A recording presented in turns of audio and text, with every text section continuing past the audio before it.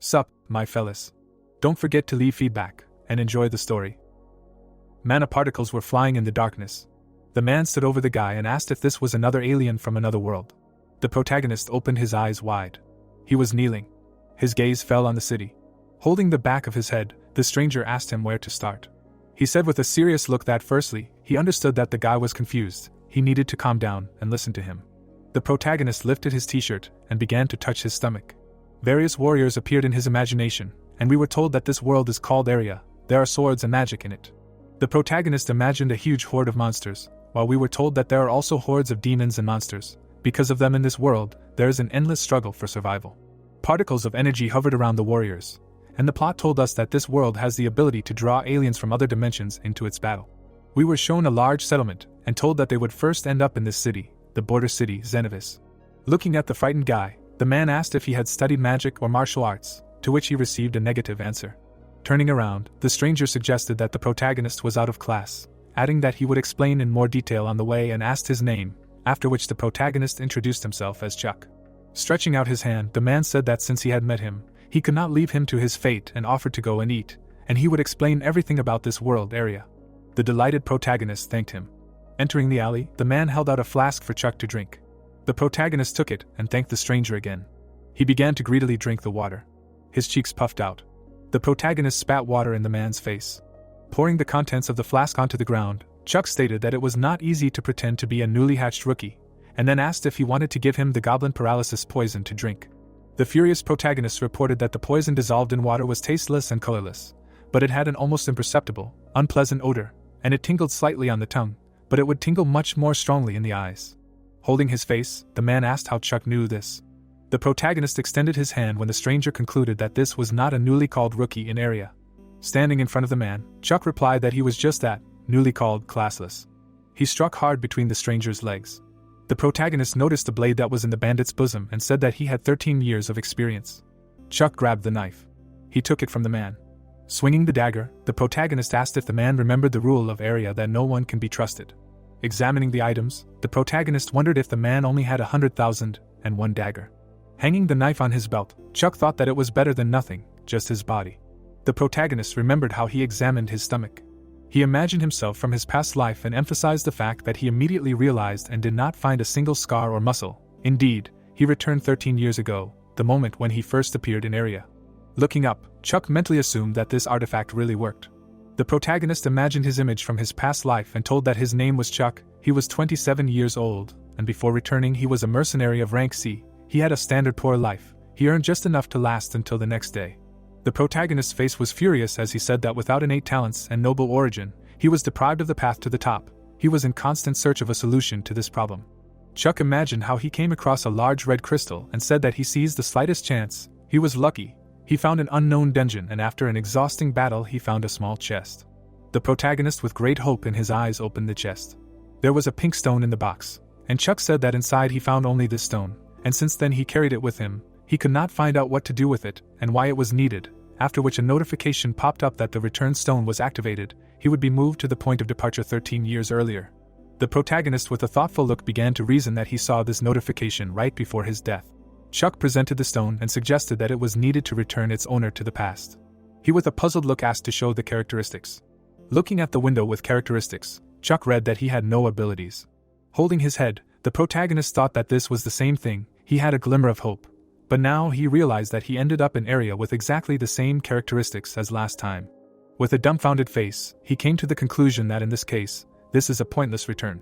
Chuck began to walk forward and thought that he has 13 years of combat experience in area. His memories are not so detailed, but he remembers some of the most vivid events. Standing in front of the gate, the protagonist emphasized the fact that he can use some privileges for classless. On the doors it was written that this is a chiropractor's building. The protagonist introduced the girls who fight and told us that different people from other worlds come to area. Among them are magicians and martial artists, but most often, classless people come to area. Chuck imagined himself holding the sword in his hands and thought that classless could become whatever they wanted, and there was even a special growth booster for them. And although it sounded good, in practice classless were always the bottom of the area food chain.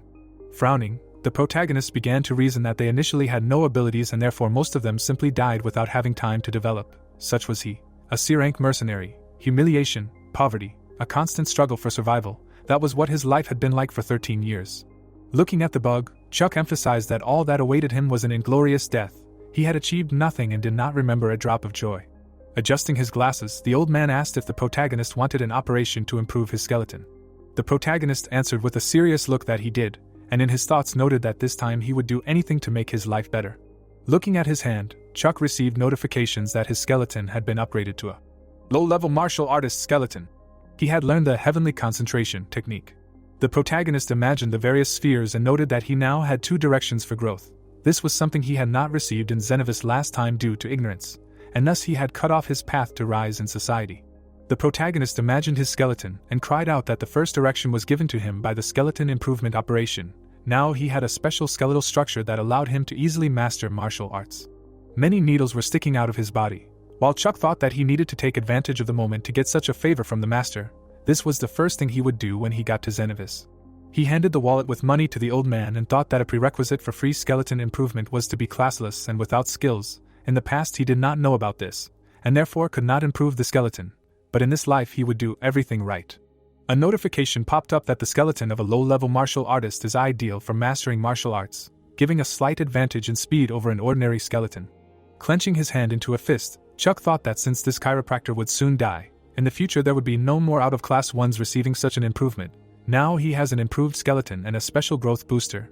For out-of-class ones, this is the path to quick success. Looking at the book, Chuck cried out that the second opportunity for growth, which can only be obtained in Zenovisa, is the technique of heavenly concentration.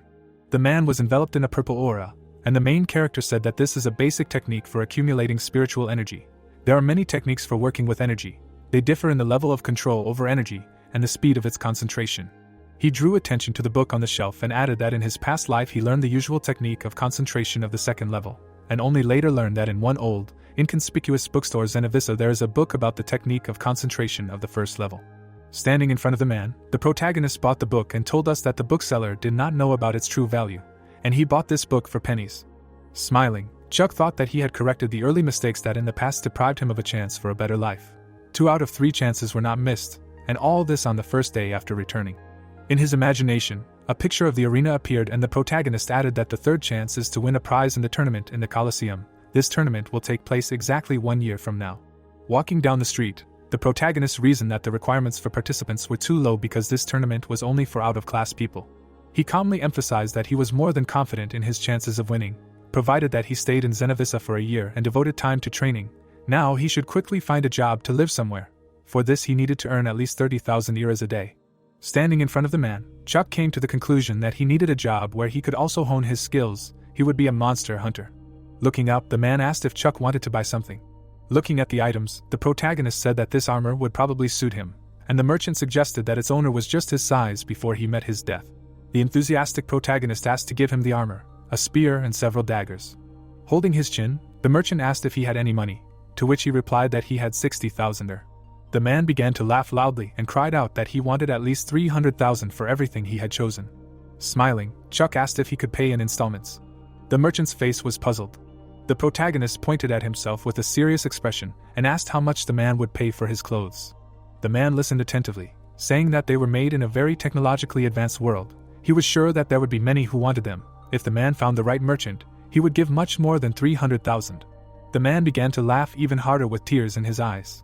Looking at Chuck, the merchant asked if he thought that he could press on his pity with his puppy eyes.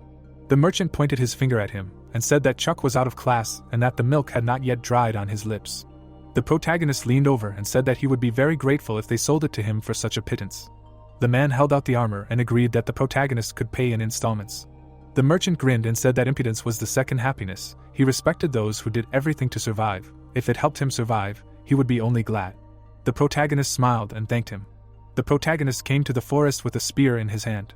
Touching the new armor, Chuck began to think that even light armor increased the chances of staying alive several times. He did not regret that he had spent everything he had earned and got into debt. It was worth it. The protagonist remembered how the man laughed, and noted that in his past life no one had done him such favors, after which he wondered if he had become luckier in this life. Luck is a phenomenon that few people in area had heard of. Taking a step forward, Chuck emphasized the fact that it was possible that the merchant was planning to betray him and profit from him somehow. It was better to be careful. The protagonist stopped in the middle of the forest. Looking up at the sky, The protagonist thought that he remembered the first time he came there to hunt in his past life. Holding a club in his hands, the protagonist was trembling with fear. His face was impassive. Chuck laughed and said that he was very pathetic. Notifications popped up that the protagonist remembered the technique of lightning jump, steel-breaking skeleton, stone-breaking blow, spirit-knocking spear. Chuck began to run quickly. His gaze fell on the goblin. The monster turned its attention to the protagonist. The protagonist was preparing to attack with a spear. He pierced the goblin's head through and noticed that this was the technique of spirit-knocking spear. The monster flew to the side. Dust rose from the goblin's fall. Chuck suddenly frowned. His hand was injured.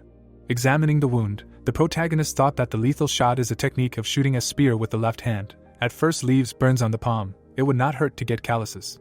The protagonist smiled. Clenching his hand into a fist, Chuck noted that although he did not see the point in this return, he had a chance. A red aura emanated from the man. Blue particles appeared next to it. The sorcerer noticed that blue energy was hovering around him. Chuck came to a tall building in the middle of the night.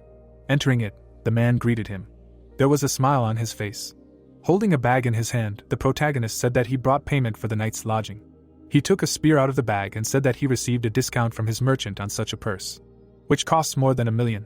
Looking at the items, Jack noted that these were goblin lips and blood serum. Holding the fangs of the monsters in his hands, the man said that this would be enough for a couple of days. In the Guild of Magicians they would not give him a dime for this, they are greedy. Looking at Chuck, Jack said that he had talent. He remembered the first time he met the protagonist and said that when an out-of-class boy approached him and offered to pay for the rent with the fruits of the hunt, he agreed, and did not expect that he would live long. Puzzled Chuck listened, however, that for 2 weeks now he has been regularly bringing him payment after a successful hunt. That is why he says that the protagonist is talented. The protagonist frowned at the words that usually out-of-class ones barely make ends meet. Looking after Chuck, Jack said that with his talent, he could well become like Xion. Climbing the stairs, the enraged protagonist said that he was tired. He clenched his hand into a fist. Entering the room, the protagonist thought that the word talented did not suit him at all. Frowning, Chuck emphasized the fact that in his entire past life he had only grown to a C-rank mercenary. The protagonist began to examine the window with characteristics. Sitting on the bed, Chuck listed all his abilities and noted that all of these were techniques that he had learned in his past life. Frowning, the protagonist emphasized that these were the mechanics of area. If he remembered the technique, then he could practice it. At least this was something to start with. The enraged protagonist added that these were only second-level combat techniques. Chuck imagined a muscular man holding him down and emphasized that these techniques would not get him far. His gaze fell on the heavenly concentration technique, and the protagonist noted that this technique was his only hope, the only first-level technique. But this technique also had its limits, it did not provide endless energy. Sitting on the bed, Chuck frowned. He was enveloped in white energy, and noted that he needed more complex martial arts techniques. The next day, someone on the first floor called the protagonist. A girl stood behind Chuck and asked if he was hunting again. She asked him seriously why he was doing this, noting that he was only risking his life in vain, and the plot introduced us to the daughter of the innkeeper Jack, Mia. Turning around, the protagonist replied that he was an alien there, this was his only way to earn money. Pointing her finger at him, Mia asked if he was a fool and why not look for a regular job, even if he was an alien. Sighing, Mia gave an example of the protagonist working at their inn, noting that Jack spoke well of him. Shaking his head, Chuck replied that this job was not suitable for him, because he could neither cook nor clean. Looking at him, Mia said that after all, the trade of an inn worker is not as risky as risking your neck every day on a hunt. A smile appeared on the protagonist's face. He began to leave, saying that he would be back for dinner. The protagonist remembered how he washed the floors and thought that this had already happened. He lived the life of an opportunist, unable to say no to anyone. There was a smile on his face. Walking towards the forest, Chuck added that it was possible to live like that, however, he would not waste his life on it. The protagonist imagined a beetle crawling towards the light, and added that this time he would do everything to take possession of what had always made him envious. The protagonist, with a serious look, said that he would do everything for this, he would definitely succeed in this life. The bell began to ring loudly. The protagonist went out to the city square. Raising his head, Chuck thought that this was the midday bell, new aliens would appear on the square. A portal began to open in front of him. A girl appeared in front of him. Watching her, the protagonist wondered if she was a girl and if she studied martial arts. Sighing, the protagonist assumed that she was confused, nothing surprising, but the local bandits would immediately notice her by her behavior. The bandits gave her a flask. Chuck's face was dumbfounded. He turned away and thought that it did not concern him. The protagonist bumped into a man. He looked up. A huge man was standing in front of him. He said with an enraged look that the protagonist broke his collarbone. The man hit Chuck in the face. The The protagonist flew to the side. The villagers watched this. Holding his hands in front of him, the bandit said that there was no need to worry. This impudent man broke his collarbone and got what he deserved. He said with an enraged look that he would teach him a lesson, and Chuck would pay him compensation. There was nothing to see. The people began to disperse.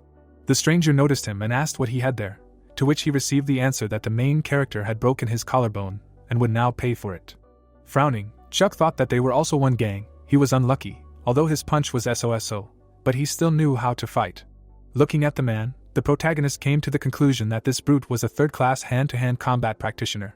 Chuck imagined how people raised their level and noted that hand-to-hand combat skills were divided into several classes. Third-class martial artists were the lowest and were achieved in the shortest possible time even with little martial arts skills, but he had not yet reached even the third class. Standing on one knee, Chuck emphasized the fact that this was dangerous. Frowning, the protagonist thought that he could not win alone, and the local Zenovis were indifferent to strangers. No one would help him. Looking at the girl, the protagonist cried out that this water should not be drunk, because it contained paralysis poison. The girl suddenly stopped. The enraged protagonist thought that she was his age, and he did not know if she would be of any use. But it seemed as if she had been summoned from Urim. At least she should be able to do something. The girl began to pour water on the ground. The bandit walked towards Chuck and said that he was such a decent-looking guy, but he behaved so ugly, there would be buyers for him among the perverted nobility. The man swung his leg. Frowning, the protagonist thought that he could not leave it like this. The bandit should get what he deserved. With a lightning-fast jump, Chuck dodged the blow. The bandit noticed how the protagonist swung his hand. The protagonist hit him in the ribs with his elbow. The dumbfounded guys called out to their leader. Chuck began to beat him. The man backed away. Standing opposite, he began to laugh and asked if the protagonist had learned to fight. He noted with a satisfied look that this would not stop him. Holding his fist in front of him, the protagonist thought that it was as if he was made of stone. He obviously knew some defensive techniques. With his childish weight and strength, he would not be able to defeat him. The second guy stretched out his hand and cried out that the guards in Zenovis, of course, were idiots. But they couldn't do something like that there in broad daylight. They would come for the noise. Beads of sweat were running down Chuck's face. The girl watched him in surprise. The bandit swung his fist. While the protagonist reasoned that his fists were of little use, he should try with a spear. The protagonist took a spear out of his bag. The girl approached him and asked him to repeat what he told her. There was a smile on her face. The bandit ran towards them. The stranger extended her hand to the man's fist. The bandit flew up from the powerful magical blow. Holding her hand in front of her, the girl declared that this serf dared to interrupt her and did not know his place. The bandits lay in a heap unconscious. Stunned, Chuck wondered who this girl was, noting that it was a palm strike with a charge of spiritual energy. This is not the second, and not even the first class of hand-to-hand combat. Examining the girl, the protagonist came to the conclusion that she was a master, which meant that she was a minor heavenly demon, Chloe. The girl, with a smile on her face, asked her to tell him what this place was. The protagonist imagined a person shrouded in a fiery aura and thought that the cult of the heavenly demon was representatives of an unorthodox sect that worshipped power and strength. Chloe appeared in his imagination, and Chuck added that the strongest among them always becomes the leader. The heavenly demon, his offspring, are called young leaders. Looking at the girl's back, the protagonist said that she was an alien from Urim, and a young leader, a minor heavenly demon.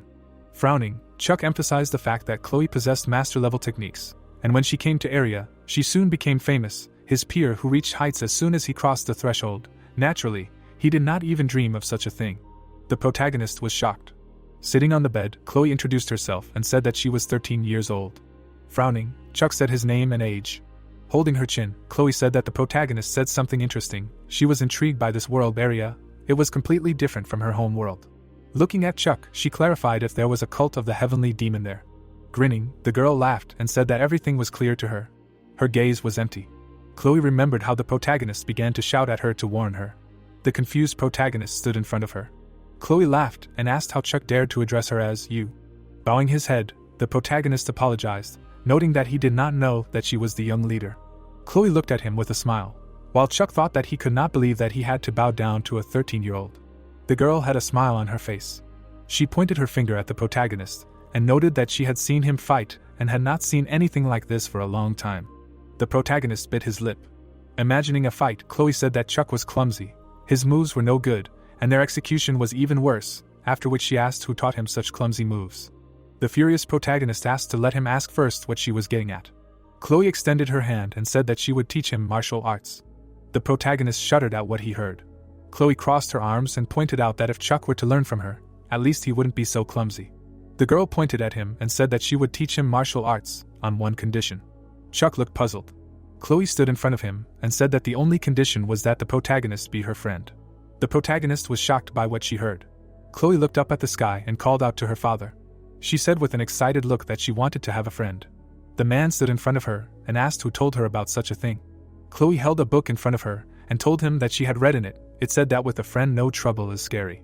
The girl listened with a smile that it was true, but only for mortals. The enraged man crossed his arms and shouted that Chloe was the heir to the throne and would one day be the commander of countless demon hordes. The ruler did not need friends, and the plot introduced us to the leader of the heavenly demon cult, Heavenly Demon, Hank. Looking at his daughter, he shouted that she should practice martial arts instead of reading nonsense. Chloe ran away from him with a sad look. Frowning, Hank thought that he had to say that. Looking at the corpses on the ground, he noticed that he was worried. Noticing one of the corpses, Hank began to think that he called in fighters for training, and although they were all amateurs, there were 50 of them and his 10-year-old daughter dealt with them with ease. Hank remembered how Chloe fought and thought that she was his daughter, but she was so strong that it even scared him. He said with a serious expression that he hoped the lot would not fall. The joyful girl asked him to be her friend with a smile. The protagonist imagined how Chloe was sitting next to Hank as a baby and thought that as the heir to the cult of the Heavenly Demon, she grew up under constant attention and great expectations were placed on her. Her training began almost from the cradle, and she had no time to make friends at all. Pointing at himself, the protagonist asked why him, and Chloe clarified whether he was friends with his peers. They shook hands. The girl with a satisfied expression declared that she called the protagonist her friend. She hugged Chuck, while he thought that he was actually 27, and he became friends with a girl who was 13. Chloe stood in the middle of the room and told him that she would teach him the purple way. The girl imagined a man wrapped in mana holding a blade and told him that the way of the purple dawn is an art created by an unorthodox sect of demons. The energy when performing it is purple. Looking at Chloe's furious face, Chuck noted that he thought she would teach him the martial arts of the heavenly demons. Approaching the protagonist's face, the girl asked a question, "Don't friends address each other as you?" Stunned, Chuck accepted her request. A smile appeared on the girl's face. Closing her eyes, she said that she cannot teach him the way of the heavenly demon. This art school is only for the heavenly demon and his heirs. He will like the way of the purple dawn. It is a very good fighting art. Smiling, Chloe asked if the protagonist agrees.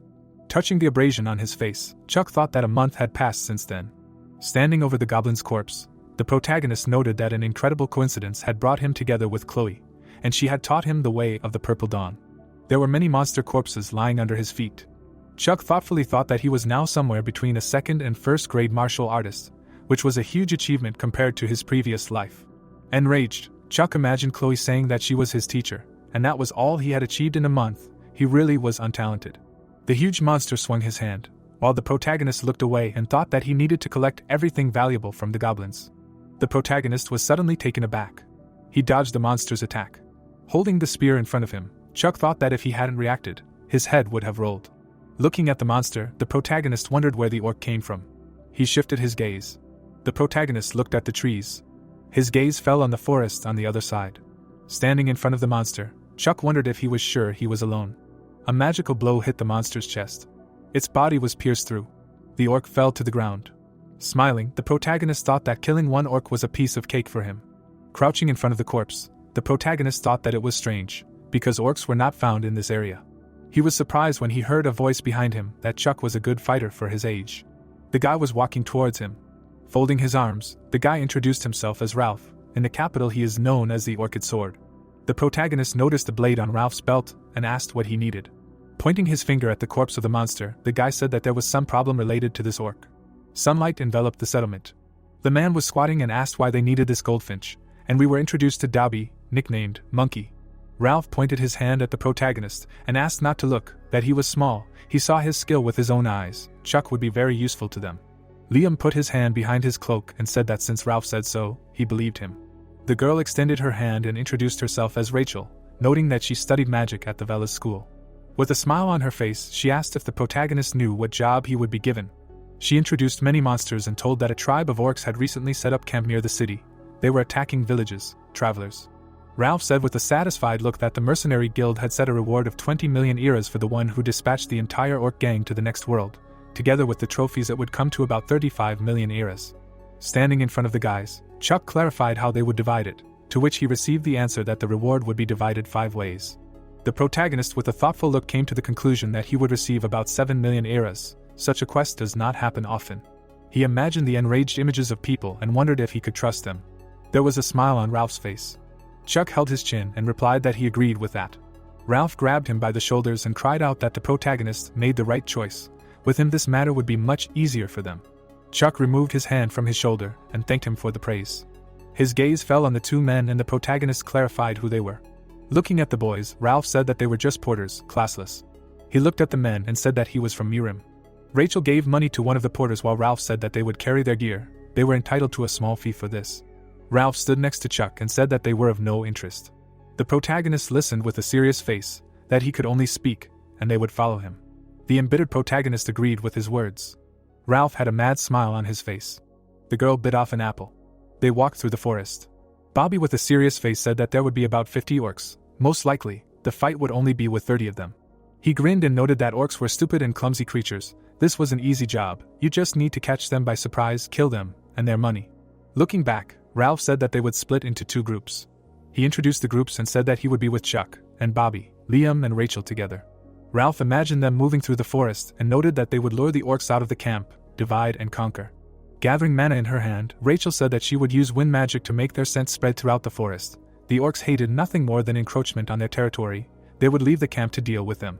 Looking away, Bobby added that the orcs would fall right into their ambush. When they arrived, the witch would use her battle spells.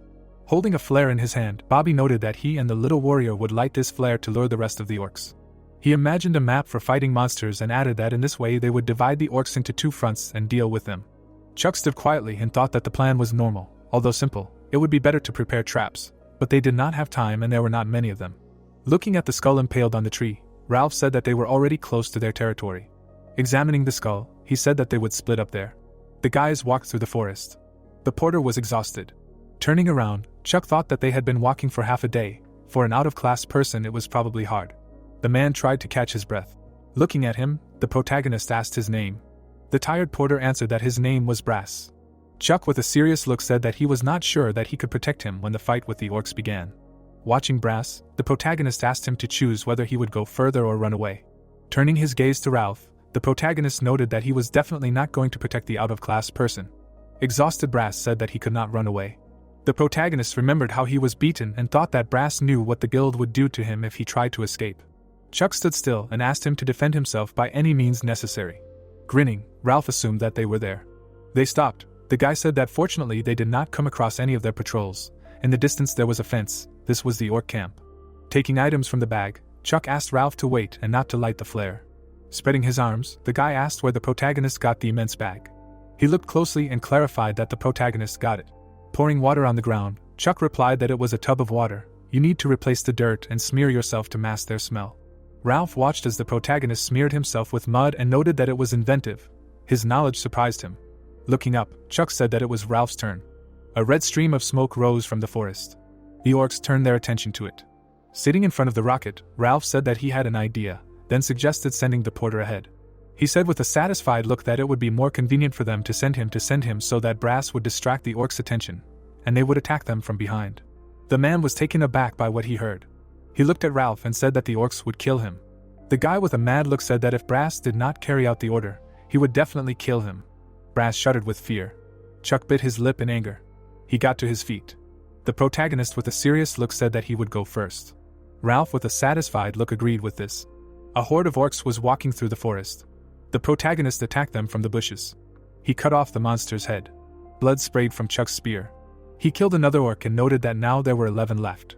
Swinging his spear, the protagonist wondered if he could handle them all. The protagonist said with a serious expression that he had expressed himself incorrectly, and that he could handle them. Chuck imagined a dumbfounded Brass and mentally asked why he had pitied the porter, noting that it was pointless to be merciful, but it could be sympathy. The protagonist jumped off the ground. He imagined his face next to Brass and came to the conclusion that they were not friends. However, they were both classless. That was enough. The orcs were watching Chuck closely. He ran at the monsters with the thought that whoever was stronger was the law. He understood that this was the rule, very straightforward and cruel. The protagonist remembered Chloe watching him and saying that no matter how many times she explained it to him, he still couldn't do it. Crossing her arms, Chloe asked him to be grateful for his steadfastness and to remember every word and movement. Smiling, the guy asked him to remember how to hold the spear. The main character ran towards the monsters and thought that he needed to hit from a distance. He opened his mouth and started repeating it out loud. Chuck dealt a powerful blow to the orcs. 3 monsters flew away from him. Ralph, on the other side, was cutting down the monsters.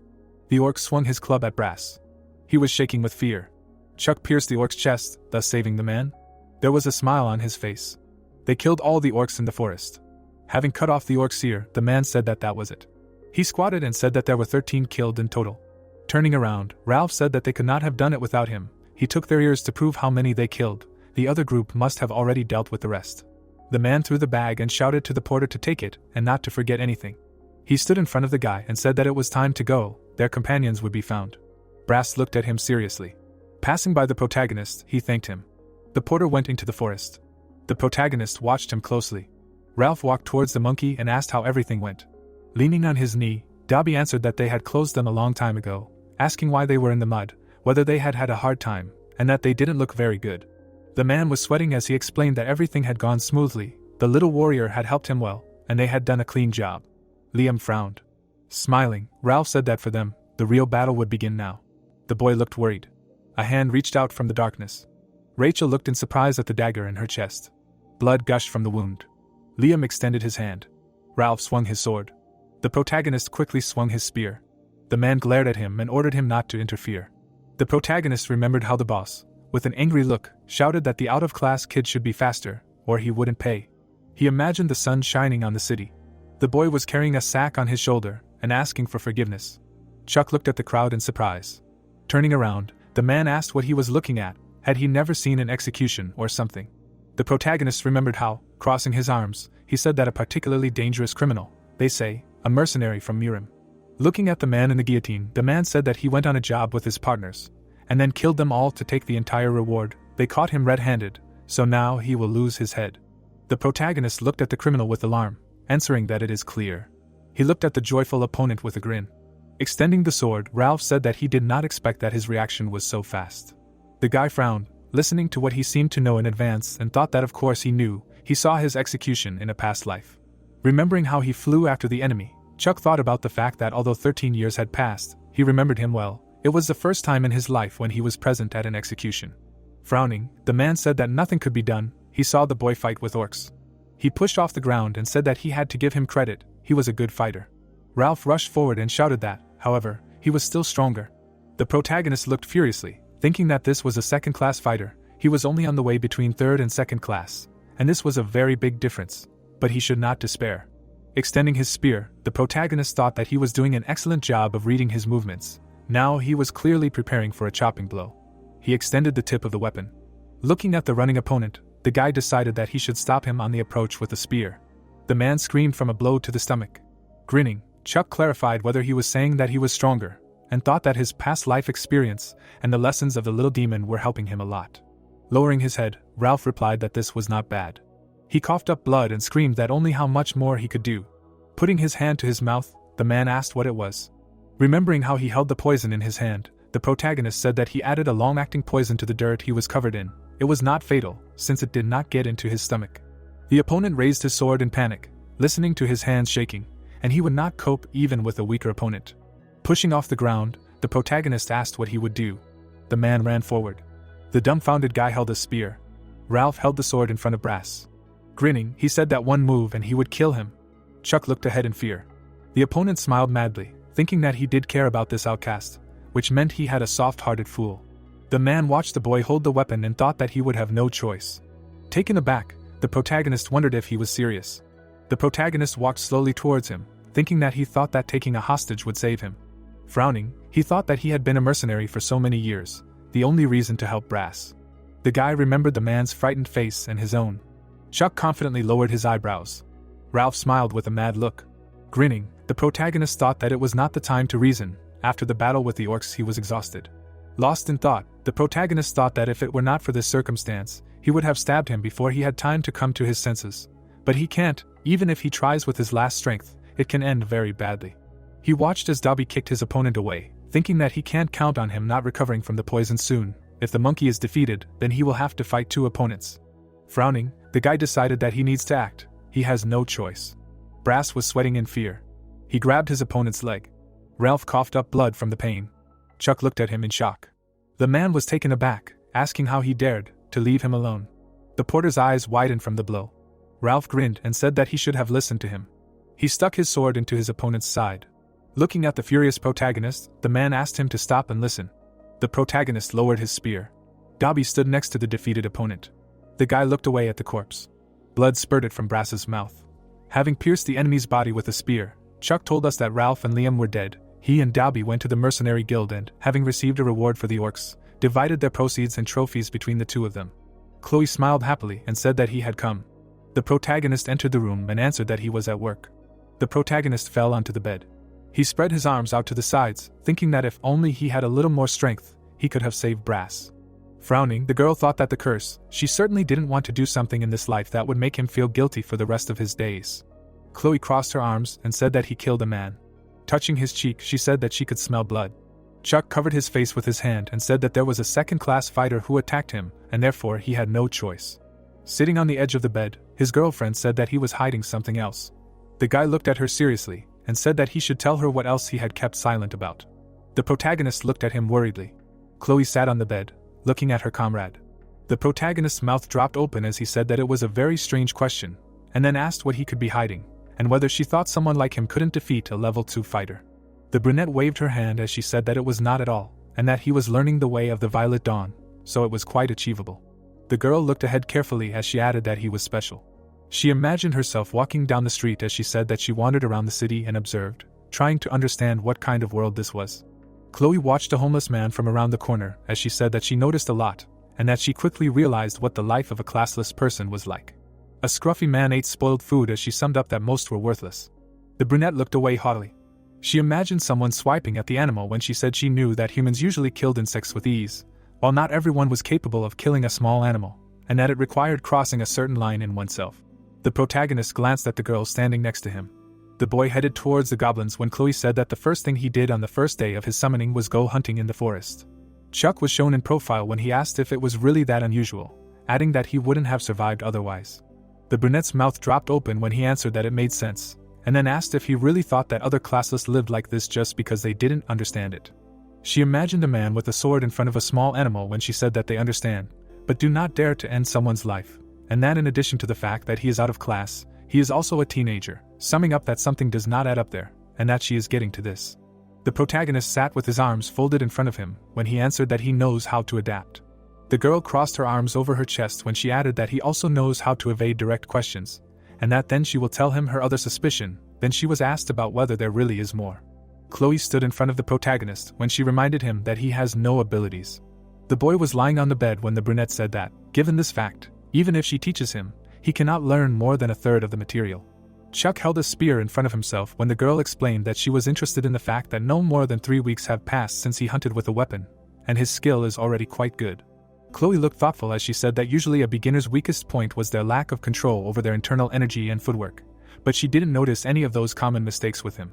The room was shown from above as the brunette asked how someone with no abilities could master the spear so well in just 3 weeks. The protagonist was sitting in front of her as she asked who he was. Their feet were next to each other. The protagonist looked forward, his mouth slightly open as he replied that he didn't understand what she was talking about. Chloe's gaze was menacing as she said, calling him a friend, that she didn't like being lied to. The girl stood in front of Chuck. The brunette was sitting on the bed, looking ahead, when he answered that everyone has their own personal things. The boy opened his palm, lowering his hand, when he asked if it wasn't evil to pry into someone else's personal life, and that she really thought that friends did that. Chloe stood silently straight. The door was shown when she said that it meant he had secrets, and that everyone had them, including her. The main character looked at the girl, who offered to tell him her secret in exchange for his, to which he replied that he didn't need her secrets. The brunette's face sweated as she said that he was upping the ante and that in that case she would tell him her secret and also teach him an incredibly powerful move, adding that he could choose the art of wielding a spear or the art of moving during a fight. The protagonist looked down as he laughed, answering that the cruel irony was that he did not have the ability to fully master her teachings, nor did he have the inner energy to fully execute them. Chloe looked at him, crossing her arms. Her mouth opened wide as she exclaimed that she would give him a quarter of her energy. Chuck looked shocked. The brunette stood in front of him when he asked her again, then she explained that she was very curious. The protagonist stared ahead as the girl added that he was her only friend and that she wanted to know everything about him, and what secrets he was keeping. Chloe looked calm when she summed up that this is how she sees friendship between people, and then asked if it was enough. There was a closet in the corner of the room. The protagonist was sitting on the bed in front of her when he asked her to promise something, then she asked what exactly. The girl looked intently ahead when he asked her to promise that she would not kill him if he was honest with her, then she asked why, since he was her friend. The brunette put her hands behind her head when she exclaimed that it meant they had decided everything, and that since she had promised, she would be the first to tell him her secret. Chloe let her hair down when she revealed that she was a girl. Chuck opened his mouth wide. The brunette touched a strand of her hair when she asked what was surprising him, explaining that it was necessary for the sect, and that only a man can become the leader of the heavenly demon sect, so her father said that she should live as a boy. The shocked protagonist sat in front of her. The girl looked ahead when she added that this is why, even after getting there, she continued to play this role, and that this is her secret, and now he must reveal his. The brunette looked at the boy sitting in front of her, who asked for some time, as he needed to think about everything.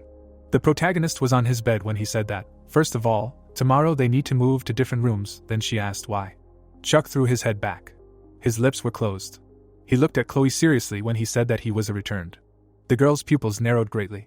The stars were shining above the houses when she asked what kind of nonsense this was. The wooden ceiling was shown when the girlfriend asked if this meant that he died, and then returned to the past. They were sitting opposite each other when the brunette said that it was unbelievable, but she believed him, because it explained a lot. Chloe looked closely at the protagonist when she said that if they were in another world, she would not believe it, but in this area, anything can happen. The protagonist looked serious when she asked why he assumed that she would want to kill him. Adult Chuck inside the boy opened his mouth when he answered that he had incarnated into the body of a 14-year-old teenager, but his real age was 27. The guys looked at each other when the protagonist asked if she was not offended that he lied to her about his age, and because she thought she was seeing a peer in front of her, to which she replied that she was not. The surprised protagonist looked at his girlfriend. He remembered her appearing in front of him when the girl said that she was the one who approached him first and offered to teach him martial arts. The brunette extended her hand to him when she reminded him that she was the one who initiated the friendship. Chloe smiled widely when she summed up that he had not lied to her, he had simply agreed. Chuck looked shocked when his friend said that for her it was not a reason to kill him, and especially it did not question their friendship. She imagined them eating together when she added that she had spent 3 weeks with him, and that for her he was a friend. The girl put her hands on her knees, looking forward when she said that this was all and that she hoped that he was satisfied. The protagonist's mouth fell open. He pursed his lips, and then thanked her. The adult protagonist sat in front of his friend when he thanked her again. Chloe pointed at him as she said what else she wanted to say, that she sympathized with how small the level he had achieved in his past life was. A frustrated boy sat in front of her, as she added that she had more questions for him, but she would ask them later. A satisfied brunette stood in front of Chuck as she exclaimed that she was now going to transfer a quarter of her internal energy to him. Sweat appeared on the protagonist's face. A muscular man was shown as it was explained that chi energy is stored by martial artists for use in combat. A man punched a tree trunk as it was explained that it gives superpowers. Someone sat cross-legged as it was explained that martial artists gradually increase their energy potential through concentration techniques, and that they usually work on it throughout their lives, reaching incredible potential over the years, and that this is the basis of a fighter's power. The boys were sitting on the bed when the girl said that his blood vessels were polluted. Chloe looked down sadly when she added that they were very polluted. Then it was explained that the transfer of energy potential was a rare phenomenon. She touched the neck of the frightened boy when she said that nothing could be done about it, and that at 14 it was too late to start learning martial arts, adding that everything was ready, and that now she would transfer a quarter of her chi energy to him.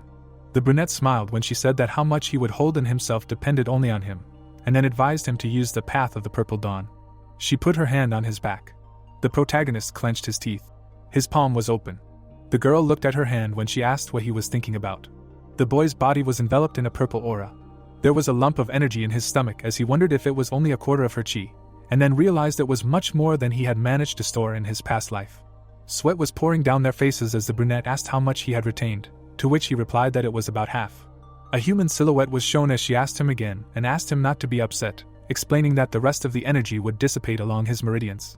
Chuck looked at his friend with concern as she advised him to use the violet dawn path, explaining that it would take all that energy into his body. Chloe was lying on the bed tired. When she was asked what was wrong with her, then she asked her friend not to fuss, saying that she was just a little tired. The naked protagonist sat next to her. His mouth was slightly open as he wondered why she was doing this for him. The girl looked up when she answered that it was because they were friends. The ceiling was shown when she asked him not to worry, because nothing was required of him, adding that she just wanted to do it. The brunette's hair was disheveled when she thought about how it was all just for her sake. The protagonist looked at her friend with concern when she said that now she would teach him another technique, as she promised, or rather, the technique of wielding a spear. Then he asked about whether she would really give him this as well. Chuck looked down attentively when Chloe explained that she thought that the technique of the Spear King, the bearer of the great spear of the ninth sky, would suit him, and that with his abilities it would be difficult for him to learn it, so she would try to make it more primitive. The brunette was lying next to him when she asked him not to make her repeat that she was doing this only for herself, or rather, for her first friend in her life. The boy looked surprised when she added that she could not allow him to perish this time, having lived only 13 years. He looked down guiltily when she mentioned the girl's name. She slapped him across the face, exclaiming that friends do not bow to each other when he thanked her. The protagonist touched a sore spot when he asked her why she thought that, and what was wrong with bowing. Chloe pulled him close, saying she didn't like it. They looked into each other's eyes when the girl said they should do something more enjoyable. Then he asked her again. The brunette watched the protagonist when she asked him to tell her about his past life. Chuck looked at his friend, asking again when she asked him what he knew about her back then. The girl turned her back when the protagonist told him that he was trying to survive and knew about her only through rumors, and that they said she was at the very top of area, incomparable in strength. Their faces were close when Chloe said it was not surprising, because it was her. Then the protagonist added that she left the city only a month after she appeared. The brunette looked thoughtful when the young man said that nothing was heard from her for 3 years. The girl in the cloak stood with her back turned when she suggested that she must have been traveling. Then her comrade asked her again. Chloe lowered her head, clenching her fists when she explained that she always missed freedom the most, and that in the cult there is no freedom, because everything is always under supervision and within the rules set by the leader of the cult. Chuck looked confused when he asked her again after she summed up that this is why she was called to this world and met him, her first friend. They were lying on the same bed when the girl said that she would leave in a month. There was a wooden ceiling above them when she added that she would enjoy freedom and this new world. The brunette looked at the boy with a smile, saying that when he learned the ninth heaven spear technique from her in a month, she would leave like she did in her past life, and then asked what he would do. Chloe looked ahead sadly. The protagonist was lying on his side when his girlfriend turned to him, saying that he now had a new life, and then asked how he wanted to live it. The protagonist put his hand under his head, wondering. He remembered how the warrior cursed at the servants, and how he held the weapon. The boy remembered how he brought his bent hand to his face. A memory of an adult boy standing upright was shown. An insect larva was lying on the ground. There was nothing under the ceiling when Chuck answered that he wanted to live better than the last time. The girl propped her head up with her hand when she asked if this was all. The brunette looked ahead with a smile when she asked him if he had a goal after all. The protagonist put his hand near his face when he said he didn't even know. They were lying with their knees bent when Chloe asked him to think about it and tell her later. The girl looked at her friend with admiration when she exclaimed that she remembered that she wanted to ask about his past life, and then asked him to tell her. The protagonist put his hand behind his head when he answered that there was nothing special to tell. Then she said that she knew it, and he called her a hooligan, thinking about his past life in Zenovis, and whether he had at least one friend. The brunette smiled, closing her eyes when Chuck realized that surprisingly, just as he was her first friend in her life, she was his too. The young man lay on the bed, turning his head when it was told that the night was long. The friends were in the same bed when it was explained that they had talked about everything under the sun. Clouds were floating in the sky when a month had passed. Chloe held her hand out in front of her when she turned to the protagonist, and offered to see how much he had learned in a month. The protagonist held a spear in his hand when he thought about how it was almost time for her to leave and that after this training she would go wandering. The brunette frowned, looking ahead when he answered that he was now going to show her his full strength. The girl in the cloak stood straight when she asked about whether he had imagined it any other way and whether he really thought that with his abilities it was possible to fight at a level less than full strength. Clouds were floating in the blue sky. An enraged Chuck pointed a spear at his friend. Chloe bent 2 fingers when she said that she was giving him a head start of 20 moves, no more. The protagonist held the weapon with both hands as he thought about the number of moves and how he could use them more effectively. The girl bent her hand, clenching her fist as she said that she had figured out how to simplify the ninth heaven spear technique to his level, and that she had named it the enhanced Chuck style. The protagonist looked at her friend in horror as he asked her if she had named it after him, to which she replied that she had adapted the technique to suit him, and then wondered why she shouldn't add his name to it.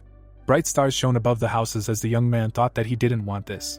The protagonist looked ahead from under his brows, thinking that in this enhanced ninth heaven spear technique, she had combined his skill with some elements of the heartbreaking spear technique. The weapon was in his hand as he wondered if maybe that was the one to use first.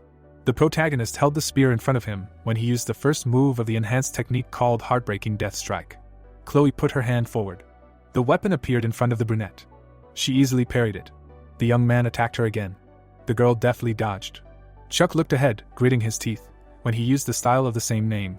They were opposite each other when the protagonist implemented the second move, lightning splitting strike. Chloe put her hand to the side, parrying the weapon. The brunette confidently looked ahead when she said that compared to the beginning of his training, he was much better at the parry block strike move.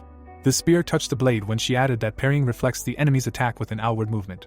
The sword was clamped between the pikes when her friend explained that blocking is the result of a downward rotational movement blocking the enemy's weapon.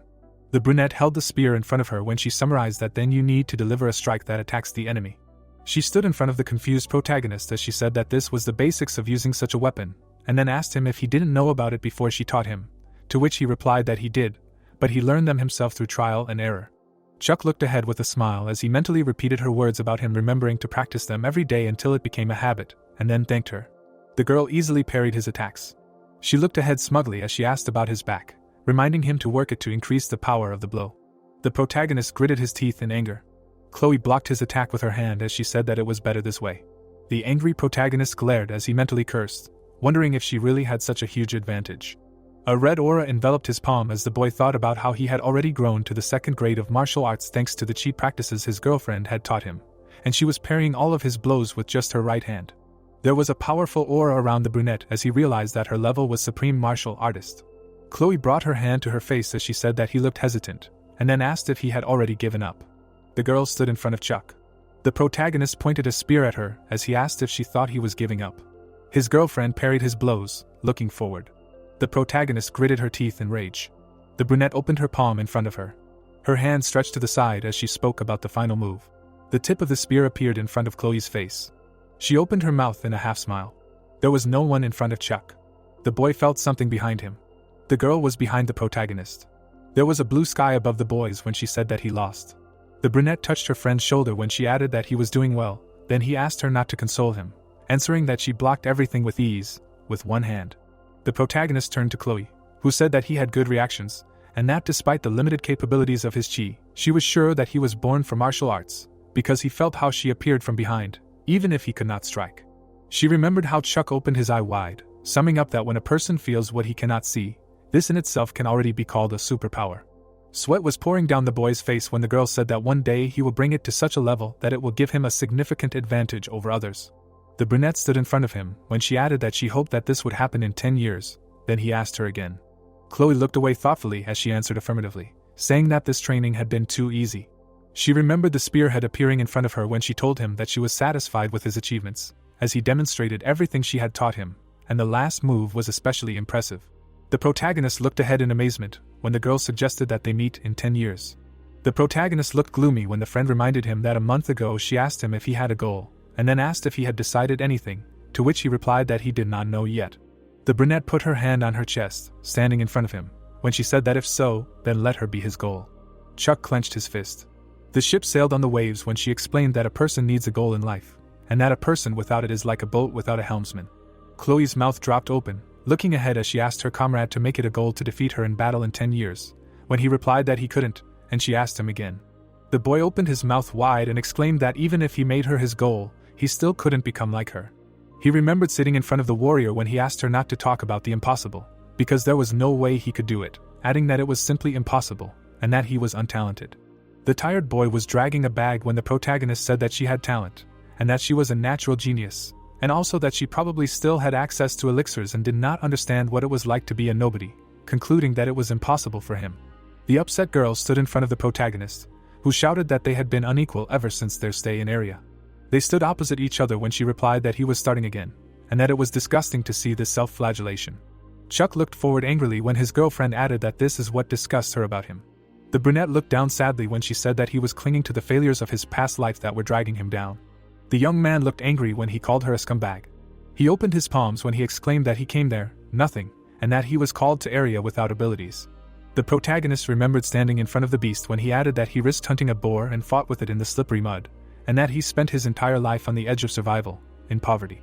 Chloe looked at him seriously when she answered that now he learned from a master of mystical martial arts, and became a second-class fighter in just 3 months, and then asked if this was a second chance for him. The protagonist gritted his teeth, angry, when she added that he, meanwhile, listened to his feelings of inferiority, which he inherited from his past life, and that he had no desire to find meaning in life, because he did not even allow himself to try. The girl put her hand to the side when she asked about whether he really reasoned that if something was beyond his strength, then he would not even try, summing up that he had a new life and a chance. Then he asked her to shut up. The brunette looked ahead worriedly when she asked if he was really angry, to which his friend answered in the affirmative, saying that he was angry. Chuck stood with his fists clenched, when he laughed, saying that he could not believe that a 13-year-old girl was lecturing him. The boy looked ahead with a creepy look when he said that if she insisted, he could make her his target, and that he would practice hard, with only one goal, to fight her in 10 years and plunge a spear into her heart. Chloe waved her hand when she replied that it was not necessary, because she would die, and that she should not do that to a friend. They stood opposite each other. The guys continued to stand in this position. When the protagonist realized what was said, then the girl said that it would be a friendly sparring. The protagonist looked ahead carefully. He covered his face with his hands. Then his friend said that he was so angry, and now he was embarrassed, and that it was difficult to understand him. The brunette came closer to his face when she exclaimed that then they would do so, meeting in 10 years. Chloe smiled charmingly when she added that she would wait for their fight. Chuck looked confused, looking at her.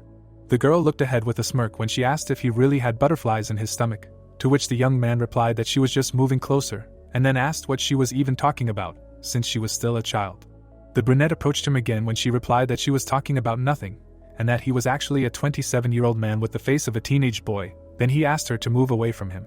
Chloe buried her nose in his cheek. Then the main character repeated his request, exclaiming that she was too close. Then the girlfriend asked if he really didn't like her like that. The girl imagined an attractive woman when she said that in 10 years she would grow into a seductive maiden of such beauty that he would be speechless, and that then he would not be able to tell that she was still a child. The brunette held a knapsack as she said that they would see each other in 10 years. Then it was explained that the protagonist had set 3 goals for himself, and that the first was to survive, the second was to use all the opportunities he missed in his past life, and the third was Chloe. Chuck stood up straight as he agreed with her, echoing her words. The girlfriend looked back contentedly as she asked him to cherish his life. The dark-haired boy smiled as he replied that he would definitely do so. Her foot left the ground. The protagonist took a step forward. The comrades walked in different directions.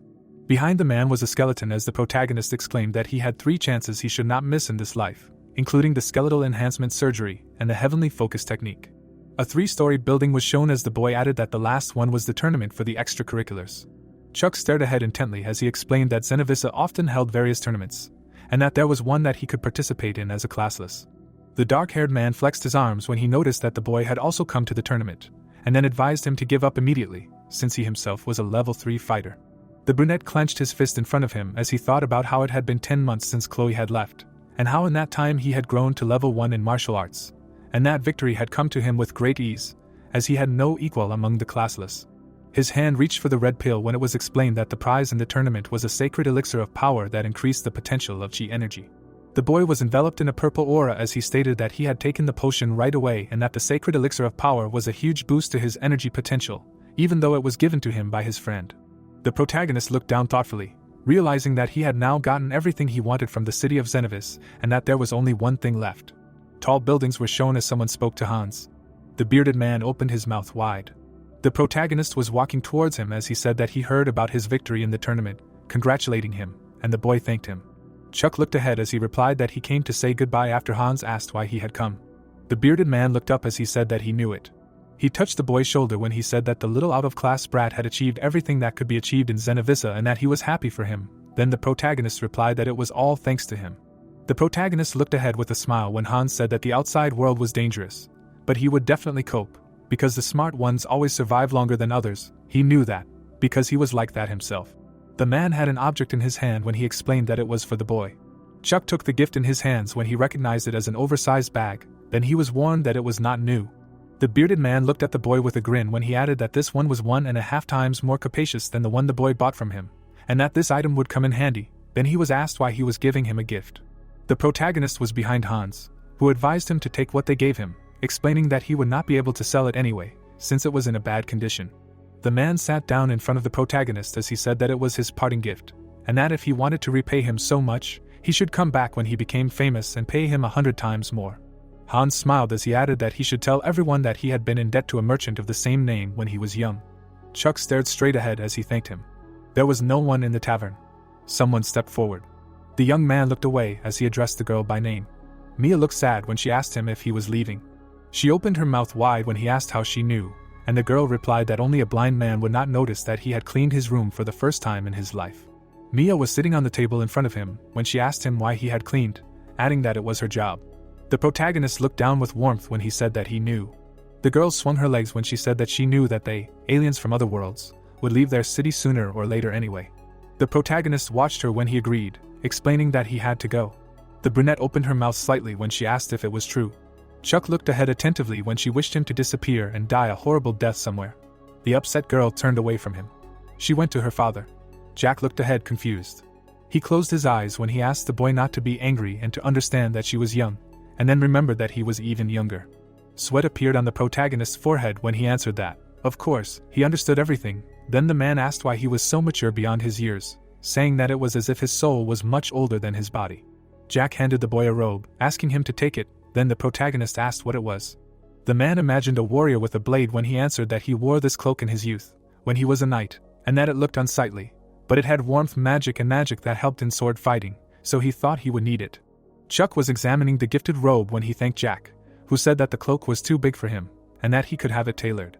The man put his hand on the boy's shoulder as he added that he would go far and that he was the most capable outlier he had ever met in his establishment.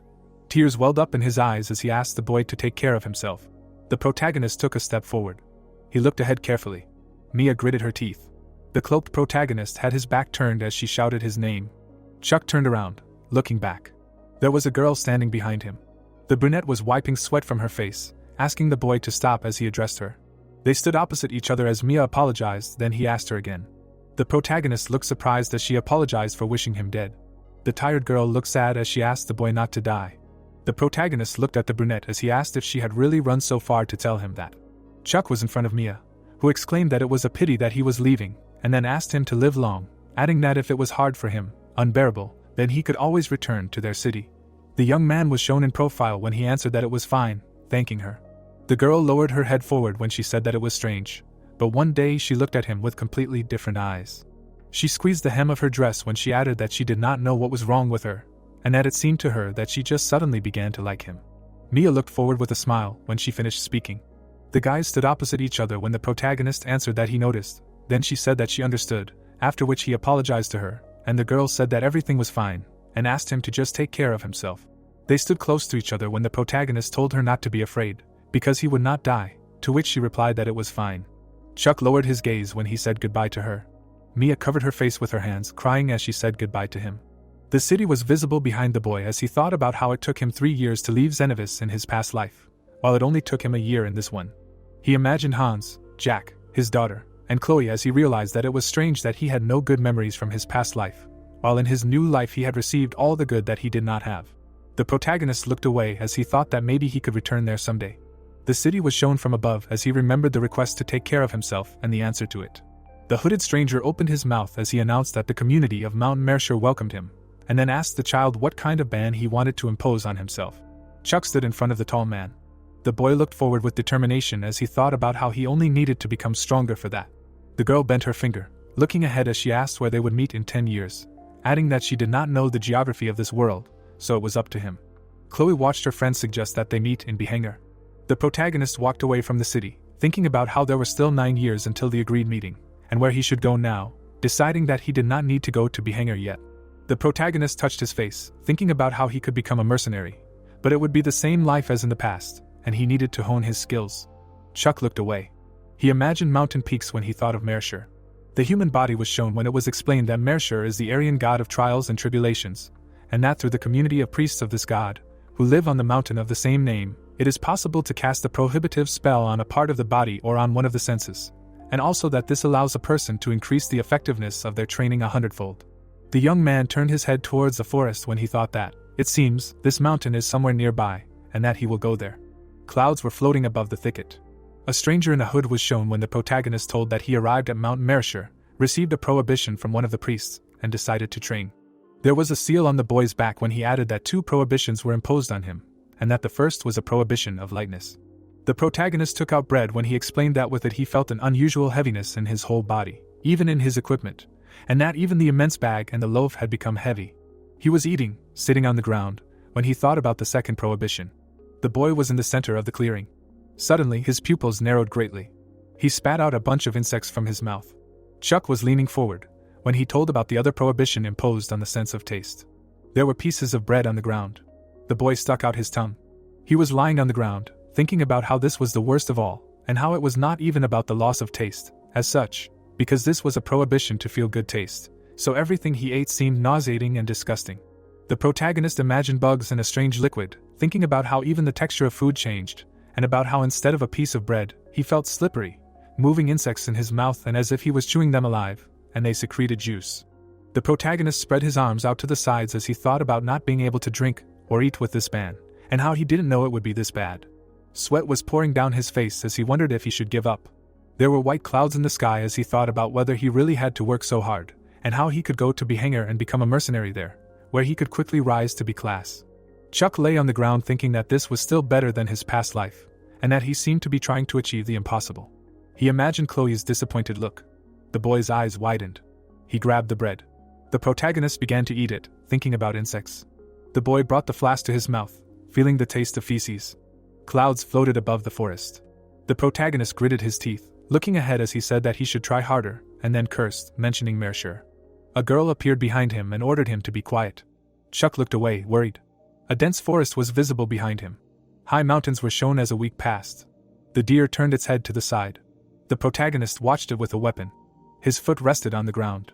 The protagonist rushed towards the animal. The deer closed its eyes. A shadow fell over its face. The frightened animal opened its eyes. Chuck pointed his spear at it. The animal galloped away from the boy, laughing. The protagonist looked forward angrily. He slowly sank to the ground. The protagonist looked down in resignation as he thought about how he had only eaten bread and water all week and how he lacked strength. The boy imagined the moon above the mountain, thinking about how one must survive there with the restrictions imposed, finding shelter from the rain, making clothes for oneself and getting food, because this is also part of the test. He imagined how a man hid from a bear when he realized that it was very difficult to live there, because the temperature at night is much lower than during the day, and the predators are fast and strong. Chuck sat near the tree trunk, thinking about how the ban on lightness made any action incredibly clumsy and heavy, and how even if the hunt was successful, the ban on taste prevented him from enjoying the prey, summing up that a week had passed like this, and that his body was weak and exhausted. The legs of the young man were shown, thinking that he planned to train there for at least 2 years, and then wondered what the use of the difficulty of this training was if his own body was failing him more and more. A stone landed between his legs. The girl was watching the protagonist. The blonde waved her hand when he asked who she was. The protagonist looked ahead suspiciously when he realized that it was a girl, thinking that on Mount Mercer all the inhabitants were forbidden to harm each other, so most likely he could relax, after which he asked what her name was. The stranger pointed to her throat. She crossed her fingers in front of her. Chuck opened his mouth slightly when he assumed that she had a speech ban, and that this meant that she could not speak now. Then the girl nodded. The blonde threw him the carcass of the animal. The animal stuck out its tongue when the young man realized that it was the deer. The protagonist looked at the girl next to him, starting to object. She drew symbols on the ground with a stick, saying that she had been watching him for a couple of days, and that if he continued like this, he would die of hunger, so she decided to help. Then the protagonist realized that this was the writing of Arya.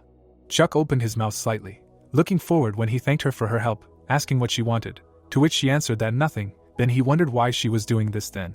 The satisfied blonde pointed to herself, explaining that she was kind. The girl smirked. The thought appeared that he met some kind of hunter, and she, oddly enough, decided to help him.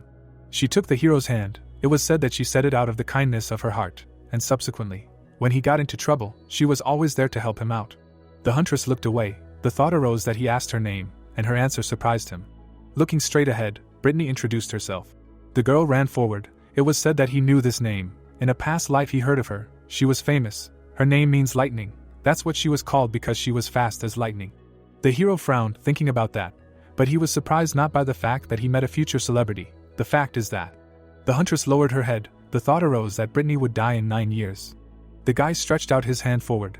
It was said that she would die in the arms of the little demon Chloe. The rules of Mount Mercer appeared. The hero sat on the ground. Looking up, he wondered where it was, in some dungeon. The girl suddenly appeared next to him. The protagonist shuddered in fear and asked where she came from, to which Brittany replied that she had just arrived.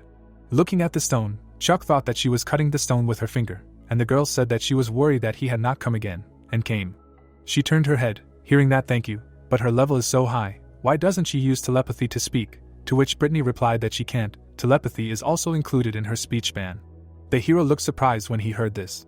Stretching his hand forward, he said that her hand, to which the girl replied that yes, the ban on using the left hand, Half a year had already passed, and she had to choose another ban. Frowning, she added that she didn't really feel without her left hand, asked that he had a ban on the sense of lightness and taste. The protagonist chuckled, hearing that it must be hard for him. He couldn't imagine what it was like to be in this place, deprived even of the pleasure of food. Sitting in front of the girl, Chuck asked if she knew what prohibitions other adepts had imposed on themselves, to which the girl asked again that he was interested in other adepts.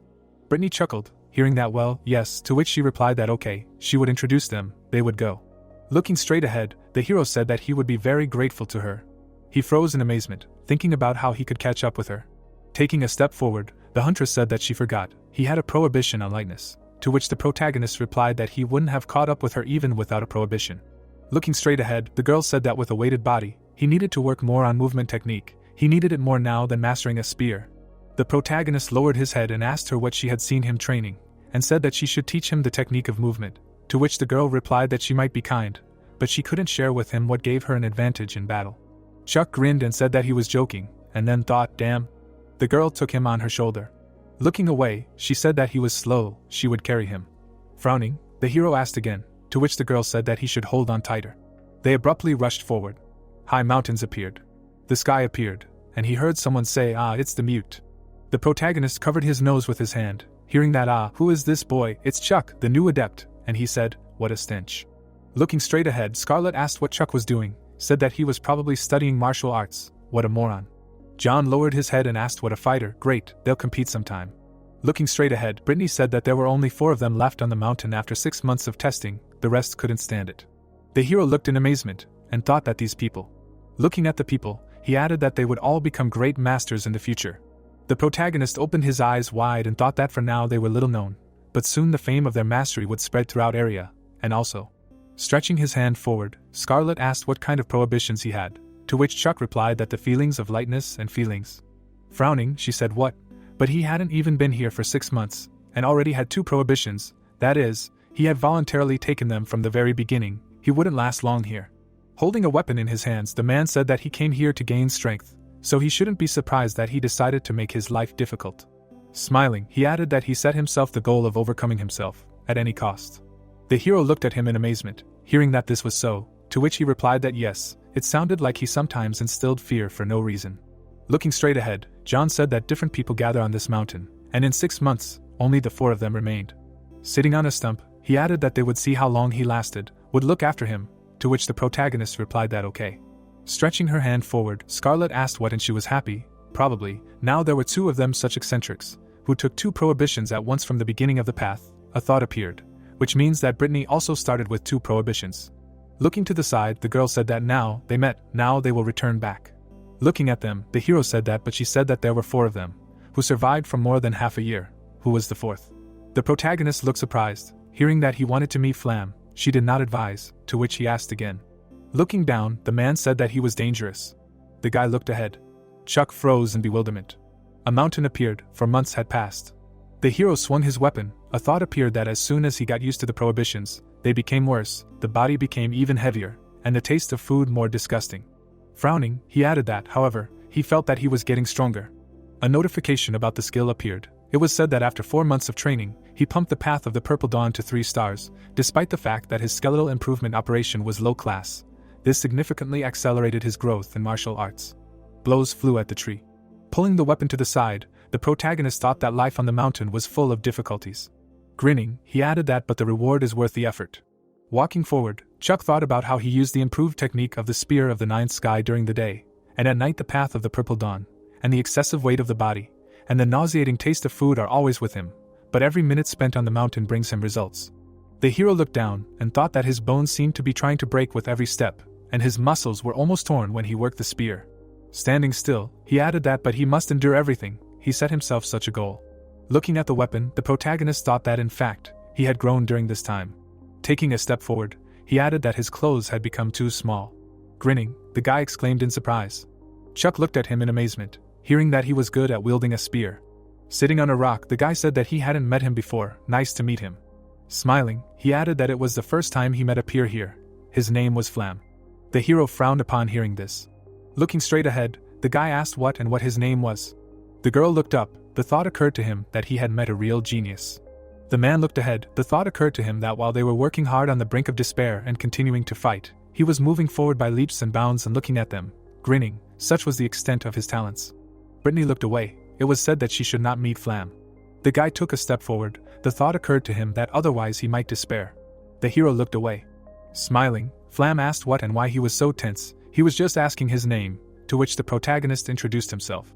Putting his hand to his face, the guy said that it was clear. Others had told him about him, hadn't they? Why hadn't he found him? Hadn't he met him? He needed a friend his age so much.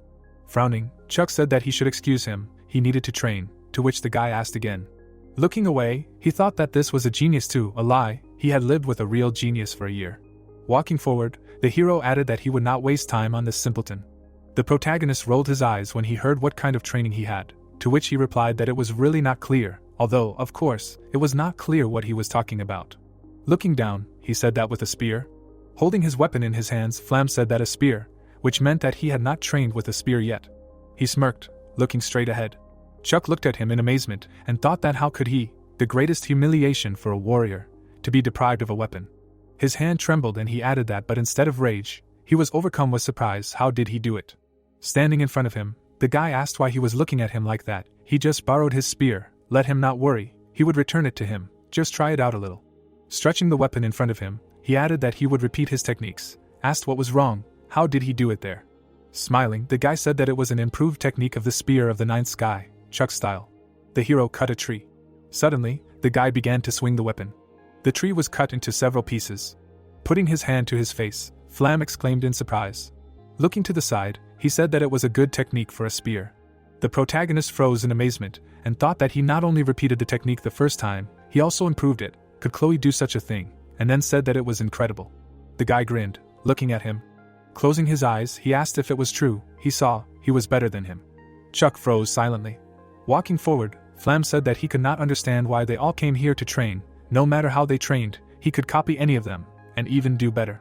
Turning his head, he added that he knew why. Why no one could be like him, why these people continued to train hard, although they would never reach his level.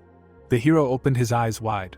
Lowering his head, the guy said that he asked them the same thing, but they were angry at him and drove him away. Swordplay, movement techniques, magic, he could do all this better than them. Grinning, he asked what, but why was that? Hunters appeared. The thought arose that for him, other adepts even now are shining examples of mastery. Flam looked straight ahead. The thought arose that, however, there is a real genius here who eclipses them. People climbed the mountain. The thought arose that real geniuses, how should someone like him, an ordinary person, relate to them? Chloe looked away. It was said that next to Flam he feels different than with Chloe. She openly talks about her genius, but never belittles him with her superiority. Flam smiled and asked, by the way, what prohibitions does he have? The thought arose that this bastard, he knows perfectly well how his abilities are perceived by ordinary people, and revels in his superiority over others. Looking straight ahead, he said that he should tell him his own, and he would tell him too. He was interested, to which the hero replied that he was not interested. What could be interesting there? A prohibition on modesty. Raising his hand up, the guy asked where he was going, and the spear. The protagonist simply turned around. Frowning, he shouted that he did not need it. Let him go away. Do not come near him anymore. Flam smiled and said that it was strange. He did not see that he had done anything bad to him. Asked why he was reacting so aggressively. The sky appeared. It was heard that why was he stuck here on this mountain at all? Let him go down. With his skills he could make ends meet. Suddenly the hero swung his hand. The guy parried his blow. Looking straight ahead, he asked what he had forgotten. There was a ban on hurting each other, and also, grabbing his arm, Flam said that he was weak. What was he thinking when he tried to hit him?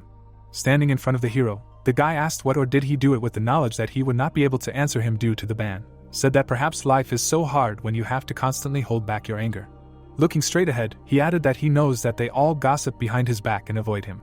Flam closed his eyes and said that he should not look at him like that. He was the one who started it, and he only gave him back his weapon.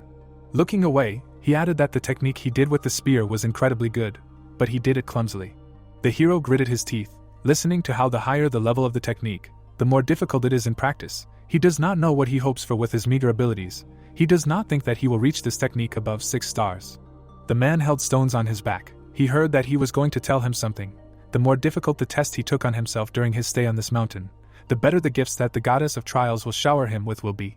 Putting his hand on his side, Flam asked that the more difficult he makes his stay here, the faster he will achieve perfection. Now he understands if he wants to become stronger. Suddenly, the girl covered his mouth. She dragged him to the side. Brittany looked ahead in amazement. The protagonist ran forward quickly. The girl opened her eyes in surprise. She clenched her teeth tightly. Chuck ran away from them. Running forward, he thought about talent. The hero bit his lips. Raising his head up, he screamed. Tears appeared in his eyes. The protagonist grabbed the weapon tightly and asked for a ban. Space appeared. Looking straight ahead, Chuck asked where he was. Suddenly a girl appeared in front of him. Smiling, the girl said that this was her abode. Glad to meet you, she was Mershur. Putting his hand to his face, the hero thought that she was a goddess, and then asked that she was Mershur. Looking at him, the goddess said that she heard his cry, let him not anger her, she will not tolerate such things anymore. Standing in front of the hero, she added that she longed for the imposition of a ban. The protagonist frowned, hearing that taste. A sign lit up on his back, it was heard that lightness. Looking straight ahead, the girl said that his burdens were unbearable, and yet he longed for new burdens. Standing in front of her, Chuck replied that he would endure everything, to which she asked, really? He looked at her in surprise, hearing that he who had been brought back from the clutches of death was bragging to her. The goddess smiled, hearing that how she knew, to which she replied that the eyes of the goddess see right through. Bones lay on the ground. It was heard that human life is short. This simple rule cannot be broken. A glow appeared around the man. It was said that those who break this rule are called gods, and he. The hero rolled his eyes, hearing that not a god, but a violator of the rules of the universe died, and then returned to the past, lives again. Looking at her, the protagonist asked if the fact that he broke these rules causes him any harm, to which the goddess replied that everything that exists has a beginning and an end. Raising her finger up, she added that it should be so, and yet he defied death and his soul will pay a great price for this challenge. The girl closed her eyes and said that not during life, no, his torment after death steals, hundreds of millions of hours of torment, such was the price he paid for his life. The hero looked at her in amazement. He looked down and said that he didn't care what would happen after death. Brittany looked at him in amazement. The protagonist sat near a tree, and she asked what he had done, had he added a ban to himself. Chuck grinned and answered that yes, was she really worried? The girl clenched her teeth. Sighing, she asked what? The huntress looked at him in amazement, hearing that it was warm and a peaceful sleep. The hero opened his eyes wide, hearing that he had gone crazy. At least he knew that bans on feelings and emotional comfort were the most terrible, to which he thought that he could do nothing. The protagonist sat by the fire. The thought arose that the ban on the feeling of warmth meant that Chuck could no longer warm himself. Even next to the fire, he constantly shivered from the cold. The hero opened his eyes in amazement. It was said that a ban on peaceful sleep. The monsters looked at the protagonist. The thought arose that he did so that the memories of his life on Earth, his parents, his fears and insecurities, from now on all this came to him during sleep and deprived him of peace. A sign appeared. It was heard that sleep was no longer a refuge from worries. Chuck lost peace and a sense of satisfaction from sleep. Looking straight ahead, Brittany said that he was an idiot. Frowning, she asked what he was thinking about. So, with good inclinations, he would have achieved everything soon, to which the hero replied that he had nothing. The girl looked at him in bewilderment. Looking straight ahead, the protagonist said that inclinations, he had none. Frowning, the huntress thought that it could not be, although if you think about it, despite his achievements, with the prohibitions that he had imposed before, his growth for some reason still did not accelerate. Chuck was sitting by the tree, and she added that he had so many skills, but it seemed that he really was born talentless. Who is he? An image of a guy appeared. It was heard that he set a goal for himself. He did not have enough talent to achieve it. Looking straight ahead, the hero said that he shouldn't think that he ran to take the bans just because he talked to Flam. He just showed him the next step on the way to his goal. Clenching his fist, he added that he, lacking in talent, needed to reach the level of talented people like them, and to do this, he had to do what was impossible. The girl stood silently in front of him. Brittany looked down. The protagonist frowned. The huntress smirked slightly. Leaning over, she said that it seemed like he had set himself a high goal. Looking straight ahead, the girl added that she thought she could understand him. She had set herself the goal of becoming the strongest in the world. Chuck looked at her in surprise. The girl stood in front of him. It seemed that she remembered. He asked her to teach him the technique of movement, to which the hero replied that he was just joking. Brittany closed her eyes and said that she would teach him, to which the protagonist asked again. Handing over the book, she said that this was a secret manuscript. The book appeared. It was heard that this martial art was both a mystical teaching and a movement technique. This was all that was needed to develop movement techniques. It was called The Flight of the Soul Without a Shadow. Looking at the manuscript, Chuck thought that it was incredible. This was a high art, comparable to the Path of the Purple Dawn and the Spear of the Ninth Heaven, and then asked what but why she was giving it to him. The sky appeared. It was heard that she did not know. If he died from the difficulties on this mountain, she could not do anything about it, but she did not think that he would give up. Raising her head, Brittany said that maybe she liked him, or maybe. They exchanged glances. The girl smirked slightly. The forest appeared. It was heard that it was simply because she was kind, to which the hero replied that yes, she was mocking him, a notification appeared that he would learn the technique of the flight of the soul without a shadow. The hero ran forward, using the ninth heaven spear technique. He delivered a heartbreaking, fatal blow. The boy looked at him. The protagonist gritted his teeth. Chuck flew to the side. He used the fifth move of his technique. The hero's eyes widened. The girl stood still. The hero's arm was broken. He looked at her in amazement when he heard that she was disappointed. This was all he had achieved in 10 years. Walking forward, Chloe said that she regretted ever teaching him martial arts. 10 years of effort and hard work, all for nothing. The protagonist looked at her in amazement when he heard that he no longer had to do this. She would take away everything she had taught him, and he would never see her again. She struck the hero. Turning around, the girl said that she would destroy his dantian. This was the end of his martial arts training. Chuck stretched out his hand, trying to stop her. His eyes wide open, he shouted that he should stop. He could still become a warrior. The hero suddenly woke up. He clutched his chest and wheezed. The protagonist looked at his hands and said that a dream was just a dream. Frowning, he said that it was good, to which the girl asked who Chloe was. Chuck turned around in amazement, hearing that who she was, his girlfriend. They were naughty. Looking at him, Scarlet said that a bird sang to her, that he added 2 more prohibitions, let him show, to which the hero thought, how she stinks. The protagonist's eyes widened, hearing that he really took the prohibition on a peaceful sleep, what a fool, and he thought that there was such a stench that his eyes were watering. Looking straight ahead, the girl said that he also took the prohibition on warmth, all the hardest. Yeah, he's not a tenant. Scarlet frowned and asked what was wrong with him, was he sick, to which the man replied that no, she was just standing too close. Turning around, the girl said what nonsense, she actually came to support, to which John said that she should not turn to him. The thought appeared that Scarlet, the future archmage, and John, the ghost sword. Putting his hand to his face, the hero asked what and why they came. The girl answered with wide eyes that they came to help. Brittany covered her nose. It was heard that the mute was asking them to help him. The protagonist looked in amazement, hearing that she bought him something. Grinning, the girl said that magic scrolls.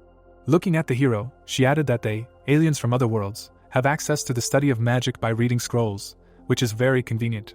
The man raised his eyebrows, hearing that she would briefly tell him about magic. The forest appeared. Walking forward, John said that he hoped he could at least practice a little. Walking towards him, the hero replied that he would try. They stood in front of each other. Putting a finger to his temple, the protagonist thought that Scarlet taught him 4 spells. The first was clearing the mind. Looking straight ahead, he added that this spell clears the mental field, polluted and confused by nightmares. The hero's pupils appeared. Lowering his head, Chuck thought that the second spell was simple, making him stronger and faster. The hero struck. The thought occurred to him that it slightly eased the effects of his ban on lightness. Clouds appeared in the sky. The protagonist lay on the ground and thought about the third spell. Putting his hand to his chest, he said to restore stamina. Raising himself, he thought about what helps when you are exhausted. You cannot abuse it. You can take away so much energy that you die. Frowning, Chuck thought that but, in order to endure this hellish training, he must use it. Standing in front of him, John said that again. He did not endure even 100 seconds of training against a blind old man with a sword, to which the hero replied that he would try to endure more next time. The protagonist opened his eyes. Looking away, the man asked why he was shivering from the cold again. Chuck clenched his teeth tightly. Glowing dots appeared on his body. Particles in the blood began to accelerate. Sitting in front of him, John asked that this was better, to which the hero replied that yes, thank you. The old man looked ahead. A thought appeared that John pressed on the vessels, and this stimulated the metabolic processes. This helped him ease the inhibition of the sensation of heat. Standing in front of the hero, he said that it was time for him to go.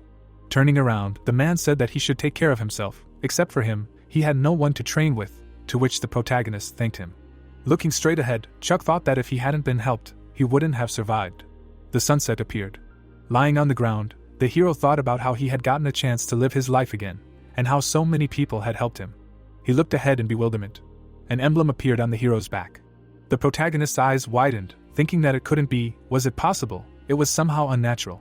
Images of people appeared. A thought appeared that why after he returned people became so kind to him. An area where he lived in his past life, there was no place for compassion between people. What was going on? The man stopped, hearing the appeal, to which he replied that he noticed her presence from afar.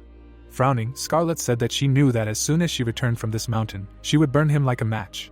Let him think about it. She hadn't washed for a couple of days. It happens to everyone. She asked him, wide-eyed, what he had been training with the boy, to which the old man replied that yes, he moved with difficulty, but he was making progress day by day. Smiling, the girl asked him why he was trying so hard for him. He was only interested in martial arts, to which John replied that he had been asked for help. Frowning, he added that she had actually made the scrolls for him herself, and asked what was wrong with her. The girl looked at him in bewilderment. A purple glow appeared. It was her that she did not know, but the hero put his hand to his face. It was her that when she saw him, she could not remain indifferent. The protagonist looked ahead. Smiling, he asked, well, okay, why complicate things? He was just lucky. The mountain appeared, half a year later. A view of the sky opened up. The hero held the weapon tightly in his hands. He swung the spear to the side. The protagonist was breathing heavily. He fell to the ground. Chuck hung his head down. He looked ahead tiredly. The guy looked at him and said hello. He grinned and said that he thought he would give up in 6 months. But a year had already passed, and he was still with them. The hero stood up. Looking at him, Flam asked why he was silent. They hadn't seen each other for so long. Let him say at least something. A mark appeared on the hero's neck. It was her that he took the voice ban. Closing his eyes, Flam asked what he took. Because the 6 months had already passed, he chose the most convenient one. Standing in front of him, he added that he thought that he would choose only the most difficult bans, but he could not pull it off. Suddenly, the hero pulled the weapon out in front of him. Looking at the spear, the guy thought that however. The protagonist swung the weapon. The thought arose that he had changed beyond recognition in these 6 months. His blows, movements were verified and flawless, and the movements that Brittany taught him, he honed to perfection. Putting his hand to his face, Flam said that it seemed that even a larva can crawl far if it crawls long and decisively. Grinning, the guy asked what, but is that really all he can do, even with 5 prohibitions? The hero waved his weapon. The guy watched him silently. He grabbed the weapon abruptly. Frowning, Flam asked why he was ignoring him, said that he knew he had no voice, but that was no excuse. He could see everything on his face, his lips. Grinning, the protagonist asked why he had nothing better to do. The guy answered with wide eyes that it wouldn't work. He could afford to be arrogant with him, but he shouldn't even think about it. Standing in front of him, Chuck asked what he would do. Kill him. Wasn't he the one who told him about the prohibition of violence? Suddenly, the guy snatched the spear from him. The hero fell to the ground. Laughing, Flam said that it was a pitiful sight, crawling on the ground like a maggot. Frowning, the protagonist thought, so it means it is possible to deal indirect damage, and the guy added that he should look at himself. Smiling, Flam asked that he couldn't even do that, could he? Chuck looked surprised and thought that the chi of the weapon. Extending the spear to the side, the guy asked that, well, how much longer will he last? 5 years, 10 years, in his opinion, he will never reach his level, even if he trains here until old age. A glow appeared around the spear. It was heard that the world is unfair. Yes, he has to crawl with sweat and blood to the top, while he can easily run there. Looking straight ahead, the hero heard that so much effort, and he does not get anything for it. Is there any point in this? Will he continue? To which he replied that yes. Flam looked at him in amazement. Standing in front of the guy, the protagonist said that he could despair and lament that he did not have a drop of innate talent. Thank you for coming. He was bored studying alone. The sky seemed, it was heard that for him his achievements were ridiculous, but he could work hard and consistently. Unlike geniuses like him, no matter how much he had to crawl like a larva, he would continue, so. Smiling, Chuck said that he should continue laughing. The day would come when his spear would pierce him, and then, most likely, he would no longer find it funny. The guy stood silently in front of him. The tree was collapsing from the spear. Looking straight ahead, Flam thought. The hero stood still. Grinning, the guy said that, well, that was even interesting. He would really look forward to that day. But if he gave up and cried. Looking at him, the protagonist replied that he should not even hope. The protagonist stood before the goddess. It was said that in a month Chuck would have to spend a year as an adept on Mount Mercer, and it was necessary to choose a new prohibition. Looking straight ahead, the hero said that hearing. He lowered his head. A thought appeared that this prohibition was one of the most painful. From now on his hearing was constantly filled with a terrible noise, which was impossible to get used to. The protagonist swung his weapon. A thought appeared that 6 prohibitions, Chuck spent every day on the brink of survival, and still his hands did not tremble when he fought with a spear. The hero blocked the blow. He used the skill hold. The protagonist struck. Chuck meditated. It was said about the improved technique of the spear of the ninth sky, Chuck's style, the path of the purple dawn, the technique of flight of the soul without a shadow. John stood in front of him. A thought appeared about training with him. Brittany ran forward quickly. Scarlet looked straight ahead. It was said that, in fact, she had nothing to do with it. The hero walked straight. The thought arose that the stronger he became, the heavier his body became, the more disgusting the taste of food, the more terrible the nightmares. The protagonist looked ahead. It was said that, and the more he felt cold, and a constant, unbearable noise in his ears. The guy pointed at him. The thought arose that, but sometimes all this even helped and constructively distracted, at the moments when Flam came and bothered with his annoying bragging. A larva appeared. It was said that slowly, like a larva, Chuck developed. The hero opened his eyes in surprise. Looking at the goddess, he asked why she called him, because half a year had not yet passed, and he should not add a ban. Looking at him, Mercer turned and said that he had passed the path of her trials. Frowning, the protagonist asked what she was talking about. Smiling, the guy said that he would explain now. Chuck shuddered in amazement and asked again, and the goddess said that if in simple terms, then the matter is this. Smiling, Mercer said that the existence of Flam itself is a test. Now he understands. The hero looked in amazement and thought that so, that's what it is. The adepts appeared. It was said that Brittany, Scarlet, John subsequently passed the tests on this mountain. They all became famous in area. The guy stood still. The thought arose that but he had never heard of any Flam. If he had come out of this mountain, thanks to his talent he would be even more famous than them. Looking straight, the hero said that he suspected that something was wrong with him, but he could not even imagine that he was not real. Putting his hand to his face, Flam said that yes, the whole meaning of his existence is to drive the adepts to despair with his achievements. He raised his weapon. It was heard that Brittany, Scarlet, John, even those who were very gifted, despaired, seeing how easy everything was for him. Flam grinned and said that they tried to avoid him, turned up their noses, and he. The hero smiled. It was heard that despite the fact that he was born without a drop of talent, he did not turn away from it, but on the contrary, made it his motivation. Frowning, the guy said that he took on even more difficulties, not the best decision, but he still could not make him despair. Smiling, the goddess said that she liked his recklessness. The protagonist opened his eyes in amazement. Standing in front of him, Mercer said that this is all, let him not tell the other adepts who Flam really is, otherwise he will incur the wrath of the goddess. Chuck frowned when he heard if he wanted to continue his path of trials on her mountain, to which he replied that of course. Closing her eyes, the goddess said that his reward would be waiting for him when he decided to leave Mount Mercer. The hero looked angrily when he heard that he would give her his soul, and she would give him power that he would not have achieved even in 100 years of cultivation, to which he replied that he did not need such deals. The girl grinned and asked what she meant, will work and crawls slowly towards the goal. The hero opened his eyes in amazement. The adepts appeared. It was said that he hated the word work so much, for everyone the starting point is different. No matter how hard he worked, he could not keep up with the talented. But the talented must also work. He hated those who, without taking into account the inclinations and initial conditions of a person, said that you just need not be lazy and work on yourself. The hero stretched out his hand forward. The thought arose that, but on the other hand, he really wanted to work. He spent his past life clinging to the lack of talent as an excuse for everything, so he always stayed in one place and achieved nothing. The protagonist stood still. The question arose, what is his new life? The girl stood still. It was said that many fateful meetings, no more excuses and indulgences to themselves.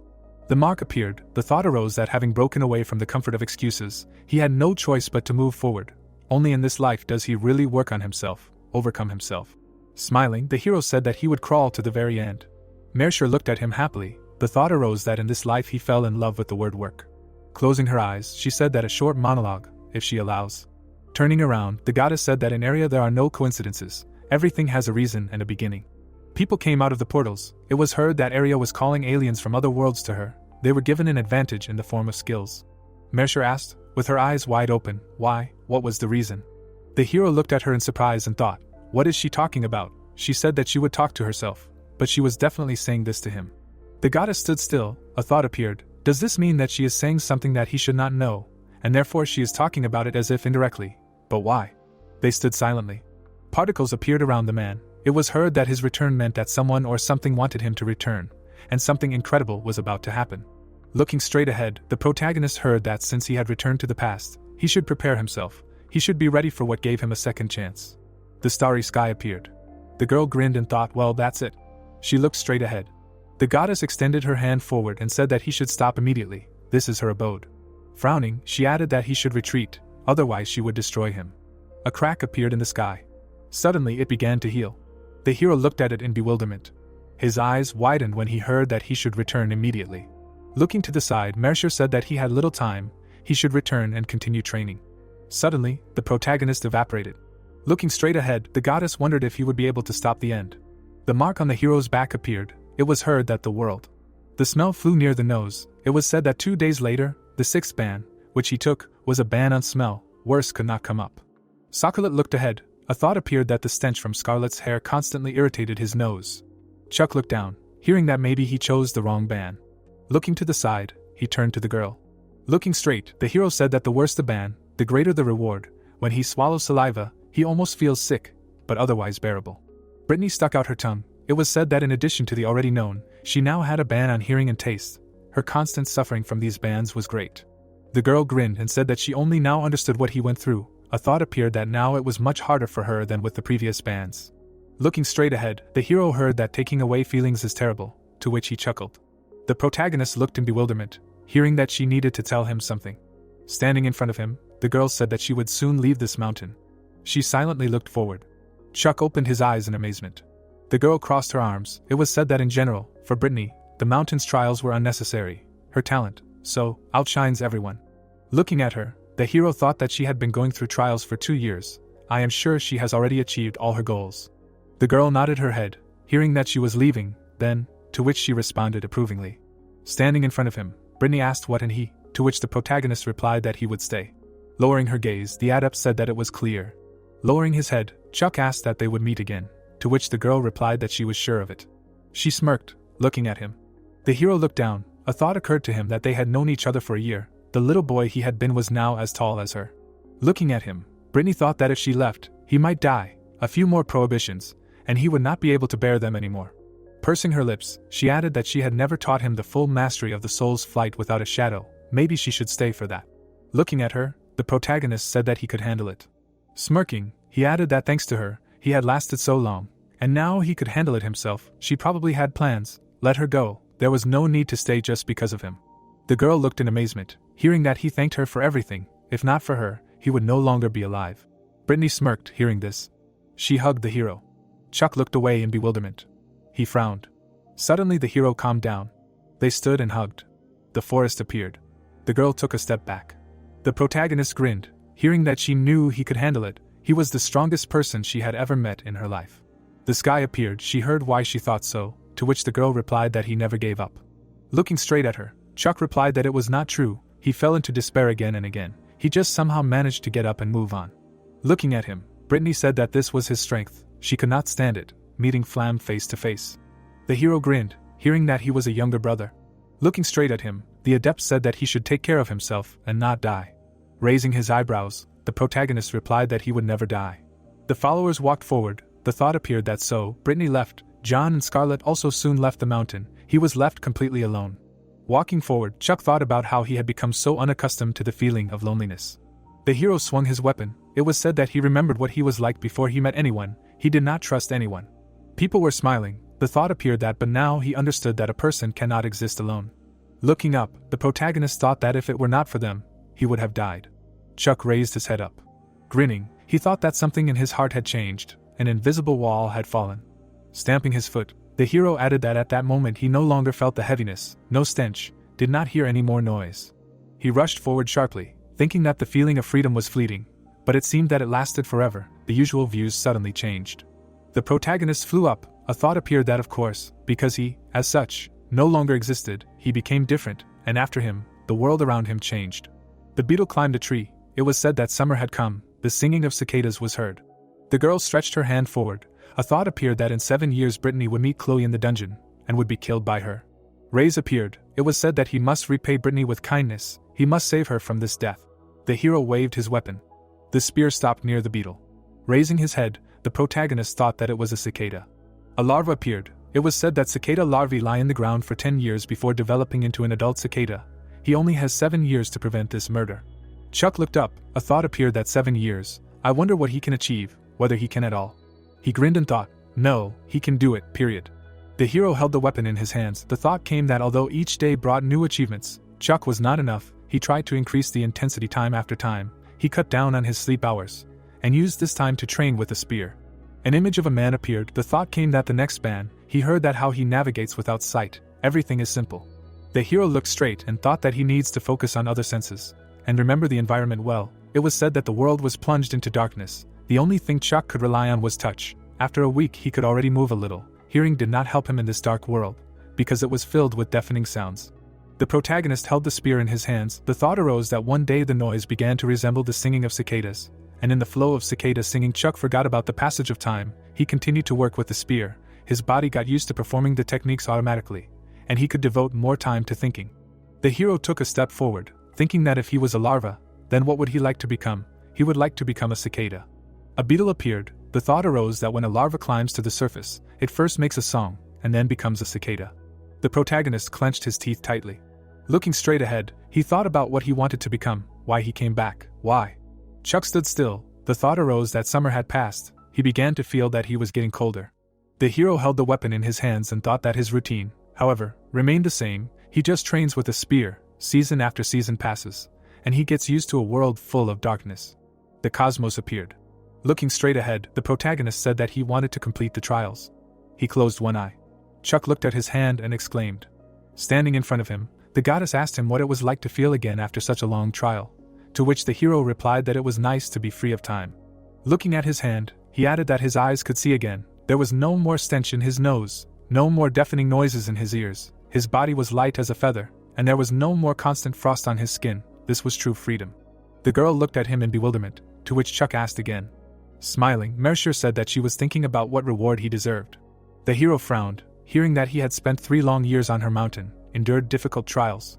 The man was crushed by a stone. It was heard that there were such students in her time, who, out of impetuosity, took on an unbearable number of prohibitions, and it ended sadly. Either they left or died. Closing her eyes, the goddess said that there should be more students like him. She sincerely wishes to bring him the best of gifts for his efforts, therefore. The protagonist looked surprised, hearing that he should say what he needs. He opened his eyes wide and asked that she could give him the ability to martial arts, to which the girl replied that she could not. Chuck put his hand to his face. Chloe stretched her hand forward. It was heard that he had a goal. To achieve it, he should not waste time on trifles. He had little time. Clenching his fist, the hero said that he wanted to become many times stronger, but he did not know how to achieve this. Frowning, he asked that she could give him what he needed. The starry sky appeared. Smiling, Mercer said that since it came to that, she guessed that he needed time.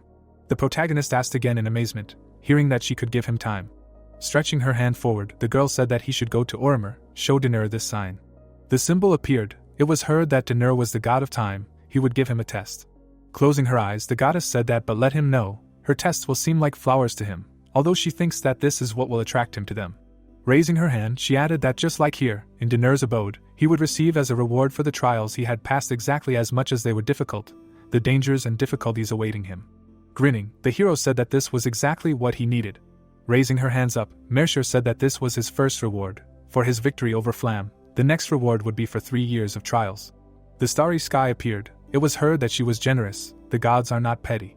Looking straight ahead, the goddess said that this was his second reward. A man appeared next to her. It was heard that with the help of her patronage he would be able to enter the ranks of Erebris. Closing his eyes, the guy said that let him introduce himself. Putting his hand behind his back, he said that his name was Neville. He was a representative of the Erebris Guild. Looking at the hero, Neville asked what she wanted to recommend this gentleman to them, to which the goddess replied that she did. The protagonist looked surprised, hearing that with all due respect, she was afraid he was not up to the level of their guild. Looking straight ahead, Mercer said that he should take a closer look. Lowering his head, the guy said that he was asking for forgiveness. Indeed, having looked closer, he realized that he was right for them. Looking at the hero, he added that he should forgive him for the misunderstanding. He made this conclusion based on his low level of martial arts, to which the protagonist asked again. Looking straight ahead, Chuck said that in his years he had reached a fairly high level of martial arts. Usually a person with such a level is respected in society. Is it really still a low level for their guild? Stretching his hand forward, the hero asked what kind of guild this was, to which the guy replied, Erebris. The symbol appeared. It was heard that they supply elite clients with the rarest and most exquisite goods. And not only that, they accept orders for goods, hold auctions for rare artifacts, obtain information, they provide him with everything he wants. Looking at it, the protagonist asked what auctions, so they are merchants of elixirs and books on martial arts, to which the guy replied that of course. The guild auction appeared. It was heard that it can't be. What is this? The Great Shaolin Elixir of Restoration.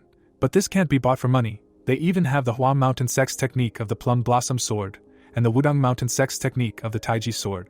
Neville closed his eyes and said that this is their work. He will be pleased with the assortment of rarities and curiosities of the Erebris Guild. I must say, they are well informed. Looking straight ahead, the hero asked if she was also in this guild, to which Mercer replied that of course, their services were very useful to her. Frowning, the protagonist thought about the fact that this trading guild had a goddess as a client. Who were they really? Stretching his hand forward, Neville asked what he would say. Would he agree to become a client of the Erebris Guild? The protagonist nodded his head and answered that he agreed, and then thought that he had nothing to lose. Pointing to the scroll, the guy said that he should sign here. Putting the envelope under his jacket, he said that congratulations, he was now a client of the Erebris Guild, looking forward to the start of their cooperation. Snapping his finger, Neville said that there was a special prize from him personally. A glow appeared around the hero. Standing in front of him, the guy said that this is better, and the goddess said that it was wonderful. She did not like that he had grown his hair almost like hers. Bowing, Neville said that it was time for him to go. If he needed him, he should call him at any time, to which the hero responded approvingly. Standing in front of the hero, the goddess asked if he liked her reward, to which the protagonist replied that he was very pleased, thank her. The girl grinned and said that becoming an honorary buyer in the Erebreeze Guild is a great honor, let him appreciate it, and then asked where he was going now. Looking at her, Chuck said that first of all, he thinks to be hanger. The hero raised his eyebrows, hearing that as he wishes, and also. Standing still, the girl said that he should never forget her monologue. The protagonist walked forward and thought that there was a reason for his return. In area nothing happens without a reason. The animals looked at him. The thought appeared that she said so. What does this mean? How lucky he is in this life. Looking straight ahead, the hero thought that meeting Chloe. The beast stuck out its tongue. A thought arose that meeting Brittany, her help, wasn't it a coincidence? A blow flew at the monster. It was said that if not, then who arranged it? Swinging the weapon, the protagonist thought that somehow it didn't matter. He didn't want an extra headache. A glow appeared around the weapon. It was said that 3 years of training in the mountains. Blood dripped from the spear. A thought arose that they made him a supreme master of martial arts. Raising the weapon up, Chuck thought that his body was 18 years old, and he was already a supreme master. People would think that he was some kind of natural genius. Grinning, he added that his skill was obtained with sweat and blood, and luck in the form of fateful meetings, and then said that he had a long way to go. Taking a step forward, the hero thought that there would be many more unexpected acquaintances, and all this would make him stronger. Walking straight, he added that he needed to go to Behanger, but first he would become a mercenary. The protagonist smiled and thought that his adventure was beginning. The armor appeared. It was said that Devnark was a magic armor. It was found in the dungeon of a black magician in the vicinity of Behanger. The man put his hand to his chest. A thought arose that this luck befell a rank C mercenary. He stretched out his weapon in front of him. A thought arose that the properties of this armor were truly incredible. In it even a rank C mercenary received the level of martial arts, the supreme master. Looking straight, the hero thought that if the supreme martial artist obtained this armor, it would increase his level to a martial artist. Sitting by the fire, he added that he could continue the tests on Mount Mershire, but he wanted to use this opportunity. In 6 months, as far as he knew from his past life, the dungeon of the black magician would be destroyed. Frowning, the protagonist thought that his immediate goal was to become a famous mercenary in Behanger, so that he could participate in this raid. The mercenary guild building appeared, and he heard that he wanted to be a mercenary. Looking straight ahead, the man asked what but why he was telling him this. He was just an innkeeper. Looking to the side, he added that he should go up to the second floor, where the guild scribe was sitting, and asked him. He was busy. Smiling, the man asked that he was aiming to become a mercenary. Why he needed this? He would be better off getting a job in the kitchen, washing dishes. Suddenly, he looked in amazement and added that where had his fork gone? A glow appeared around the fork. The man closed his eyes and said that the weapon he was not bad at it, which meant that he was a supreme master of martial arts. The lamp hung on the ceiling. It was heard that he was asking for forgiveness for his tone. Let him sit down. The mercenaries looked ahead in bewilderment. The man was sitting in front of the hero. Looking straight ahead, he said that let him introduce himself. He is Bob, a magician. He is the leader of the mercenary guild in Behanger. The protagonist looked at him, hearing that the innkeeper was just his favorite job, to which he thought that he knew this. That is why he spoke to him. People were sitting at the tables. The thought arose that in his past life he got a job as a mercenary in this guild, in Behanger. Holding the papers in his hands, the magician said that as a rule, if a supreme master of martial arts gets a job as a mercenary, they immediately give him S rank. Stretching his hand forward, the man said that, however, they need to be sure that he is not just an inexperienced youth who did nothing but train in the mountains. Chuck frowned when he heard that they needed warriors. He thought he understood that they had to test him in battle, to which he responded approvingly. Putting his hand to his face, Bob said that it was fine, he would find him a suitable order. His partner would be another S-rank mercenary, so he had nothing to worry about. Looking straight ahead, the hero heard that he could handle it. He would approve him as an S-rank mercenary. He was coming, to which he responded that he agreed. The blue sky appeared. It was heard that he was silent, like a fish. He was always like that. Looking at the mercenary, the protagonist said that well, yeah, something like that, and then thought that the years of loneliness on Mount Mershire had left their mark, to which the man replied that he was a boring guy. Harvey smiled broadly and said that he had a better opinion of him when he saw how skillfully he fooled that idiot in the tavern, how he plans to charm girls if he has such a stone face. The hero silently looked at him. Looking down, the mercenary said that yeah, he will have no end of Vat, in fact.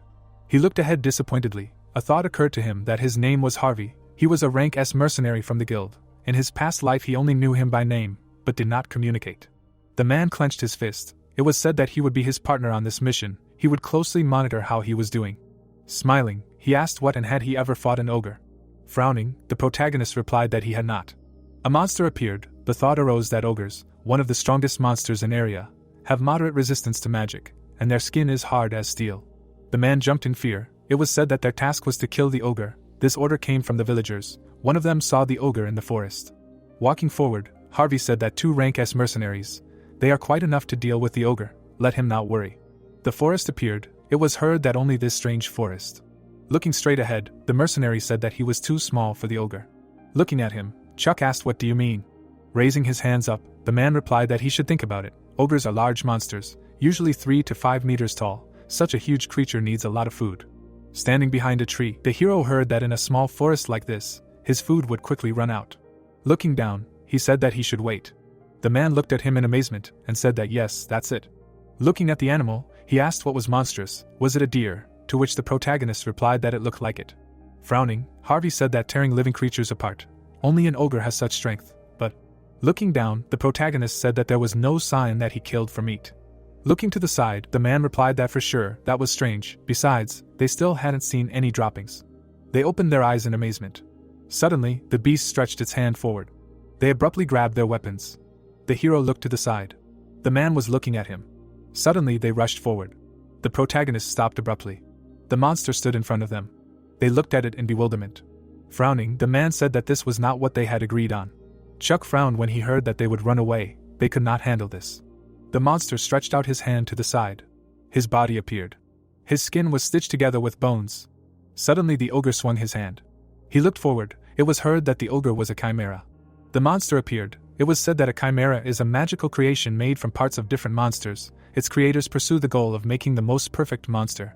The man stood still. The thought appeared that each species has its shortcomings, and they can be leveled out if a monster is sewn on a part of another monster's body. The goblin stuck out his tongue. It was heard that even an F-rank goblin could be made into a chimera that would pose the same danger as a B-rank monster, because such a chimera was much less predictable than a simple goblin. An ogre appeared. It was said that here is a chimera made from an ogre.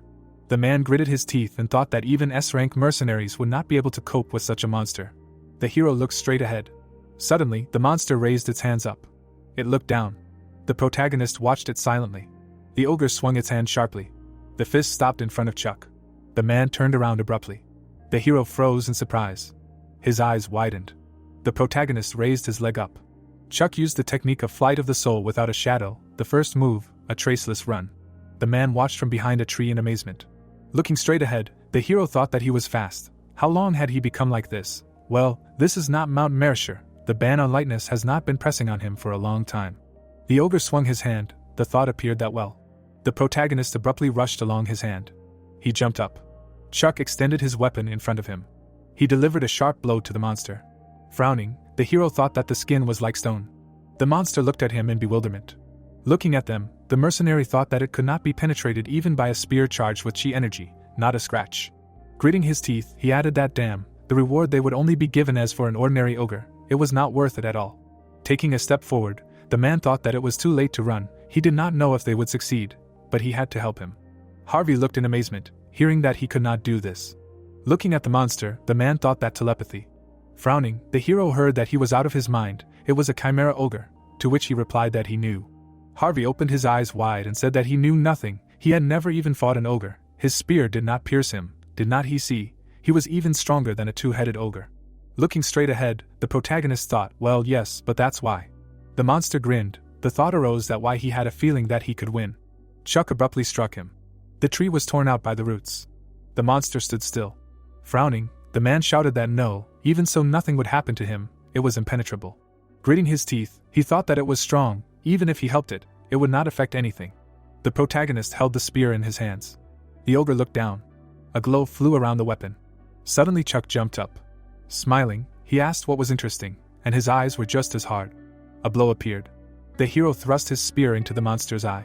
Harvey froze in surprise and thought that the ogre was distracted by the red ribbon on the spear, and taking advantage of this, he struck right in the eye. The protagonist ran forward. A thought appeared that this guy, he is young, but he is so masterful with a spear. Standing in front of the ogre, Chuck thought, well. Grinning, he added that at least he hit the eye. He will achieve his goal. Suddenly, the hero looked in amazement. A hole appeared in the monster's eye. Suddenly it was restored. The ogre looked straight ahead. A thought appeared that it healed itself. Frowning, Harvey shouted that he knew it. This ogre is crossed with a troll, therefore this chimera also has the ability to regenerate. The monster looked at his hand. A thought appeared that it looks like he cannot defeat him with physical force. Looking straight ahead, the hero thought about what to do. The monster swung his hand. The man froze in surprise. The protagonist frowned. He stood next to the girl. A thought appeared that he had plans for his life. The ogre extended his hand towards the hero. Frowning, Chuck thought that so he should not risk his life in vain. He will not die here. The green giant attacked, rushing at Chuck. The hero prepared to defend himself. A pink light enveloped him. Chloe stood in front of him with a spear in her hands. The chief recalled the 3 basic techniques of wielding a spear, that from this day on he must repeat them every day until he honed them. Chuck looked ahead in confusion and thought about Chloe. The evil ogre attacks, and the guy thinks that he trained them endlessly, just like Chloe said. The tip of the spear began to spin around the orc's fingers. Chuck spun the spear, defending himself. A pink light formed. He thought that it was time to sum it up. In the memories, Chloe held out the spear and said that parrying reflects the enemy's attack with an outward movement. The hero reflected the monster's attack with a parry. The orc raised his hand up, looking at Chuck. The guy sharply thrust the spear into the monster's chest. The orc looked with crazy eyes and raised his hand. He completed the attack, covering the main character. Chuck looked at the enemy with a serious face, and thought that the block is the result of a downward rotational movement, blocking the enemy's weapon. He put out the spear, aiming at the orc's strike. The hero spun the weapon around the monster's hand, blocking. The man looked up and screamed loudly. The green giant missed, hitting past the target. The hero held out the spear and thought about the strike. He looked at the enemy's lower limb. Chuck attacked the giant, thrusting the spear into his leg. The hero hung on the weapon, blood spurted from his leg. The orc opened his eyes wide, feeling the pain. The guy pulled out the spear, thinking that it was effective and that, as he thought, his joints were vulnerable. The giant bent down to the ground, leaning on his hand. Beads of sweat appeared on the orc's face. He quickly struck, missing, into the ground. Chuck looked at him puzzled and wondered how long it would take him to restore his broken joint, but it did not matter. The guy struck with the weapon, piercing the other knee through and through. He broke the handle with his knee, leaving a part in his joint. Chuck jumped back and thought that he would die before the end of regeneration. The ogre looked at his wounded leg. The guy thought that with the spear inside he would not be able to recover. Chuck looked up at his opponent and asked if it was true. The hero struck from above downwards, breaking through the monster's shoulder. He hit him and said that now your legs and right arm are immobilized. The giant, kneeling, tried to reach for the broken shoulder and Chuck continued the attack. The hero looked at him calmly and thought about doing it again. An improved technique of the Spear of the Ninth Sky, the second move and a lightning-splitting strike are reported. The hero attacks using a large number of strikes. The monster does not react to the fast strikes. The orc threw back his hand and struck. The tip of Chuck's spear lit up with a purple light. He looked calmly and thought that he was slow. The hero ran his foot along the ground and thought that he had become faster and no longer felt the weight. An insect was sitting on something. Flies were flying around the guy. He heard the chirping of cicadas. The protagonist attacks the enemy and realizes that these are the same obstacles as on Mount Mercer. The guy jumped on the orc and continued to think that he does not want to become a cicada, although he was a larva on the mountain. The insect larva lies on the ground and the guy reasons that he has not pupated to become a cicada or something else. He wonders who he wants to become in that case. Chuck looked furiously at the enemy and thought that he does not know who. He pierced both of the giant's eyes and thought that he definitely does not want to be a cicada.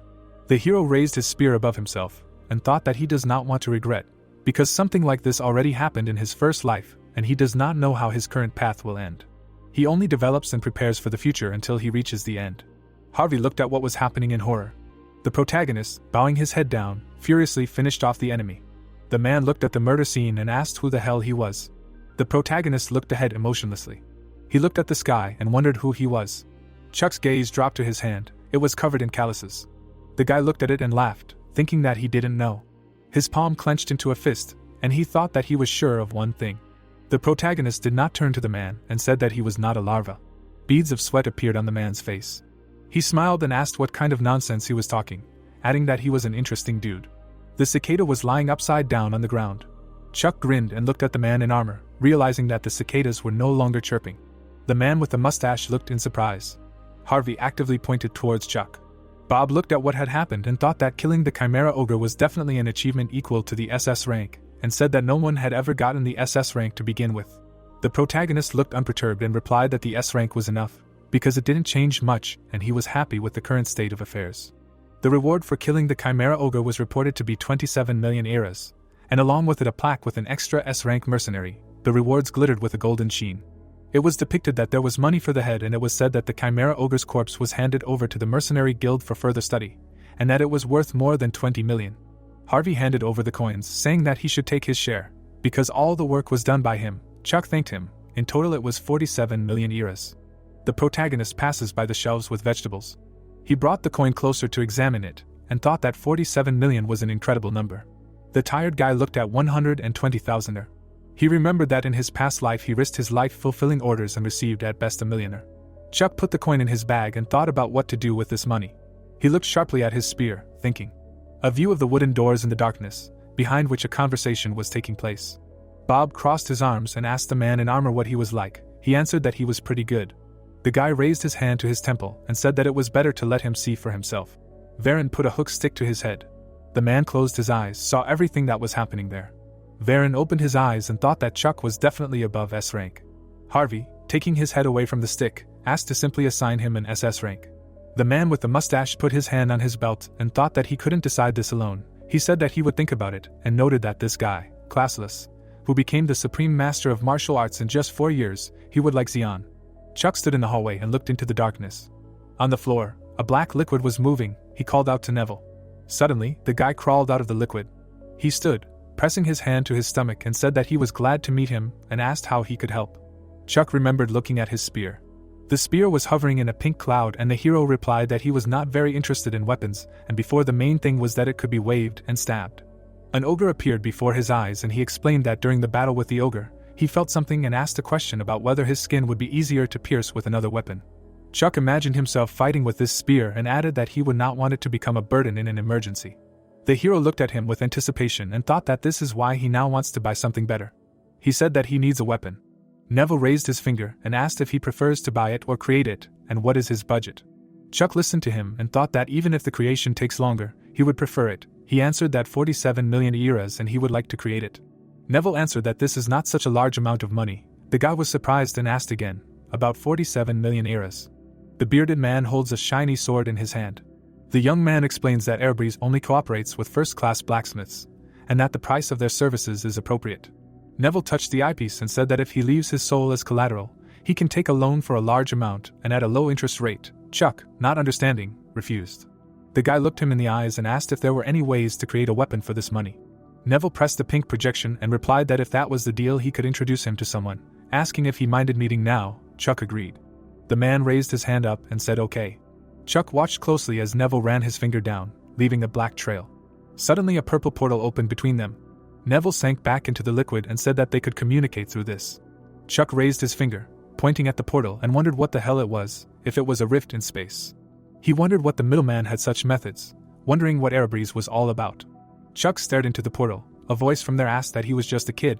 On the other side of the portal, a girl with a hammer on her shoulder looked at him. She said that her name was Jessie, and she didn't know how many more times they would meet and that they needed to at least exchange names. She looked at him questioningly and asked why he didn't come in. Chuck thought about the dark elf in surprise and replied that yes, he would come in now. He stepped into the portal, saying his name, and said that he would like to order a spear. Jessie asked what shape he preferred. The guy pulled out the spear, showed it, said that let it look like this. The girl abruptly joined him and said that it was a spear of the Central Plains. She looked up at the hero and asked if he could show his spear style. The guy, as if he had not heard, asked again. He looked down and asked why she needed it, thinking that it was taboo for a martial arts master to show his style. Jessie was calm and replied that she needed it to make a spear together with his technique. Chuck looked at her angrily. She added that the details vary greatly from person to person, and this is important to take into account. The hero asked that she want to create a spear for his martial arts style. The girl lowered her head and called him a boy. She hit herself in the chest furiously and screamed that she was 400 years old, that she loved to hit with a hammer and had been working as a blacksmith for 350 years. And although her starting conditions were different from those of the gnomes who were talented in blacksmithing from birth. Chuck listened attentively, without taking his eyes off her. Jessie said with a serious face that for 350 years she, as a blacksmith, had put in real effort and her abilities were in no way inferior to those of the gnomes. Chuck was in a daze and saw Chloe in front of him. She was saying that they had different starting conditions from the very beginning. The guy smiled and thought that they were similar.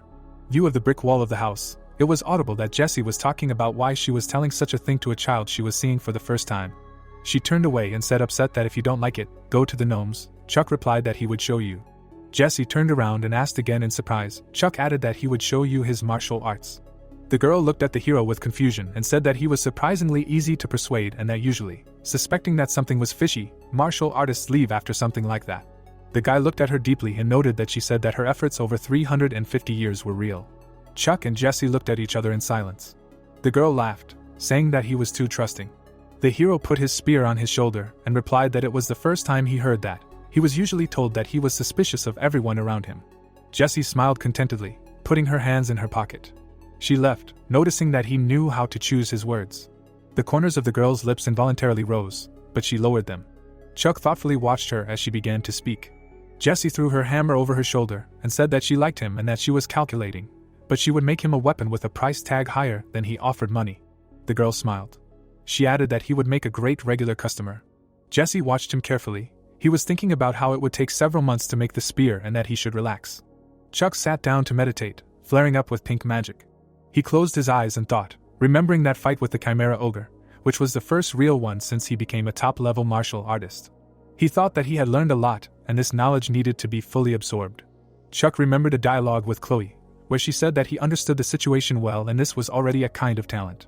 The guy continued to reason that understanding the situation, what Chloe called talent, and these rudiments grew into a skill during training on the mountain. They talk about the sixth sense that is felt beyond the five senses.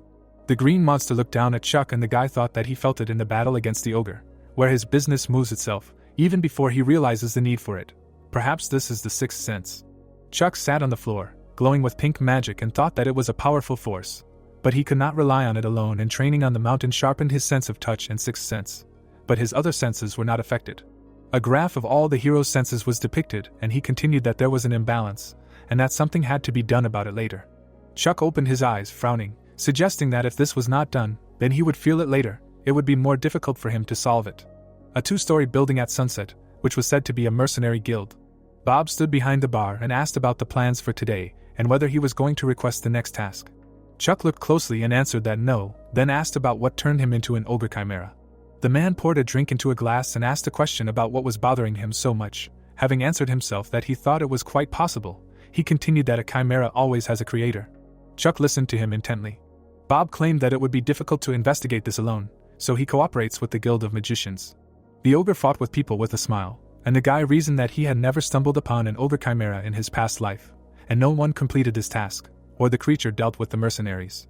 The creature in a dark suit, with a glowing eye, watched. Chuck admitted that it looked like the owner of the dungeon. In 6 months it would be revealed that he was the creator of the chimera, and maybe in a past life it was him too. The hero looked, thinking that he killed the chimera, and the future changed and decisively declared that he also wanted to see the body. It is about the Behanger Guild of Magicians. A monster with big fangs opened his mouth, and someone said that he was glad to meet him. Chuck looked excitedly from behind at the man who was using magic to twist his head and eye. Working with magic, the man introduced himself. It was the black magician John. The guy watched what was happening with disgust. The magician asked if he was surprised, saying that he was in the process of researching the chimera. Chuck also introduced himself, and John asked about being Korean. The magician pointed his finger and continued that although he was also from Korea, it was unlikely that they were from the same dimension, and asked if there was a gate crisis in his world. The hero looked puzzled and asked what kind of gate crisis it was. The magician replied that monsters came from the gates connected to another dimension, but it didn't matter anymore. John grabbed Chuck's hand and said that even though he was from another dimension, he was still glad to meet him and was very happy. He hadn't seen a Korean for a long time. The magician looked intently and switched over. He held the hero's hand and noted that although he didn't have to be happy about that. Chuck looked at him questioningly and asked what he meant. John laughed awkwardly and said nothing. The mage asked what brought him here. The guy looked at him sternly and said that he wanted to look at the body of the chimera. The fork in the path and talk about changing the flow of the future. He reasoned that he needed more information to quickly get the Devnark armor. John calmly offered to tell what he learned. The mage pointed to the ogre's head and said that since he was dead, he wouldn't be able to find out some things for sure, but one thing was for sure: he had a lot of high-level spells on him. Chuck looked at him calmly and listened to what the black mage who created this chimera was probably in the ranks of great mages. Opening the monster's mouth, the mage showed that his mouth was sewn up, because in order to check the chimera, it was necessary for him to go wild with hunger. Jake remembered moments from the past and wondered why he tore the deer apart but didn't eat it. John spread his arms out to the sides and laughed, saying that was it. If he had his way, he would continue talking about artificial monsters, but it seemed like he wasn't very interested. Chuck asked him what he wanted to say earlier. John looked him in the eye and listened, saying that it wasn't funny, only because of that, he was like, although he doesn't have to be happy about that. Then he replied that it was nothing. The magician said that he had confused the cause and effect relationship, and the guy was surprised by what he heard and asked how he knew. John looked up and replied that he thought he had already guessed it. He was amazing. It is said that the black magician can read someone's soul. The magician was wearing slippers and came closer to the hero, saying that in his place, he, with furious eyes, added that he would have fallen into despair and gone crazy. John narrowed his eyes and asked if he understood. Chuck looked at him sternly and said that he would suffer forever after death. The magician confirmed. John smiled and asked if he could find out why he had such a complicated cause and effect relationship. The guy raised his hand and asked why he should answer and how he could trust him. The magician replied that he would tell him about something he didn't know. John put his hand to his heart and declared that he would give him a mana oath and never tell him about anything he heard.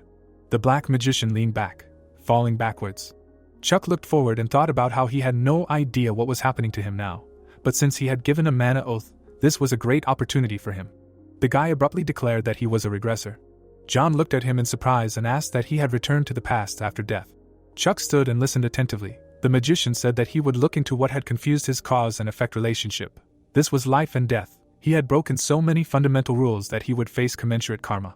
John looked closely into his eyes and said that if he knew why she was confused, then he could tell him something else. Chuck looked at him questioningly. He looked down, enchanted, listening that he was special.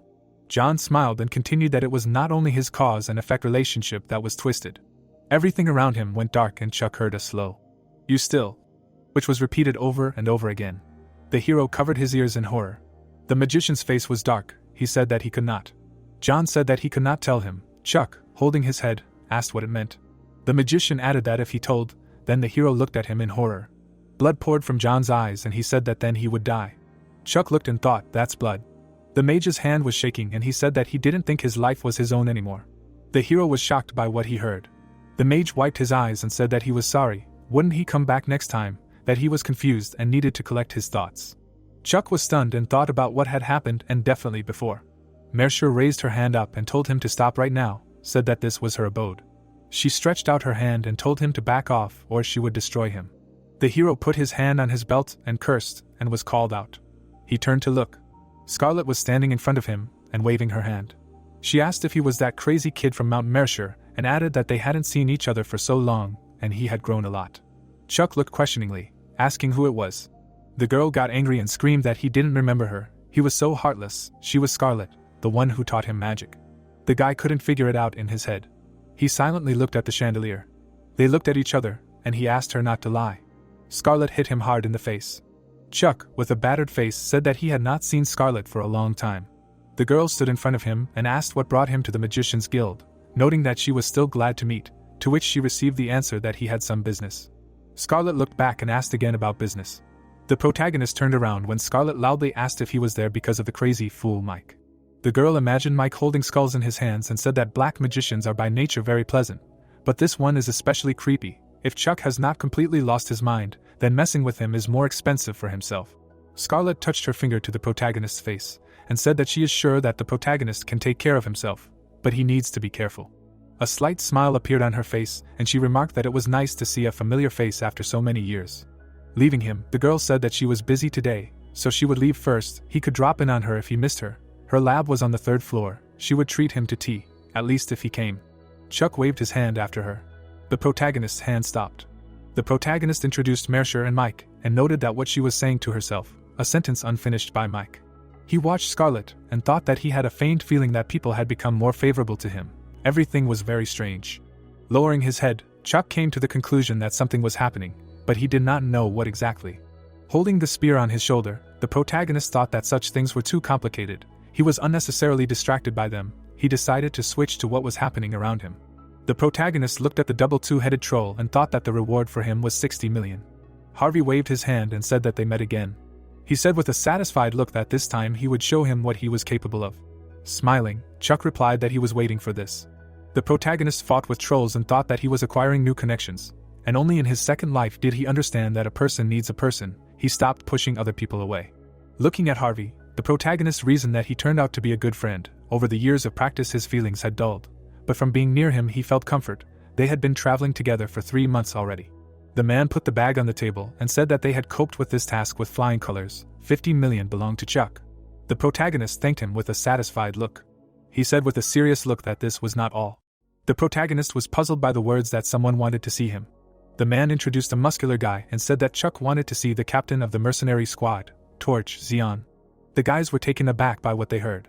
The protagonist, with a slight smile on his face, said that he had heard of such a person. The main character presented a coat of arms, which depicted a fiery fist, and noted that the captain of the Torch, a huge squad, which consists of more than 100 mercenaries, is one of 3 SS rank mercenaries in Behanger. Chuck imagined himself watching Zeon and noted that he was a master of the highest level of martial arts, who had passed 100 steps of Shaolin. He admired him in his past life. Smiling, Chuck emphasized the fact that among the many heroes, he chose him as his idol, because he also had no class. Zeon smoked a cigar and said his name. Grinning, he noted that the main character was also out of class, as they say, and he must have had a hard time. Zeon looked at Chuck's face and thought that as a top-level master, he now understood that he was strong. He put out his cigar with his finger and emphasized that this man would soon become a supreme martial artist. Looking up, Zeon clarified whether the protagonist was 18, noting that the world was cruel to those who were out of class. He felt it on his own skin. Chuck laughed while listening to the words that he was so young and had already reached the highest level of martial arts. It was amazing. Sitting opposite, Zeon suggested to stop empty chatter and get down to business, after which he called him to the Torch. Frowning, the man said that the protagonist's work was impressive. He defeated the Ogre Chimera and would soon reach SS rank. He guaranteed the position of vice captain if he worked for him. Looking at Chuck, Zeon said that this was an unexpected offer, and he was probably confused, but he would help him. Placing the box on the table, the man asked the protagonist to decide when he looked at it. The protagonist was surprised. Opening the box, Zeon told him that it was a weak energy pill. The man smirked and emphasized the fact that he would give it to him, under one condition. Placing the document on the table, Zeon asked him to sign this contract. Holding the paper in front of him, Chuck asked if he should obey Zeon's orders. Holding out his hand, the man said that this was not a magical contract, but if he broke it, he would be held accountable in some way. This was necessary to restrain him. Frowning, Chuck listened as he was told that if he told about his martial arts, he would be given a stronger energy pill. Taking the document away from himself, the protagonist asked if anyone would agree to such a thing. Zeon, looking mad, replied that people would agree to such a thing if they wanted to become mercenaries in Behanger. Stunned, Harvey asked what the protagonist had done. Standing in front of the bar, Chuck replied that he would not sign a slave contract. Holding his head, Harvey came to the conclusion that since things had turned out this way, it would be better to leave Behanger, and the protagonist asked if things were that bad. The man imagined Zeon keeping people on chains and said that now Chuck, judging by the situation, was in mortal danger. Zeon was involved in a lot of suspicious business. All the mercenaries of A rank and above were in his squad and under his control. He would cause problems if he resisted. The protagonist's face was dissatisfied. Harvey remembered kneeling and crying and said that in the past, when Zeon was S rank and he was A rank, he also rejected his offer. Then the flow of work stopped. Everything was taken under the control of the Torch. The guy greedily drank beer and said that he received S rank in another city, returned there, but he had already become an SS rank mercenary. Chuck's face was thoughtful. Holding his chin, the protagonist wondered what to feel when he saw the ugly side of his idol. Joyful Harvey clarified whether the protagonist wanted to go to Mike tour with him, and someone asked them if they heard the news. The man turned around and said that they had found the dungeon of a black magician. Turning around, Chuck listened to the fact that perhaps this was the same magician who created the Ogre Chimera. They seemed to want to gather a group for cleansing, led by the Torch squad. The protagonist frowned at these words. Standing in a dark room, the girl said that it took longer. Standing behind, Chuck replied that it was okay, he didn't need the weapon that urgently, to which he received the answer that he continued to give her money while working, so it took longer. The protagonist took the spear in his hand. While he was examining it, the girl said that mithril was the base, and the coating was made of black iron. They conduct mana and chi well, so it would be easier to use the sword of chi. The protagonist was surprised. The guy calmly noticed that Chuck had caught Jesse's eye. The protagonist paid attention to him and clarified what he meant, to which he received the answer that the spear was made of very expensive materials. The guy imagined Chuck bringing her bags of money and told her that he gave her money while working to somehow improve it. Most of it went to materials. She worked practically for free. The guy walked next to him and said that he did not understand her actions. Looking at the protagonist, he emphasized that he had a strange charm. Because of it, he wanted to help people. Chuck was taken aback by what he heard. Bowing, the guy said that he had talked too much and it was time for him to go. The protagonist could contact him at any time convenient for him. The protagonist stood silently.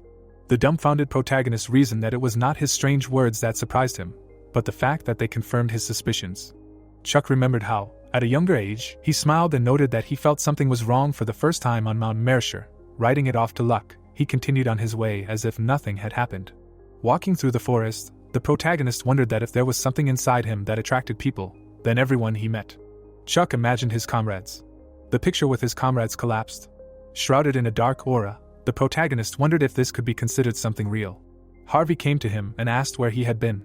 He was standing in front of him. Looking at his comrade's face, Chuck reasoned that if his suspicions were true, then even his friendship with Harvey. The guy hugged the protagonist and asked why he was so gloomy and whether he was worried about the raid in the dungeon. The protagonist thought about the raid in the dungeon with an empty look. He imagined the head of the monster and thought that since the future had changed, his worries were only confirmed. Since he had killed the ogre chimera, the guild began to search for the black mage. The man pointed his finger at the cave, while Chuck thought that the dungeon was discovered 3 months earlier than in his past life. Xian approached him and asked if he was there again. He had a smirk on his face. Looking at the protagonist, he stated that since a recently risen star had joined the raid, it would be successful. The man was warming up his hands, while the protagonist thought that in his past life they could not join, because of another task, but this time they are participating, because the raid was transferred. Xian looked at the angry Harvey and noted that they had not seen each other for a long time. Xian grabbed his head and asked them to be careful. Looking at the angry Chuck, he stated that the dungeon is a very dangerous place. You cannot immediately predict your place and time of death. The mercenaries moved on. Harvey turned around and asked if Xian had just threatened to kill them in the chaos of the expedition. Looking at his skills, the protagonist said that he had thought long and hard about joining, but his stupid, useless abilities had decided for him. He had returned from Mount Mercer 3 months ago and had made no progress since then, and to break through the plateau, he needed the magical armor Denvark, which turned a third-rate warrior into a top martial artist. Chuck imagined a white light emitting from the man's blade. Harvey stood in front of him and said that Xian would not act rashly in front of the people, so there was no need to worry about it. The protagonist presented a table of human strength and noted that there would be only 27 people participating, 1 SS rank, for S rank, 12 A rank from the torch. Looking at the man with the staff, the protagonist added that even the guild master Baron had joined. Chuck hoped that he really wouldn't do anything. Holding his sword in front of him, Harvey said that there was no need to worry. He would chop off the head of anyone who did anything with his technique. He showed off his muscles, and the protagonist thought that Harvey had no reason to participate in this raid. He was there because he was worried about him. Looking at his comrade, the protagonist emphasized that he was grateful for this, because his relationship with Xian would deteriorate because of this. He suddenly opened his eyes wide. Standing next to Harvey, Chuck asked himself to stop thinking in his mind. The man raised his hand and cried out that the Behanger Mercenary Guild was heading to the Dark Mage's dungeon. Looking at the warriors, he noted that they did not know what to expect inside, but they were the best in Behanger. He frowned and said that they should be on guard and then defeat everything that comes their way. It was time to get to work. They ran towards the dungeon. The mercenaries entered a dark cave. The man held a torch in front of him while Chuck told us that the mercenary in front of them, Barry, was an A rank, thanks to his mastery of external martial arts. His body was as hard as a rock, but it was torn in half like soft tofu. Barry's body was cut. He suddenly threw his head back while the protagonist said that the comrades who were following him stopped. Barry's eyes were wild. The guy watched him with a dumbfounded look.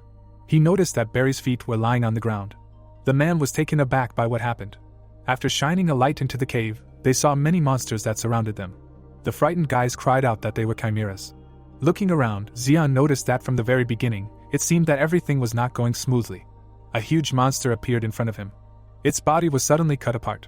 Xian, with a smirk on his face, called them insects. Chuck watched it from behind.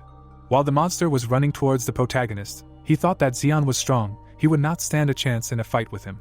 The protagonist killed the monster with a powerful lunge. Holding the spear in front of him, Chuck thought that there were chimeras there. In his past life, this dungeon was empty. Dodging the attack, the protagonist wondered if it meant that the owner of the dungeon was there. Taken aback, the protagonist came to the conclusion that something was wrong there. He looked at the corpses of monsters and people. Xian stepped on the monster and said that they had too many losses, after which he asked if it was possible to continue the raid like this. The angry man stated that Xian's squad had barely suffered, to which he responded that it was not their fault that they were strong.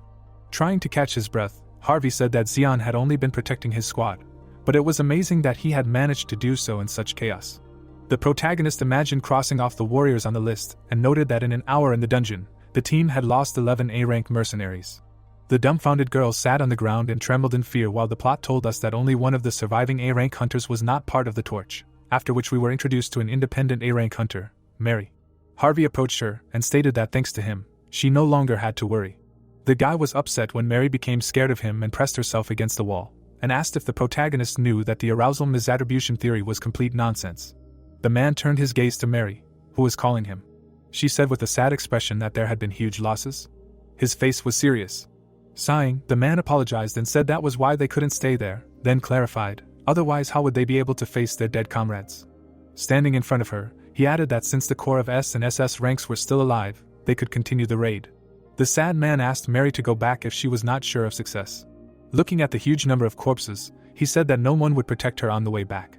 Stunned, Mary turned around. Looking at the walls, the girl said that she would go with them. The group began to move on. The man examined the cave and said that it was quiet. The mercenaries with a satisfied face began to discuss whether those monsters were stalling for time, and whether the dungeon master had escaped when they attacked his trail. Turning around, the man asked not to let down their guard because of all sorts of speculation. The guy calmly asked to wait, because there was something there. They looked at the doors. Holding the staff in front of him, Bob noted that there were no traps, it was just a door. Entering the room, dumbfounded Chuck thought this was the place. He remembered the man putting his fist on his chest and screaming that his life had changed for the better when he got this armor. He said with a satisfied look that after going through the cave, he saw a door. Chuck in his past life listened with an exhausted look that there was a huge library behind the door. The confused protagonist wondered what books he was touching. The protagonist began to sort through the bookshelf. He felt that there was a descent down behind the shelf. Smiling, Chuck came to the conclusion that the magical armor of Devnark was below. Xian watched him go and asked if this was a secret passage. He began to follow the protagonist, and noted that it was good work. Turning around, Chuck replied that he accidentally ran into him. The man smirked and said that the protagonist was very calm and that he liked them like that. The protagonist was suddenly taken aback. Xian dealt him a powerful blow. The man walked towards him and asked if the protagonist had dodged it, adding that he liked him even more now. Watching Chuck, Xian said that if he was not on his side, he would have to get rid of him. With such talent, he could not surpass him one day. Getting to his feet, the protagonist heard that Bob had gone with his subordinates to another room, so no one would interfere with him. Harvey stood behind him and asked who said that. Xian turned around and said that his subordinates were supposed to guard the entrance. Frowning, the guy cried out that he knew he would do it. He was always waiting for an opportunity, and finally showed his true nature. Stunned, Chuck asked how Harvey got there. The guy flew past him. Xian waved his hand and asked if the guys thought they could defeat him. Frowning, the protagonist thought that their chances were obviously low, especially if reinforcements from the torch arrived. The protagonist caught Harvey. He closed his eyes and cried out that they needed to go down. The protagonist presented the armor and noted that the magical armor of Devner increases the strength of the weak. If he gets it, he will have a chance to win. Chuck saw the armor. Harvey was standing behind him and preparing for a fight. His face was furious. Xian pierced his body through and through. The man's arm was sticking out of his body. The protagonist was taken aback by this. Xian pulled his fist out of Harvey's body. He pushed the guy away from himself. Smirking, he noted that this was not bad, considering that Harvey blocked his sword. Chuck was shocked by what happened. Happy moments with his comrades surfaced in his memories. Blood was flowing from the guy's nose. The protagonist was furious. He jumped back from the man's blow. Covering himself with his hand, Xian said that the protagonist, like him, lived in this world as a classless person. He knows the laws of this world, and strength decides everything. Dodging the swing of the spear, the man emphasized that no one could be trusted. Even the trash lying around would betray him sooner or later. Xian kicked him in the leg. They looked at each other while the man said that there was no point in this conversation and Chuck should just die. The beaten protagonist lay on the ground. Xian stood over him and said that he had a good weapon. He hit Chuck in the face and asked him to give him the spear. Inspecting the protagonist's weapon, the man said that it was much lighter than it looked. A drop of blood fell on the armor. Xian was suddenly taken aback. The armor began to transfer to the protagonist's body. The man suddenly jumped back. He wondered with a stunned look if the armor had transferred to Chuck and if it was magical. A red aura enveloped the protagonist's body. The enraged protagonist stood in front of him. Standing in a fighting stance, Xian mentally wondered what kind of dark energy it was. Chuck watched him silently. Blood was dripping from his mouth. They looked at each other in silence. A powerful explosion was heard behind the protagonist. Xian struck and asked what kind of dark energy it was and where it had gone, after which he asked to fight, because the protagonist had definitely become stronger after receiving the artifact. Chuck frowned and thought that this was true, but looking at his hand, the protagonist wondered what was going on, adding that he did not feel any changes in his internal energy and physical abilities at all. Enraged, Xian said that Chuck had dodged well, but it was time to end it. The protagonist was furious. He looked at the face of his dead comrade. The man rushed into battle. A ghost appeared between them, who said that this armor was a good item. They turned their gaze to the creature, which assumed that there would be a strong recoil. A barrier appeared in front of the man's fist, while the monster asked if the contract with Devnark had been concluded yet. Dumbfounded, Zeon looked at the barrier. A dumbfounded Chuck thought that his own sixth sense was screaming at him that he shouldn't fight this. He looked at the ghost, who said that he would make an excellent offering. The guys were going down the stairs and shouting that they heard a noise. Bob, looking surprised, asked if this was the dark mage, the owner of this dungeon. The ghost stretched out his hand.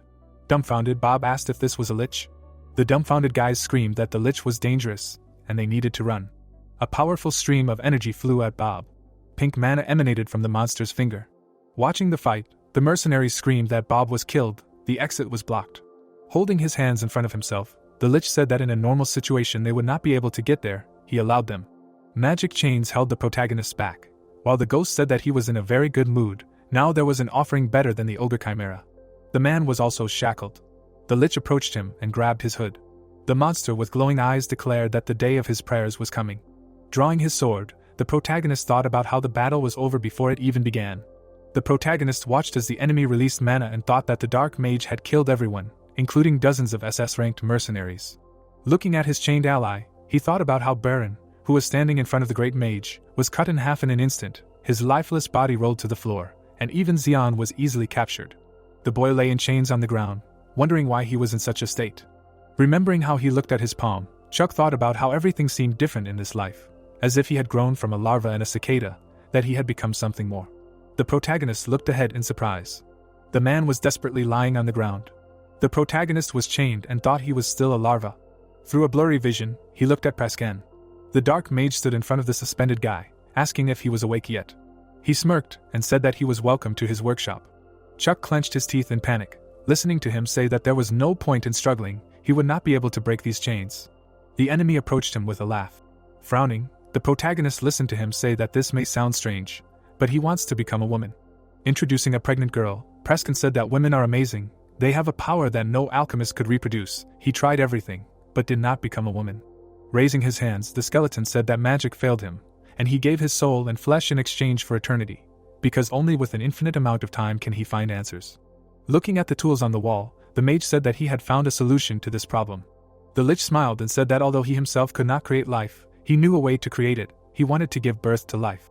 The protagonist looked at him in shock. Approaching him, Presken said that today was a very good day. The mage extended his hand to the guy's face, saying that once in the past he met a friend with bad karma. He turned out to be Presken, who was not under his control. The skeleton stroked his head and said that if he used someone like him, a person with bad karma, as an offering. Opening his palm, he said that in this case, he might come closer to fulfilling his dream. The lich held the protagonist's face. The protagonist opened his eyes in fear. His face was enveloped in dark mana. He was sweating in panic. The guy imagined a huge eyeball hanging above him. Chuck clenched his teeth in panic. Raising his hands, the mage said that he was offering it. The protagonist sighed in fear. The enemy looked at him in surprise. Spreading his arms out to the sides, he asked what was this. It was impossible. Why all of a sudden? The skeleton looked ahead in alarm and said that it was impossible. Presken stood in front of the victim. The shackled protagonist tried to catch his breath. Looking up, the mage asked if he had declined the invitation. He suddenly grabbed the guy by the throat. Frowning, the skeleton asked who he was, why the demonic king of terror had rejected him. Chuck grinned and listened that a soul with bad karma like his was worth a lot as an offering, but why he had not been accepted, wondering how he should know. The lich approached him and asked who he was, adding that he had to look into his memories. He looked at the guy's brain and asked to show him everything. The protagonist rolled his eyes. The protagonist sat on the floor, and we are told that when he woke up, the lich was gone. He was trying to catch his breath, and the plot told us that the guy sighed with relief, realizing that he was alive. But the next moment, Chuck looked ahead with alarm. The protagonist was sitting in a dark space. Lowering his head, the protagonist said that it was very noisy. The man smiled. The dark mage looked at him furiously. The guy bared his teeth in anger.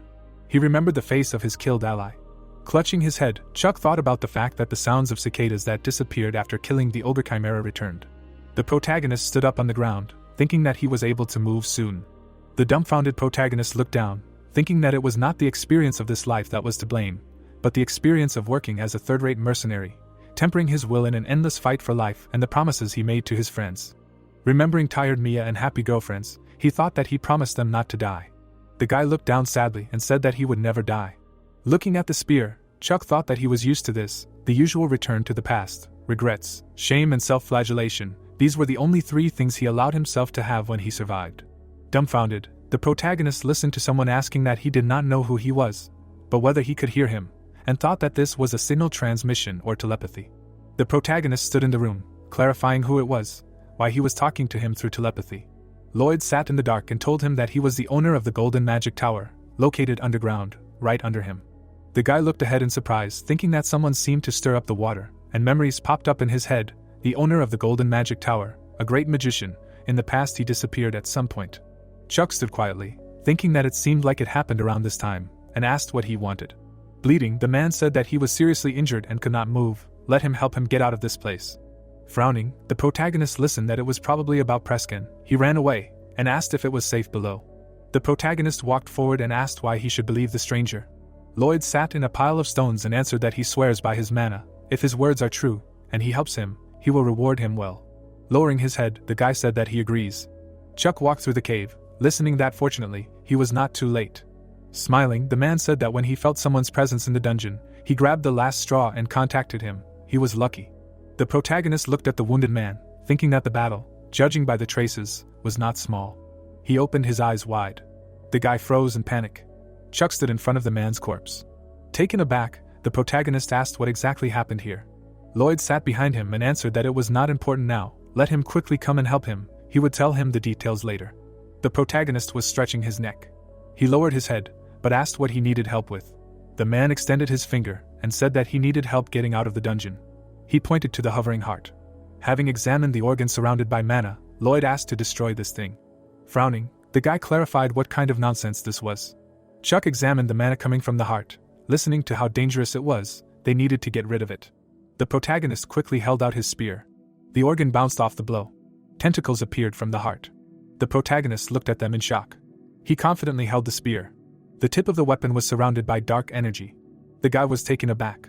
Chuck looked down at the heart in his chest, and the system reported that he had acquired a black heart. The plot moves us to a few hours earlier before getting the heart, when the skeleton raised his hand. He ran through the tunnel, wondering who he was, and we were told that he tripped while running. We were shown the brain in the head of the protagonist, and were told that the lich used magic that destroys a person's consciousness to extract Chuck's memories, but for some reason it did not reflect. Stunned, Preskin thought about how other magic worked without misfires, but only the one that reads memories reflected. The mage rested his hands on the wall, thinking that even the demonic king of terror refused to accept him. He was badly injured and spent too much mana. The skeleton stood in front of three lying men. He looked at the floating hearts. Preskin smirked. Looking at the organs above the boys' bodies, the lich said that he needed these guys to restore mana. The man on the ground frowned. We see a pile of stones where a scream was heard that enough was enough. The skeleton was strangling an old man. Standing in front of the exhausted men, he said that he was feeling a little better now. The mage looked down. Looking at the prone man, the lich asked if the charming wretch had decided to feign sleep. Xian bit his lip in panic. Getting up from the ground, he asked if he would do the same to him as he had done to them. Preskin glared and said that he would be of much more use for a soul of that level again. Taken aback, Lloyd asked what he wanted to do. The man crossed his arms and said that it seemed he was still doing this disgusting and disrespectful research. He smirked and said that it had been 10 years and he had finally found it. Lloyd stood in front of him, telling him that he looked SOSO, asking if he had taken a lot of damage or something.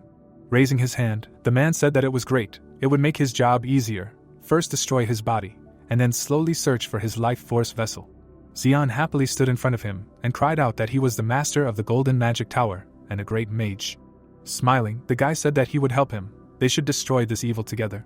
Lloyd raised an eyebrow in displeasure, and replied that he was not strong enough to help. Let him just stay out of the way. Standing in front of his opponent, Preskin wondered what the hell was going on today. The demonic king of terror rejected his offering, and this monster found it. He imagined 2 floating hearts. Looking at the rotating organ, the lich thought that it was not completely finished, but he had no choice. The skeleton flew up surrounded by dark energy. Taken aback, Lloyd asked what was with the flow of this mana. What did he create? Preskin's body transformed, and he said that since he was so interested, this was what he had dreamed of, the result of his research. The lich looked at him with madness and said that this was the highest stage of evolution. Small particles scattered to the sides. A woman's leg appeared. Lloyd looked forward in shock. A girl appeared in front of him. Preskin smiled and thought that he was far from finished. The heart and physical body were not ready yet, but one heart was still there. Looking at the standing girl, he thought that nothing bad would happen if he used this unfinished product to overcome this crisis. Later he would complete the work on the perfect heart.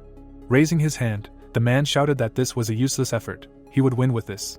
Lloyd created an energy essence above himself. Pointing his finger forward, the lich ordered to take care of him, this fool. The man directed the flow of mana. The girl looked at the light in confusion. She stood in front of the accumulation of energy. Lloyd was taken aback, thinking that his magic had worn off. Preskin looked at her and said that she was doing well. The girl turned around and said that she was hungry. Looking at the surprised guy, she said that she was very hungry. Xian looked ahead confused. We see his back, from which a crunch was heard. Blood was seeping through his clothes. The girl tore out his heart, and the plot told us that this is how the captain of the strongest mercenary guild in Behanger, close to becoming the supreme master of martial arts, fell dead, not even having time to realize that his heart was torn out. The guy was lying in a pool of blood. The girl opened her mouth, and we were told that what happened next was pure madness. Lloyd looked ahead in fear. Preskin laughed with a grin. The daughter licked her bloody fingers. Frowning, the man thought that she was a monster. Looking at the ceiling, he said that the battle continued. He spent all his mana on the girl, after which the lich ran away with her, probably. When they ran away, they felt relief, seeing him wounded without a drop of mana. Lloyd sat on the bed and said that this was all that happened there. Once again he was grateful for the help and salvation. The protagonist calmly looked at him. Remembering how he sat in the cave, the man said that he was grateful for the destruction of that heart. The protagonist imagined the dark organ. Grinning, he listened that the man did not see this, because after his speech he immediately lost consciousness, and answered that he did what he had to. The guy smiled, wondering why this thing was inside his body. Raising his finger, Lloyd said that he would give him any desired thing that he could get. Chuck frowned, thinking that there was a guarantee of the fulfillment of a wish from the great magician, but for now he did not need anything, so he would leave the reward for later. The protagonist sat in front of the happy man, thinking that if he knew that he had absorbed the heart, he would have tried to kill him that very second. Preskin was the master of the Black Magic Tower, but he had broken the prohibitions, so he was ordered to be killed. Imagining how the lich held the man's head, the protagonist thought that the master of the Golden Magic Tower had gone on a mission. He imagined the guy's movement pattern, thinking that at the end of a 10-year search, he was lucky to stumble upon a raid. In his past life, he probably died in that cave. The guy remembered Lloyd sitting in the stones, thinking that the raid began later, so he went missing. Frowning, Chuck thought that due to regression, the dead man was alive. The protagonist angrily lowered his eyebrows. Remembering the turned-away man, the protagonist thought that alive is dead. He stood surrounded by dark mana. Imagining the smiling man, the guy thought that he was a frog at the bottom of a well. The hero in his world was Xian. Chuck imagined evil mages and a girl. Remembering the frog in the well, the protagonist thought that they could kill many monsters with a wave of their hand. His heaven was just a small grain of sand on a huge mountain. Lowering his head, the protagonist thought that somewhere there is always a wider view. He remembered his girlfriend turned away, wondering what level Chloe had already reached. Clenching his fist, the guy thought that he should just admit it. He was nothing more than a larva. He knew it already on Mount Mercer. Chuck sadly walked down the street, thinking that it was funny to despair over something that was not given. He would gradually crawl the path of a larva. Mike stood behind him and said that he could not believe that he met him here. The guy smiled and said that he heard that most of the raid died, but he managed to come back alive. He looked worried and said that this armor was a rather unusual artifact. Standing in front of the protagonist, Mike asked if he could take a look at it. The protagonist calmly replied that he also had something to ask. The guy sat at the table, saying that this was a forced contract type of armor. It contacts a transcendent demon king or demon god. Touching his chest, he said that this evil armor skips the formal part of the contract and forces its owner to agree to slave conditions. Mike drew people on the board, saying that let's say there is a third-rate martial artist, and let him have the potential to become a supreme martial artist. If he puts on the demon armor, his potential will awaken, and he will become a supreme martial artist. Turning around, the boy said that after death, his soul would belong to the demon king, and all this regardless of the user's wishes. While wiping the board, he listened to how nothing happened to him when he put on the armor, and answered that it was very interesting. Mike said with a serious expression that there were two options, or he had no potential. Standing in front of a serious friend, the guy said that either a contract was made with a creature stronger than the owner of the demonic armor. Turning around, he said that he was betting on the latter and asked if he had anyone in mind. The protagonist was taken aback, thinking that the lich was asking why the demonic king of horror rejected him. Mike sent mana into him and said that if a contract was not made, then he could easily use the armor. Several useful spells were cast on it. The protagonist watched as the armor glowed. Looking at his hand, he heard that under normal conditions he could wear them as a bracelet, fill them with mana or internal energy, and the armor would return to its original appearance. Putting his hand to his chest, Mike said that the demonic king of horror is a transcendental creature of a very high level. With his gaze he causes horror in any creature below the level. Imagining the eye watching the guys, he said that the protagonist retained his sanity even when he looked at it, and even he could not accept it as an offering. The guy grinned, asking if he now understood what was going on. Chuck silently looked around the room. Frowning, the protagonist asked if his soul was really a level higher than the demonic king of horror. The protagonist looked worried. Mike sat at the table, listening to him absorb something strange and asking if the heart was black, if it was made by Preskin. The interlocutor looked seriously and answered that he himself did not know for sure, but did not feel any alien energy inside. Imagining the skeleton's hand reaching for the heart, the guy said that the lich was conducting research on a higher form of life, if the heart is a product of desire. He brought his hand to the bracelet and said that in this case, he could get many times more benefit from it than from the armor. The guy extended his finger and said that he could not give a better answer. The protagonist was taken aback when he heard that, however, God could. The protagonist imagined the girl smiling and saying that if he wanted to go through the trials, he should go to Dreamer and meet the god of time, Dinner, and wondered if God could answer his question. Smiling, Mike said that it was not difficult for him, he could come anytime. He looked at him seriously and said that he really liked him. The guy grimaced in displeasure, answering with agreement. Chuck closed the door. Looking down, the protagonist thought about how much he had learned from the conversation with Mike. He had even more questions. The protagonist dodged a blow, deciding that he needed to go to Dreamer. The girl swung her leg. Raising her knee, she said that she told him not to mess with him. The guy held his neck and asked why she always hit him every time, since she was a mage. Frowning, Scarlet said that she should not seek goodness from this guy. Chuck looked at her sadly, listening to her say that it was better to ask her questions. How dare he be impudent? The protagonist looked at the furious girl and asked how old she was. Scarlet was surrounded by dark mana from anger. She waved her fist and said that women should not be asked such questions. The girl turned to him, telling him that she heard that he was the only one who survived the raid, and asked if he was okay. Remembering Xian's corpse, the protagonist answered that he was fine. His girlfriend looked at him with concern. Turning his head, the guy said that he was going to Dreamer, he had some business there. Smiling, Scarlet cried out that they would go together then. She threw her hands behind her head and said that she also had business in Dreamer, asking if it would not be better to go there with a good company. The guy shuddered in panic, answering that it was not so, he was glad. Sweating, Chuck thought about how this wasn't really true. Imagining the girl surrounded by flames, the protagonist thought that he wouldn't mind going with her. She was a genius with unique magic, the founder of the Lesire School and the future owner of the Crimson Magic Tower. The protagonist sat on the edge of the bed, thinking that being friends with such a person would only benefit him. He lowered his head, wondering why people were so kind to him if the attraction came from something behind him. Imagining a crowd of guys, the guy decided that all his relationships were fake. Chuck put his hand on his knee, wondering if Lud joined the raid because of this, then wouldn't his death be in vain? The protagonist sat on the bed and thought that for now he only had a suspicion and no evidence. But if this was really the case, and Scarlet decided to join him on the road because of something like this. Imagining the girl's corpse, the protagonist thought what if something went wrong and she met Lud's fate. He lowered his head, thinking that he would not be able to forgive himself then. That was why he did not want to go with her. Remembering how he stood in the cave, the guy thought about how when he saved Lloyd and received the Black Heart, he searched Sion's corpse. Chuck imagined the face of his dead friend, thinking that he definitely kept everything valuable to himself. He found amazing things.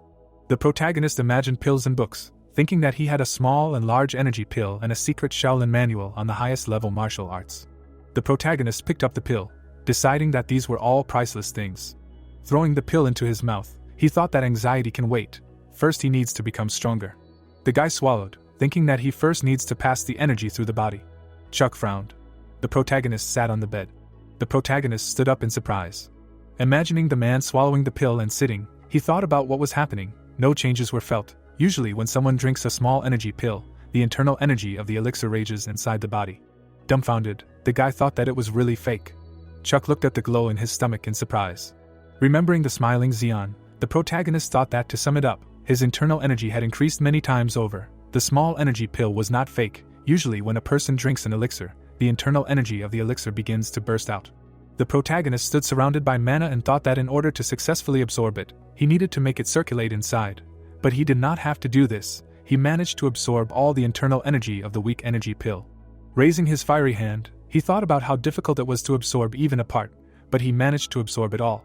The guy looked at him in surprise, thinking about what happened then. Chuck imagined a heart inside his chest. Chuck turned to look at the open box.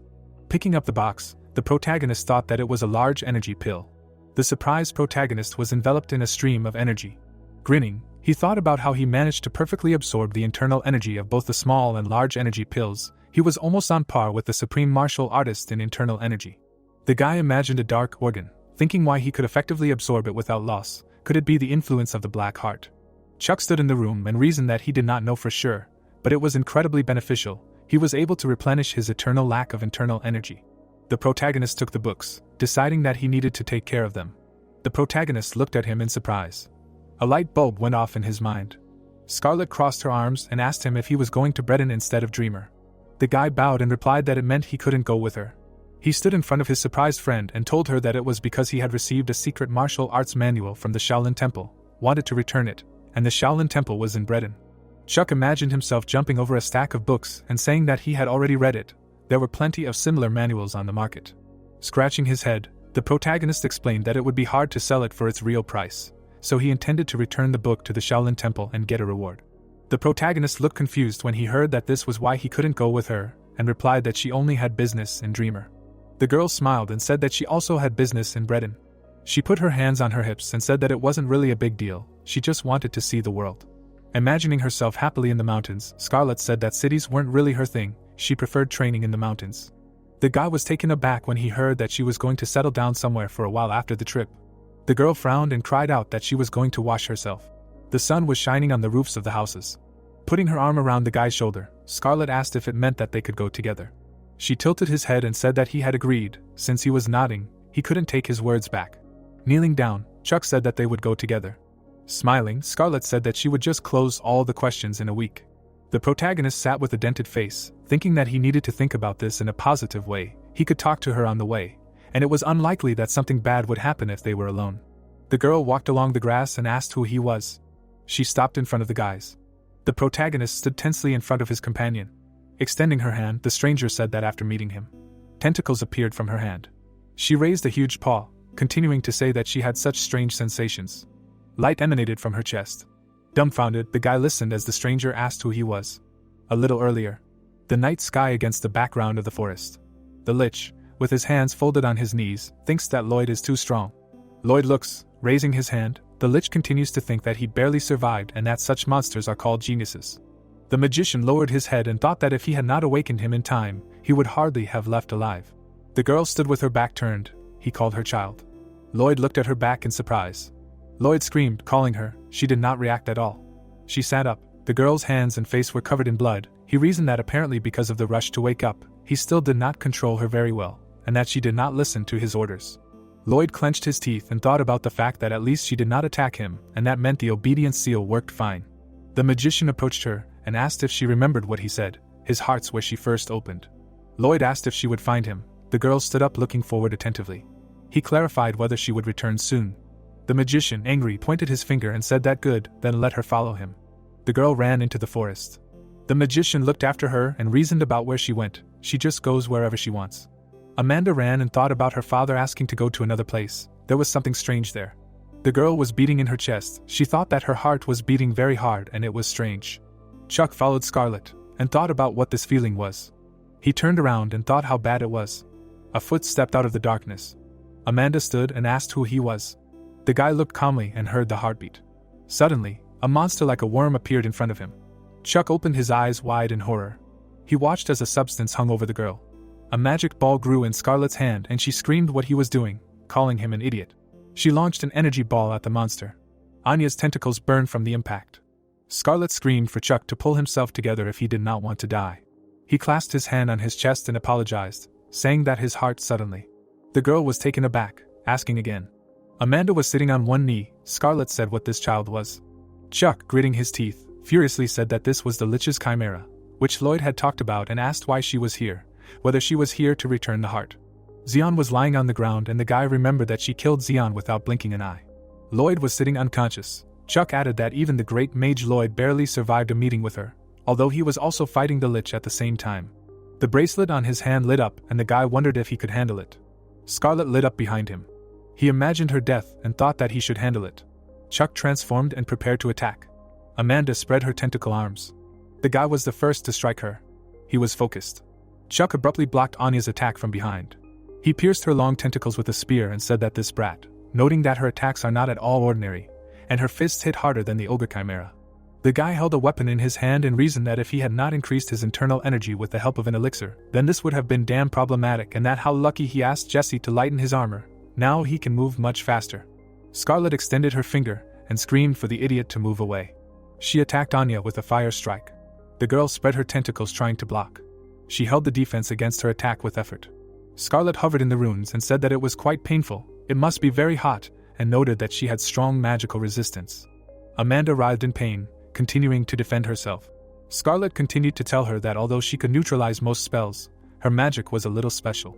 The girl raised a finger, claiming that normal magic resistance was useless against her. This was a secret magic specially perfected by her, and if she did not want to turn into coals, then quietly.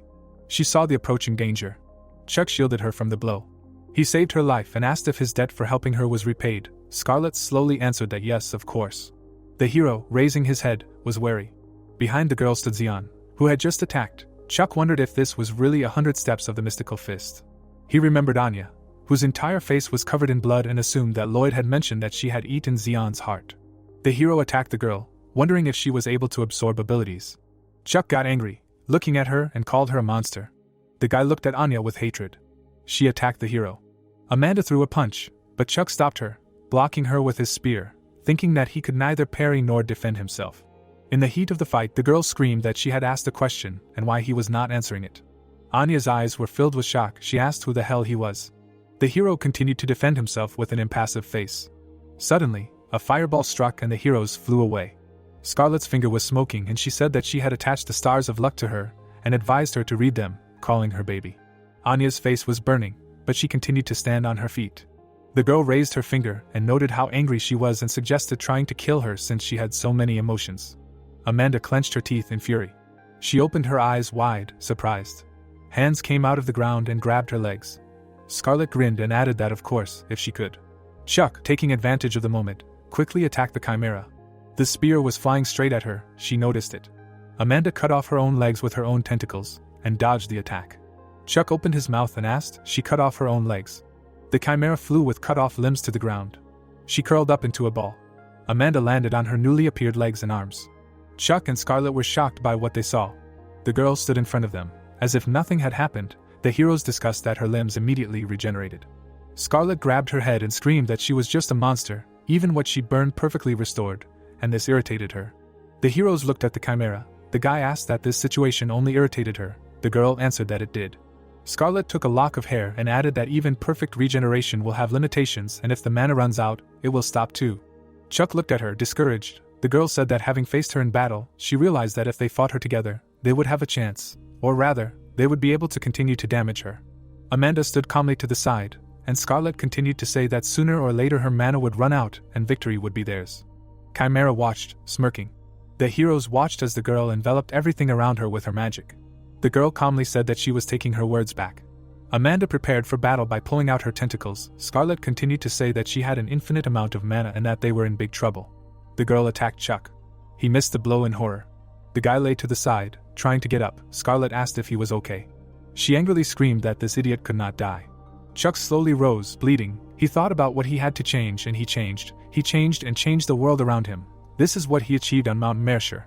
But it was not enough.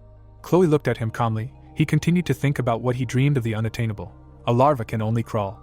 The larva lay motionless on the ground. Chuck thought if one step is not enough, then he needs to take tens or hundreds of steps, but he could not. He looked at his hand and thought that one step was enough for him, Mount Mercer. The truth is that he left it not only because of the demonic armor. The man looks up the slope. He says that he ran into a wall that seemed insurmountable to him.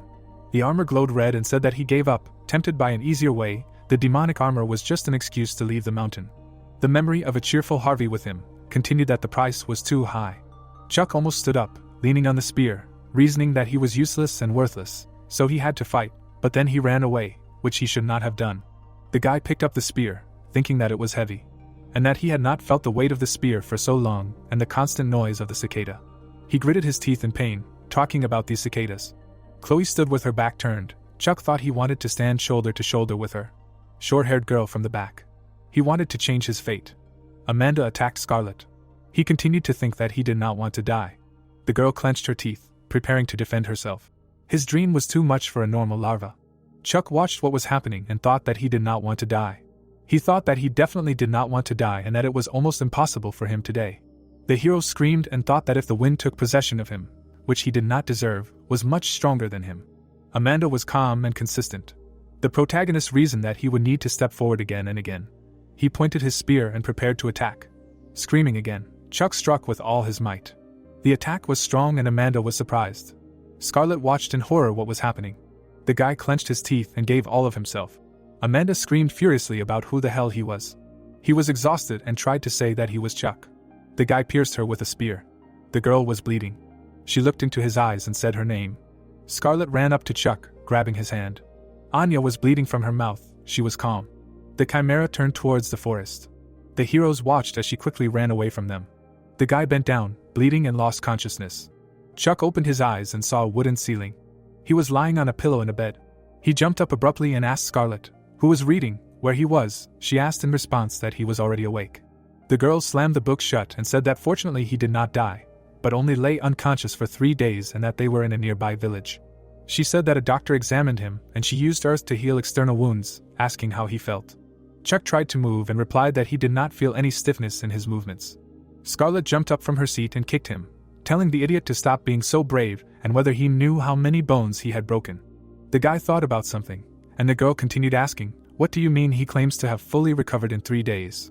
Chuck wondered if this could also be the effect of the black heart. Scarlet, crossing her arms, calmly watched Chuck. She took off her glasses and asked about the fact that he was not telling her something. He imagined Anya in front of him. The girl continued asking what kind of monster this was and said that it seemed like he knew something. Scarlet lost her temper and started screaming at him to inject and not hide anything from her. Chuck looked ahead unwaveringly and told her everything. She said that she understood everything, the black heart. The heroes were sitting on the bed and the girl asked why he went to the Psycho John. The guy answered that yes. Scarlet raised her hands behind her head and added that he survived hell and received a piece of mana with incredible power. She does not even know whether he was lucky or not. The girl turned to him and added that no, he was unlucky, because if she had not imposed herself on him, he would have died. Chuck agreed with her. He sat and looked thoughtfully ahead. Scarlet raised her knee and asked what his reaction was, and where his gratitude was. She looked at him disappointedly, and he asked why she did not run away at that moment. The heroes were sitting on the bed and Chuck noted that in that situation she could have died. Her goal was only him, and that she could have run away.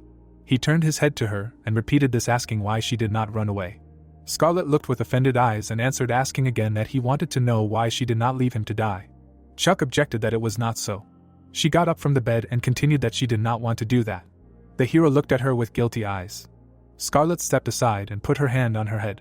She froze in this pose and uttered, asking if he had been through the war. He let go of his head and answered that he had not. The girl answered that she thought so. Chuck looked at her and listened, about how when she was younger, before she became so sexy and was just a damn cute child. There was a sword and blood on the Morning Star. She continued that she did not know where or when, but suddenly the war began. The girl bowed her head and said that war was disgusting, because it burned everything dear to her on its way, her hometown and all the people. The heroine remembered how she, as a little girl, looked at the ruins of the city. Chuck listened carefully, watching her.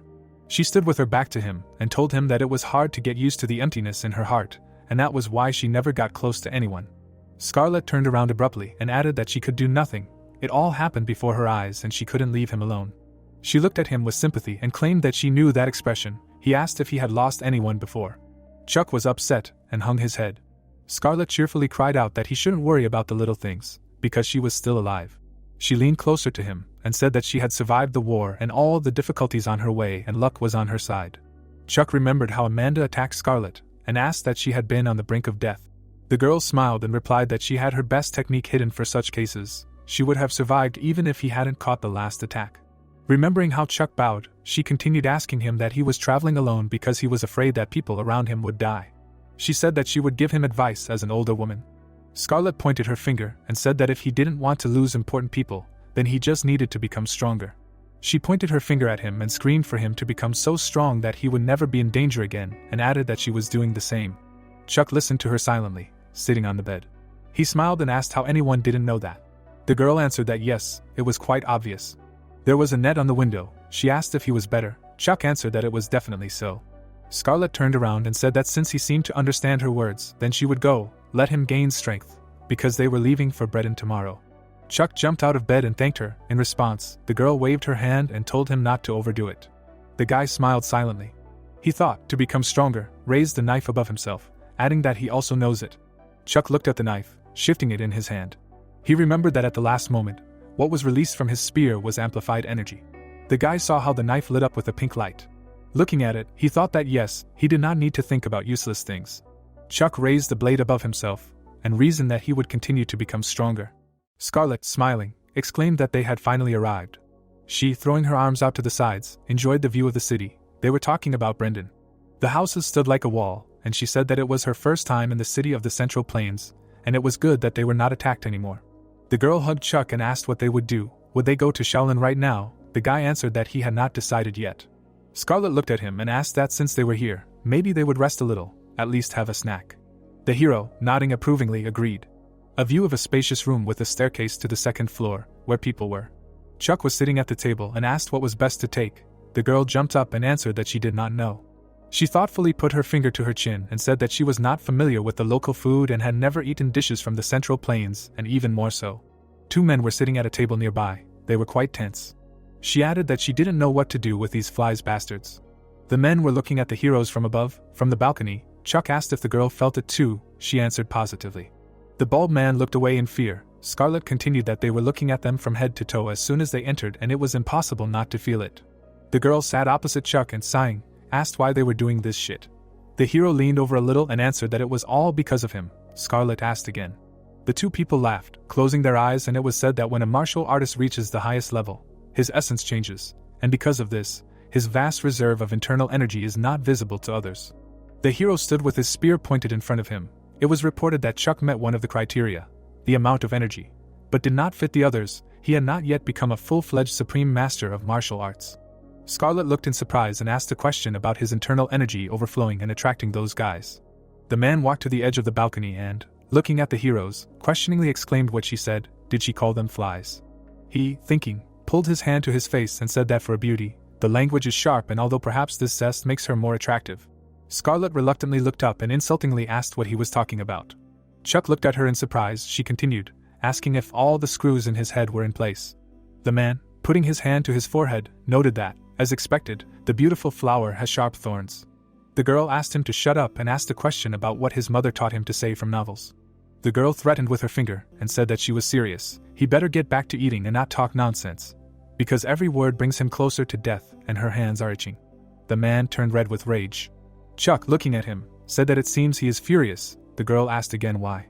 The man grabbed the sword in his hands and screamed angrily, giving him one last chance to take his words back. The hero sat in place, looking at him. The girl asked that if he does not take it, what will this idiot do to her?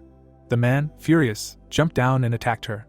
The girl said that she was scared, asking Chuck to save her. The guy did not take his eyes off what was happening and thought, he is a master of martial arts, about the first class, and why should she pick a fight? The man glowed with magic and flew down to them. He received a blow from the side. The hero looked at him in surprise and couldn't believe what was happening. He looked at the stranger standing in front of him with a coin in his hand, who calmly asked if it was okay to behave like that in a tavern. The man flipped a coin and said that he was bad at judging and that there was no point in rushing at an opponent who was much stronger than him. Chuck looked at the opponent lying on the floor. About the coin, he knocked him out with it. The hero looked at the man calmly and asked who he was. The man folded his hands in greeting and apologized, saying that he didn't want the corpse to bother the waiters, and that his name was Nigel, the rising star of the Namgun clan, the dragon swordsman, Nigel. The heroes looked at him carefully, and Scarlet remembered that clan, which was full of strong martial artists. Chuck looked intently and thought about his name. The guy sat at the table and said that in fact he was not going to kill him. Nigel accepted it indifferently.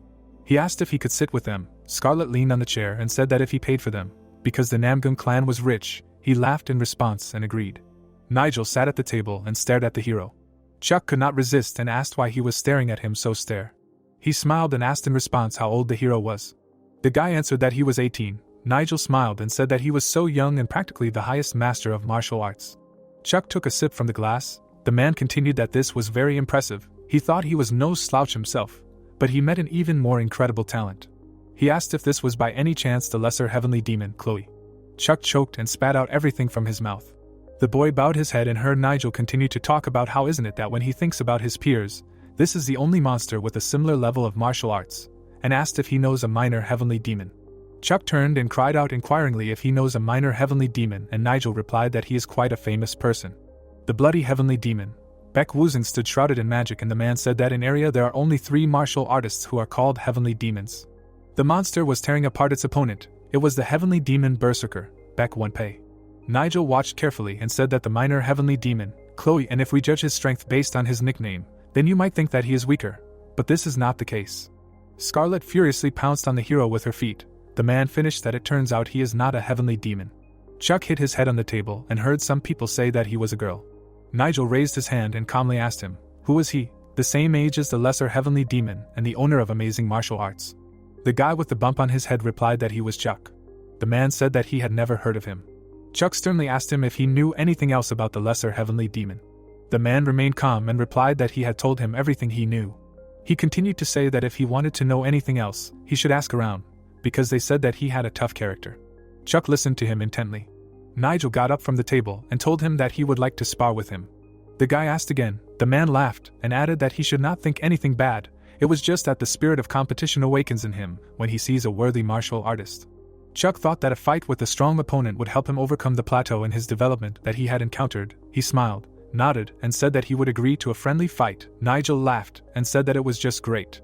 There was a red lamp hanging on the ceiling. The man said that just sparring is pretty boring and offered to bet something. Chuck looked at him in surprise and asked if he wanted to bet on something. Nigel said yes. How about something not very serious?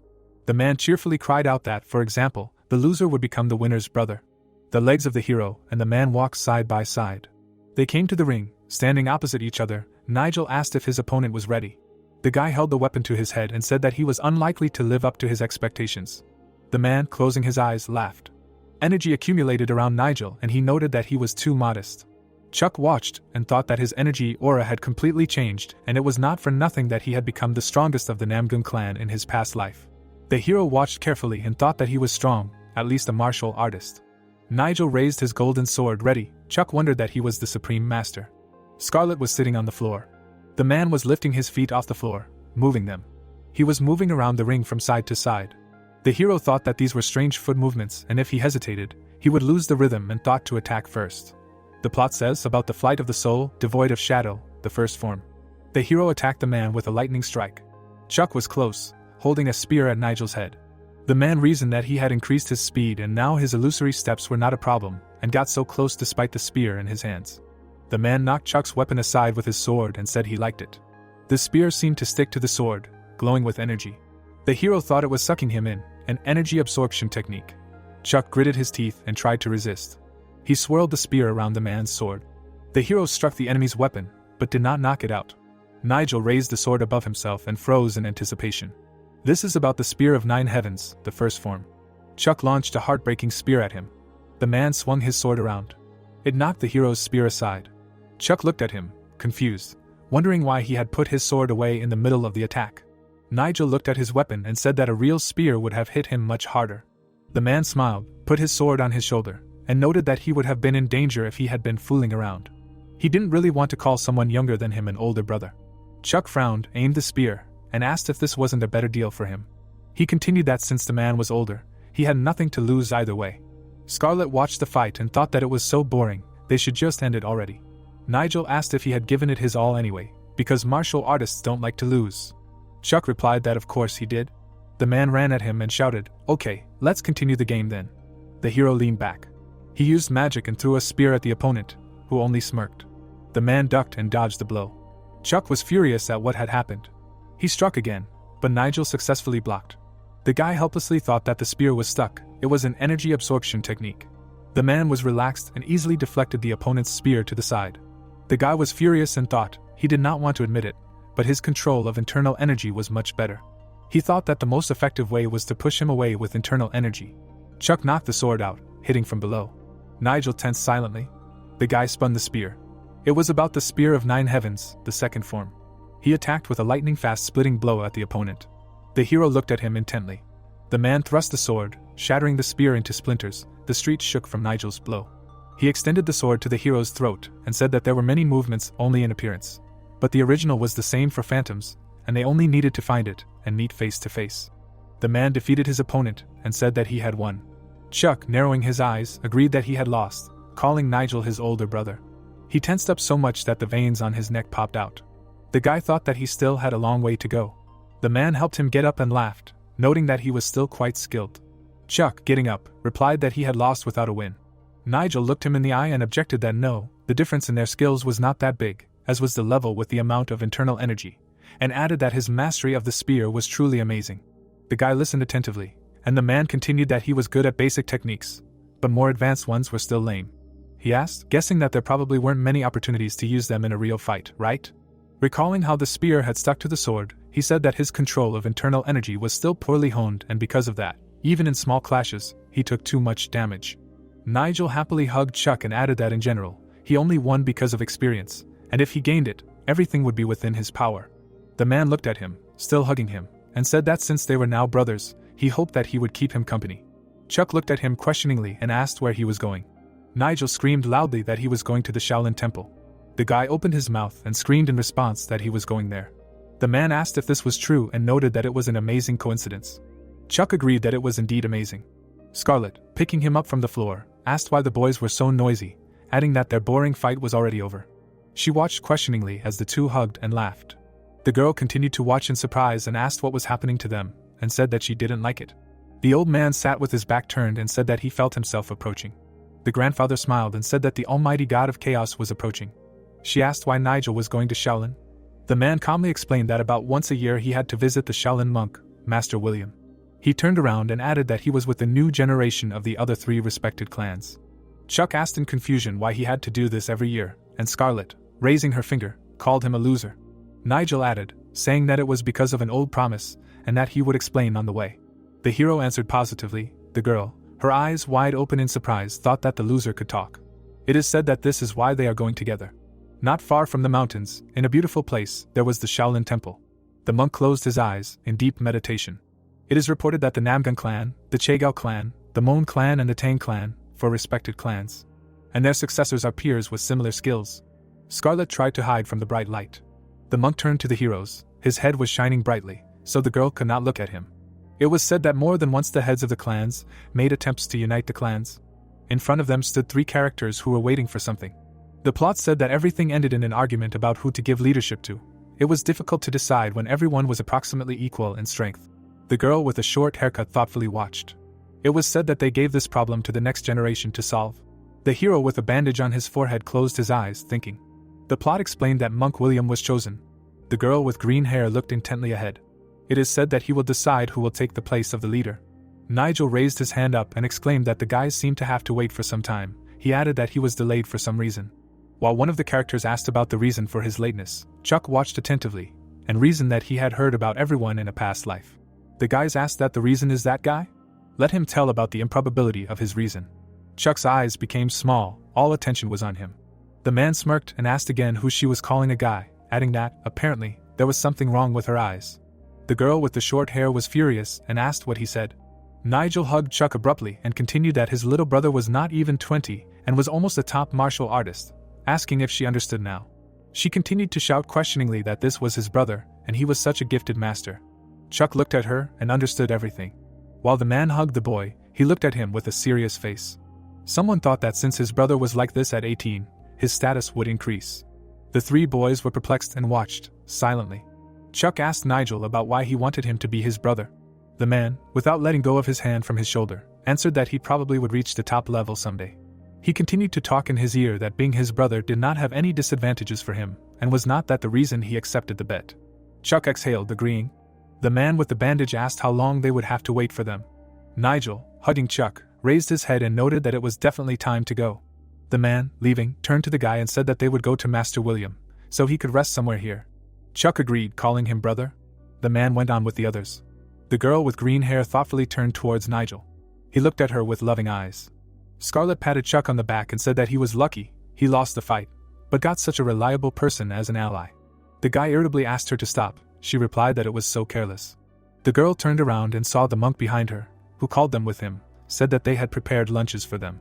Scarlet thought that she really hoped that the food in the temple was delicious. She looked around the room. There were flowers painted on the wall.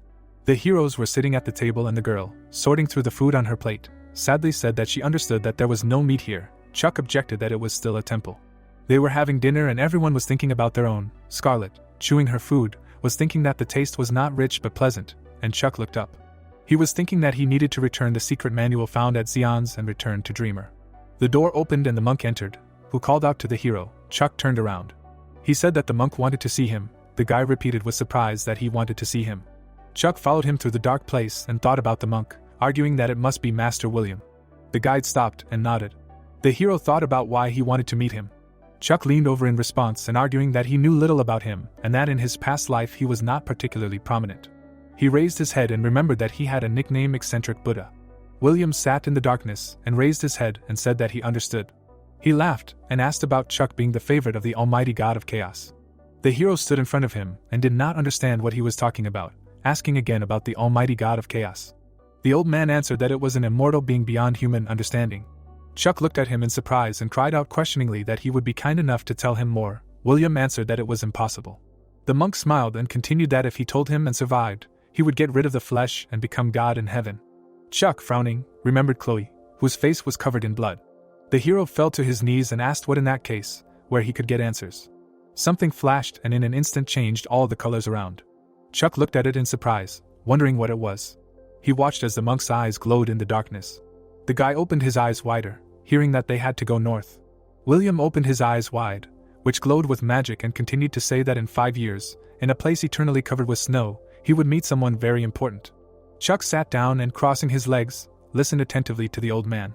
He asked what just happened. The monk replied that his question was meaningless. He opened his mouth wide and continued that the spirit was speaking in him, and he did not even remember the words he had spoken. Chuck leaned forward and asked if he served Buddha and that was why he was possessed. The monk laughed loudly and replied that that was probably why he was called the eccentric Buddha. The guy continued to listen attentively. William said that he did not know why the spirit suddenly spoke to him through him. Maybe this was the answer to his question. The heroes sat opposite each other, and the old man asked what he had heard about him being here to return the secret manual. The guy replied that yes, that was it, and pushed the notebook towards him. The monk asked what he might want in return for the thing he had picked up by chance. Chuck laughed in response. The old man threw something into the hero's hands and said that he still had to reward him, that it was a large circulation pill and that he had to eat it. The guy caught it and agreed approvingly. He looked at the burning capsule in surprise and cried out questioningly about this pill. What a valuable thing for a simple guide. The old man watched him calmly and noted that he was making a fuss about the reward in vain, and added that this was how Chloe described him. The hero was taken aback by what he heard.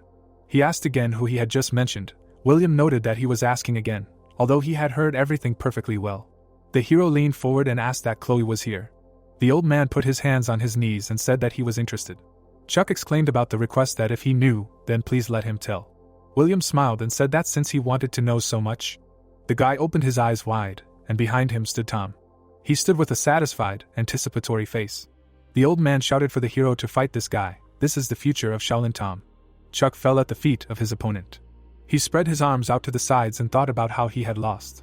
Chloe and Scarlet appeared in his thoughts, telling him that he had trained for years but was still losing. He continued to think that he felt so pathetic that he could not argue with his own thoughts. He remembered how Nigel had knocked the spear out of his hands and reasoned that he had lost the fight with him, but at least he had done something. Tom stood and looked humbly ahead. The hero continued to think about how Tom seemed to have taken candy from a child, and why he had not heard anything about him in his past life. Who the hell is he? The old man raised his hand and asked Tom what he thought. He slowly replied that, frankly speaking, he lacked a lot. Chuck was lying on the ground, writhing in pain. Tom calmly and with a serious face reasoned that, first of all, experience. Although his spear technique was quite advanced, he was not able to realize its full potential. The hero stood up weakly, sat down, and continued to listen that he was bad at controlling his internal energy, and that his large amounts of energy were not yet under his control. The old man grabbed the hero by the head and noted that the overall energy inside him was not balanced. Chuck asked again about the overall energy. The monk continued that such things were very rare and that he would take a look now. Tom, raising an eyebrow, watched as the two did something. Chuck wondered what he was doing, and the old man told him to just stand still, calling him an idiot. William tied a staff to his leg and told him to walk. The guy, confused, put his foot down and asked how he should walk. The old man grinned and said that it was difficult to move like that, and noted that this was the current state of his body, just as ridiculous. Chuck moved with difficulty with a stick tied to his leg. Monk William talked about the first thing being the mind. He understands his martial art well, the second thing being energy. But the volume of internal energy quickly increased, the third thing being the body. And his body was not ready for it. No understanding, the main vessels were clogged. He pointed out that the leg was the body, the tied leg was the mind, the staff was energy. The old man added that despite the high level of understanding and energy, the energy was stagnating in his body. The guy looked at him sternly and thought that his internal energy had increased because of the pills, and his understanding because he had learned the improved sword energy while fighting Amanda. Tom dodged Chuck as he fell. The old man talked about how if both his legs were the same length, he would be able to walk without any problems.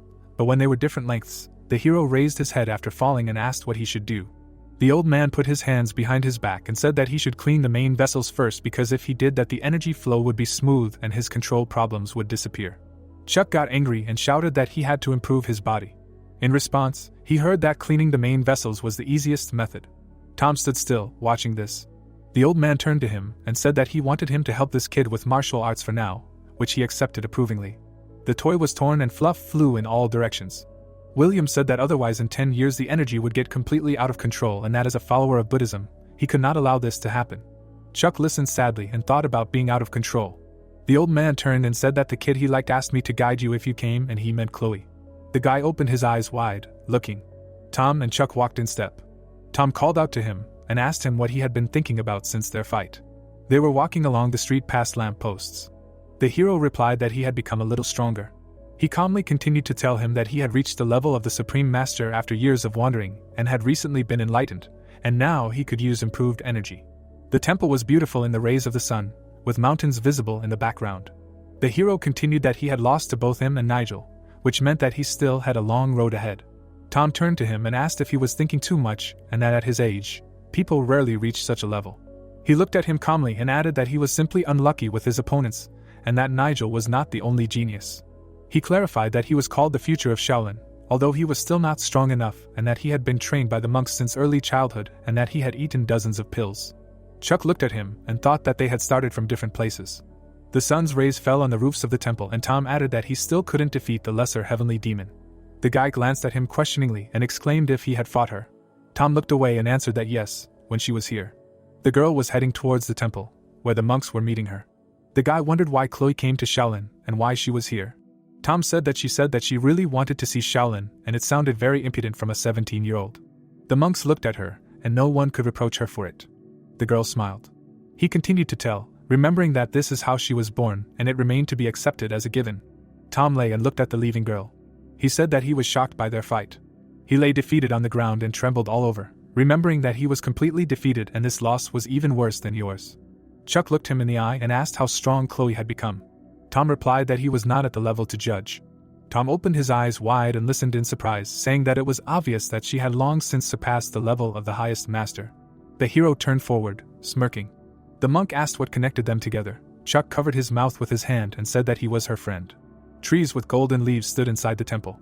Chloe's face towered over him. Chuck put his hand on his chest and declared that she was his target. Tom looked at him in amazement.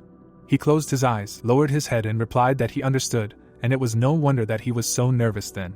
The monk pulled out a weapon and added that what you lacked most was experience, but this can be compensated for. He waved his spear and said that although he would face many defeats and despair in the process, he hoped that he was ready. Chuck pointed his spear towards his opponent, and cried out that he had already become accustomed to despair, but only to the feeling itself. The heroes prepared for the fight, and the guy thought that it was still not easy to get up again and again. He looked with a crazy look and thought that it seemed to him that he had started to catch up with her, but she was still very far away. He looked at the energy surge, and continued that while he was crawling to his better self, Chloe had already flown far ahead. Tom threw the spear on his shoulder and watched the defeated Chuck without emotion.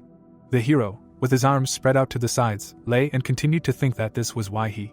The guy began to switch off, and asked again. View of the room in the temple. Chuck with a face in bumps said that he was going to stay in Shaolin for a while. Nigel and Scarlet looked at him in surprise from the floor after his statement. Looking at the corner with flowers on the wall, someone apologized asking who he was. Nigel was taken aback and asked if Chuck had sparred with Tom, to which he received the answer that he had and that he was really strong. Nigel smirked and said that when he asked his master about it, he did not even raise an eyebrow. The guy introduced the warrior and said that Tom was strong, but he had never heard of him. Sighing, he added that the 4 great clans had some reputation in area, but they were still weaker than the 10 great sects. An image of warriors appeared in his mind while Nigel said that there were 3 rising stars of the Orthodox sects, from the Supplicant sect, from the Wudang sect and Tom from Shaolin. The protagonist listened attentively to the fact that martial artists focus the most on their training. They are the secret weapon of the sect, and will never leave it, which is why he hears about them for the first time. Closing his eyes, Nigel asked if it means that he is staying in Shaolin, noting that it is a pity, because he wanted to bring him to his clan. Standing opposite, Chuck replied that he will definitely find him later.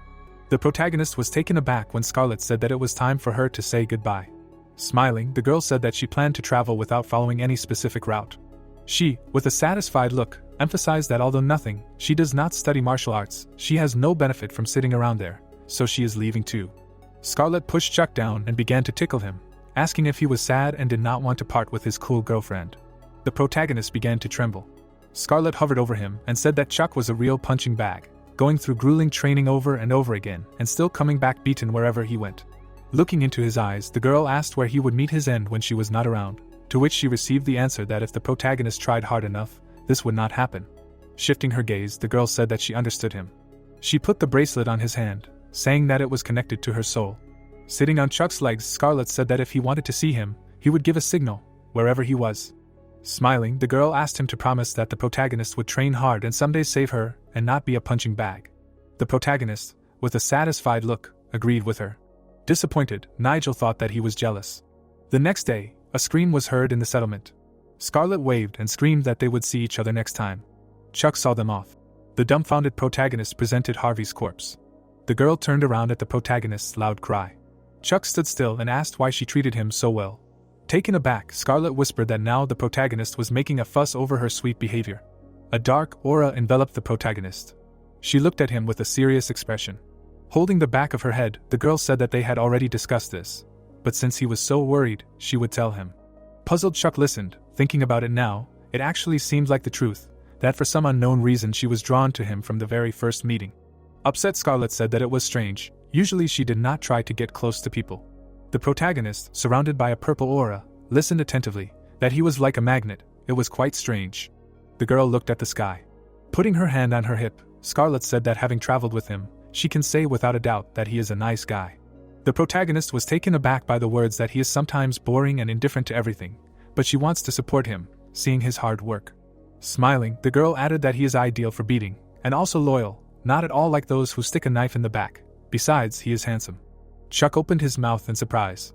A smile appeared on his face. The protagonist bowed his head in laughter and clarified what it was for, after which Scarlet asked to live a couple of years with a wrinkled grandfather in a tower, then he will definitely be able to understand her feelings.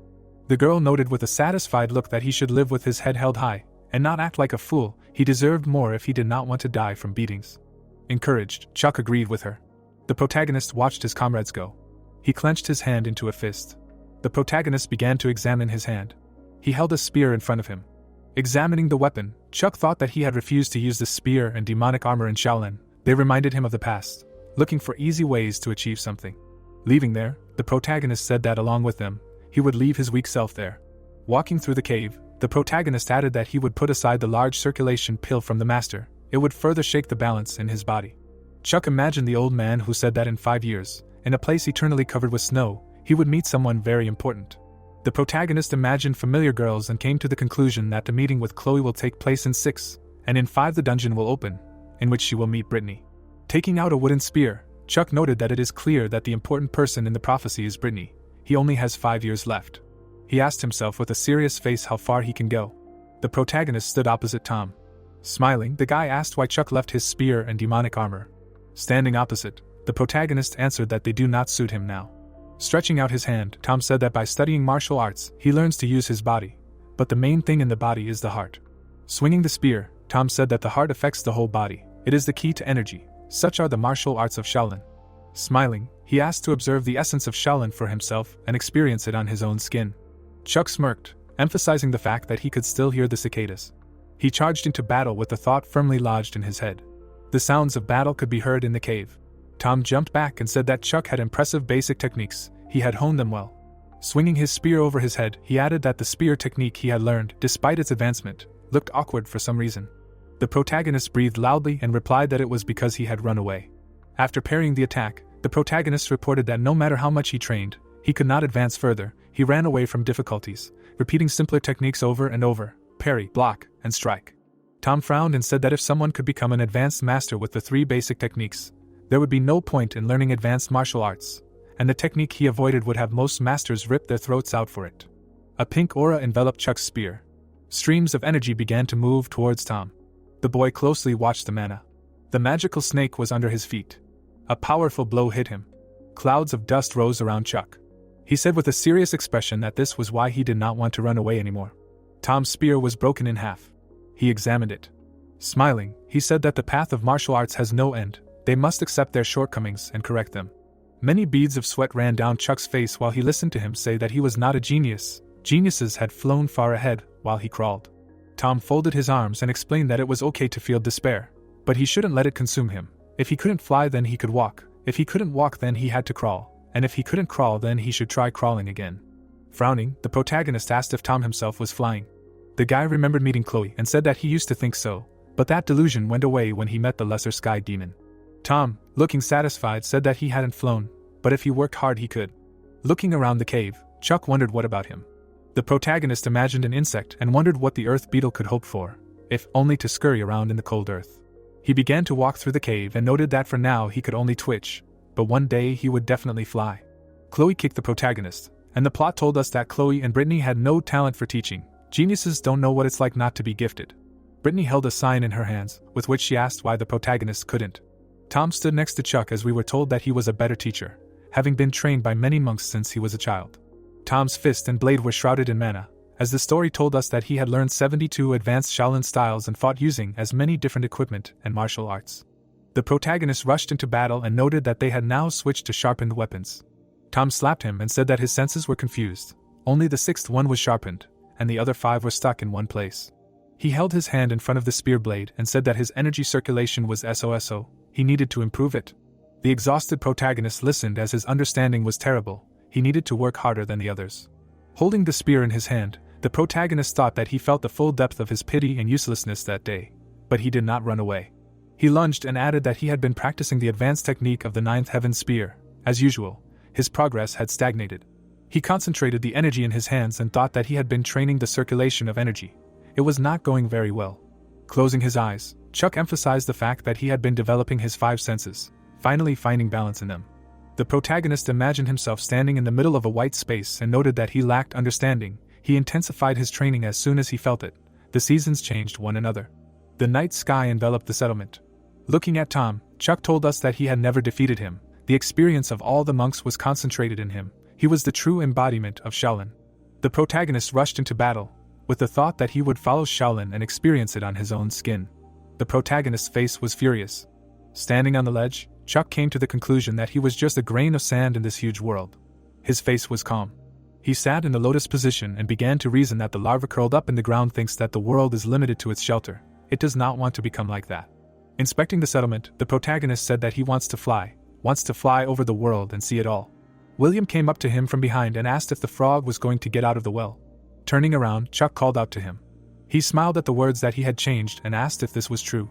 The old man, with a satisfied look, said that he could live in the well with his martial arts, after which he asked what he wanted. The protagonist saw William laugh at the words that he wanted to see the world, after which the master replied that anyone could do it. The protagonist, with a serious look, said that he wanted to fly over the world and see it all. William, with a satisfied look, said that this was not a bad ambition, but he was too small for this. Sitting in front of the master, Chuck added that he did not want to leave this as a dream. Looking at him, the old man asked what he had learned over the past 6 months. The protagonist, smiling, closed his eyes and replied that he had learned to crawl. William stood in front of him and noted that this was good. Walking away, he said that it was time to learn to walk. Chuck looked after him. He suddenly turned his gaze. A bright light emanated from behind the mountain. Holding his hands behind his back, the protagonist reasoned that time passed. More than a year and a half had passed since his arrival in Shaolin. He was already 20, he once asked Tom. Looking at the guy, Chuck asked if it was difficult to help him. Standing opposite, the protagonist added that he was too weak, after which he told us that although he had become stronger, he could not completely get rid of his inferiority complex. Chuck calmly said that he doubted that there was any benefit in sparring with him, and then asked if it wasn't a waste of time to spend on him. Tom smiled and said that he didn't know why the protagonist thought so, but there were benefits for him too. He imagined himself fighting Chuck and said that in their fights he was repeating his martial arts. This was a process he had to go through to get the Shaolin martial arts into his mind. They required deep attention. Standing opposite, Tom said that there was no end to his martial arts training. He wanted to rise higher. He smiled and asked if Chuck dreamed of the same thing. The protagonist, with a serious face, thought that after his words, he understood why he asked this question. He imagined himself in his past life and emphasized the fact that he still couldn't get rid of the past that bound him. And he doubted the sincerity of people, although they did not even give him a reason to do so. Chuck clenched his hand into a fist. He saw his comrades in front of him and thought that after all these strange situations, he was afraid to get into them again. After returning to the past, their kindness became a support for him. The protagonist stood in a dark space. He held his face with his hand. Walking through the cave, Chuck noted that his current dream is not to hone his martial arts to perfection, and not even to gain Chloe's recognition, but to stop running away. The protagonist came to William. He asked with a serious look what the old man knew about his blessing. Smiling, William clarified whether Chuck had finally plucked up the courage to ask about it. The protagonist imagined his first meeting with the master and noted that he asked him about the creature that helps him, then he remained silent. The puzzled protagonist wondered what if he asked not about the creature, but about the effects of the blessing. Examining the walls of the cave, Chuck said that a year and a half ago he got to Shaolin. Smiling, William asked why he asked this question only now, because he could have asked it earlier. Standing in front of the old man, the protagonist said that he was afraid of himself. Looking down, the protagonist said that he no longer wanted to run away. The master said with a satisfied look that he had a beautiful expression on his face. Dumbfounded, Chuck listened to the words that, as he had already guessed, the effect he received caused compassion for him. The protagonist began to tremble with fear. Lowering his head, the protagonist said that everything was clear to him. Chuck shuddered at the words that this blessing only changed his perception. William said with a satisfied look that it was only useful at first impression. William imagined how Chuck scared away all his comrades and told that no blessing would help if he had a hard time getting along with people. If he received something from them, then the reason lies in his character and actions. Dumbfounded, the protagonist cried out, "What does this mean?" William said with a smile on his face that all the relationships built so far are not fake. Tears came to Chuck's eyes. The protagonist was kneeling in front of the master, who said that he could relieve him of part of the blessing, and the first impression would depend only on him, so he could build pure relationships without a drop of guilt. The protagonist wiped the tears from his eyes. His face was serious when he asked William to do this. Nigel, with a satisfied look, asked Chuck to look at his clothes and asked if he had taken the veil. The protagonist pointed to his head and said that his hair was still in place. Pouring alcohol into a glass, Nigel offered him a drink, adding that a lot of time had passed. The guy threw the glass at the protagonist. A pink aura enveloped the protagonist's hand. He pulled the glass towards himself, and replied that it was too rude for a prank. Looking at his comrade, Nigel said that he had become much stronger. Looking at the guy, Chuck congratulated him on reaching the highest level. The protagonist was surprised by the words that Nigel's beloved married another man. He imagined Nigel watching them from behind the wall. Having knocked glasses together, Nigel said that she did not like his arrogance and capriciousness, after which Chuck clarified what she was wrong about. Nigel emptied the glass to the bottom and said that in order to forget her, he trained like hell. This is just a pathetic level that he reached while trying not to think about failed love. He said with a smile that he was not happy with this and clarified that at Chuck's. The protagonist poured him alcohol while he asked if he liked training there. Smiling, the protagonist replied that he liked everything. Nigel with a satisfied look noted that Chuck had changed a lot. The anxious feeling he felt at their first meeting had disappeared. Holding the glass in front of his face, the protagonist asked if it was true. Chuck was taken aback by the words that it was definitely there when they first met, and every time he saw it, it appeared in his heart again. Nigel added with a smile on his face that he no longer felt it, and that he even thought that he had started to like guys. The protagonist was happy to hear this. Looking at the sky, the protagonist said that it was great, after which the plot told us that another year had passed. Chuck turned 22 and left Shaolin. Holding the scroll in his hand, William asked to deliver this letter to the leader of the Manhwa sect in Dreimer. The protagonist introduced Mercer and noted that it turned out great. The temple of the god of time, Dinner, where Mercer sent him, is also in Dreimer. Examining the scroll, he wondered if this was the power of prophecy. Looking at the ground, Chuck called Neville. The boy appeared in front of him and asked what he owed him. The protagonist stated with a satisfied look that he wanted to buy some information. The protagonist introduced his friends and said that he wanted to know about the Phantom Sword, John and the Lightning, Brittany. Looking around the forest, Chuck added that there was more.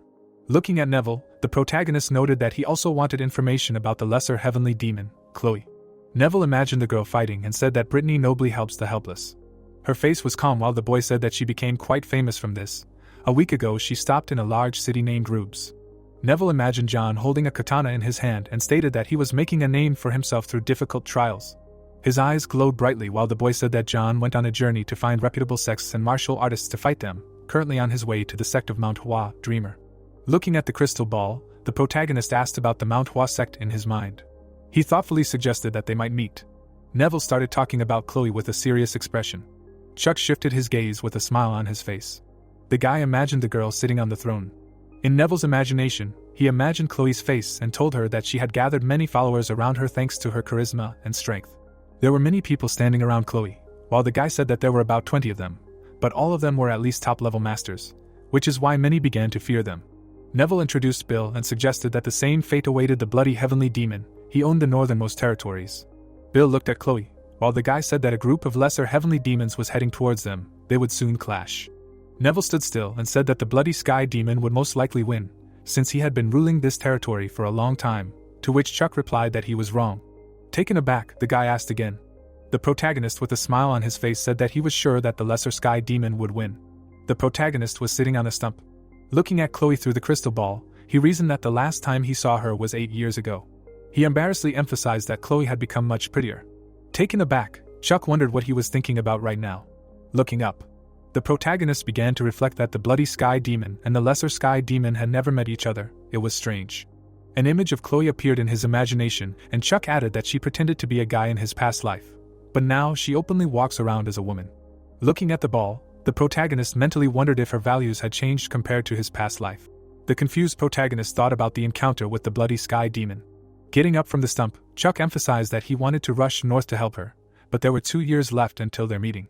The protagonist looked at the sky. He remembered how Chloe asked him to make her his target as a child. Chuck calmly noted that since that promise, she had always been hers. Walking through the forest, the protagonist came to the conclusion that therefore he should only do what she needed now. She would take care of the bloody sky demon herself, and then she would wait for him at the top. He needed to keep his promises to become stronger. Chuck's face was satisfied. The protagonist suddenly stopped. He looked at the sky again and thought that he had a feeling that he had already broken one of them. Chloe looked at her hands upset.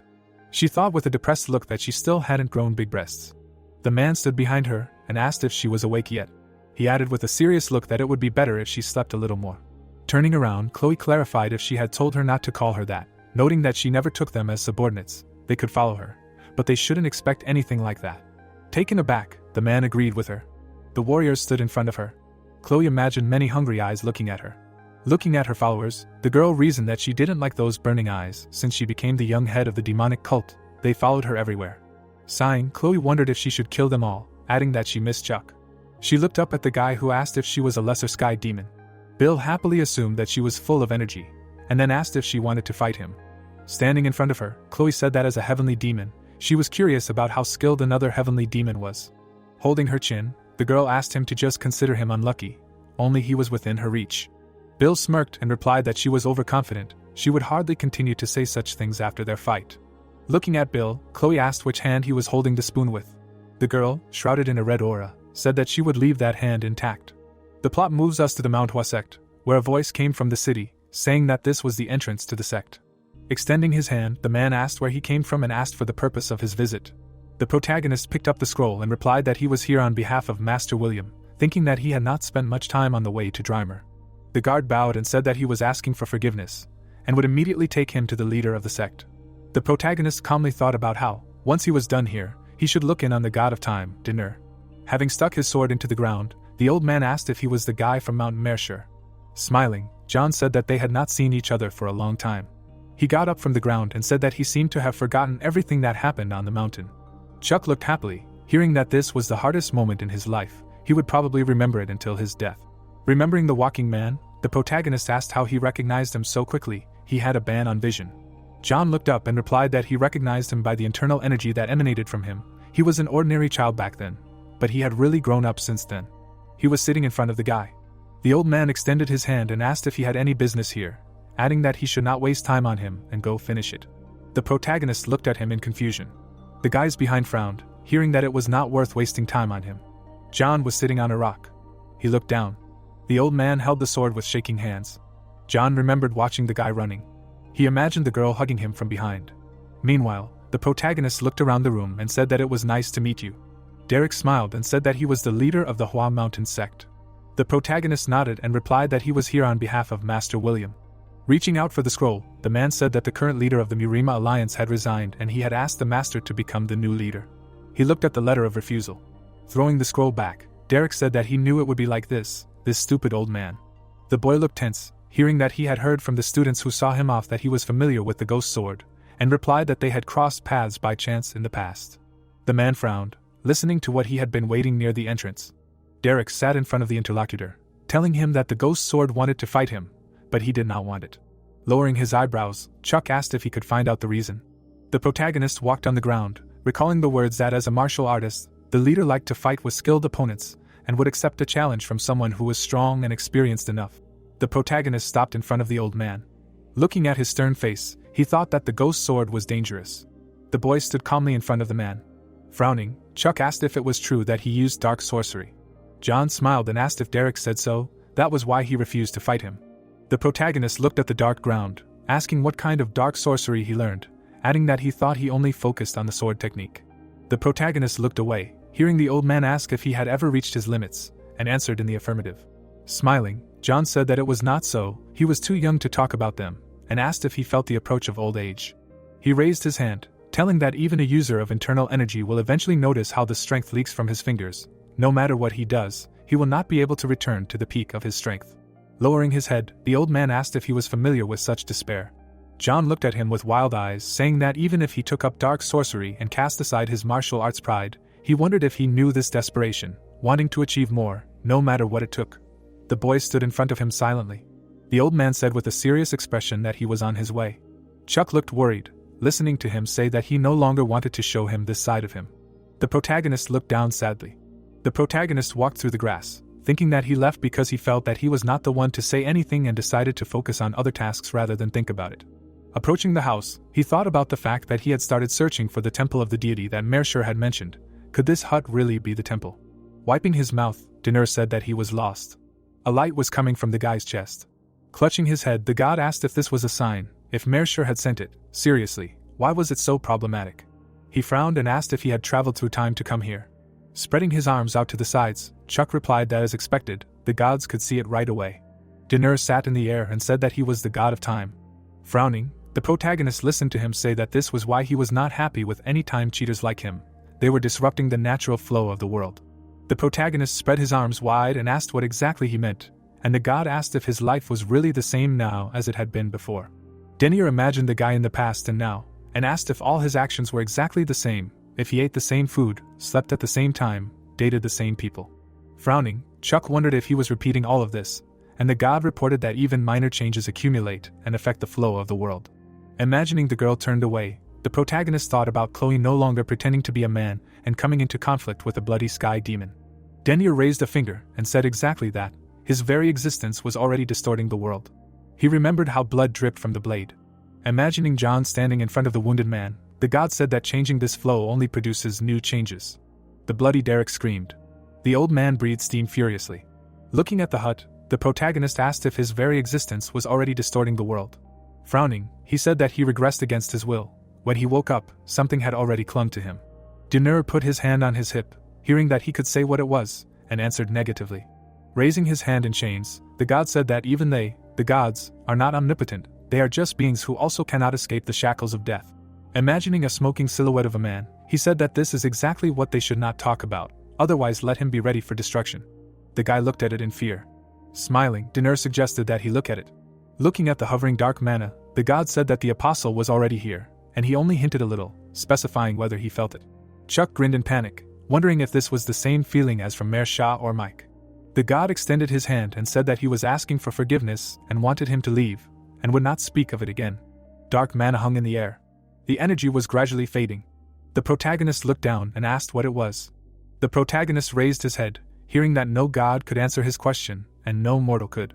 Extending his hands, he asked if there was really no way to find an answer.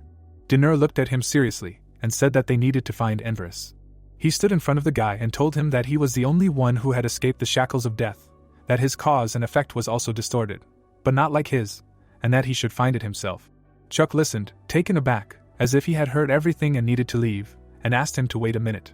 The protagonist put his hand to his chest and said that he wanted him to give him a test. Dinur looked at him seriously. Looking at the serious protagonist, he asked why he was here, thinking that he had passed Mercer's test. The boy smiled and said yes, and the god said he refused.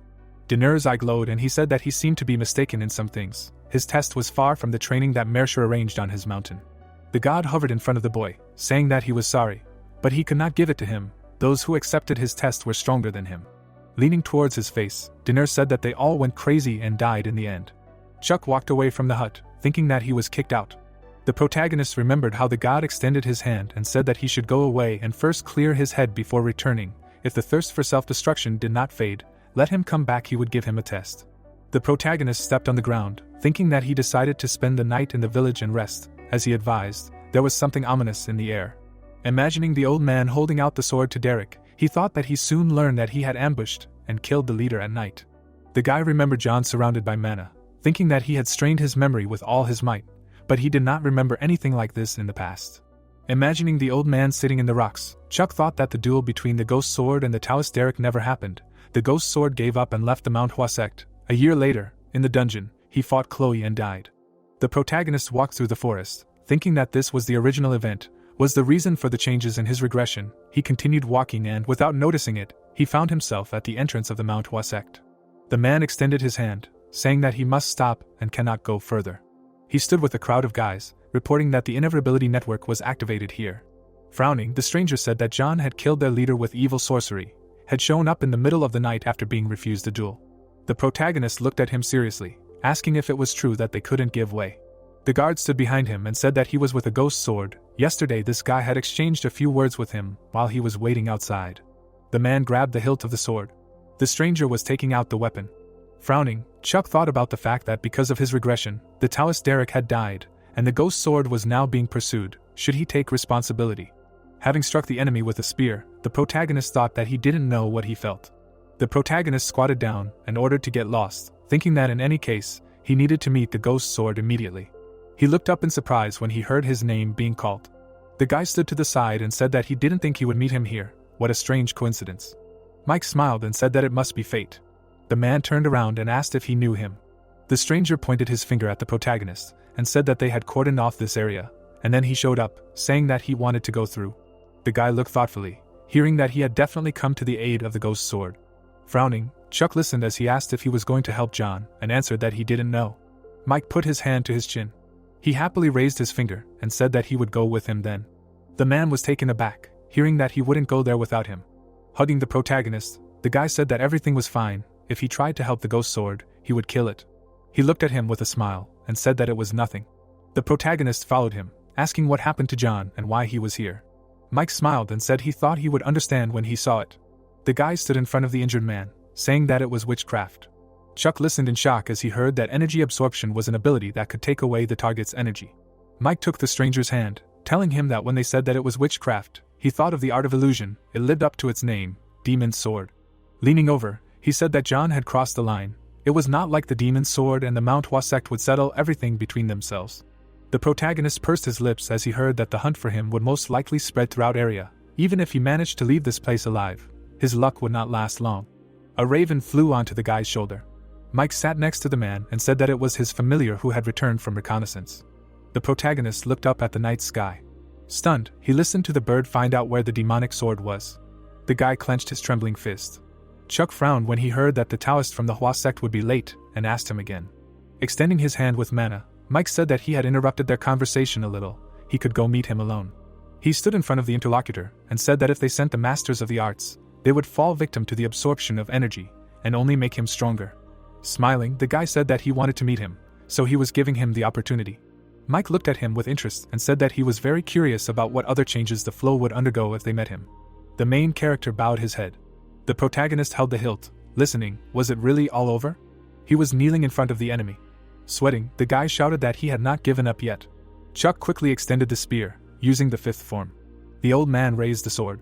The protagonist looked at him in shock. The protagonist swung his weapon downwards. John hit him on the back of the head. He smiled and said that it looked like he was still having a hard time using this technique. The boy lay with a bump on his head, listening to him say that he understood why he was in a hurry, but he shouldn't push himself, because he was still young and naive. Chuck stood behind him. The old man looked at him seriously and called him. The protagonist stood calmly in the forest. Frowning, the protagonist said that he wanted to ask a question. Looking at John, who was turned away, he asked what he would have done if he hadn't met him at the entrance to the Manhwa sect. The boy remembered standing in front of his seated interlocutor, wondering what he would have done if he hadn't told him the reason why Taoist Derek had rejected his request for a duel. Chuck stood behind him. The protagonist frowned, hearing that he would have given up on the idea then. Looking at the starry sky, John said that he would have continued to think that he was not strong enough to fight the leader of one of the 10 great sects. but he voiced the real reason. Raising his hand, he said that it was not in his weakness, but in the fact that he used witchcraft. The protagonist lowered his head, listening to how he could not fight him fairly, so he snuck into the sect in the middle of the night. The old man turned around. John was smiling madly and said that he could finally enjoy the fight with the Taoist Eric. The guy looked at him in fear. Remembering how he extended his sword to the enemy, the old man said that then he realized how huge the world was. This was the strongest person he had ever fought. His mouth was bleeding and he said that it was a great fight. I'm sure he was happy with such a death. Chuck was taken aback. The protagonist remembered how the man held the sword. The protagonist closed his eyes in displeasure. Raising his spear, he said that because of him, the Taoist Derek died, and they declared a hunt for him. John frowned, replying that he was saying strange things. Maybe he decided to do this because of him, but he made all the choices himself. Biting his lip, the guy listened to how it was impossible to know everything about the world. Why should he take responsibility for it? Chuck stood calmly in front of him. Extending his spear, the protagonist said that for him, everything was wrong. Touching his chin, the old man said that he was too self-confident. It did not seem like he had even managed to become a supreme martial artist. Frowning, the protagonist replied that he knew he could not win. He watched as the opponent raised his sword, wondering if it was right for him to feel responsible for this. The lives of many people had already changed under his influence. The guy held the weapon, thinking that the only reason he pointed the spear at him was to achieve satisfaction. Remembering the wounded man lying there, Chuck thought that knowing that everything was because of him also meant that he was responsible for the corpses he left behind. Frowning, the protagonist thought that he couldn't bear this guilt any longer. The protagonist watched as his opponent held the sword and listened as Mike said that he was really going to fight with a demonic sword. Wasn't it too much of a burden? He looked forward seriously and communicated through telepathy that he needed to contact the Taoists of Manhwa sect. Looking at the moon, the guy heard that in that case, he should be careful. He had absorbed the energy of 10 people and was now several times stronger. Holding out the burning sword, John said that it was time to find out how much he had grown. Chuck lowered his eyebrows in alarm. The enemy raised his weapon with a grin and said that night was coming. Looking at the mad old man, the protagonist heard that he had turned into a vampire.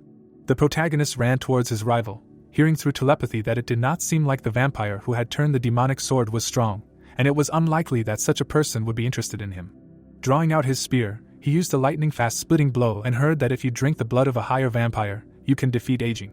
The old man grinned, and Mike said that he did not notice it. John dealt many blows. He put his sword in front of him. Throwing the spear with mana forward, the guy listened that even if he was a mediocre vampire, it did not mean that he was weak. Chuck frowned, hearing that rather, the vampire's abilities were an additional bonus to his level of the highest master.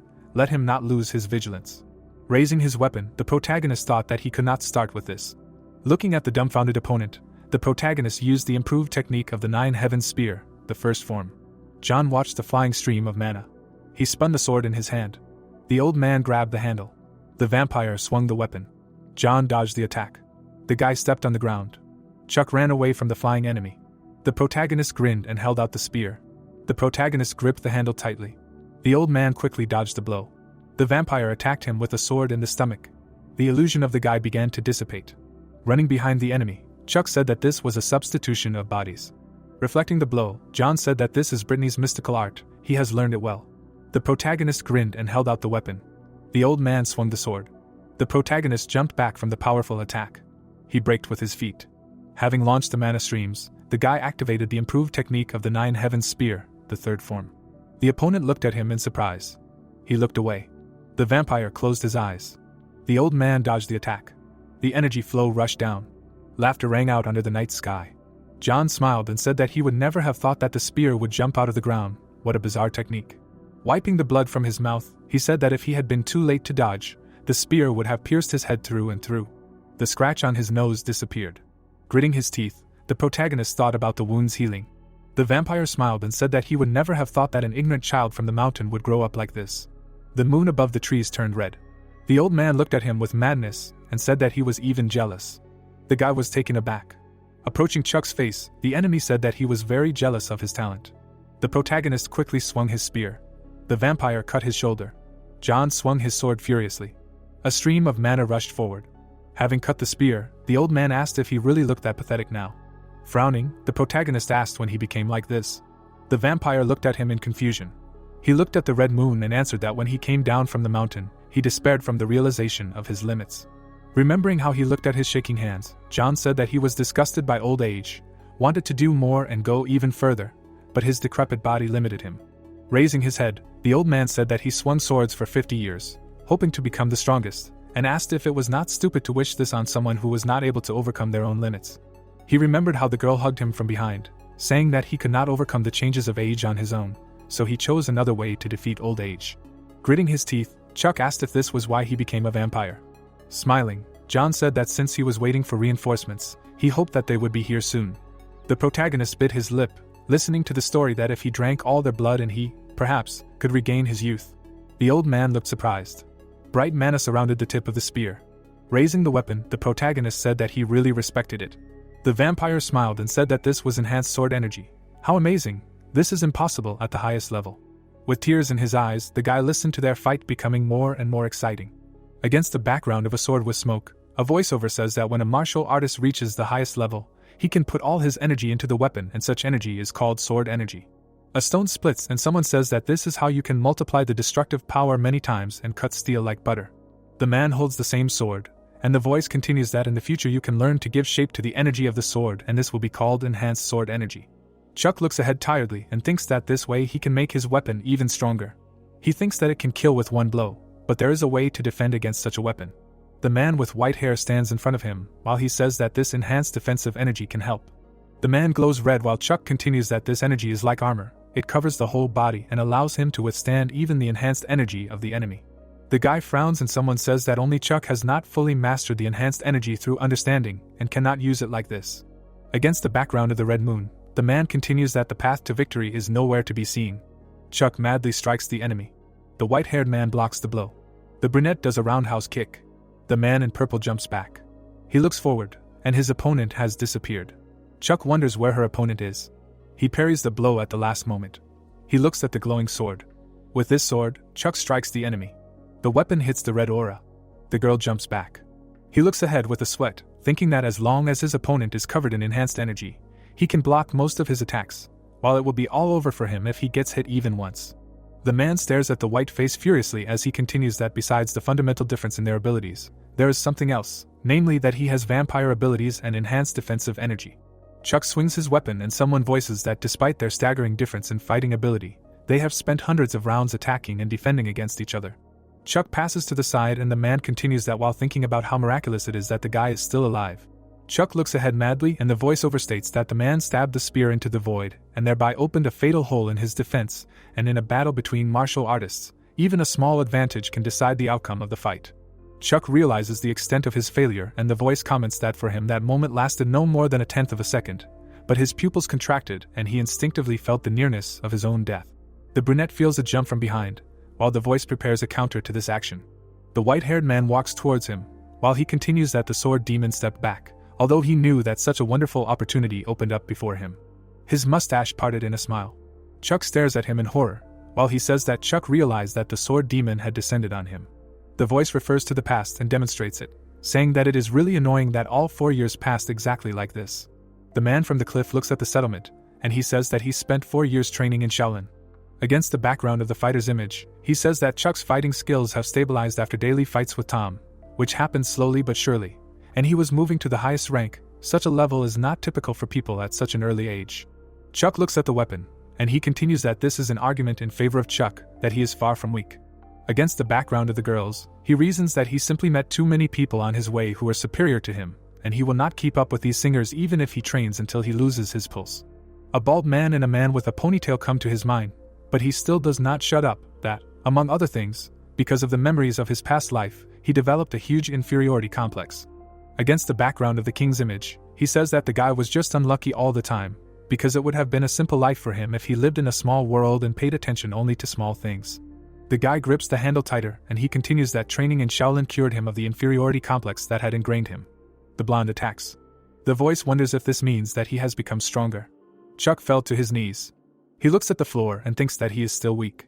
The voice says that such thoughts are no longer due to his inferiority complex, nor to underestimating his own person, but rather an assessment of the objective reality of what is happening. Chuck looks at his opponent and realizes that he is weaker than this sword demon, while he says that the problem was not his weakness, but that he took on an unbearable burden in an attempt to take responsibility for the lives that were ruined through his fault. The blonde asks him if he is out of breath, while he continues that for the sword demon, giving indulgences to his opponent was like a fun game. The brunette frowns down and realizes how bad things are for him. The man prepares to kick out while the voice states that this is why the guy has been training. Someone wonders what this is all about. Chuck prepares to strike while the voice concludes that it is because the guy does not want to be weak. The blonde prepares to defend himself while the voice continues that Chuck is doing this because he does not want to feel ashamed. The guy goes on the attack while the voice states that it is because he wanted to get rid of his inferiority complex. Chuck shows a parallel between himself now and his younger self. A knee flies into the opponent's head. The guy falls shoulder first to the ground. The spear prepares to strike his opponent, while the voice states that it is because Chuck wanted a change. The tip of the spear glows purple. The sword and the blonde's hand are engulfed in red light. The guy stabs the blonde in the chest. Someone is puzzled. Chuck looks ahead in surprise. The blonde is bleeding. His opponent's legs are buckling. The man with the ponytail takes hold of Chuck's weapon. He stares ahead deathly and asks how he did it. Chuck looks back at him, not understanding himself. The guy frowns and wonders how he did it, while the voice informs us that the guy is wondering the same thing. Chuck remembers what happened and asks himself how exactly he did it, while the guy continues that the guy didn't know the reason, that the way out of the situation appeared exactly at the moment when his mind switched off and he realized that he wanted to change. The spear flies in the air, and the guy continues that the spear that flew out at that moment was much faster than the sword demon, and could pierce him even through protective energy. Chuck looks in horror, while the guy says that, however, Chuck had no idea what happened a few moments earlier, and wondered what the hell he did. He remembers himself and says that he was overtaken by enlightenment, and asks if he awakened improved energy at that moment, and denies it, but then there was a special feeling. The blonde coughs. He starts laughing madly. Chuck listens in horror to his frantic laughter. Against the background of the red moon, he states that it feels like he tripped on a rock. He looks at him seriously, and continues that it is impossible to do this at the guy's level and asks if enlightenment has affected him so much, and if he could have become stronger in this short time. The blonde pulls out his spear and says that the guy really does have great talent, and states that he envies him. Chuck listens sullenly to how his spear not only pierced the blonde's body through and through, but it was also stronger, faster, and quieter than the sword. He holds his wound and continues that he thinks that he will not live long, because his increased energy has completely destroyed his meridians, and he does not have enough blood for full regeneration. He takes the sword, which fades, and continues his thought. The sword lights up blue and the man asks it to show him something more. He walks forward. The man looks at him and asks him to show him a level that he will never reach in his entire life, and asks to show him everything he can do. Chuck realizes that his opponent used his innate life force to regenerate. The blonde prepares to attack, and the man continues that he will not be able to last long, even if the guy flees the battlefield. The blonde opens his eyes wide, and the man says that these eyes, they are filled with delight and passion. Chuck prepares to strike again, for his opponent's eyes have riveted him. Their weapons intersect in battle, while the man reasons that someone who uses witchcraft does not become a bad person in the process of using it, and he was simply looking for the truth and ways to overcome his own limits.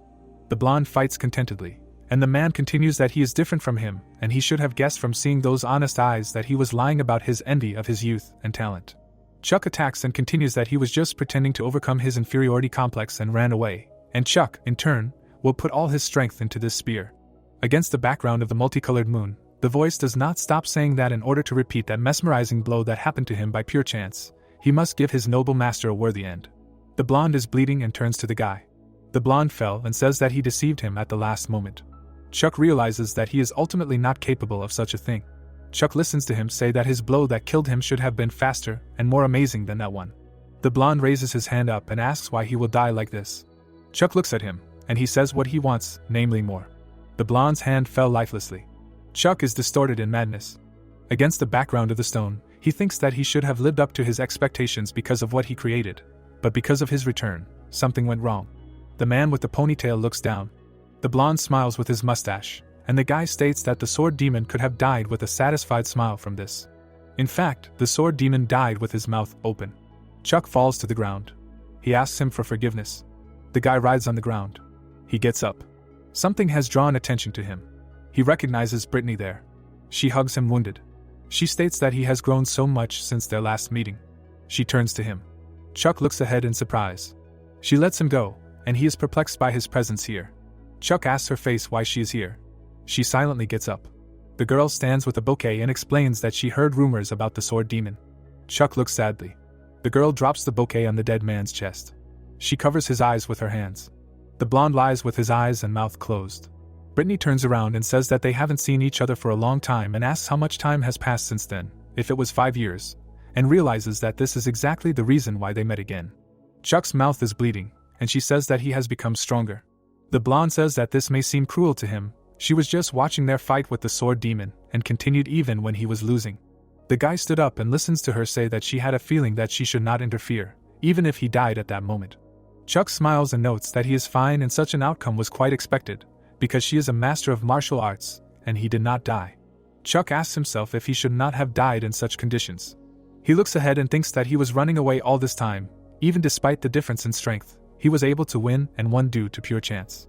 His silhouette moves away, and his thoughts sound that the sword demon resorted to all sorts of methods to increase his own strength out of pure motives, because he wanted to overcome his limits, and he did not run away. But does not this make his opponent better than himself? Brittany says that he was wrong. Chuck asks in horror if it was a mistake, his desperate desire to overcome his own limits. The girl states that harming innocent people is wrong and that there is no justification for this. She continues sullenly that she does not know his problems or any other things that could prompt him to such actions, but she has something to say in contrast. Brittany recalls recent events and says that the reasons for this are not important, because his actions from her point of view are deeply wrong and immoral.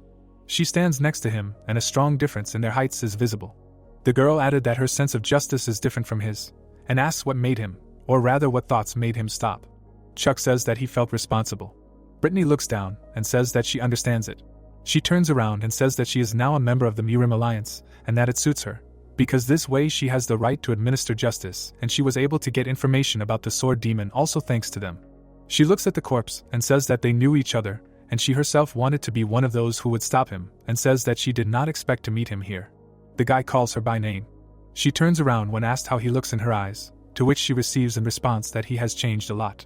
Brittany smiles and says that since the time on the mountain, he has risen several more levels and then he was characterized by a huge amount of pessimism and strictness towards himself. She says that she is glad that he is changing. Brittany punches him in the shoulder, saying that she is sorry because now that it is all resolved, she has to go, and she abandoned her mission to come here. Chuck turns around in horror, asking what mission she abandoned. She thinks of a demon and says that she is currently pursuing a small sky demon named Chloe. Chuck remembers her. He stares at her in horror.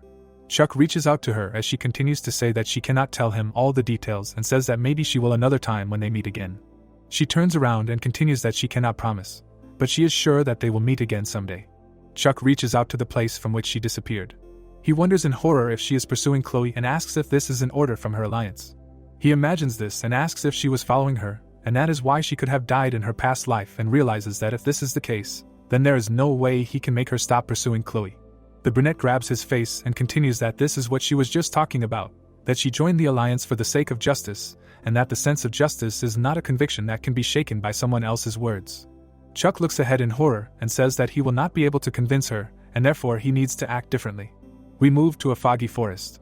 A man with a bouquet lies on the ground, and a voiceover says that rumors of the victory over an evil demon who used witchcraft and a young warrior who defeated him quickly spread. Against the background of a sword stuck in a corpse, he continues that this hero defeated a vampire, a supreme master of martial arts, on a full moon and was named after this demon's spear. In a wooden building, someone asks if he is here again. Denier floats above the ground and asks if he is going to ask him for a test again, and adds that he already told him that he would go crazy and die during the test, to which he receives in response that he should shut up. The blonde is taken aback. The man with the short haircut frantically asks to just give him this task. Against the background of the barn, he notes that he sees that he has prepared this time. Chuck sullenly listens to whether this is why he barged in on him like a madman, because he is preparing in advance to go crazy after the test, and notes that the guy is really funny. Denier crossed his arms over his chest and continues that he already told him about this and will tell him again, that he is experiencing pain completely different from what he has experienced before. Chuck says that it is none of his business. The brunette angrily repeats that he told him to give him an assignment. Denier smiles slyly. He raises his hand and says that in that case, I agree. The guy carries Chuck to a shiny place. Chuck asks where they are, and he beats him to it with the answer that this is the space of his mind. The brunette asks again about the mind and receives a positive answer, because training in this place will not affect his body in reality. Chuck with the spear listens that the test will thus affect only his mind and says that there are no advantages of people from another world like a status window or skills here. Chuck is taken aback, and Denier clarifies whether he understood what he was told, because in order to get out of here on his own, he must train using his memory and talent. Denier points to the hourglass and says that until all the sand pours out, he will have to stay in this world. Chuck asks how long this will last and receives in response that the duration of the test is equal to 100 years. Denier extends his hand and says that he cannot take his words back, At least he will have to spend 100 in oblivion. Chuck looks down and listens that rudeness should be punished accordingly, and asks him if he thinks the same. Chuck asks again if he will have to spend at least 100 years there, and Denier says that he is full of enthusiasm and that at first everyone is the same. He smiles slyly and notes that in general everything is so and encourages him to stay there as long as he wants. Against the background of the hourglass, he continues that when all the sand pours out, he will have two options. The first is to finish training and return to the real world or turn the clock over. The blonde drew a diagram and explains that with each turn, 100 rets are added to the previous term. That is, if he turns it over the first time, he will need to spend another 200, and if the second, then 300.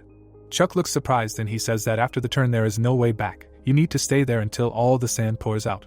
Denier spreads his hands and says that he lied because he did not want to remove the corpse and that not everyone who took his test died, but only 3 out of 10 according to statistics. He remembers the bald man and says that most survive the first 100 years. Full of self-confidence, they turn over their watches. Denier breaks into a smile and says that during the next 200 years these same people go crazy. Chuck is taken aback and gets a question about how long he can hold out. Chuck stands with a spear and remembers that this was the last thing Denier said to him before he disappeared and that this is how his 100 years began. The maddened man looks forward. Chuck trains and continues that at first he was inspired, because now he had an infinite amount of time to become stronger. He says that he did not feel tired, nor hungry, and did not need sleep. The brunette fell to his knees and clutched his head while thinking that it did not take long before this became unbearable for him. His maddened face accompanies the thought that he began to miss fatigue, hunger, thirst, and even the feeling of pain. He pierced himself with a spear and continues that nothing happened to his body, no matter how much he wanted it, and he did not think earlier that the loss of these sensations in itself would be so painful. He clenches his teeth and holds the spear. The guy looks at his hands and curses. Chuck realizes that it was not just painful for him. He holds the spear and thinks to himself. Chuck looks at the weapon in bewilderment, wondering if he is doing the right thing at all. He thinks about his loved ones and realizes that none of them are there. He hits the wall with his spear and says that if he was just swinging the spear senselessly, what if it was all done wrong? He looks ahead in horror and thinks that if he was going down the wrong path all this time and did everything completely wrong, will all the pain he endured be in vain, and realizes that he was slowly going crazy all this time when he thought about something like this. Chuck realizes that he needs some confidence. The brunette lowered his hands and continues that he needs confidence that he is on the right path. He is standing somewhere far away and he has something to counterbalance. The guy is alone in this wasteland and realizes that the answer never came to him. He turned to the clock and says that full of hope that this hell will end quickly. He looked at the clock. Against the background of the clock, he comes to the conclusion that in all this time not a single grain of sand has fallen. The guy is standing in front of Denier. He looks ahead in horror. Denier smiles and says that he should prepare for another corpse. He opens his eyes. The blonde is terrified for some reason. His eyes are wide open. Denier says that Chuck is a crazy bastard. Chuck remembers Denier's words that 10 people took this test and according to him, they all easily coped with the first 100. The brunette looks up and asks what is wrong with him then and asks if, compared to them, he lacks not only talent but also fortitude. He looks ahead angrily. The guy says that he remembers well why he cannot give up. Chuck spins the spear and asks if he was not a worm from the very beginning and asks how he can fall into despair just because he is moving too slowly. He pokes the spear forward and continues that he had already made a decision when he was on the mountain and asks again if it was all true, because yes, he is a worm, but he will continue to crawl until he surpasses all the geniuses he knows. The brunette grips the handle tighter and says that even if he had chosen the wrong direction, if he continues to move, he will definitely find his new path. Chuck trains and remembers that the training he underwent in Shaolin was not in vain, and he can quickly come to his senses to resume the exercises.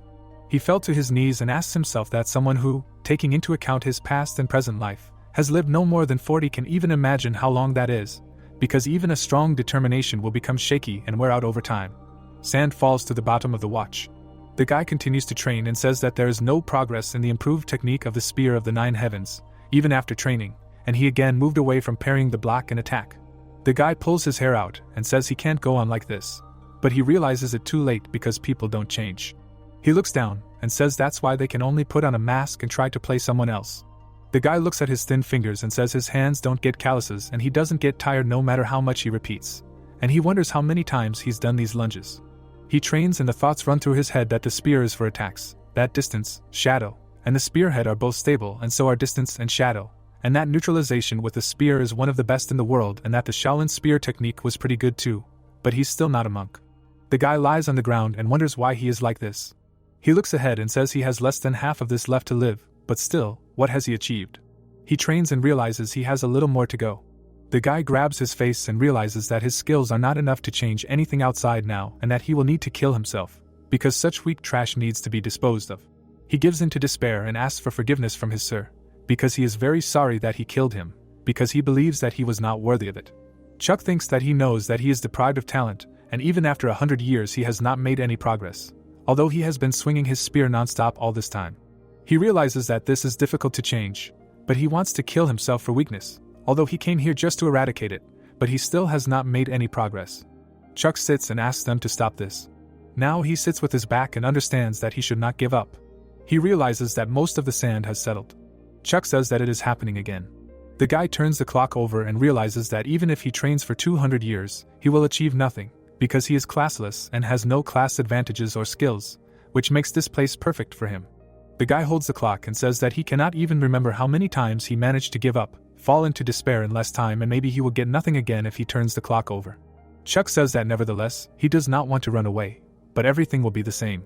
Chuck frowns from the realization that this is so hard, because the small hourglass is so heavy. He clenches his teeth and declares that this is how much his indecision weighs. The brunette turns the clock over with all his strength, realizing that he has started the next 200 years. Chuck screams in madness. He holds on to his shoulder and looks forward. Chuck looks at the clock and says that when he came to his senses, he noticed how much sand had fallen since his last check. The guy looks and continues that he must have been delirious for a long time before waking up. He holds a spear and says that he has experienced this thousands of times, but again felt disgusted by his own weakness. But somehow he was still able to come to his senses. The guy smiles and thinks that everything will be fine, just as long as he is in his right mind, and all he needs to do is hold out until the end, and he does not need to worry about time, because he has enough of it. He looks at his watch and notices that exactly half is left, and a whole 100 years have passed. He straightens his back and understands that this century was much more intense than the previous one, and he took a couple of steps forward, even if they were small. The brunette looks up and smiles, because this time he will practice the art of the mystical purple dawn, and then the flight of the soul without a shadow, and will continue to maintain sobriety of mind.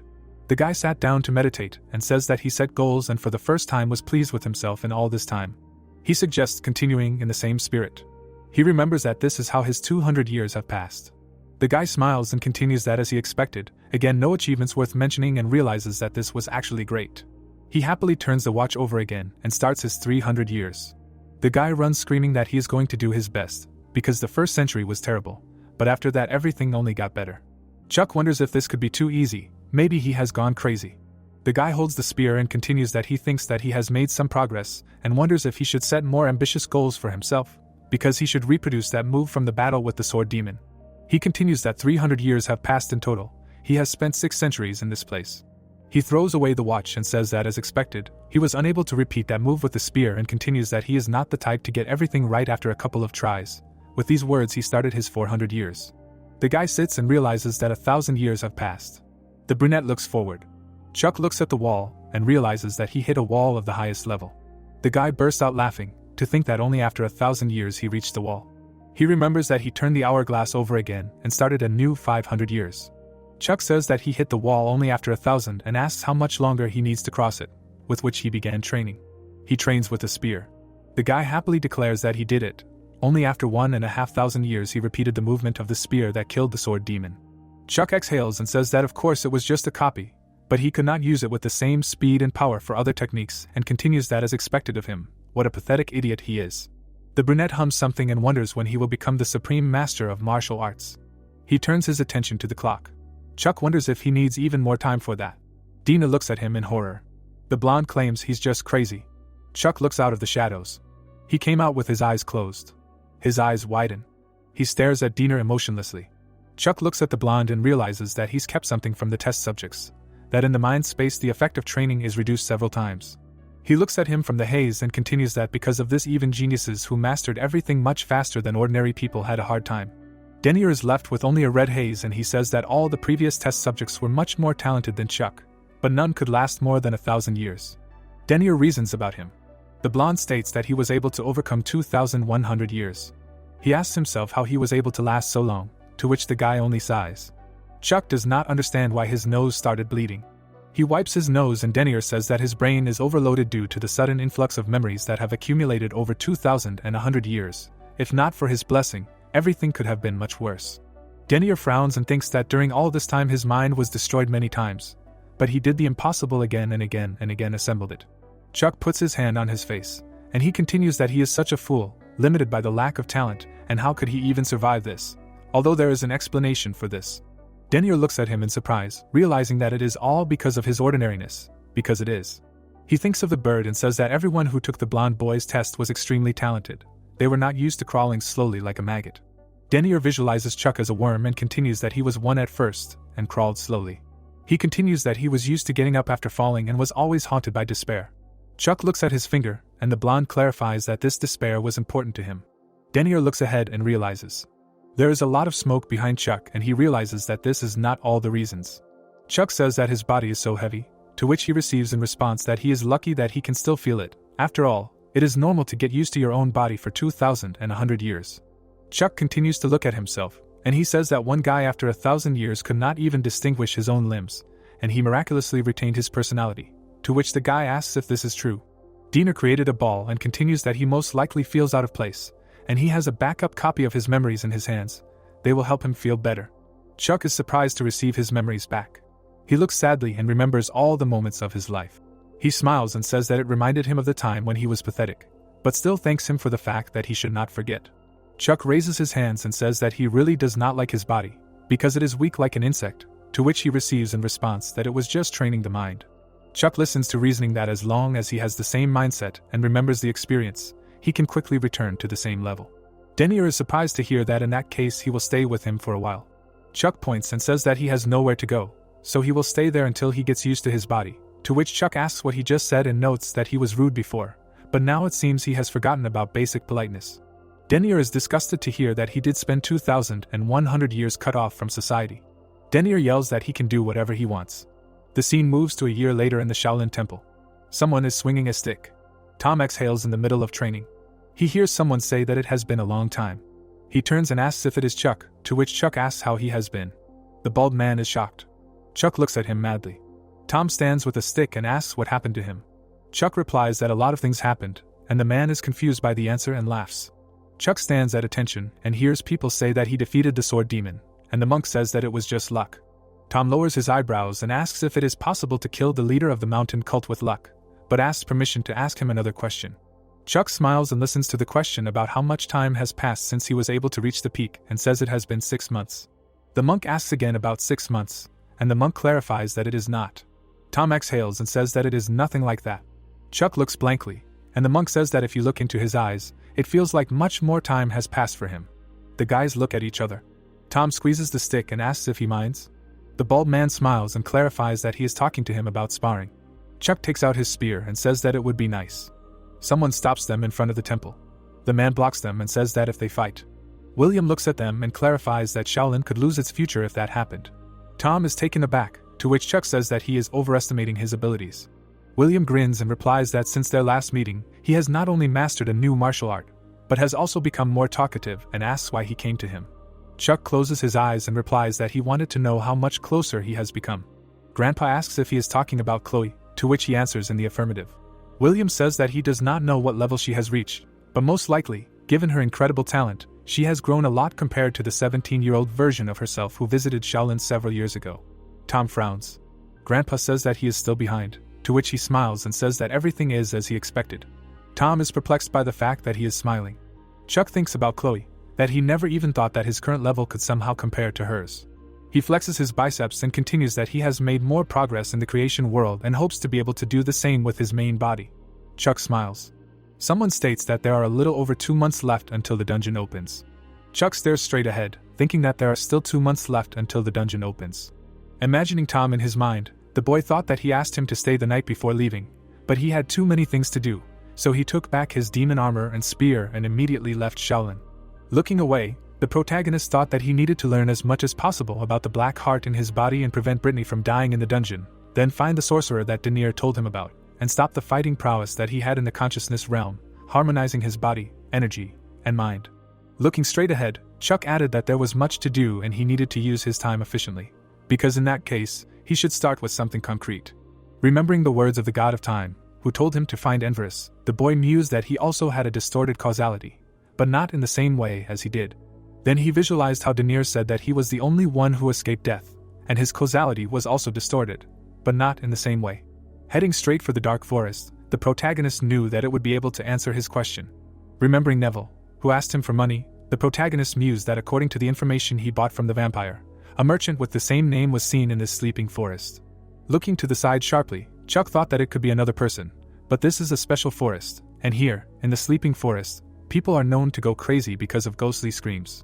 While something was moving right at his feet, the boy reasoned that no one knew what was sleeping in the forest, and that this place was avoided by everyone, places filled with monsters. Scratching his head in surprise, the protagonist thought that it was impossible for someone who visited this place to be an ordinary merchant, and wondered if these were the ghostly screams. Waving his hand, he walked further and further, while the plot noted that these ghostly screams were notorious for destroying the human mind, but for the protagonist, who spent 2,100 years in the consciousness realm, it was nothing more than an annoying fly. At that moment, an unknown monster appeared right behind him. Asking what it was, Chuck abruptly destroyed the monster with his foot. Looking at this, the boy killed another ant. With deft movements from his arms and legs, he managed to kill 2 monsters at once. All this was happening right in the depths of a dark forest. Unknown people were watching the protagonist's battles with monsters from the side. The spy, with fear on his face, asked who he was and how he managed to defeat forest monsters with such ease. His one-eyed ally, looking straight ahead, noted that he was taller than a martial artist and one of those who had completed the transformation of the source, so he doubted that he belonged to the unorthodox faction, since he did not feel any demonic energy from him. The warrior continued to hide behind a tree, explaining that they were not enough to stop him, and therefore they needed to request reinforcements, when he suddenly noticed that he had disappeared somewhere. Suddenly, Chuck appeared right in front of them, saying that he wanted to ask them something. Looking straight at these frightened guys, he asked if they had heard anything about a man named Enverus. At that moment, the one-eyed spy jerked sharply. He released the blade, which the boy dodged with a deft movement of his head. The protagonist, putting his hands in front of him, asked them to wait, because he was not going to fight them and just wanted to ask something. While he was trying to explain what he wanted, the warrior suddenly activated fire magic.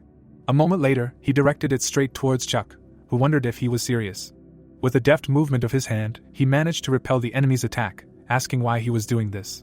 Watching this, the ninja was very stunned that he reflected it with just a wave of his hand. At the same moment, the boy took a step forward, asking why he was doing this. In an instant, finding himself right in front of his opponent, he asked why he was not listening to what he was told. Looking intently straight into the eyes of the warrior, the protagonist asked again why he was doing this. Very frightened by what had happened, the man asked them to wait for him and explained that they were deaf, so if he had something to say, it would be better if he wrote it on the ground. Pulling his fist to the side after hearing this, Chuck realized that they were deaf and thought that the answer was their inability to hear. Immediately after this, the boy took a stick and began to write on the ground the question of who they were, to which the ninja answered that they were from a tribe. Suddenly, an unknown person appeared right above their heads, flying straight towards them. A moment later, this person landed right on the ground. Pointing his finger straight ahead at the protagonist, who was holding the warriors in his hands, he called them idiots. With a look full of displeasure, the man asked how they dared to divulge information about their tribe to a stranger, and although he himself did not know who he was, he should not even dream of leaving there alive. Looking straight ahead in surprise after hearing all this, the protagonist asked what tribe they were, and the boys called out to the elder. Looking forward with a serious gaze, Chuck noted that they seemed to be not deaf and that he was not interested in his tribe, and asked if he knew anything about a man named Enverus. The elder ninja, gritting his teeth in displeasure, said this name, and the boy who heard it asked if he knew it. In response, the formidable warrior concentrated the energy of flame in his fist and declared that he could not tell this to a stranger. At this time, the boy looked at him with a look full of calm and asked that they had said something about a tribe. Drawing with a stick directly on the ground, the protagonist explained that he did not want to take anyone's life if possible and did not want to fight at all. Sitting right on the corpse of the elder ninja, Chuck thought that he was able to defeat the elder, who is the supreme master of martial arts, so easily. Menacingly looking straight ahead, the boy asked if they could show him the way. Hearing this, the ninja were very scared.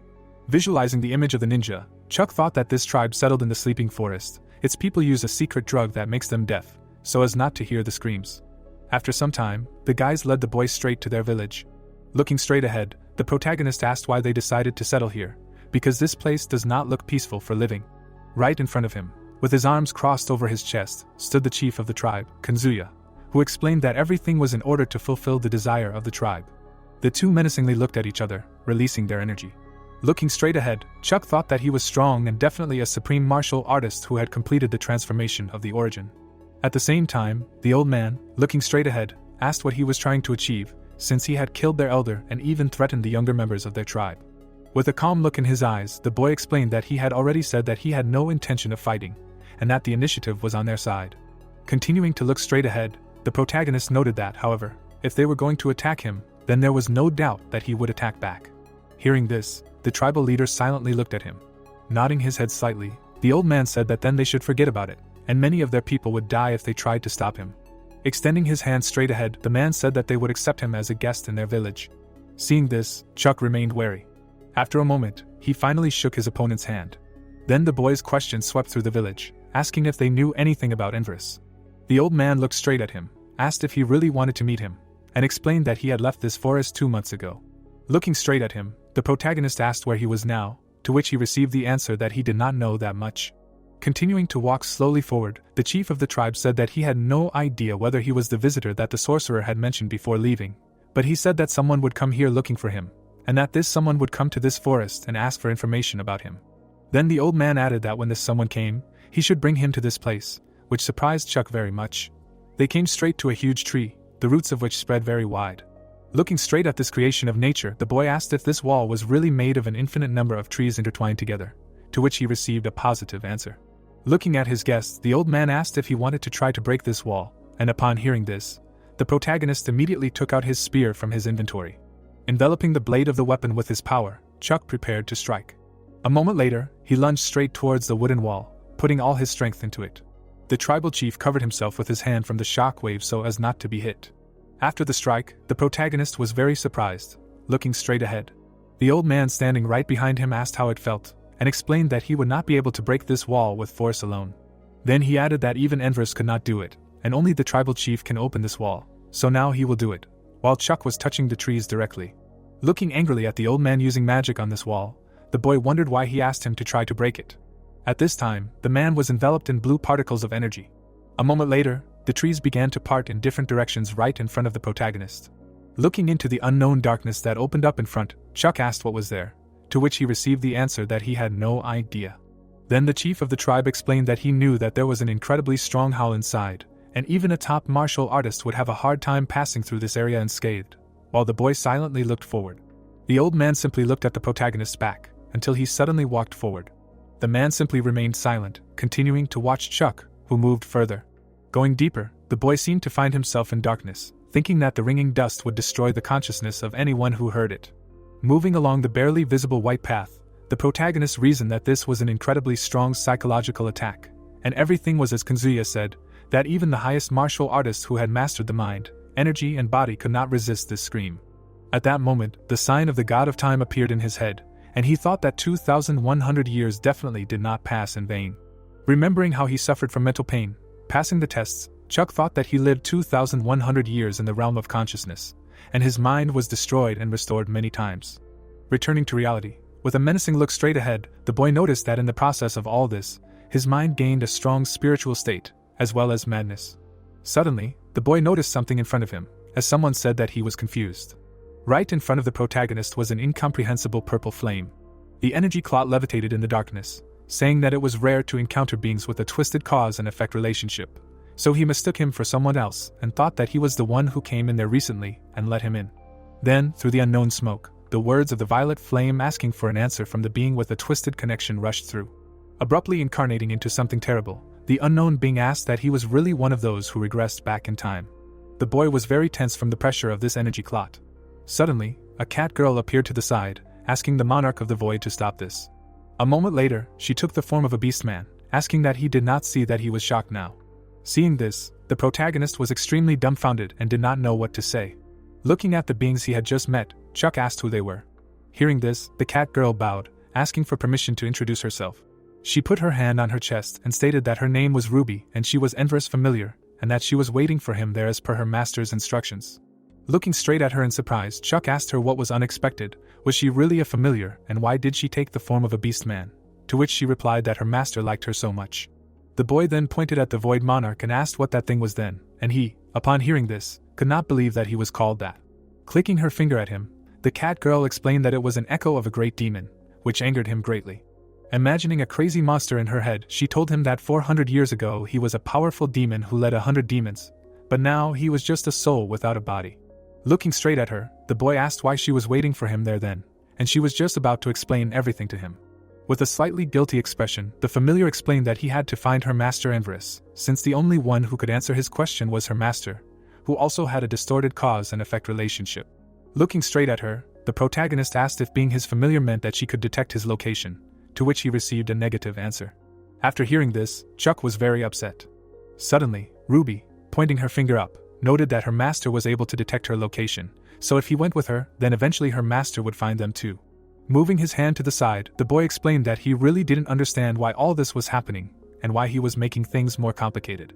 After which the protagonist, pointing his finger at the cloud of energy, said that it turned out that he only needed her, and this thing was useless, and asked what he had forgotten there, to which he was called impudent.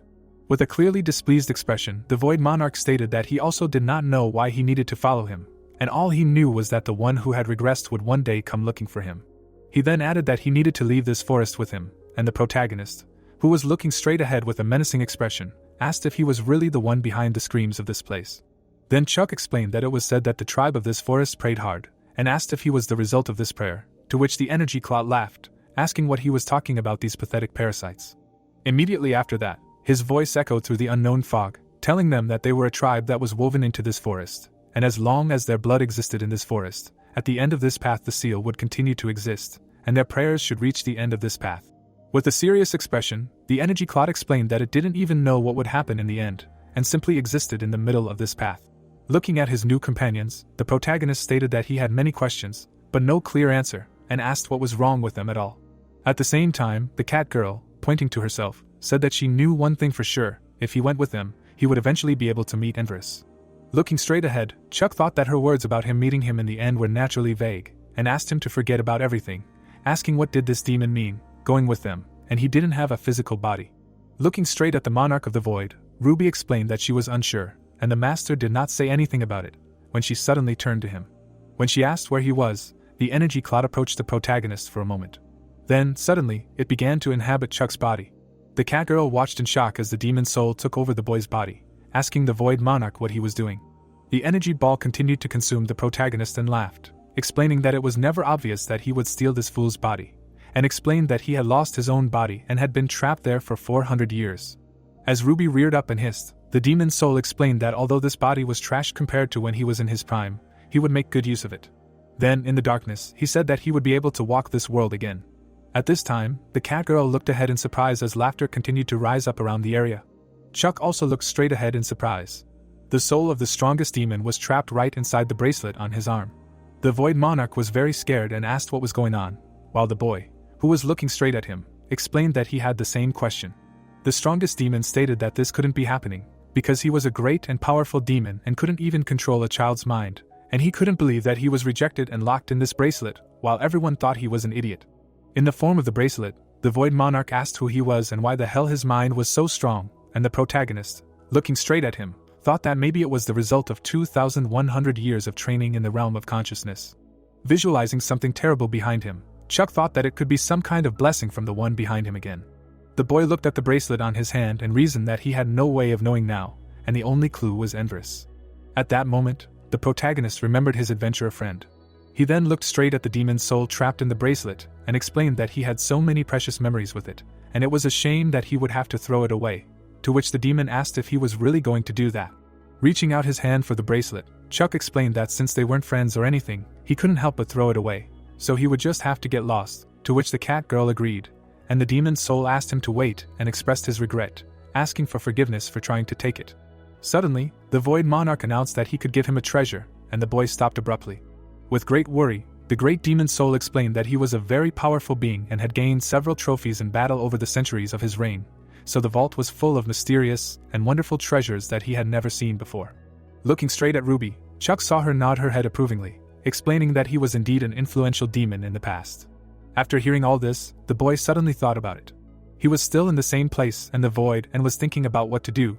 In a moment, the system notified that Ruby and the Monarch of the Void became his companions. Immediately after this story, he was transported to the forest, when the cat girl asked where he would go now. With a happy smile on her face, she suggested finding a place with a beautiful view and fresh air and waiting there until the master found them. Punching his fist right on the bracelet, Chuck explained that this was not a bad idea, but he definitely had to visit a certain place, and his companion, who heard this, asked where it was. Looking worriedly straight ahead, Ruby, after a short pause, asked that it was not a very dangerous place. The boy just looked at her silently, not giving any answer. After a moment, he said that this was a dungeon, which scared the cat girl very much. After hearing all this, she screamed sharply, which was heard throughout the forest. Showing us the image of a huge monster, the plot told us that the dungeon is a mysterious location that appears throughout area, and many types of magic are intertwined there. Visualizing a person who defeated a monster and collects various items from it, we are told that therefore, different laws apply in dungeons than in the outside world, and in area after you kill a monster, or collect byproducts from them as loot. Introducing a swordsman who looks directly at a crystal with a demon's soul, the plot explains that in dungeons everything is different, and as soon as he kills a monster, the corpse disappears, and loot appears in its place.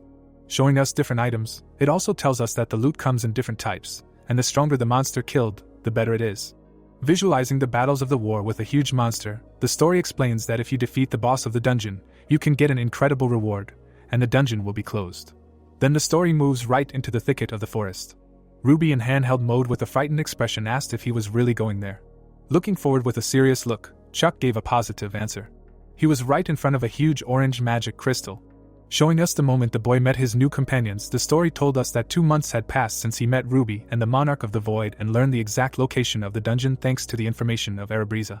Looking straight at the huge magic crystal in front, the protagonist thought that this would be his second dungeon, and in his first life, he had obtained a regression stone, so this crimson stone must be the entrance inside. Looking at the orange-colored magic crystal, he thought that if he touched it, he would instantly teleport somewhere in the dungeon, and now he had to finish what needed to be done.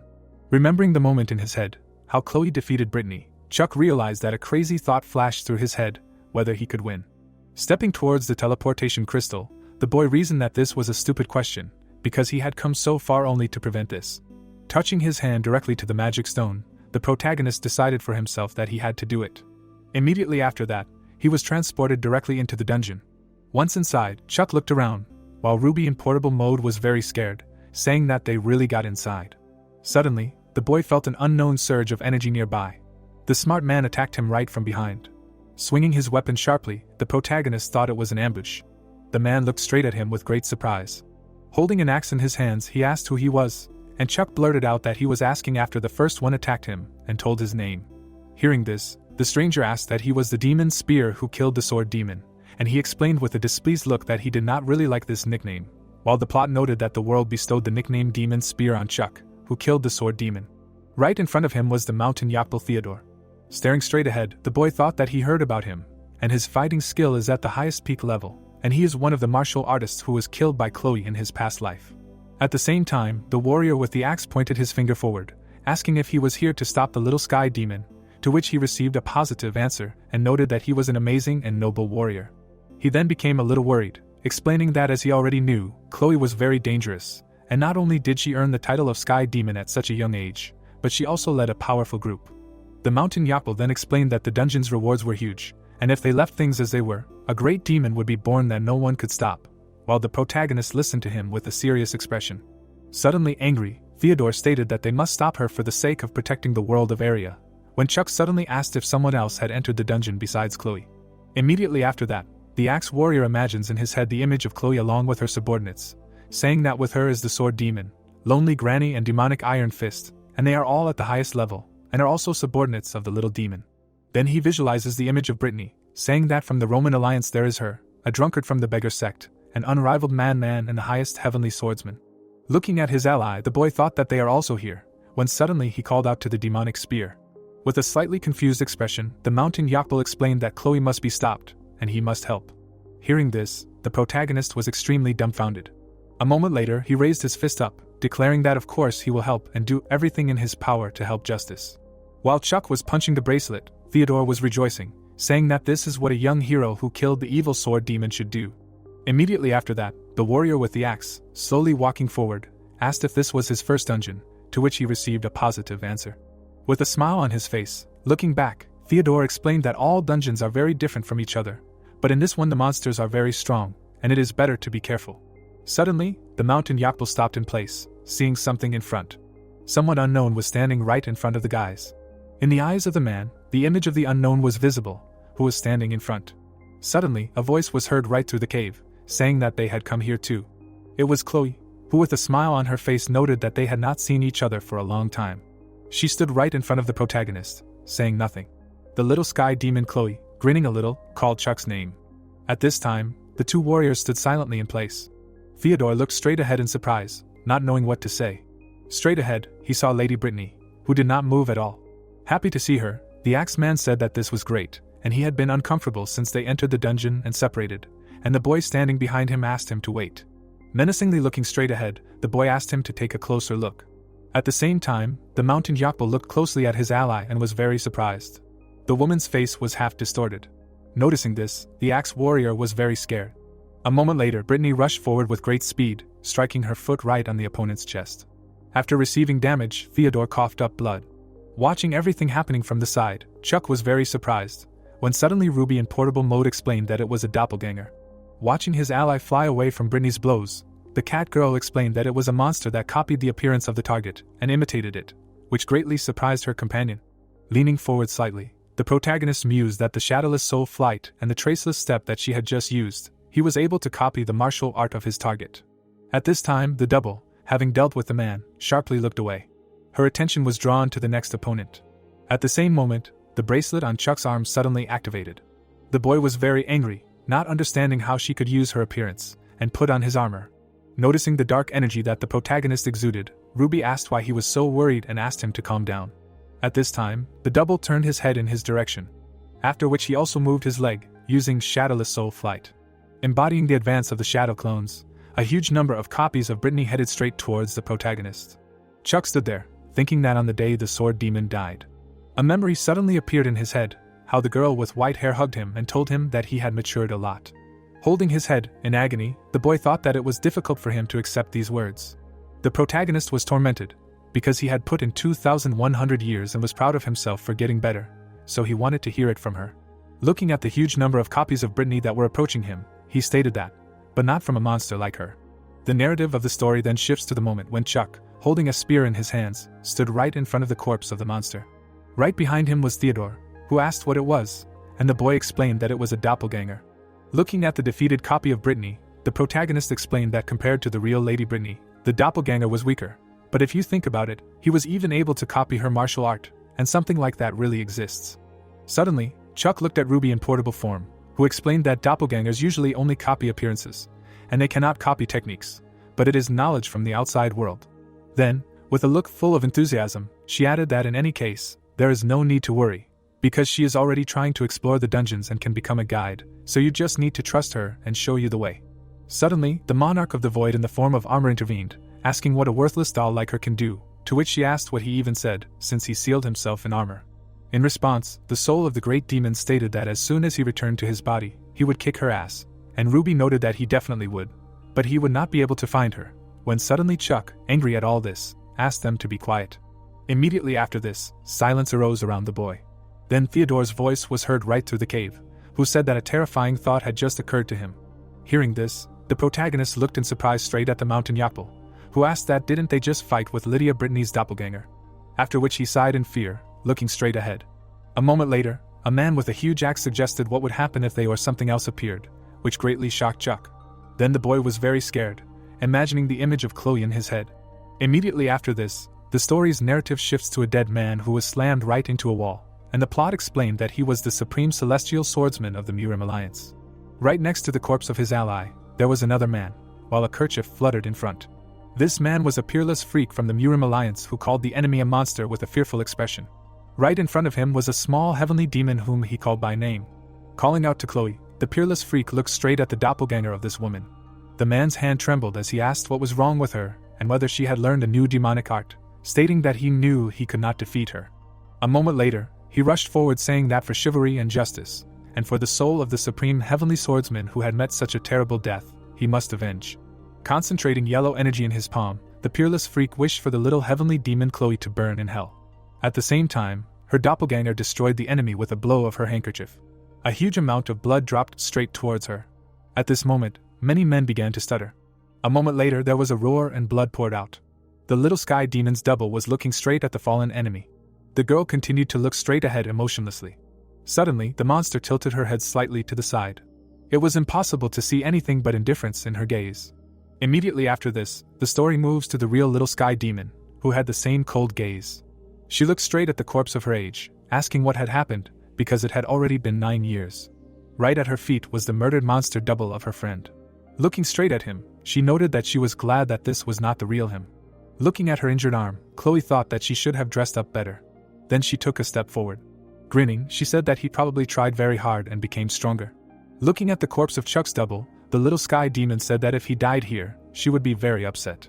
Wishing that he would not die, away from the corpse of the monster. When she said his name, the narrative of the story suddenly shifted directly to the boy, whose gaze was full of seriousness. The sounds of heavy breathing could be heard right in the cave.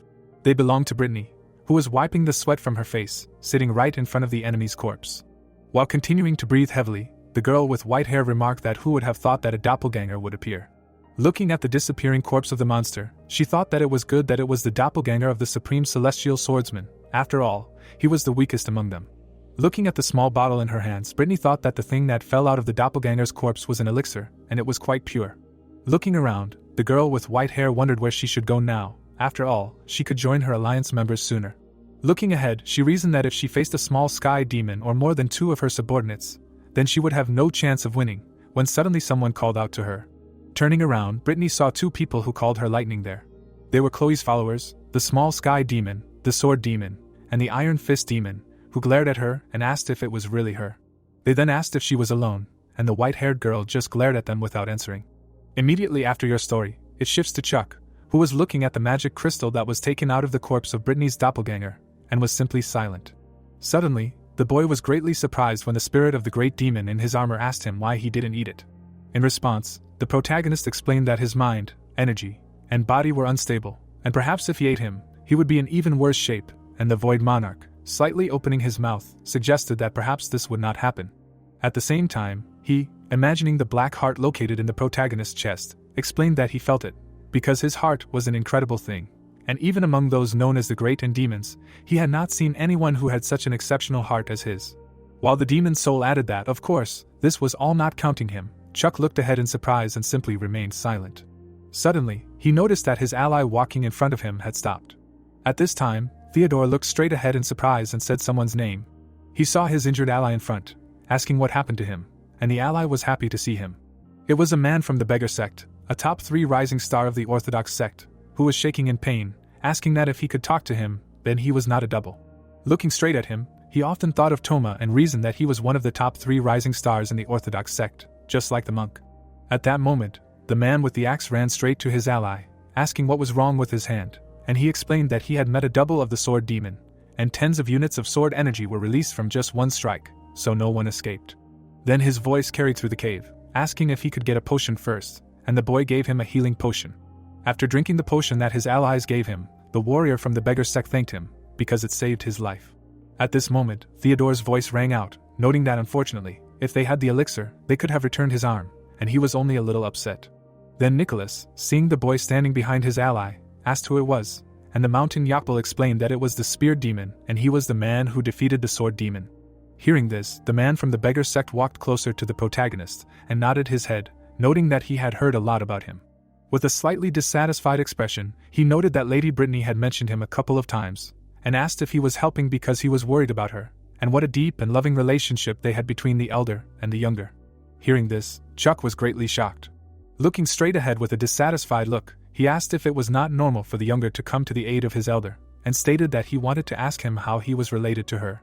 In response to this, Nicholas replied that they were very close comrades, and glared at his opponent, while he did the same, noting that of course he was also very close to her. At this time, the guys between them were just shaking with fear and did not know what to do. Suddenly, the two were very embarrassed and did not understand why they were so angry. Immediately after this, the monarch of the void intervened in the conversation, who asked if he really liked the white woman, and it was so funny to watch men try to intimidate each other, when suddenly he received a blow right on himself. A moment later, Nicholas's voice was heard throughout the cave, asking for forgiveness, because it was rude to behave like that with the person who gave him the potion, and the protagonist explained that everything was fine and also apologized. Suddenly, the 3 allies heard an unknown voice sharply turning to the side, which said that it seemed like they were having fun. An unknown woman was walking straight towards them, saying that the fiery love of young people was a joy to behold. It was a follower of the little heavenly demon Chloe, a lonely granny, who asked with a smile on her face if she could join. Theodore was very scared when he noticed her, saying that it was a lonely granny.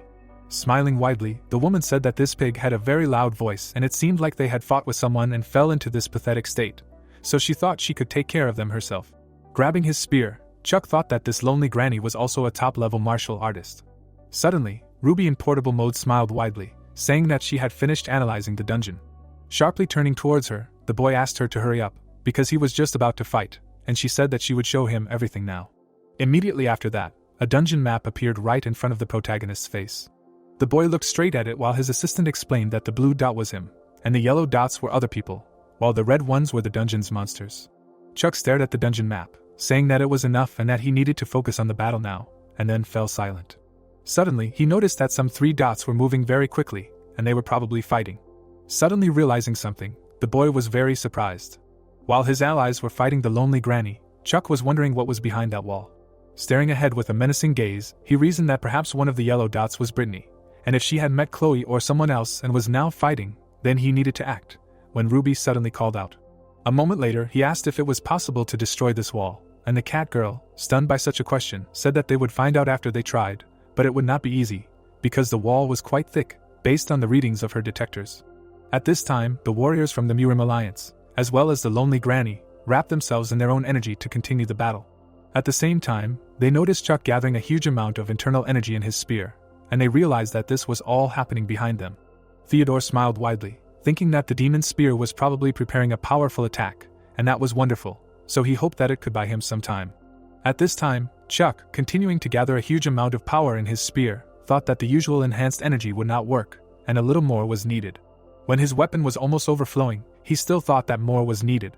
A moment later, a ball of a huge amount of mana appeared on the tip of his spear. The Void Monarch, watching all this in surprise, said that, however, this is not a technique that can be used at his current level.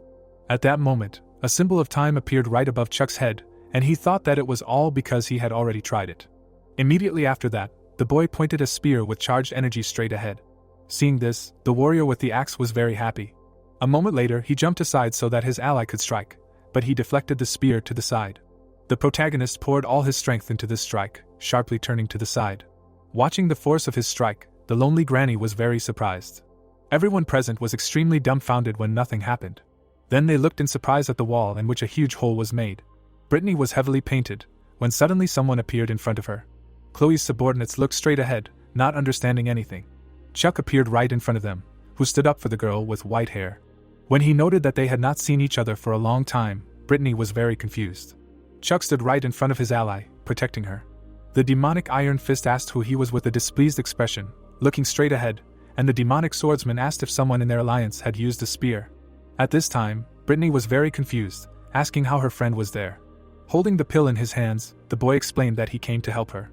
At the same time, he remembered how the Buddhist monk gave him this pill, and thought that he left the great circulation elixir that William gave him because he was afraid of experiencing an energy deviation. Immediately after that, the protagonist bit off that very pill, thinking that in such a situation, he no longer had time to do so. Immediately after that, a huge amount of internal energy flowed directly into him. The demonic swordsman calmly watched everything happening. At this time, the protagonist's energy space was filled with power, while he himself was thinking that he had only eaten half, but had already filled his entire energy core, which was empty, and he did not have any symptoms of energy deviation, so the Void Monarch was right. At this moment, the old man, holding the blade straight in front of him, said that he would deal with the lightning, and his ally said that he would then kill this brat full of fighting spirit. Immediately after that, the guys took fighting stances, waiting for the blow. A moment later, Chloe's subordinates rushed to attack. The demonic swordsman crossed his blade with Chuck's spear. With a deft movement, the boy managed to reflect the enemy's attack. At this time, Brittany was stunned, watching the progress of the fight, and wondered when he became so strong, because when they met last year, he was not like this. At this time, the fight between the boy and the old man continued.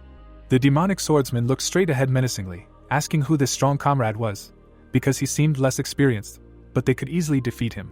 Looking straight into his menacing eyes, the old man somehow felt an incredible flow of time inside him, even though he had not gone through age regression. At that moment, the boy suddenly moved forward.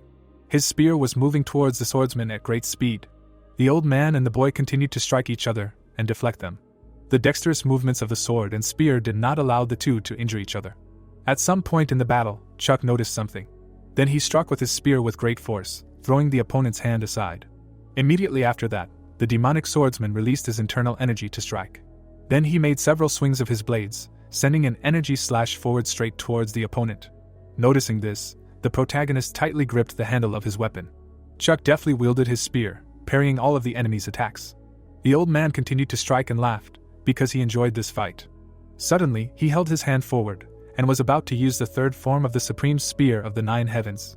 When the protagonist used the hidden snake strike, his spear twisted right around the enemy. Sharply looking to the side, the demonic swordsman did not understand what kind of movement this was. He could not announce where they were flying. A moment later, he received a blow directly to his shoulder. After receiving damage, the old man was greatly stunned and staggered a little. With a wide smile on his face, the demonic swordsman realized that the spear suddenly flew from below.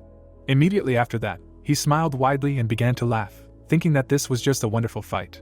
Looking at the protagonist, who was full of seriousness, the old man thought that, judging by his art, he was a master who had trained for a long time, and he was curious about his age, to think that he was so experienced even though he was so young. Watching Brittany fight against his ally, the demonic swordsman thought that he would enjoy this fight a little longer, but his spear technique was very difficult to predict, and if it dragged on, he might be in trouble, because the demonic iron fist was also losing. Staring ahead with a menacing gaze, the old man realized that they needed to quickly get rid of them and return to the liege's side, when suddenly the plot noticed that there were 3 things he did not know. While Chuck was holding his spear straight out in front of him, we are told that the guy in front of him is a close friend of the liege, whom he loves and respects. At this moment, the old man was very dumbfounded, while the plot added that the spear technique he had just mentally praised was his mistress's spear technique. A moment later, Chloe's double pierced her own ally with her handkerchief. There was not a shred of compassion in the double's eyes. The monster made a huge hole right through the demonic swordsman's body, while the plot said that his life would be taken by his own liege. At this time, the old man, coughing up blood, asked why. A moment later, he fell straight to the ground, while everyone around him was extremely dumbfounded.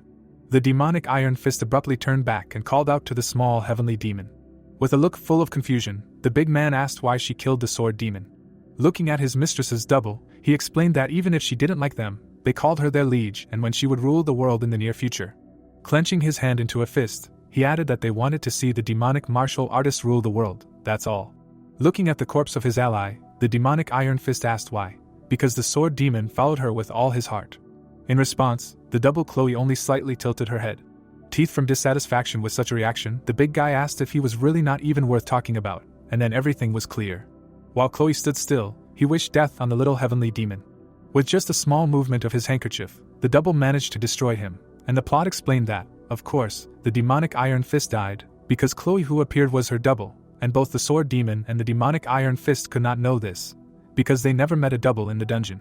While the ground was covered in blood, we were told that the demonic martial artists who followed Chloe could die from suffocation of rage. At that moment, Chuck and Brittany were left alone against Chloe's double. At that moment, the boy asked his girlfriend to leave, and she, looking at him sharply, clarified what he said. Staring forward with a serious look, the protagonist stated that he was going to die there one, so he made a hole in the back, and if she went through it, she would find the drunken beggar and the mountain Yakbal.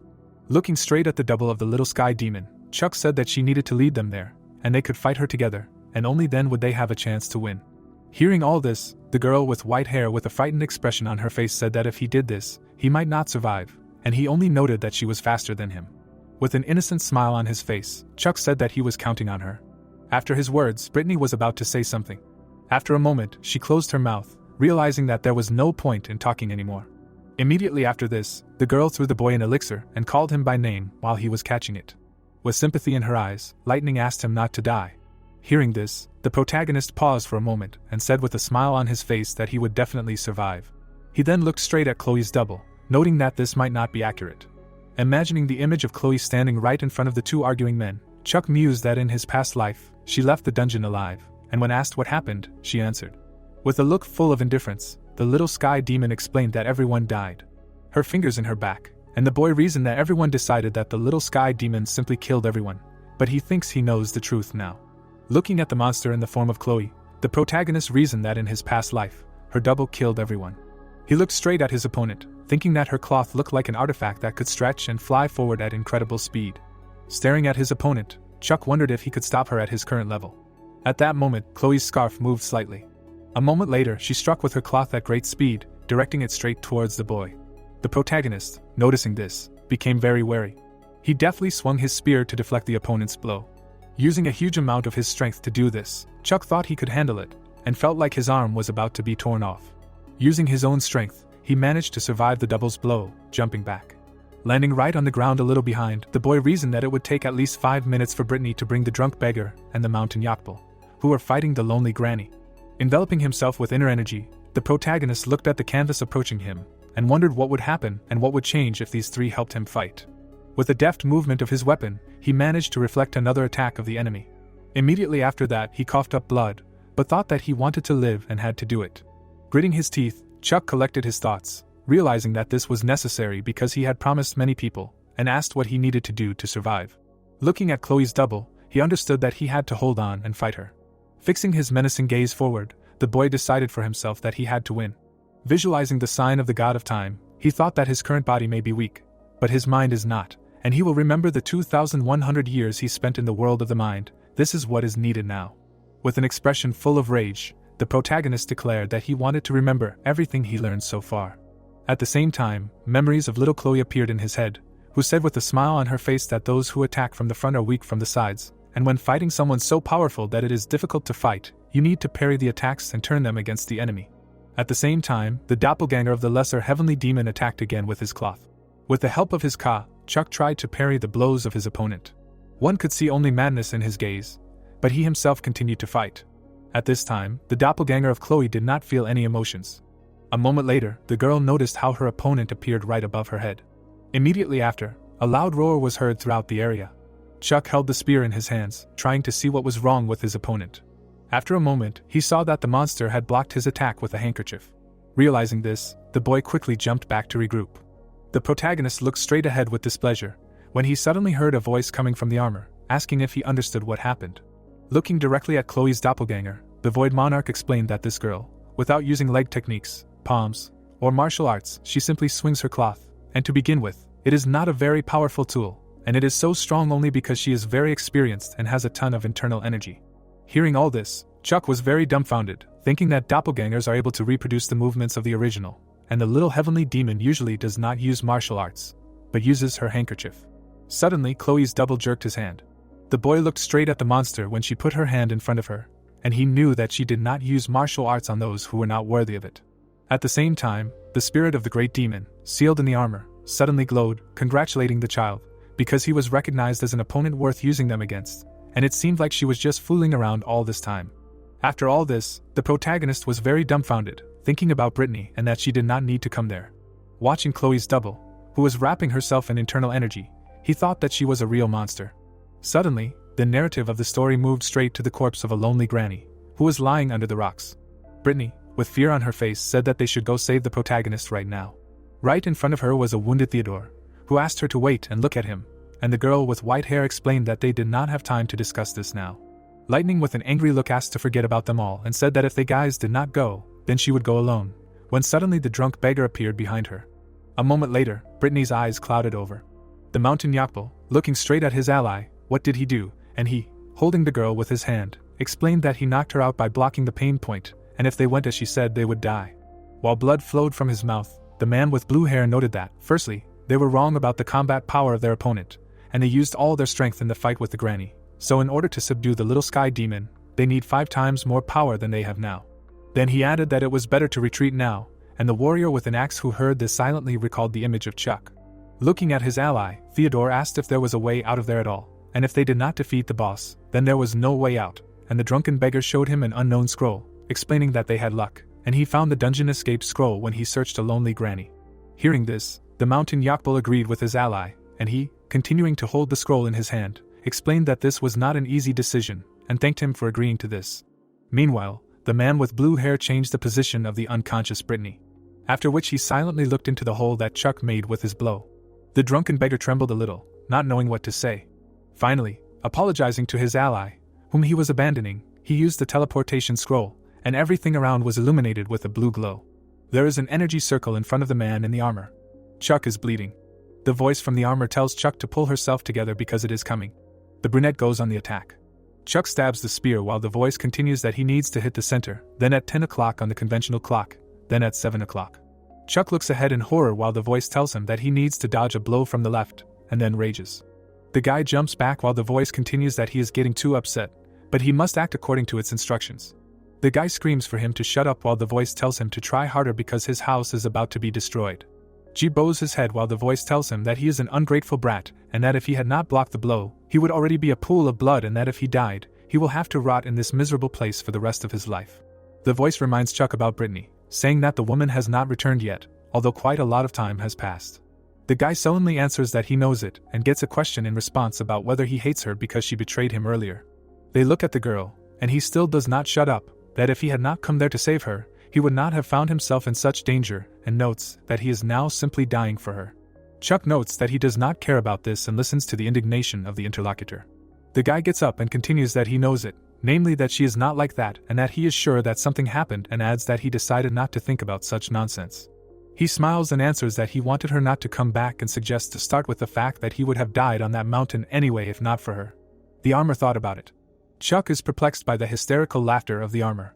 The girl goes to them, and he continues that he is starting to like all this, because in any case he will not let him die just like that. Kyle smirks and says he'll help him out a little. Chuck looks back in surprise. The guy asks what he's doing, and he tells him to just shut up and accept it, because he's trying to help him. He emits a spark and asks him to look, because he's a real god of chaos. The girl looks ahead in confusion. Kyle breaks away and says that it would be easy for him to gather his forces together if there was a mediator, and suggests that he go ahead and use his power for his own pleasure. Chuck looks ahead in horror. Chuck asks if this means anything, and he replies that it's part of his demonic powers, and he knew that his heart could take some demonic power.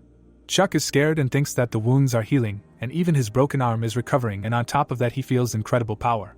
The voiceover notes that the air has changed and the double has inherited the arrogance and curiosity of his original. While the girl is frozen, he continues that while he was standing there and watching Chuck, all this happened. The girl lights up with a red light, and he says that the creature has recognized Chuck as a worthy opponent. Chuck grits his teeth and thinks that this power is incredible, because he has a feeling as if his meridians are about to burst inside. Kyle urges him to come to his senses, because she is approaching. The girl is ready to attack head-on. The brunette swings his spear, thinking that he attacked him for the first time, and this is still not enough. The guy angrily listens as he tells him that if he gives control over his body to the demon, then he will take care of the crazy creature, to which he refuses, because he himself can do it. Chuck tenses up and says that he just has to give him his power, to which the demon laughs and adds that if he gives it, then he will not be able to cope with it. The voiceover says that this is a power that he could not use because of his weak body, but nevertheless he knew perfectly well how to use it.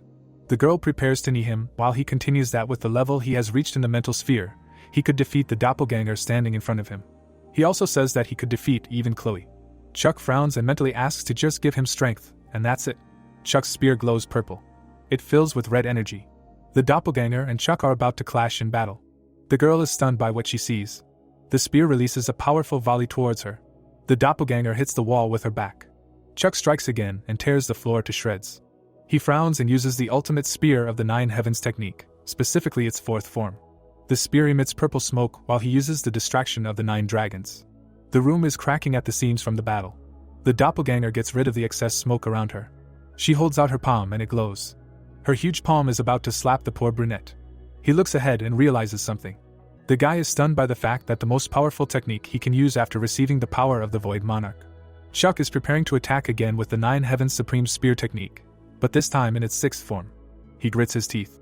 The guy extends his fist, using the Path of Nothingness. The doppelganger flies back via a shockwave. He looks ahead with empty red eyes. There is only a flash ahead. All that remains are hot stones and steam emanating from them. Chuck is trying to catch his breath, exhausted. However, he is standing on his feet, while his opponent is lying on the floor. The guy grits his teeth. He forces himself forward. The guy lets out a scream. Chuck looks at his small self and realizes that 9 years have passed since then, and several thousand years specifically for him. The guy looks at the sparkling opponent, and continues that he has come this far simply from the thought of that person. The brunette falls to his knees and wonders if he has become any stronger in the end. The demon asks him how he feels when he borrows his powers to win, and notes that his companion is very funny. He emits sparks and continues that he could say that, but notes that having power and being able to use it are two completely different things, and he would be able to control his abilities, which are several levels higher than his. Chuck is dissatisfied, while Kyle thinks that he is an incredibly interesting comrade and asks him to get ready. The guy is wary, while he emphasizes that now he will take his power from him and the return from the manipulation will be huge, so much so that if he does not concentrate, he will immediately die, to which he receives in response that he should not worry, because he is used to pain. Kao prepares to perform the manipulation and says with a grin that he wonders if he can get used to this. The guy tensed warily. His eyes widen from a sharp pain. Chuck feels like he is broken into thousands of fragments. The guy lets out a scream. All he sees is darkness. Ruby tries to bring him to his senses. She puts her hands on him and asks if he's awake, to which he calls her by name. The girl looks tiredly while he asks how long it's been since he passed out, to which she says an hour has passed and that he's been writhing in pain the whole time. She remembers that she used the elixir that the girl gave her, but it still didn't seem to make him feel any better, and she left. The guy looks at the empty vial and asks again if he felt that bad even after taking the elixir, and that if it weren't for that, he would have really died. Chuck smirks and notes that he's in Brittany's debt again. Kyle asks how he feels now, to which he receives the answer that he feels like he's dying and that all his muscles, energy core and meridians are all tangled up in one big ball. Ruby fearfully asks him to wait, because he can't move yet, but he only replies that he needs to go. He grits his teeth in pain as she asks him where he needs to go. Someone's legs are walking in an unknown direction. Chuck looks at the lonely granny. The ball says that he feels mana and reports that a teleportation magic was used here, and Chuck asks him again about this, to which he receives in response that the video was an escape scroll obtained from the dungeon. The brunette rolls his eyes while he adds that 3 people teleported, and he wonders who those 2 with Brittany are. The guy smiles and thinks that this means that Brittany successfully got out, and he has already achieved his goal just by being here, while the ball asks where he is heading. Chuck looks at the map and declares that he is heading forward. The map has approached the boss's location, and he continues that he needs to go forward. He holds onto the wall and talks about Chloe and asks how much stronger she has become over the past 9 years. Someone is running while he thinks how much she has changed. The ball is very puzzled, and he wonders how her voice sounds, how she walks, and what impression she makes on people. Chuck falls to his knees and wonders if she thinks about him as much as he thinks about her. The guy coughs up a clot of blood and understands that this is unlikely. He got up and walked on, reasoning that he had been walking towards her for all 9 years. But for him in the meantime 2,100 years had passed, and what she told him 13 years ago was all that gave him the incentive to move on all this time. His legs are shaking, and he continues that he wants to show her the result of his hard work and wants to shout that it was thanks to her that he was able to become stronger. Chuck can barely walk and understands that there is still a little left, and he just needs to go a little further. His eyes go dim. Something stunned him. His eyes sparkle from what he saw. The brunette flies around the room. Chuck's breath caught from how beautiful it was, and he realized that his childish desire to show off his height instantly collapsed. The demon prepares to attack Chloe as he continues that her every move was perfect, and this is perfect, even better than he imagined during the test. She attacks as he realizes that the devil couldn't imitate her at all, and this is what he was striving for all this time. The girl turns around as he calls her by name. She fixes her hair. Chloe smiles and states that she thinks it was the dungeon boss. The brunette walks forward and continues that he was quite strong and the past her would hardly have been able to defeat him. She smugly closed her eyes and says that she also met a monster that was similar to him, and he used the supreme spear of the 9 heavens. A view of her from behind as she says that he turned out to be quite an interesting opponent. Chuck is confused that she told him that he got stronger. Chloe closes her eyes again as the guy asks her not to say that because it seems like he is absolutely satisfied, and she smirks that he finally answered her. Chuck wipes the blood away contentedly, and says that he hasn't known what to say yet, and she asks if he should hide behind the wall. He calmly replies that it's because he's still not good enough to meet her. The girl stretches. She turns and asks who he met, to which he replies that he met her. He smiles weakly, and she continues that he must have suffered a lot and still managed to survive and get there, which means he must have been able to defeat her, to which the guy replied that he can't say that he did it alone. Chloe leaned her back against the wall. The brunette remembers him earlier and congratulates him on the fulfillment of his dream, which was that he would train martial arts with her, and in 10 years he would be able to pierce her heart with his spear. But the guy retorted that it is not worth thinking about. Both are sitting contentedly, each on their own side. Chuck begins a monologue by saying that 9 years have passed, and that it was a really meaningful time for him. He smiles, and the girl asks how it was for him, to which he replies that it was meaningful, but nevertheless, he suffered a lot. Chloe looks displeased. The girl asks if he will go with her. The guy asks again, to which she receives in response that, as she told earlier, she hates being the object of other people's expectations. She remembers that it was like this before she arrived in this world, and even after she was called there, these disgusting expectant looks followed her everywhere. She finds a refutation against the wall. She continues that she doesn't think she would be upset if those were his eyes. The guy listened to her sadly and asked for forgiveness. The girl smiles awkwardly and asks if he wants to travel with her, to which he receives a negative answer. Chuck seriously replies that if he goes with her, he will become like a shadow again, and he does not want this, because he wants to be on equal terms with her. The brunette lowered his head, while she asks if he will stick to his opinion even though he has already become much stronger than she expected, to which he notes that it is still not enough. Chloe sighs and notes his greed for power. She turns away and says that 9 years and exactly 1 year remains until their agreement, which he confirms. Chuck points at her and continues that 1 more year, and he will be able to climb to the level where she is now, and then they will meet again. The guy is taken aback by the question of whether he will go with her then. Chloe laughs contentedly. She stands up and says that she agrees to such conditions and that she understood him, because for now it is worth restraining her greed towards him, and then, she asks permission to tell him one thing. The brunette smiles slyly, while she says that it will not be easy for him, because during this year she will become stronger than him, but he already knows this and in the end she is the person whom he personally made his goal. Chloe sighs and thinks that he has changed a lot. Both stand up. Both said in chorus that then they will meet in a year at the promised place. The brunettes look at each other contentedly. The girl leaves thinking that she would really like to take him with her even by force, because she is dying to turn back time and look at his face, but she holds back because she does not want him to hate her. Chloe smiles and continues that they should talk when they meet in a year, because she wants to meet him face to face and eat and drink together and talk about everything that happened. She reaches out to the blue haze and remembers what she forgot to tell him. The girl smiles towards the flash. She forgot to tell him that she missed him outside the dungeon. In the background of the forest, someone got hit. Brittany, horrified, clutches her hair and asks why they brought her there, because the guy is there fighting without her. The dark-haired guy says that they had no choice, and his comrade thinks that she is reacting so violently despite being known for her insensitivity. She looks displeased and continues that they are cowards and asks what it means to be a warrior. The dark-haired man swings his arm and asks her to calm down first, while she quietly says that she is leaving the alliance. The man asks again in bewilderment, while she answers that she no longer wants to be in such a place, and asks him not to look for her. Brittany turns around with disdain and says that she finds them all disgusting. The dark-haired man stands stunned. The girl bites her lip from tears and mentally asks Chuck for forgiveness, because she is very sorry that everything turned out this way. Against the background of the forest, she thinks about what she needs. The blonde raises her head and clarifies that she needs to become stronger. The elf is training. The red-haired woman covered her mouth in horror. Tom is practicing his blows under the auspices of William. The brunette is eating someone's paw and turns around displeased. The man looks at the sparks in the air in the forest. He touches the mask. End of the first season. The voiceover says that the bipedal creatures that live in this world, which everyone calls people. He introduces us to two people and continues that they have norms and rules and they follow them to maintain order in their society. But there are creatures that ignore the rules or do not obey them at all. In the background of the act of devouring the girl, he says that such creatures feed on the blood of others. The Skeleton King screams, and he continues that creatures that ignore even death and continue to live in vice. He introduces us to a creature in blue armor with the words that these are creatures that have thrown away the respect and beliefs that they should have kept. The werewolf screams, and the voice says that these are creatures that are possessed by barbaric nature, they howl at the moon. In the background of a disheveled man, he says that creatures that are not people at all. Returning to Chuck, he completes the thought of creatures that are on the border and that people call such non-humans. Chuck is standing in a purple uniform. He looks around and does not understand where he is. The guy realizes where he is until someone asks him why he is so pale. A purple entity materializes behind him and giggles. Chuck asks the haze if it is the Void Monarch, to which he receives a positive answer. The entity peers at him while he asks what this place is and is informed that they are in his dream. The entity remembers and says that when he lent it his power, then their spiritual worlds seemed to connect, and while he was sleeping, the Void Monarch was able to penetrate his dream.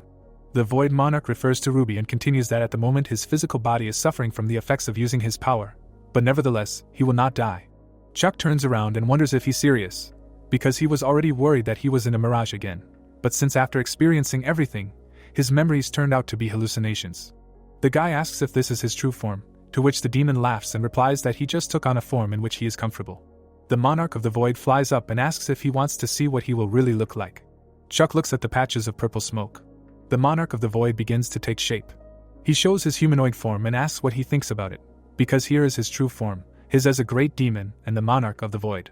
The demon supports his lower jaw while the guy says that he looks more human than he expected, to which he replies that demons are still very similar to people. Purple smiles and continues that this is not his real body, but he is very glad that he has it at all after so much time, to which he receives a question about what he is doing in this place, because his interlocutor is tired. Chuck finds out that he has a couple of questions for him. The Monarch of the Void asks with displeasure and clarifies with him what he is. He remembers that he gave him his power, which, by the way, people like him are not able to cope with. Chuck sullenly listens to the fact that, nevertheless, he was still able to cope with it, and used it so deftly, as if it originally belonged to him, and asks how he managed to do such a thing. The demon crosses his arms over his chest in response to Chuck's question, why would he even tell such a thing? To which the demon only grinned and said that he should do it at least because if not for his power, the guy would already be dead, but asks him if he is shameless, in addition to his own weakness. Chuck listens to him as he shared his powers with him and was able to feel his emotions, namely all his aspirations, his inferiority complex, and these are all the emotions of a weak creature that he, the invincible one, has never been familiar with. The demon moved closer and notes that, however, he is morally strong enough not to let him subdue him and asks again who he is. Chuck opens his mouth to answer who he is. The monarch of the void answers that he knew it. He sat down on the ground and continues that he knew he was a regressor, but Mersher and Dinur, he could not even imagine that this guy was trained by two gods. Purple smiles and continues that now he understands everything. That's where he gets such moral strength, and the ability to resist, and the abilities inherent in his species. Chuck points at him while he says that he cannot believe that he was able to train in the world of the mind for 2,100 years, because it is so frivolous. But the guy stops him with the words that he is older than him and asks to show him respect as an elder. The Void Monarch burst out laughing, because no matter how old he is still a child to him and urges him to first become stronger than him, so that later he will be able to say such nonsense. But to himself he thought that such a moment will not come in his life. Chuck listens with displeasure to the question of what he was able to achieve in 2,100 years of training, to which he receives in response that he has already said that the body is not able to demonstrate everything that he became capable of after the test. Purple grins smugly, because this is true, but nevertheless, he should not think that he is ridiculing his talents, although he should do just that. Chuck is stunned by the fact that he mentioned the limits of human strength. The Void Monarch madly asks him to become a demon. The brunette looks at him in confusion. The demon sees the guy's broken soul and continues that he probably already felt that as a price for using his power, it leaked into him, and his heart is like a monster's. Purple continues that if he becomes a demon, he will make an extremely interesting creature. The Monarch of the Void mentions the protagonist's childhood friend, that if he becomes a demon, he will finally become stronger than the girl he is so crazy about. Chuck is desperate, and does not understand what to do. He looks madly ahead. The guy sits opposite the demon and refuses his deal, to which he receives in response that he simply let him know that such an option is quite available to him. Chuck sternly listens that he must know the main thing, that he should not forget about the inhuman energy that is inside him, because the guy is already on the verge of possibilities. Someone tells the guy to go north. The crazy grandfather says that in 5 years he is ordered to go to a place where the 1,000-year-old snow does not melt, and that it is there that he will be able to meet someone very important. Against the background of a forest clearing, someone thought that he understood why they were going to the great city of the north, the Northern City. Ruby clenches her fists in displeasure, and asks why they have to live on the streets like this, even though it will last 3 months. Chuck chews on a piece of dried meat, and replies that it's because they have nowhere else to stay and that they are almost there, so she should calm down. The demon shines through the cuff and asks if the guy should become an object so as not to waste food, to which the girl asks again and asks the boobless idiot to stop talking nonsense. Chuck shows the demon to the girl. The guy continues to chew, thinking that it all started from that day. He remembers the day he saw Chloe and that 3 months have passed. Chuck thinks about the battle and continues that when they escaped from that dungeon, he paid dearly for borrowing the power of the Void Monarch, and he barely managed to recover before they set off on themselves, as William bequeathed. The guy thinks about the city of the Northern City, that at the moment their goal is this Northern City, and after 3 months of wandering they have almost arrived at their destination. He thinks about Neville, that according to his information, this city was once ruled by a bloody sky demon. Against the background of warriors, he continues that after he lost his arm in a fight with a lesser sky demon, order was disrupted and all kinds of monsters and demons went wild, and now this place is more like the underworld. Ruby holds her legs and says that before the appearance of the bloody sky demon, the Northern City was a land of demons, unorthodox factions and non-humans, and she honestly says that she does not want to go there. Chuck asks again about non-humans, to which he receives in response that the Northern City has always been called the world of non-humans and demons. Chuck glances at the Monarch of the Void, while she continues that demons live there, like the Void Demon, liches, vampires, werewolves, monsters similar to humans. Ruby doesn't understand what Chuck has realized. The guy against the forest background says that he has been smelling a dog for some time now. White eyes are visible from behind the trees. Chuck turns around happily, because here is proof that they are close to their destination. The werewolves attack, while he continues that he hasn't exercised for a long time. The guy uses a weapon and says that it's time for him to warm up. Chuck looks sternly ahead. The girl shouts at him to be careful, because lycanthropes become stronger at night, and cannot be defeated with only ordinary weapons. The guy thinks about ordinary weapons. He imagines what it could be. Jessie looks at the pink stone in bewilderment. Chuck asks again if this is a pink energy stone, and she asks if he is so stupid that he did not even know what it was before and clarifies how he was able to get it, and such a clean and huge specimen. Chuck remembers that this thing appeared when he defeated Chloe's double and replies that he found one in the dungeon. The guy looks at the stone and notes that he wants to make a spear with this crystal and thinks that the girl does not look like herself. However, the piece is so large that even after forging the spear, part of it will remain. Jessie does not let go of the stone, and he continues that she can take its remains as payment, and she clarifies if he has gone crazy. The girl falls into a rage and says that it will be a great honor for her to simply work with the pink energy stone, because for such a piece you can buy yourself several castles, and he wants her to take it as payment, then let her insert its pieces into her magic armor. Chuck tells her what he wants, and she agrees. Chuck stands pompously with a new spear. In real time, spinning his weapon, he prepares to try it out. The guy pierces the enemy through and through without thinking. The wolf gets hit in the face. Chuck turns around and attacks another one. And another one. The brunette finished off another one with a blow to the chest. He got a cut on his face. He stands surrounded by wolves and thinks. The guy scratches his temple and asks what he should do now, because he does not understand why they attacked him at all. The wolf is taken aback and asks how dare he and clarifies if he thinks he can survive after such statements. Chuck turns around and asks what's wrong, because he did not even start all this, to which he receives in response that, according to the wolves, it was he who created a mess on the territory of the sect of ghost wolves, which is also their own territory. The guy sullenly asks again about the sect of ghost wolves and says that he remembers that dogs created a sect and specifies where their territory is. Ruby is indignant from behind the bushes, because how could he forget that he passed by a small village on the way here, because he created bedlam in that very village and they were unable to collect taxes from there. The guy discontentedly recalls what they are talking about, because there the innkeeper drugged Ruby and tried to sell her into slavery, while the monarch of the void adds that it was funny for him to watch this paralyzed catgirl. The wolf stared at him in bewilderment. Chuck angrily hits him in the face and screams that they are the ones in the wrong here. He points his finger at the other and asks how dare they behave so absurdly, and also blame him, provided that they themselves can stop attacking and then he will stop and leave too. The werewolf furiously notes that what he said is nonsense and asks again if he thinks that after such humiliation they will just let him go. The opponent tried to tell him that the sect of ghost wolves never forgets insults, but in the process his head was cut off. The guy looks at him without an ounce of excitement.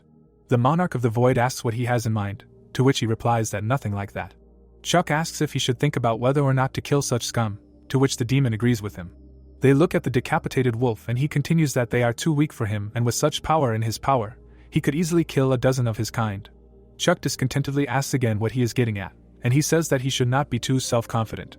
The demon continues that he seemed to demonstrate his superiority when he killed those dogs, and only invincible creatures like him are allowed to do such things. The guy listens with hatred as he says that those guys look familiar to him. Ruby says that vampires and lycanthropes serve the same master, and from there create low-ranking life forms. She thinks about dogs and continues that in the case of lycanthropes, low-ranking life forms will be similar to their master. The Void Monarch looks at the corpse and says that if their master is the leader of the wolf sect of the ghost wolf sect. Chuck looks at him, and he continues that in that case, in his current state, the guy will not be able to defeat him, so he asks him not to show off if he does not want to die so early. The brunette angrily asks what he is even asking him about, and if he means that he should have allowed them to sell Ruby into slavery. The girl cries and asks him for forgiveness, because everything happened because of her, to which he denies it, because a skirmish with them was inevitable, since they entered their territory. Against the background of fireflies, the demon says that he just warned him. The guy listens that in this world there will always be someone stronger. Behind his back, he mentions a ghost, because the worries of the Void Monarch came true much faster than expected. Chuck turns around and tells someone that he is glad to meet. The Void Monarch looks at him in bewilderment. The man in glasses appears in front of him. Chuck recognizes him as the leader of the Ghost Wolf sect. He says that his name is Walter, and the system adds that he is a lycanthrope, the leader of the Ghost Wolf sect and also a reckless wolf. The guy is wary. Walter looks around and asks if all of them are dead. The leader notes that he raised them not so weak and asks who he is, because they have not met him before. Chuck prepares to attack and introduces himself. Walter asks again in surprise, because the name sounds familiar, and then remembers that he is the one they call the Spear Demon. The boy grits his teeth as he continues, which he finds odd, as he thought the Spear Demon was part of the Orthodox faction, but when he met him in person, he realizes he's more on their side. The leader adjusts his glove and says it doesn't matter. His hair emits smoke and he addresses the Spear Demon. His eyes light up and he asks how he wants to die. Chuck watches stunned. The Void Monarch calls for the reckless wolf to stop. Walter doesn't understand what just happened. The Void Monarch shows up and asks if they've outgrown their moment of bullying the weak.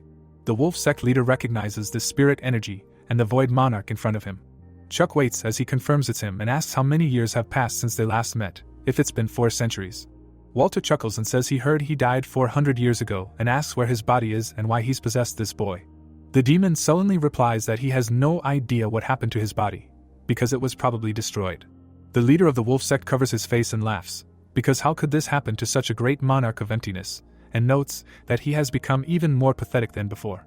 The white-haired one listens to him, who has also changed a lot, and specifically the question of what kind of fish eyes he has, because the reckless wolf used to constantly go crazy, like a dog without brakes, to which he received in response that now people call him Walter. The dog asks if he wants him to just let the guy go, to which he gives a positive answer. Walter is stunned by the answer. The monarch of emptiness angrily listens to him, who seems to have really done nothing for 400 years, otherwise he would not have believed that the monarch of emptiness is capable of saying such a thing, to which he replies that if he really wants to fight, then he can arrange it for him. Walter grins and refuses this alternative, explaining that he just happened to be nearby and did not lose that much from the death of a couple of his people. The leader of the wolf sect points to himself, and says that this time he will forgive him. Chuck angrily listens to the question of whether he is heading to the northern city, to which he answers yes. Walter turns around and says that in that case he should be more careful. The leader of the wolf sect looks madly and says that the others will not be as kind as he is. Chuck looks at that he disappeared. Ruby looks out while Chuck asks if he would lose if they fought, to which he gives a definitely positive answer. The monarch of the void remembers him with the words that his opponent is a monster who has honed his skills over the centuries and he is one of the strongest inhumans, and he had absolutely no chance of winning, although he himself does not know of course what came over him when he created his own sect. Chuck smirks as he continues that he had to grovel and beg for mercy, stating that he was just a weak insect who needed to become stronger. Chuck thinks about Walter as the demon says that he can't stand the guy's self-confidence, and complains that he misses his original body. The guy thinks about the ghost, that he was the wolf sect leader, who once founded a small sect he had never even heard of, and even after reaching the peak of his martial arts, he still has so much to do. Chuck smiles, realizing that the world is truly vast. The guy walks towards the forest while the voiceover says that he no longer falls into despair hitting the wall, rather he was glad, because it meant that he still had a long way to go. Chuck takes a step and realizes the contradiction. He remembers Walter and his words that the others would not be as kind to him as he was and does not understand what he meant then. The guy frowns and wonders who these others are. Walter is standing in the shadows. He is wearing dark glasses. The leader of the wolf sect says that he met the monarch of the void on the way. He looks at the ball on a leg.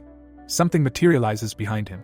Something purple asks again about the monarch of the void and whether he is dead, to which he receives in response that it looks like he still lost his body, and only part of his soul remains. However, his spiritual strength is still great. Walter twirls his finger at his temple. He shows the monarch to the creature, who confirms that it is true and that he himself cannot believe that all 400 years ago he could have survived the enslavement squad, even though he lost his body. The creature asks who this guy is, to which he receives in response that it is a demon's spear and it looks like the void monarch has taken possession of it. The creature reasons about the demon's spear and asks Jeniella if this is the guy who killed her toy. The girl replies that it was not her favorite toy, but she is still very sorry that it was broken. She looks at him and says that now she knows what he looks like. Walter says that he is human, but he feels like he is closer to the Inhumans, and the Void Monarch was there, so he spared him. The girl listens that it looks like he is heading to the northern city, so he will watch him for now, to which she asks if he is coming to them. The creature asks her not to hurry, because the spiritual energy of the Void Monarch is not a joke to her, while she asks him not to worry through laughter. The leader of the wolf sect says that this is all for him and says goodbye to them. He looks at the creatures and says that if something serious happens, he hopes that they know that it should be reported to him, and calls them predators. The creature thinks about Chuck and is glad that he finally found him. He continues that he is a thief of hearts. Someone remembers that the man says that this document, it has a lot of important information about the northern city and inside a short description of the moves of the main troops with characteristics. Chuck looks at the sheets of paper. He sees the emblem of the predators. The voiceover says that he does not know when their alliance was founded, but it has definitely existed for at least several centuries. Against the background of the emblem of the predators, he continues that vampires, lycanthropes, liches and others are an organization that hires non-humans and their symbol is an inverted pentagram. Chuck reads that despite the fact that they almost never come out during the day, they are very powerful and sinister. The guy is stunned and says that especially the 5 leader of the wolf sect, also known as the 5 stars, it is simply impossible to guess how strong they are, because they are unimaginably dangerous. The monarch of the void reads while he speculates that maybe the predators are the others that Walter is talking about, to which he confirms his guess, because most likely it is, because they tried to hire him too, but he refused, because there was too much work to do. He remembers Walter and says that one of the 5 stars is that same reckless wolf. Chuck is shocked and wonders if there are really 4 more as strong as him. Chuck looks at the demon while he says that they have been living for many centuries and people cannot cope with them, and he was just lucky in the situation that arose with his dog. Chuck grits his teeth as he continues. What if he doesn't want to regret what he did when he needs the power the most? But Chuck interrupts him because he's starting the same old topic again. The Void Monarch listens in surprise to the question of whether he wants the guy to become a demon, and he reminds him that he feels like he's given up on this idea several times already and asks if he's going to never stop trying. The guy closes his eyes and continues that he already told him that one person he knew and respected had already gone down this path once. The guy looks at him and says that in order to honor his memory, he refuses to lose himself, to which he receives in response that he's already at a crossroads and he thinks his suffering is pointless.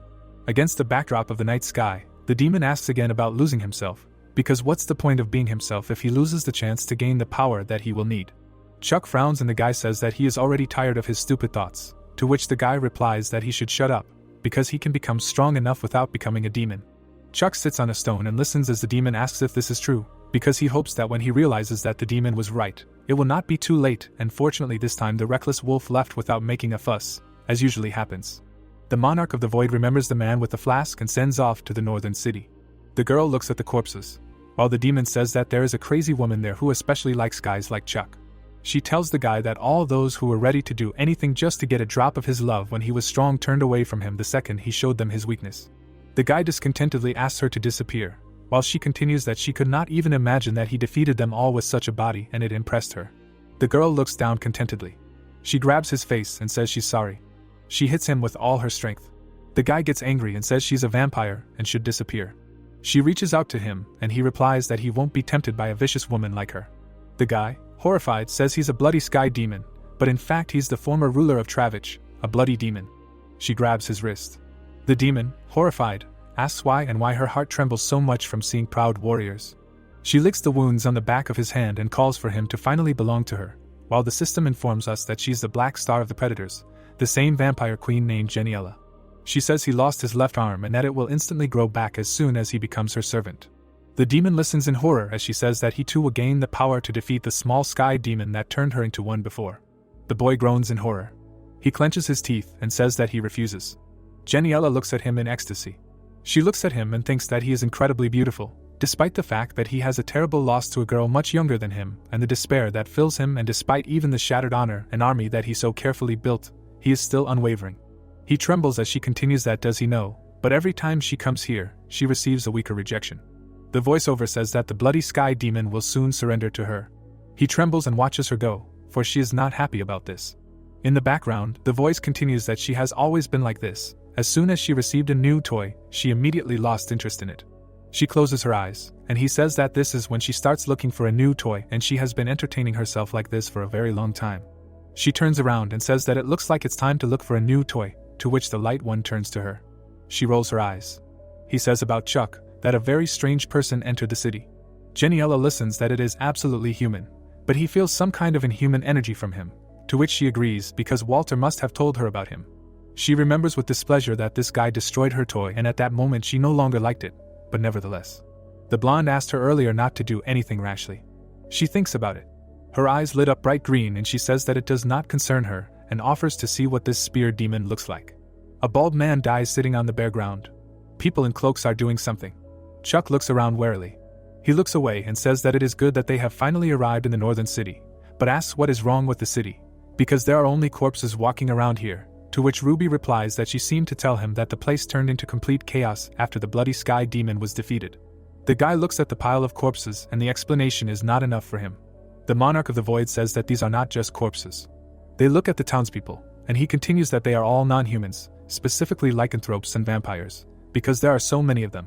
Chuck listens with displeasure that usually non-humans hide in the dark, but seeing that they are just walking around the streets, it really seems like something is wrong with this city. Ruby fearfully asks if he will be able to find something important here, because the monk told them to go north. Chuck looks at her and says that after all, there is someone important here. Geniella appears behind him and says that he is talking about her. Chuck listens sullenly to the red-haired girl being glad to meet him and calling him a demon spear, then introduces himself. Geniella? The hero looked at the bracelet which replied that this was the crazy manager in Travia he was talking about. Geniella was standing with her back to the frenzied wolf and smiling maliciously. The bracelet said that frenzied wolf in berserk mode is impossible to stop, but he himself is quite calm, which cannot be said about Jenny. Chuck listened carefully to what the Soul Eater was saying, and he continued that since he showed frenzied wolf that his demonic power was safe and sound, he doubts that she would bother him now. A view of the village at night, and the bracelet advises that in any case the girl should be avoided. The hero held Janie in his arms. She looked at him with glowing eyes. He looked in horror and thought about what he said, and that she would not do anything now. Chuck asked Janie if she was Janie. She smiled and asked if he knew who she was. The guy raised his hand and answered positively. The girl asked if the Void Monarch told him. Janie, bending down, scared Ruby and smiled, and then said that she heard about him from Ju-1. Apparently everything he said was true. She bowed her head to the bracelet and said how low he had fallen, because he was once called the Nightmare of the South. The girl looked and seemed pleased when the bracelet responded, calling her a little girl, and that she had become too self-confident. The Soul Eater stood over Chuck and pointed his finger at her, saying that this wouldn't do, he needed to teach this slut a lesson, and that this was the only way she could learn some manners. The girl bent her arm at the elbow, laughed, and asked what was wrong.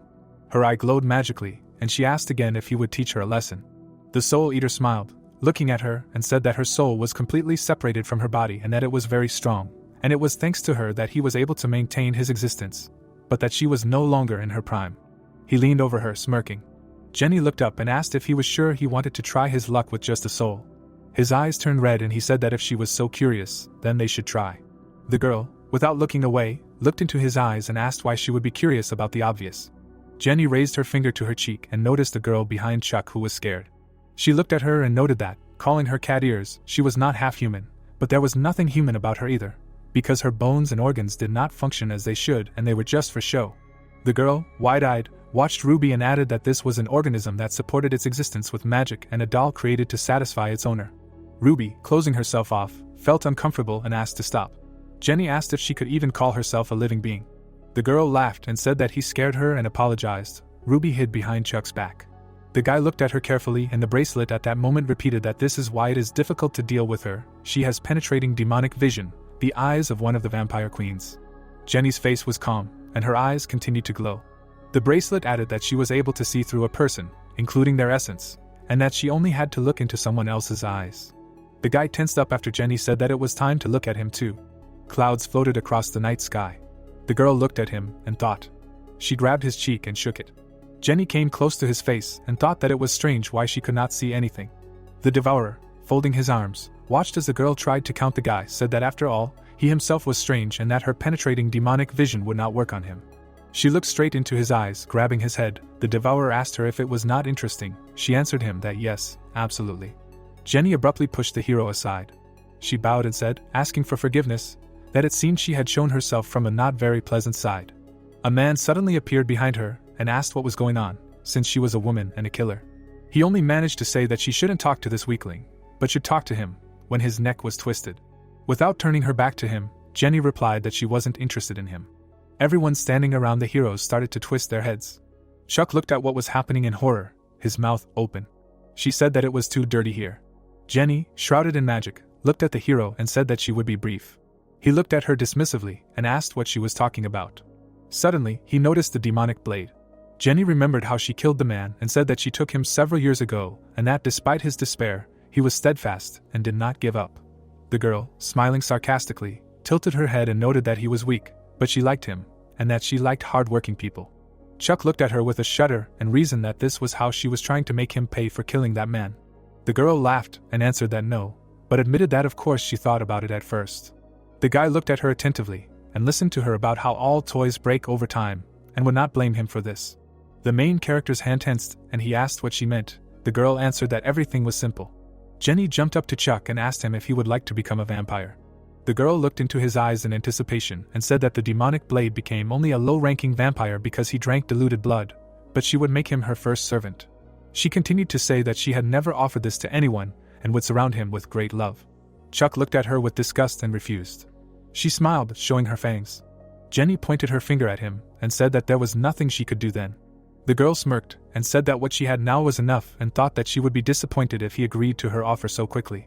He looked at her questioningly, and she thought about the fact that she could not see him with her vision, but his eyes had seen such difficult times that a normal person would not stand. She tried to look closely at his eye and thought that if he had been through so much, his irises should be clearly round, and wondered why his eyes looked like they would break at any second. She smiled at the hero. The girl turned and said that she was leaving. She continued to think that she would see the demon's spear again. Chuck stood, covering Ruby with himself, was angry, thought about not giving up so easily. He looked at her questioningly, and asked what had just happened. The bracelet replied that she was now too interested in him, and that she was such a pervert. The devourer bowed his head to him, and said that she was ruthless. Jenny would offer him her terms again when he was pathetic and wretched. The blood from the dead man rushed to his shoes. Chuck looked away and asked him how strong she was. The Soul Eater replied that she was the second strongest of all those he had ever met. The guy turned to him and asked who was first. The monster smiled in response. The hero immediately understood who. The bird watched from the side at the heroes, who were actively discussing something. The devourer said that this is why he should become a demon. Chuck objected that all monsters have such a quirk to try to turn others into their own kind. The bird watched intently. Something was visible in her red eyes. It was said that he had finally found it. In the magic ball, the silhouettes of the heroes that the bird was looking at were visible. He said that the hero had entered the city. The lich looked at the sitting Amanda and said that he was counting on her. The girl humbly looked into his eyes. 3 men stand in front of a man whose vision has become clouded. It seems he was wounded. In a fit of struggle, the man with the sword strikes. Someone's silhouette appeared in the flaring energy ball. The man, who is in horror, is attacked by a man with a sword. He screams so loudly that drool, snot and tears fly in different directions. Stan, with his head down, was kneeling in front of someone's body. He clenched his teeth in anger. He looked at his hand in blood and asked how long he had been out. Stan looked at the wall, or the fence, and thought, scrolling through his head, Snow City, is this Travia? Steam came out of the man's mouth, and he wondered why he had gone all the way to the north. A little to the side he saw 2 heroes fighting. Chuck with a spear was confronting Amanda. Stan saw and thought in confusion that it was the tentacle girl and the spearman. He continued to watch this fight from the side. The man smiled and laughed. The city was shrouded in darkness, and the plot spoke about the events a few days after the meeting with Janie. The young man in the hood suddenly noticed someone. Chuck and Ruby ran into a familiar face. Mike. The hero cried out when he saw a familiar face. Mike took off his hood and said that it seemed like they often unexpectedly met. He continued to say that this was their first meeting after they killed the sword demon in Drymer. Chuck looked at him and apologized for disappearing. The heroes walked along a dark street. Ruby was hiding behind the guy. Mike replied that he probably had reasons for this. Chuck asked what he was doing there. The young man, after thinking for a while, said, asking that he was enjoying the views. The protagonist drew attention to the dead man by the wall, and noted that it seemed that there really was something to see in Travia. Mike laughed and noted that such views were sometimes really interesting. He asked if Chuck had heard of predators. The guy looked at him in surprise. The young man looked away and added that judging by the reaction he knew, stating that they were non-humans. A magical pentagram was in the air. Mike continued that the monsters that ate people were in the human world itself, and they had begun to act. Jenny stood with her back to the crazy wolf with a monstrous smile, and the young man said that some of them were the strongest in the territory, and that they had the power to wipe the bloody Heaven Alliance off the face of the earth at any moment. Mike raised his finger and said that these people were going to Travia, and even though they had previously allowed the bloody heavenly demon to rule here while hiding behind the scenes. Chuck looked at him in amazement, and listened to how many demonic creatures had settled here when the bloody heavenly demon was defeated, and they had declared their desire to disrupt the order, and that the predators would soon achieve the ideal they had been striving for. Wolf and Jane looked away. The young man thought about what they were trying to achieve. Those monsters at the top had been hidden for centuries. Chuck looked through Mike, gritting his teeth, and the young man continued that perhaps a new story would begin in this place. Mike laughed mockingly and said that he would like to see what would happen too. Chuck and Ruby were leaving the city, and the bracelet said that perhaps he should have accepted his invitation, because he could have been that very important person. The hero remembered the dialogue with Mike, where the young man offered that if he had nowhere to stay, he could spend the night at his place, but he politely declined. The hero said that he just felt uneasy. Ruby was upset, and Chuck explained that he felt like he would be dismembered while he followed the prophecy and looked for the important person. The bracelet replied that everything was clear to him. Ruby bowed her head in sadness, and asked if that was why they came back. The guy looked at her, and said soothingly that after all, no one said that this important person would be in the city. Chuck turned back towards the city and said that the city was much more dangerous than he heard. Ruby sighed sadly and said that she wanted to go swimming. He replied that they would walk a little more, and if they did not find anything, they would come back. Suddenly, the guy turned around, sensing danger. He pulled out his spear and blocked the blow from behind. Ruby watched questioningly as pieces of tentacles flew apart and blood splashed. The guy smiled in anticipation of the fight and said that not much time had passed since their arrival, and they were already in trouble. In front of him was that girl with tentacles instead of hands. He cried out her name. It was Amanda. The girl said his name, Chuck, smiling.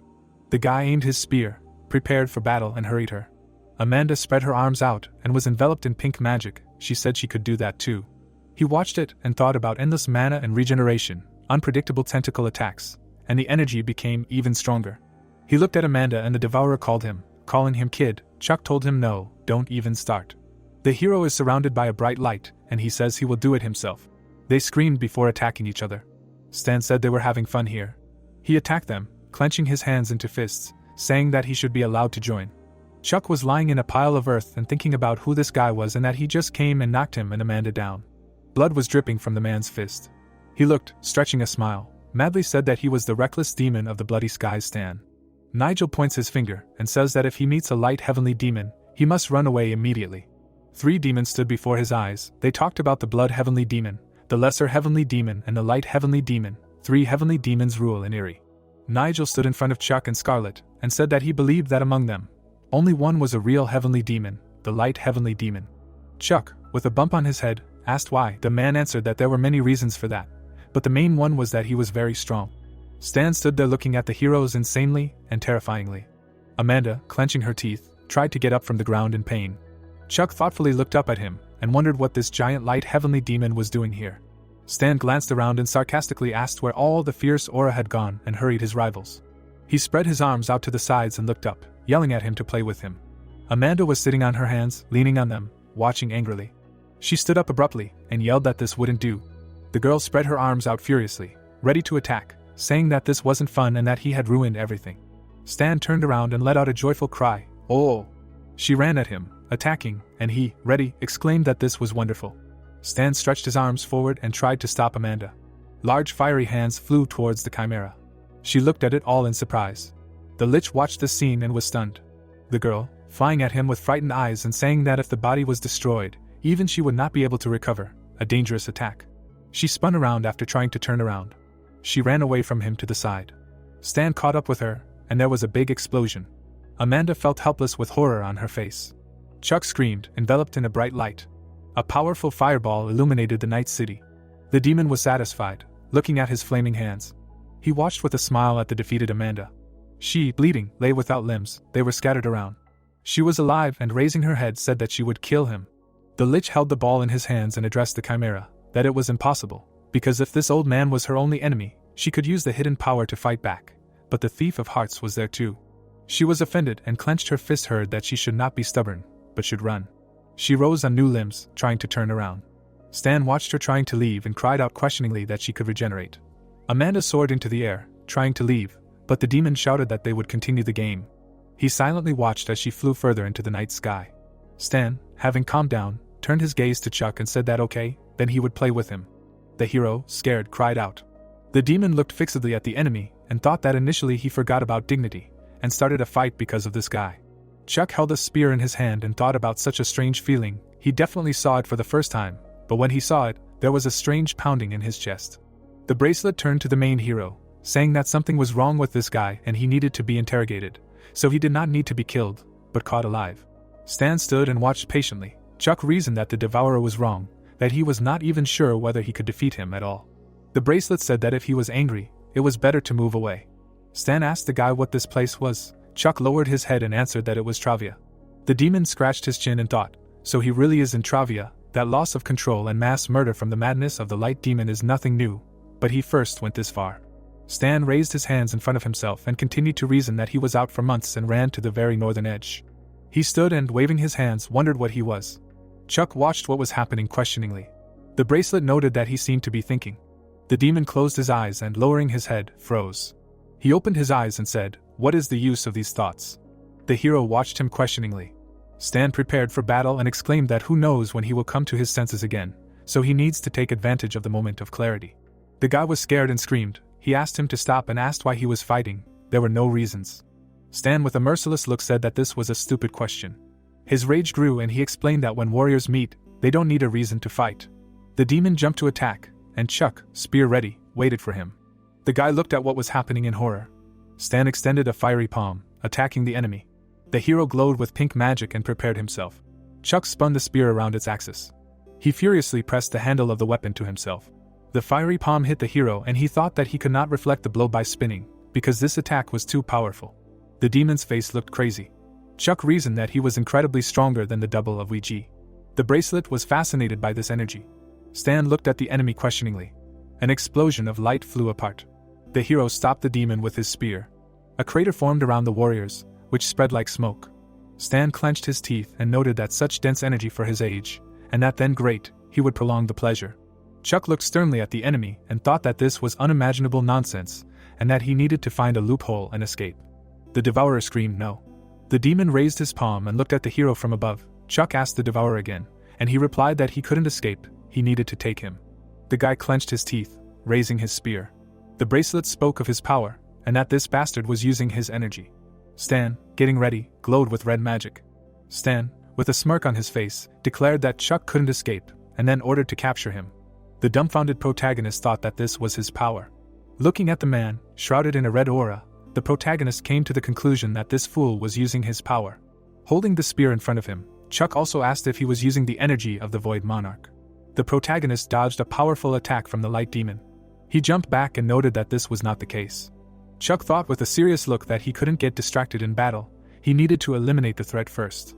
Stan's eyes were glowing brightly with red light. The protagonist imbued the spear with pink mana, using the Nine Heavens Infinity Spear, the fifth technique. The deadly flash was directed at the light demon with great speed. The man's hand began to emit a glow. He put out his hand to reflect the attack. There was a smirk on his face. Stan caught the tip of the protagonist's spear. Chuck was shocked by what happened. The man threw him aside. The enraged protagonist reasoned that in the battle against Amanda, he was confident in his victory. Looking at Stan, who was flying towards him, Chuck thought that in the battle against this guy, he had no chance. Examining the face of the light demon, the protagonist emphasized that he had definitely reached the godly level. The protagonist's eyes began to glow, and he wondered what it even mattered. Chuck sent streams of energy at him and thought that every time he encountered something like this, he moved forward step by step. Enraged Stan screamed about the mixed technique. He had a smirk on his face. The protagonist appeared behind him and swung his spear. He aimed at the man's back. Chuck's face was enraged. Mana began to spread from the man. A bright red light enveloped the area around him. The protagonist crashed into the ground from a powerful blow. He noted with a dumbfounded look that as soon as he disappeared from sight, he unleashed his energy, destroying everything around him, this monster. Looking at the sky, Chuck emphasized the fact that if he had not stopped the blow that was chasing the soul and did not cover himself with protective energy, if not for his orichalcum armor, he would have definitely died. Stan swung his hand. He was flying at Chuck. Grinning, the light demon screamed that the protagonist looked 20, and his internal energy was almost the same as his. A powerful explosion was heard. Stan was flying above him.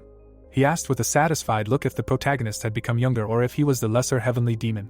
Chuck smirked and said that both assumptions were wrong. The man said with a satisfied look that he didn't care who the protagonist was. Stan stomped his foot on the ground with destructive force. He swung his arm. The man threw rocks covered in mana at him and shouted that he wanted to enjoy the fight even more. Chuck, dumbfounded, thought that the energy could be used like that. Burning rocks were thrown at him. The protagonist presented the yellow mark and emphasized that he had spent 2,100 years honing his martial arts skills. Being in the void, he could stop at any time. Chuck asked with a serious look why he didn't do that. He introduced his comrades and asked if he wanted to give up, if he wanted to remain weak, or if he didn't want to hate himself. The protagonist's eyes began to glow brightly and he came to the conclusion that it was because he had fallen in love with martial arts. The protagonist rushed into battle. Stan watched him, puzzled. Chuck was flying at him at great speed. His face was furious. The man's face was insane. He began to reflect the protagonist's attacks. They looked into each other's eyes. Stan suddenly unclenched his fists. Looking at the protagonist's face, the man wondered if he was getting stronger and faster with each counterattack, and if this was an epiphany. Dodging the blows, Stan came to the conclusion that this was not the case. Chuck was simply getting stronger. The demon stood behind the protagonist and talked about 2,100 years. He watched the fight and reasoned that this brat was not evolving. He was simply following the path he had once trodden, the path of 2,100 years of training that he had lost when he returned to reality. The demon presented the image of the protagonist and stated that the power he could not use due to the broken balance was now pouring out of him. Blood flowed from the lips of the protagonist while he said that this was not so. He remembered how he fought with a spear and said that everything should be different, then he was much stronger. Stunned, Stan thought that he was repulsed. If he had initially fought seriously, this would not have happened. He had a choice. He would have to give it his all. His eyes began to glow even brighter. Chuck noticed a cloud of energy in the man's body. Stunned, Stan noted that he had a gap in his defense. The protagonist's face was serious. He took a step forward. The protagonist hit the man in an unprotected part of the body. The light demon opened his mouth in surprise and thought that this was a dangerous blow. Chuck's gaze was bloodthirsty. The man flew to the side. He stretched out his fists, surrounded by a stream of energy. He sent a powerful stream of mana at the enemy. The furious protagonist watched this. A vortex of energy flew at him. A cloud of dust rose. Stan was furious. Standing in front of a huge piece of land, the man said that he had killed such a promising one. Looking at the crater, the light demon noted that if he had 10 more years, he would have been much stronger. He got carried away, lost his vigilance, and did not hold back. Stan said with a serious look that the aftertaste of this victory was bitter. There was probably nothing left of him there. But if something did remain, it was worth honoring him.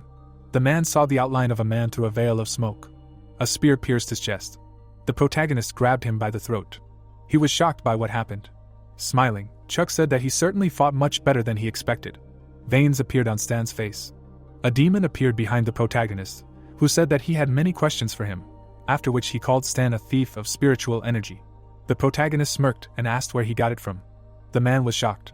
He gritted his teeth and wondered what kind of power it was, noting that he couldn't release it. The protagonist lifted him off the ground and asked if he would answer. The protagonist's eye began to glow, and he stated that Stan could remain silent.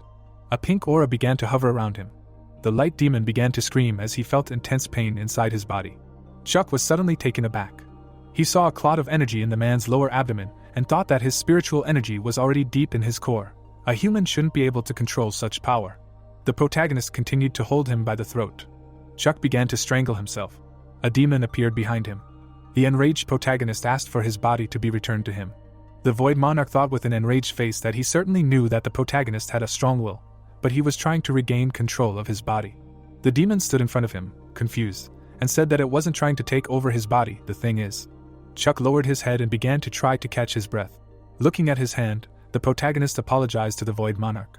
He turned his attention to Stan, who was lying on the ground, and called the monarch a reckless demon. The protagonist imagined the man delivering his most powerful attack and thought that he had managed to fight off the last attack to some extent. If the Void Monarch hadn't intervened, he would have died. Confused, Chuck pointed his finger at the demon and said that was different. The protagonist's face suddenly became serious. Taking the spear in his hand, the protagonist thought that if only he could use the power he had been accumulating for all these 2,100 years of training, he would have withstood the last attack and won. Looking at the demon, the protagonist added that he couldn't, and the Void Monarch had to help him. His body still couldn't keep up with the training. Chuck closed his eyes. Kyle pointed a finger at Stan and assumed that he was his patron. The demon, with a displeased look, reported that he felt his spiritual energy deep in his energy core. Kyle imagined how an aura surrounded Stan, and he told him that the man freely used it, just like his inner one. The puzzled protagonist listened to Kyle, who said that there were some side effects, such as being absorbed by madness, but if he learned his method, he would be able to use spiritual energy while remaining sane. Looking at the dark sky, the man began to talk about the south. With a serious look, he said that he wandered and gradually reached a tribe in the south. Stan introduced the warriors and said that they were strange, did not know anything about martial arts and did not know how to use their own bodies, but their strength could be compared with the masters of the 9 great schools. Stan imagined himself approaching the warrior and telling him that he felt that such a gift should not be wasted, and taught them a method of martial arts training, and in return their tribe taught him breathing techniques and gifted him with fire elixirs. Sitting opposite, Stan noted that he had been in a period of stagnation at the time, but thanks to this he had made great progress.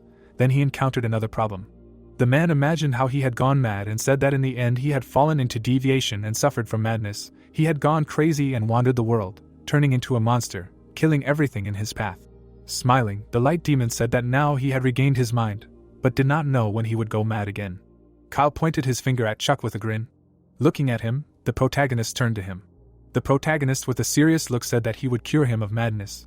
Dumbfounded, Stan clarified whether it was possible. Raising his finger, the protagonist said that his case was not a common deviation, but the result of a force called spiritual energy. The man took the protagonist by the shoulders, who said that with some shamanic rituals they could suppress the madness in him. Smiling, Stan asked if Chuck really wanted to say that he could finally get rid of this nightmare. The protagonist answered with a serious face that it was true, but the path would not be easy. He closed his eyes. Sitting in front of Stan, the protagonist began to remember their fight. The sky was dark. The man's face became joyful after the protagonist said that he should completely trust him, and cried out that he would do anything. Chuck slapped him and noted that he needed to be whipped well. Smiling, Kyle said that in the south there was a tribe that worshipped him. This guy somehow contacted their descendants. Annoyed, Chuck asked again if they worshipped him. Looking at Stan's serious face, the demon said that it was good. If the protagonist learned the breathing technique that the guy would master, he would also be able to use spiritual power. Kyle hung over them and said that the protagonist should not rush. The man's madness was the result of frantic spiritual energy wandering after losing its host, and as long as he was nearby, he would not suffer from side effects. Kyle imagined how they were located on the map, and said that the big guy's madness would also disappear if he was near him. Chuck's face was puzzled by the demon's words that he should use this and say that he would cure his madness in exchange for the technique. The protagonist slapped him. The beaten man said that he could not teach the protagonist the breathing technique. Kyle stood behind and said that they would have to torture him. Looking at the protagonist, Stan emphasized that he would not teach him, not because he did not want to teach him, but because he swore to them through a pact sealed with words. Frowning, the demon said that this is the power used by shamans. When someone seals their promise with the right words, it is simply impossible not to fulfill their promise. Kyle imagined the corpse of a man and added that this is somewhat similar to the mage's oath of mana. If someone breaks the rules of the pact, he dies, and to some extent this is even in their favor. Chuck should ask him to lead them to the southern tribe. The puzzled protagonist mentally asked if the demon wanted to say that they would need to go south from the very north. Looking at Stan, Kyle said that if they cannot extract information from him themselves, it is easier to just go to the southern tribe and ask them. It turns out perfect. Chuck looked at him and asked what was ideal about dragging himself all over area, after which the demon asked if he remembered what Kyle had told him the first time they met. The protagonist remembered looking at the bracelet that screamed that he was a powerful yokai, had ruled for centuries and had collected countless treasures. His treasure dungeon was full of rare items he had never even heard of. Holding his chin, Chuck listened attentively to his treasury being in the south, after which the demon suggested that they stop by to pick something up since they were on the way. The protagonist continued to beat the man. Stan pointed at his beaten face and asked how it could help cure madness. The protagonist stared at him. He opened his mouth wide and said that the scheme was similar to forced interrogation and bloody martial arts techniques. Madness is cleansed by saturating with shamanic energy. Frowning, Chuck thought that Stan was more obedient than he expected. He thought that the man would attack on his own after a few blows. Turning around, the protagonist listened to Kyle's words, that as long as he had the spiritual power of a demon, the connection between him and this club was like the connection between a vampire and his lineage. A child cannot defeat its parent, so he will instinctively obey him. Frowning, Stan wondered why he felt like he couldn't go against the protagonist.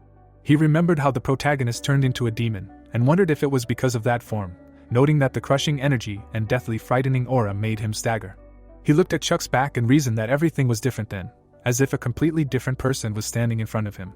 A bead of sweat ran down his face while he thought that his mind was truly clear, and for now he had no choice but to follow him. Stan approached the protagonist and asked if they would head south right away, to which he replied that they would return to Travia first. He was too tired for another sortie. His face was calm. The man was surprised by the question of which of the strongest in the world he was. Smiling, the light demon said that at Chuck's age, with such fighting skills, his interest in the strongest was quite natural. He put his hand on his hip. The protagonist was surprised. The man showed a huge ball on his back and told that 10 years ago, one of the 6 masters of the Heavens Beyond Heaven organization, a sword master, left him this scar. Looking back, Stan said that people have been learning martial arts for only a couple of decades, after which he asked what if creatures who live for hundreds and thousands of years have been honing their fighting skills all this time. Chuck was surprised by the question. What if they were born with an innate talent for fighting? What will these creatures become? Stan said with a serious expression that this scar was the answer to the question. Even if he met a sword master, he was not sure that he could withstand even a couple of techniques. Frowning, the protagonist listened that sooner or later he would meet him too. They are always looking for new powerful warriors to test. While the man put his cape back on, the protagonist wondered if even the monstrously strong reckless demon of the bloody skies was far from the top of the strongest, noting that this world was scary. Chuck raised his gaze. He was looking at the sky. Looking at the clouds, the protagonist clarified how high she had already risen. The sky turned red. The guy put the cup on the table and said that the tea had cooled down. Touching the cup, he clarified whether this was worth such deep reasoning. Looking at the ceiling, Chloe asked about reasoning. Looking away, she replied that she did not think much about it. In general, she did not care. She sat opposite the guy and asked what the organization was called, to which she received the answer that its name was Heaven Beyond Heaven. Putting his hat on the table, the elf said that he would repeat. He was a master of martial arts, the weakest of the 6 main ones in the Heavens Beyond Heaven, the lesser heavenly demon Rick. He invited her to the Heavens Beyond Heaven. Holding her hand near her face, Chloe listened that she had become one of the strongest on the surface, so she should understand how lonely it was at the top. Rick with a serious face said that if the girl joined them, she would forget about loneliness, she would understand that there were others behind these heavens. He frowned at the words that this was a stupid reason for creating an organization. Stretching out her hand, Chloe said that if she was lonely, then she should join a hobby group. She was not going to get close to a bunch of guys who decided to get together because of some nonsense. Smiling, Chloe emphasized the fact that she has never been lonely and already has a loved one. The girl turned away and closed her eyes. Rick, surrounded by a powerful aura, suggested that she needed to be taught a lesson before he let her into the organization as a low-ranking person. Chloe smiled and asked about the low-ranking person again. Red energy surrounded her, and she stated that he was the one who was being disrespectful. Stan looked back and said that since they had reached Travia, he wanted to meet his friend. The man winced at the question of whether he was going to run away, after which he loudly asked where else he could go, because if Chuck didn't punch him in the face, he would go crazy again. He turned his attention to the lying corpse. It stood quietly and noted that one stupid kid just lived there. The protagonist's face was calm. Standing in front of the man, he asked him to come to this same place when he was done. The night sky enveloped the fortress. The protagonist stood next to Ruby. Turning around, Chuck asked how long they would stare at him. The bird landed in front of them. He stared at it. A skull appeared behind the bird and asked why the protagonist was so confident, adding that he had spent his entire life creating a heart that was eventually stolen. Annoyed, Chuck asked if the bird wanted him to rip it out and give it to her, noting that a black magician who locked himself in a dungeon and experimented on people would probably have something to say. Pointing at his heart, Chuck asked what was so special about this heart that she couldn't live without it. The angry bird replied that she wouldn't tell him anything. She was taken aback by the question of whether this was Lloyd, the head of the magicians of the Golden Tower. The protagonist introduced Lloyd and emphasized the fact that he had saved his life not long ago. He would grant his every wish. Chuck, furious, said that since a certain lich kept bothering him, which scared him, he was thinking of asking to exterminate it. Frowning, the protagonist added that he was only worried that it was too cruel. The bird was scared by the question of whether a pathetic lich could withstand the power of the Golden Tower. Judging by the fact that he was silent, he was probably confident in his own strength. The bird shuddered and loudly asked Chuck to stop, noting that he had researched predation and evolution with the Black Heart. Ruby and the protagonist exchanged glances. The lich was flying behind the bird and thought that even if he was threatened by the Golden Tower, he should be safe in Travia, but if he contacted Lloyd, he might find out about the heart. The lich introduced the man and emphasized the fact that if they found out about the heart inside this crazy thief, no matter whose body it was, they would try to destroy it. He could not allow that. The bird began to talk about the Black Heart with a serious look.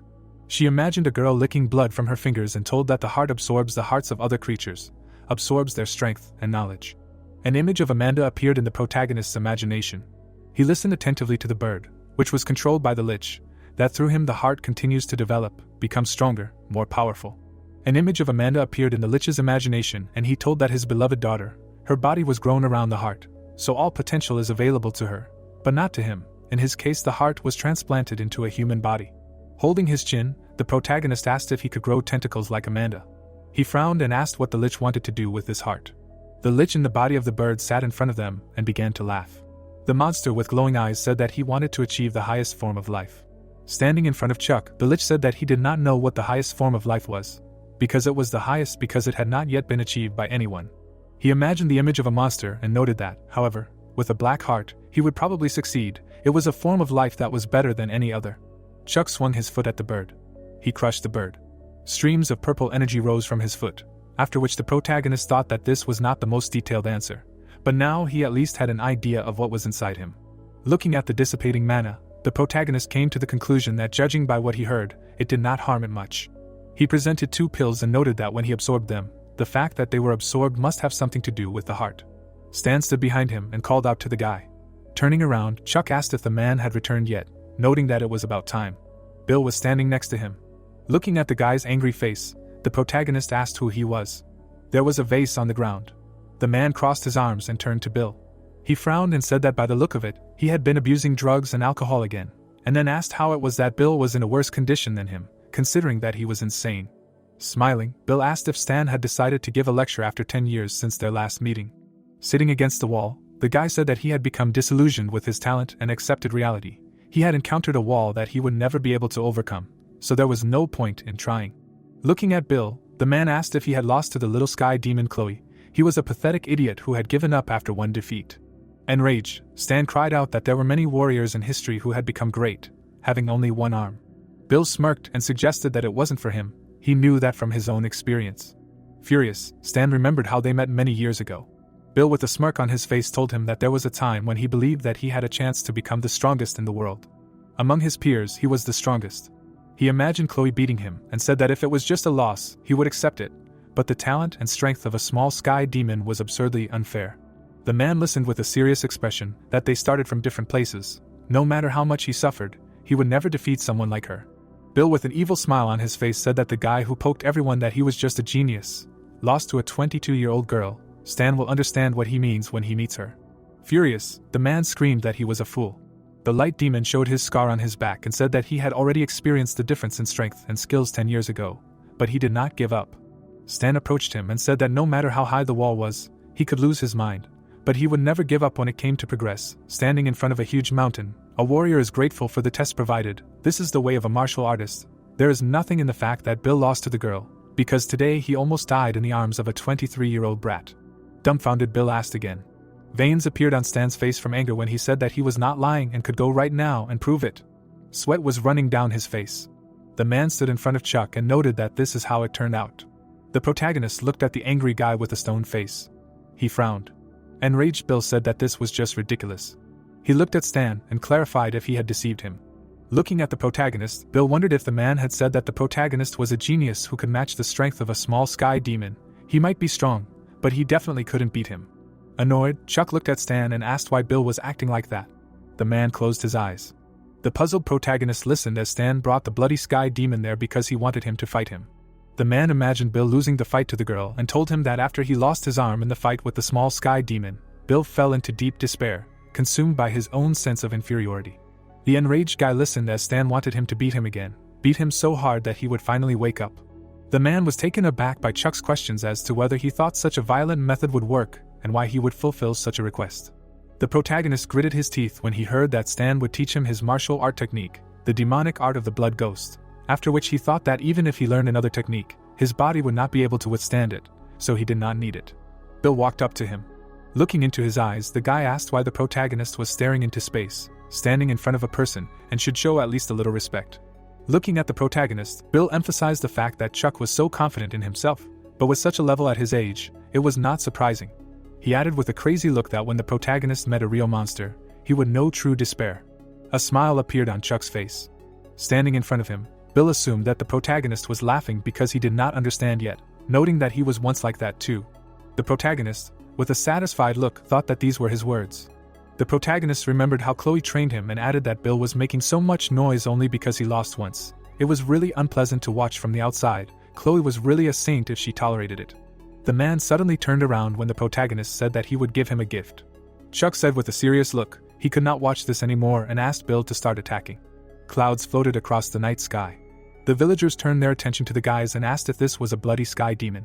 Chuck held a spear in front of him. Red mana swirled under Bill's feet. Bloody fog surrounded him.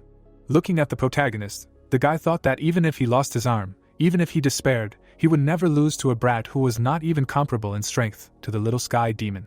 Enraged, Bill said that he would finish him off. He rushed into battle. The guy repelled the protagonist's attack. Watching him, Bill thought that the protagonist was fast, but that was all. Frowning, Chuck wondered if he was using chi power techniques like a reckless demon of the sky, noting that his technique was not enough to break through the chi. He ran towards the enemy. The confused warrior wondered how Chuck moved his legs like that. Energy surrounded the protagonist, while Bill thought that he should not know any chi techniques, but his steps alone directed the energy. The protagonist imagined Brittany, who said that he needed to kill the enemy in 2 steps. His leg was enveloped in pink energy when he used the third technique. The soul split without a trace. Gusts of mana flew at Bill. Covering himself from the attacks, the guy clarified whether he charged the chi energy with his legs alone. He was shocked by what happened. Bill suddenly frowned. Chuck swung his spear. He watched the protagonist, who was preparing for the next attack. Suddenly, there was a bright flash. Bill frowned, thinking about his left hand. The guy was taken aback when the protagonist appeared behind him. The onlookers were shocked. Stan closed his eyes. The protagonist held a spear in front of Bill's throat. He stated with a serious expression that he had won. Bill was furious when Chuck asked if he was now equal in strength to the little sky demon. The protagonist looked at the guy, who asked how he could compare himself, a poor worm, to a dragon, after which the protagonist said that it means that Bill is worse than a worm. Looking at the dumbfounded guy, Chuck stated that his internal energy and technique are simply disgusting. He is not used to fighting with one hand at all. The guy gritted his teeth in rage when the protagonist said that if he had continued to train after losing, the result would have been completely different. He was just wasting all these years. The protagonist hit his spear. Leaving there, Chuck came to the conclusion that Bill should make his own decision. Frowning, Stan listened to the guy himself understand how huge the world is and how much could happen in 3 years. This time he needs to overcome his despair on his own. Looking at the guy, the main character said that he believes in him. He is a warrior who can get back on his feet. Turning around, the protagonist emphasized that he himself had been in despair many times and it does not always lead to a good outcome. The night sky enveloped the fortress. Bill was lying on the ground. He was breathing quietly. Jenny was walking towards the guy who asked to turn him into a vampire. We see a luxurious hall. Looking at the doors, the girl said that she had seen many dark magicians. She held out a glass, saying that no one was as unique as he was. Smiling, Mike replied that she flattered him. It was just a lucky series of coincidences.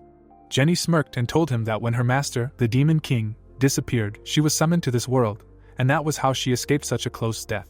Raising her glass, the queen asked him if he liked the drink, adding that it was blood wine squeezed from 10 people. The girl laughed and asked if this was how he proved that he no longer had humanity. Smiling, the guy said that he didn't have to try hard or do anything ostentatious for it to be noticeable. The interlocutor raised her glass. She stood in front of him and answered that it was true, she usually didn't get along so well with people. Mike bowed when he said that he was the second most insane person she had ever met, and said that he was not at all.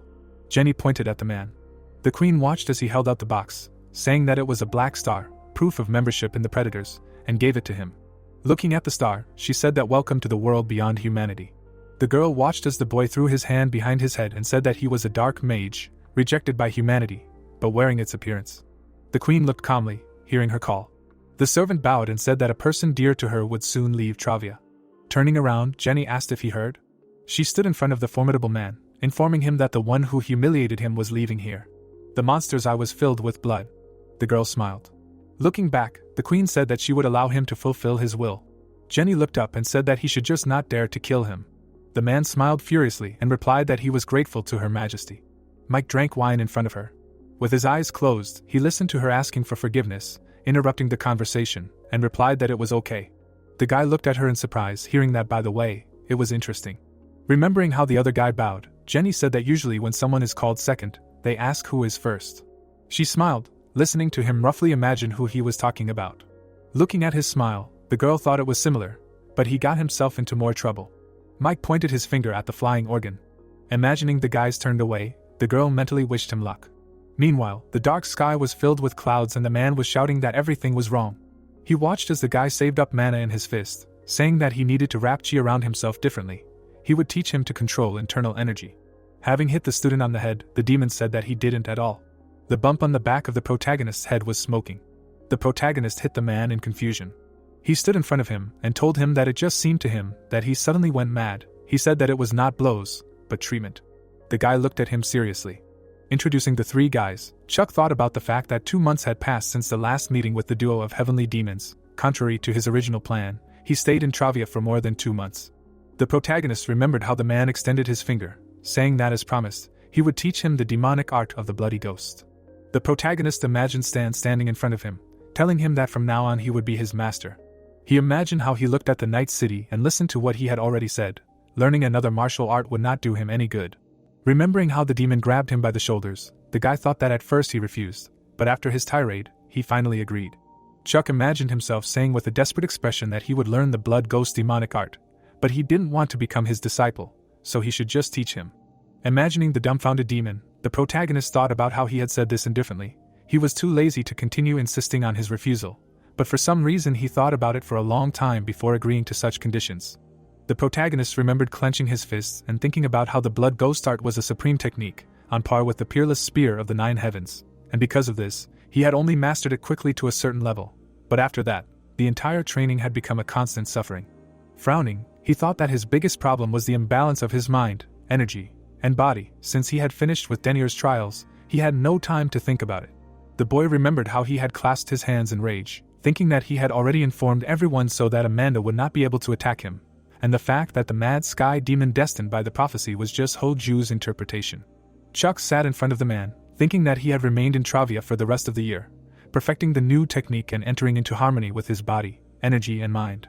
Taking hold of his wrist, The protagonist thought that the results were not so satisfactory, but since the prophecy would soon come true, he no longer needed to stay in Travia. Imagining Chloe smiling, the protagonist thought that 10 years had passed. He imagined the girl turned away, arguing that it was time to meet her. The starry sky illuminated the clearing. The man looked forward seriously. Putting his hand to his lips, Stan asked what was wrong, why it smelled like blood. He looked thoughtfully into the distance. The demon turned around. The man looked forward in shock. The vampire was clenching his fist in anger. The boys were standing in front of him in the clearing. A mad eye was visible through his hair. The protagonist frowned.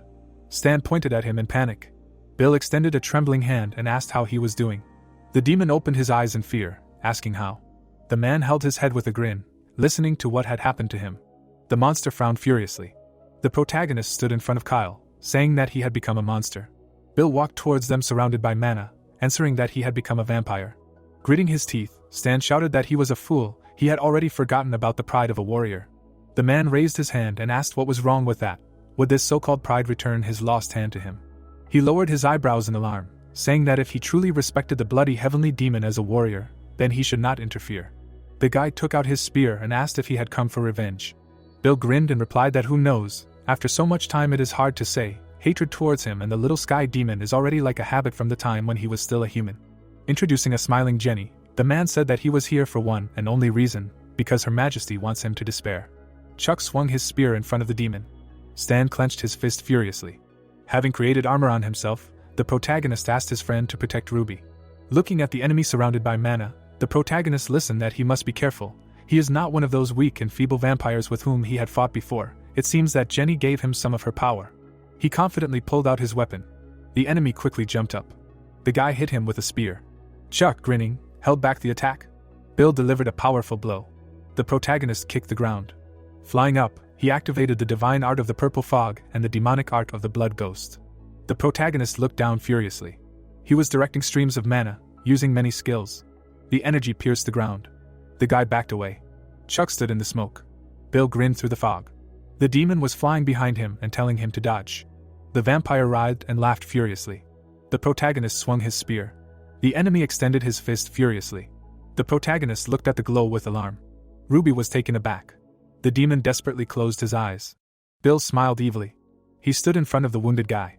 Looking at the lying Chuck, the vampire laughed. Frowning, the man asked how much power that crazy Jenny had poured into this fool. Bill grinned. The monster walked on the ground, saying that Her Majesty said that as long as he was alive, you can do whatever you want with him. Approaching the guy, he said that first he would deal with his filthy mouth. Raising his hand, the vampire said that he would then tear off his limbs one by one, and then the little sky demon. Stan suddenly grabbed his hand. Squeezing his wrist, the man said that if this was a duel between two warriors, he would do so. He frowned, saying that he was only trying to protect the young boy from the bloodthirsty beast. The demon threw the torn arm aside. Smiling, Bill said that so he used the demonic art of the blood ghost. Stan writhed in fury, listening to whether he really took him as his student. The man approached him, answering that it did not matter.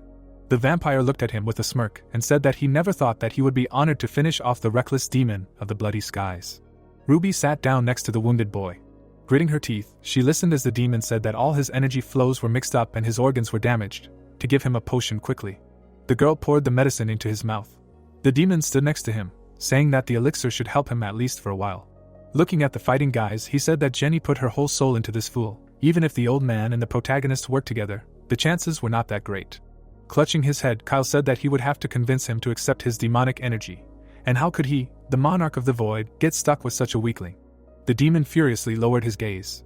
He turned to look at the wounded guy. Ruby anxiously extended her hand to him. Taken aback, the man asked what it was. Blood was flowing out of the protagonist's mouth. Kyle leaned over in surprise. The demon watched as the girl held his armor and said that he was regenerating. The man stood before them, reporting that even his energy and pulse seemed to be finally returning to normal. He looked down and asked if a human was capable of such a thing. The protagonist imagined himself as a child. The guy remembered Chloe smiling. Chuck opened his eyes slightly. The protagonist frowned. Watching Ruby hold him by the shoulders, the protagonist thought he was dead. He looked at the worried demon. The guy looked at the fighting boys. Gritting his teeth, Chuck thought about what he was doing. The protagonist imagined himself standing behind the wall with the girl, deciding that he couldn't die yet. The protagonist dodged the reaching hand. He looked away furiously. The guy looked at the smiling man. Suddenly, Chuck coughed blood onto Ruby. The girl was taken aback. She licked the blood from her hands. Looking at his hand, the protagonist thought about what just happened, the flow of his internal energy more stable than usual. The demon looked at him in shock and said that after the internal wounds were restored, harmony and balance found their place in his mind, energy and body. Looking at the sitting protagonist, he asked how this was possible. The guy raised his head in surprise.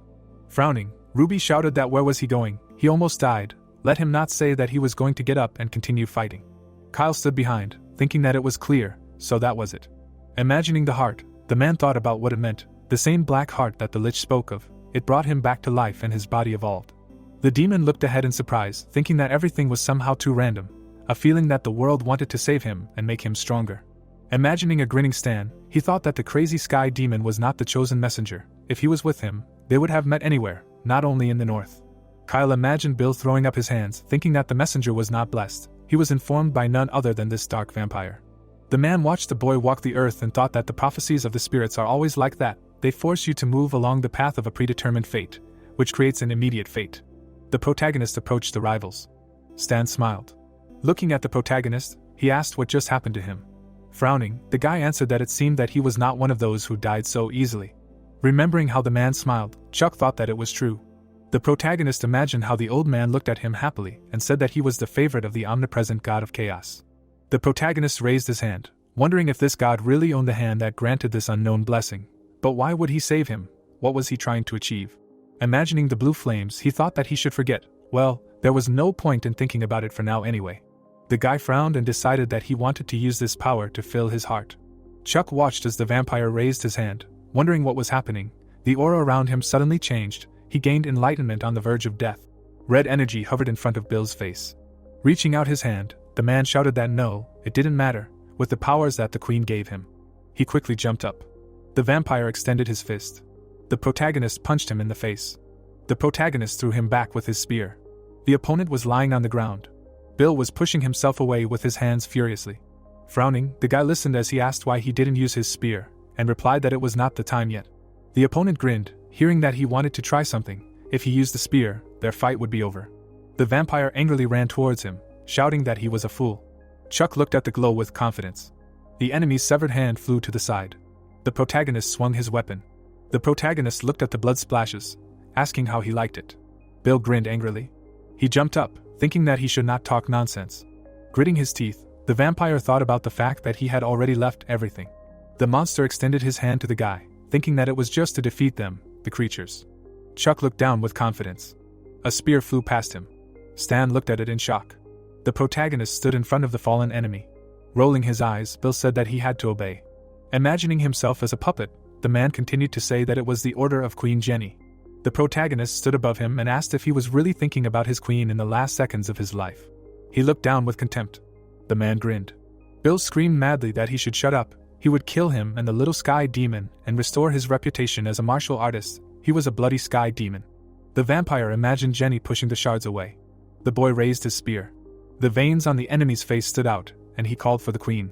Stan looked worried, hearing about Jenny's order. Bill was drooling. The man frowned.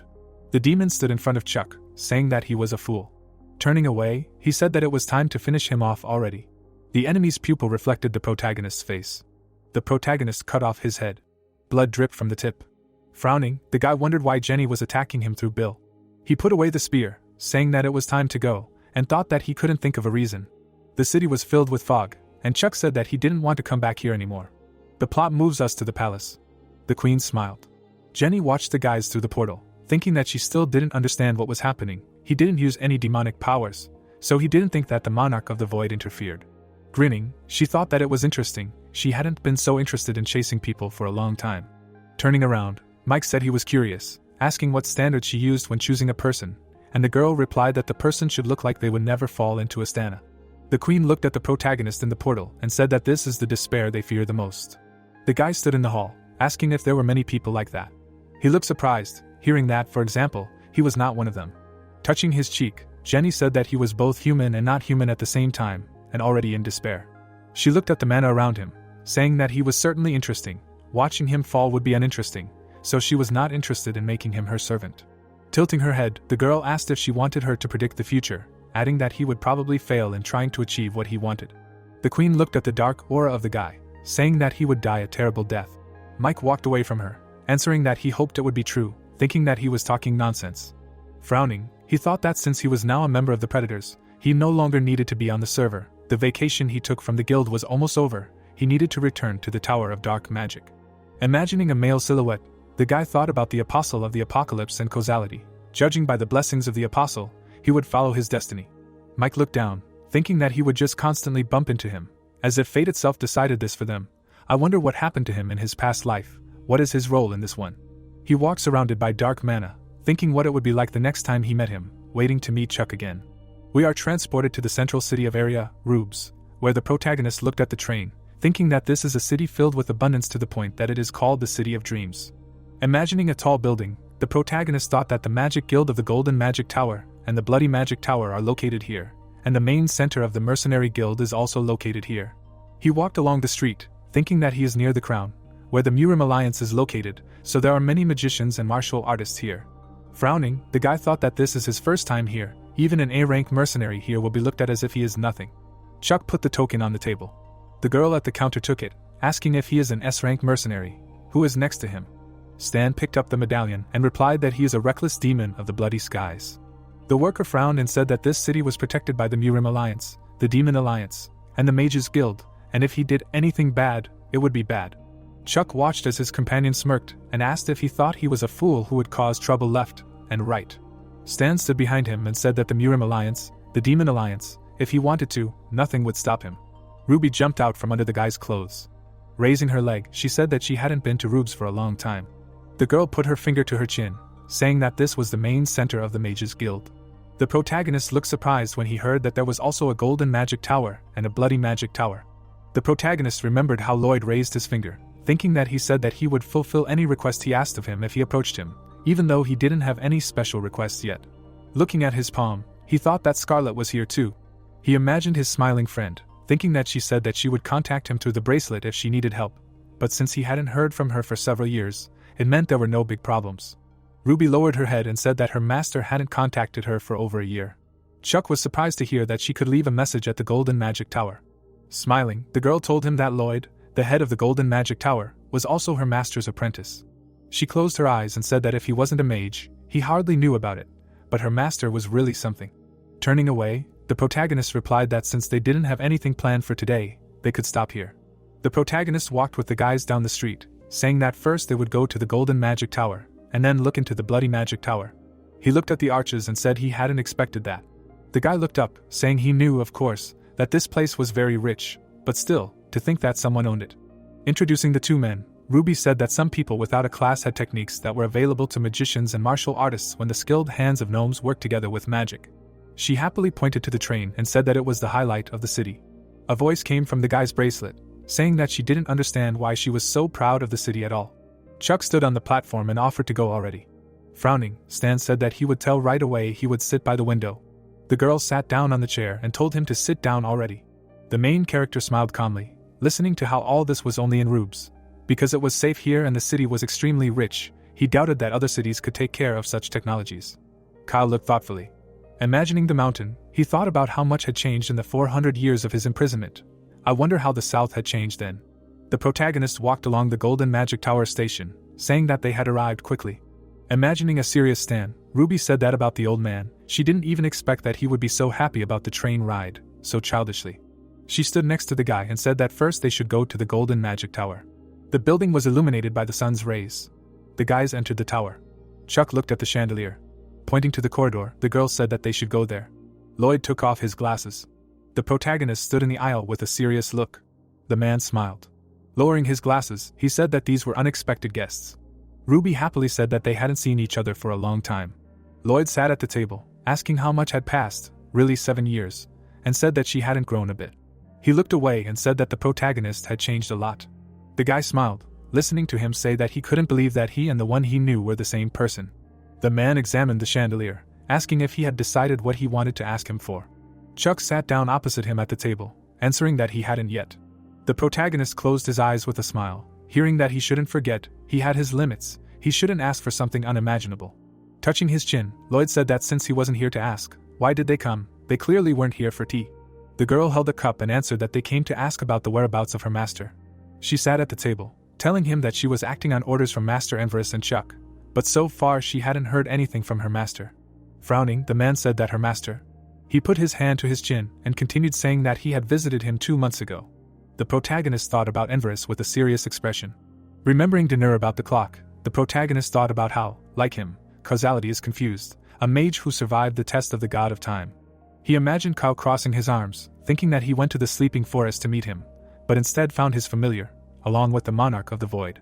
Ruby spat out her tea, hearing that her master apologized, saying that he wanted to meet in person, but there was no opportunity. Raising his hand, Lloyd said that this is why he asked her to go to the south. The guy sat on a chair, thinking that this was just right for him. Anyway, he was going to go south to practice using demonic energy. The man extended a finger and said that they would meet him on the way to the south, and asked him to tell her. Dumbfounded, Chuck listened that one cannot stray from the path of humanity. Gritting his teeth, the demon thought about how Zenovis was always so elusive. If he had foreseen their meeting, then he must have foreseen that he would join them. The protagonist looked at the serious man and asked if he had been following Presken, if he knew that he was now in the north. Introducing Jenny above the city, Lloyd explained that the northern region of Travia was ruled by the vampire queen, and if he killed Presken, Arbs would hunt him. Kyle hovered over the boy, informing him that this was the leader of the liches and the predators, meaning Presken was probably one of his subordinates. The man placed the cup on the table and said that Arbs was a monster much more ferocious than Presken. The protagonist frowned, hearing that among all the mages, only her master could deal with Arbs. Imagining Jenny licking her lips, he thought that he was trying to say that Zenovis had power comparable to those monsters. Looking at the tower, the boy thought that after that, they went to the Bloody Tower of Magic to meet Scarlet. Chuck remembered standing in front of the guard, thinking that unfortunately they couldn't find her, hoping that one day they would meet again. Stan happily held the bags and shouted that the great he was back. Ruby looked at the bag in shock and shouted that these were souvenirs. Did he really buy all this himself? What a redneck. The man burst into tears and replied that it was true, he was a redneck. He couldn't imagine that there were such stylish things in this world. The guys happily jumped behind the guy. Remembering how Chloe held the bundle on her shoulder, the main character thought that tomorrow was the day of the promise made 10 years ago, March 14th, the day they agreed to meet. Kyle flew behind him and told him that the little sky demon he saw in the dungeon a year ago was just a young monster, but now, an end monster in his prime. The protagonist lowered his head and thought about how he had somehow managed to pull through, something he couldn't even imagine 10 years ago. He imagined the girl walking away, mentally wondering how far Chloe had gone and how far he had come. He closed his eyes and decided he couldn't stop thinking about it. Chuck was taking a spear out of his bag, thinking that he needed to practice in the fresh air. The protagonist walked out onto a dark street. Looking at the area ahead, the protagonist thought that this place would be suitable. He confidently swung the weapon. The guy was spinning the spear. A silhouette appeared behind him. Putting his hand to his chin, the man said that he was impressive. His skills were truly worthy of praise. He walked towards Chuck, saying that he looked very young, and asked what his name was.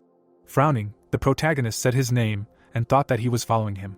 Ethan smiled happily and said that he must be the demonic spear that defeated the sword demon.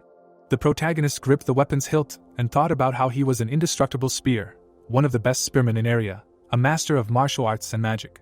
Smiling, the man said that it seemed like the rumors about the demonic spear were true. His spear techniques surpassed even the founder of martial arts. He closed his eyes and said that even at full strength, he probably wouldn't be able to stand up to him. Turning away, Ethan asked if he was here with the reckless demon of the bloody skies.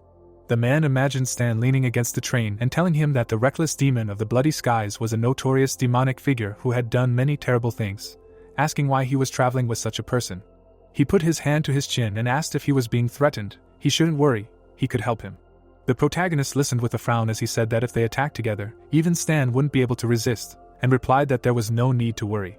The serious guy held a spear. Ethan writhed tensely and asked if he was protecting him. Chuck gripped the handle of the weapon tightly. The man glared. The protagonist answered with a serious expression that he wasn't really. We see the steps to the tower. Smiling, Ethan said that of course not, a righteous warrior like him would never do that, and apologized if he had offended them. Crossing his arms, he said that he had it for his information. The protagonist listened with a frown as he said that there was a branch of the Murim Alliance nearby. Looking away, the man said that if he strayed from the righteous path, the blade of justice would catch up with him. The guy watched him go. Looking up at the foggy sky, he replied that he would keep that in mind. The story takes us to March 14th, the promised day, with the sun shining on the buildings. Ruby smiled and said she hoped he would have a good time. Kyle looked at the boy with concern, asking if he was nervous. Frowning, Chuck listened to him say that he was not some boy who had fallen in love for the first time, and replied that he was not at all. The demon ran after him, saying that yes, of course, such attraction between a man and a woman always gives birth to love. Grinning, he asked why his heart felt like it was jumping out of his chest then. Kyle blushed and said that to think that he had caught him like this, and he was charming in his own way. The protagonist took off his bracelet. The protagonist stepped on it. A fountain was shown. The protagonist stood up straight, thinking about the promise he had made 10 years ago. The protagonist looked up in displeasure, realizing that he had arrived too early, and that there was still an hour to go. The boot hit the ground as Chuck considered maybe buying a bouquet. The confused young man looked away as he wondered why he would buy flowers when he was just seeing an old friend and that was all. The protagonist clenched his fist as he wondered if he was worthy of standing next to her now. He imagined his friend's face as he realized that he wanted to be acknowledged by Chloe. The protagonist's mouth dropped open as he added that he wanted her praise and encouragement. The girl stood before him as he thought about how even when she told him that he had no talent and that he was unintelligent and how it cut into his heart, he still fought with all his might for her acknowledgement. His distorted reflection was shown as Chuck wondered what would happen if she acknowledged him one day. Clouds floated over the city as it was finally noon. The dark-haired boy looked ahead worriedly. There was a building behind him when he realized that she was still missing. One structure resembled a spiral. The boy approached the old man, asking if today was definitely February 14th. The protagonist's mouth was slightly open as he thought about how sure the date was, and then turned to Neville. The man appeared in front of him when the protagonist said that he wanted to know where Chloe was now. Chuck looked down intently when he was asked to wait for a moment. He looked at the boy in front of him, who said that if he meant the little sky demon, then she was currently in Rubia, fighting the unbreakable spear at the southern gate. Then he asked about what he said. The protagonist remembered the creepy smiling man when he realized who he was talking about. The protagonist charged forward, gritting his teeth, deciding that something was wrong, since with her abilities, his girlfriend should be able to easily defeat this opponent. Chuck jumped up, thinking that the unbreakable spear was forcing her to retreat. The townspeople gaped, looking up, as they shouted that movement techniques were forbidden in the city. The boy hung in the air above the people. He landed on the roof of the train. Other cars were shown, as the protagonist thought that perhaps something had happened to Chloe, otherwise she should not give in to Ethan. The protagonist frowned deeply, wondering what had happened. A warrior in armor stood in front of the girl. The weapon was shown close up. The knight in a helmet stood straight as he said that it seemed like she did not live up to the rumors about herself. Blood was dripping from Chloe's mouth as she asked why he was attacking her. The girl put her hand to her face when she said she had done nothing to him. Ethan was in front of her when he answered that you should hunt a tiger when it is wounded, then asked if he was right about there being something wrong with her since her blood had turned black. Then she said he was petty and dishonorable. The man in the helmet gritted his teeth when he asked if demons were talking about honor now, then Chloe looked ahead, explaining that he was being sarcastic. The armored warrior was shown up close when he admitted his methods were dishonorable, but he would take the blame when he was done with her, then asked if she really thought this day would never come, even though she walked the world calling herself a demon. A dark silhouette was shown when the girl asked what time it was, then a helmet was shown when Ethan answered it was noon. Chloe had her back turned when she asked again. Clouds were floating in the sky when she said that it meant she had broken her promise. Blue eyes flashed when the warrior thought about how he didn't know why she was weak, but he had to kill her then and there. The brunette held her hand in front of her as the man added that the little sky demon was growing stronger at a terrifying rate, and that he had not asked permission from the Murim Alliance, and that this was a purely personal decision made on behalf of the unbreakable spear. Ethan made a move when he decided that he would destroy the villain.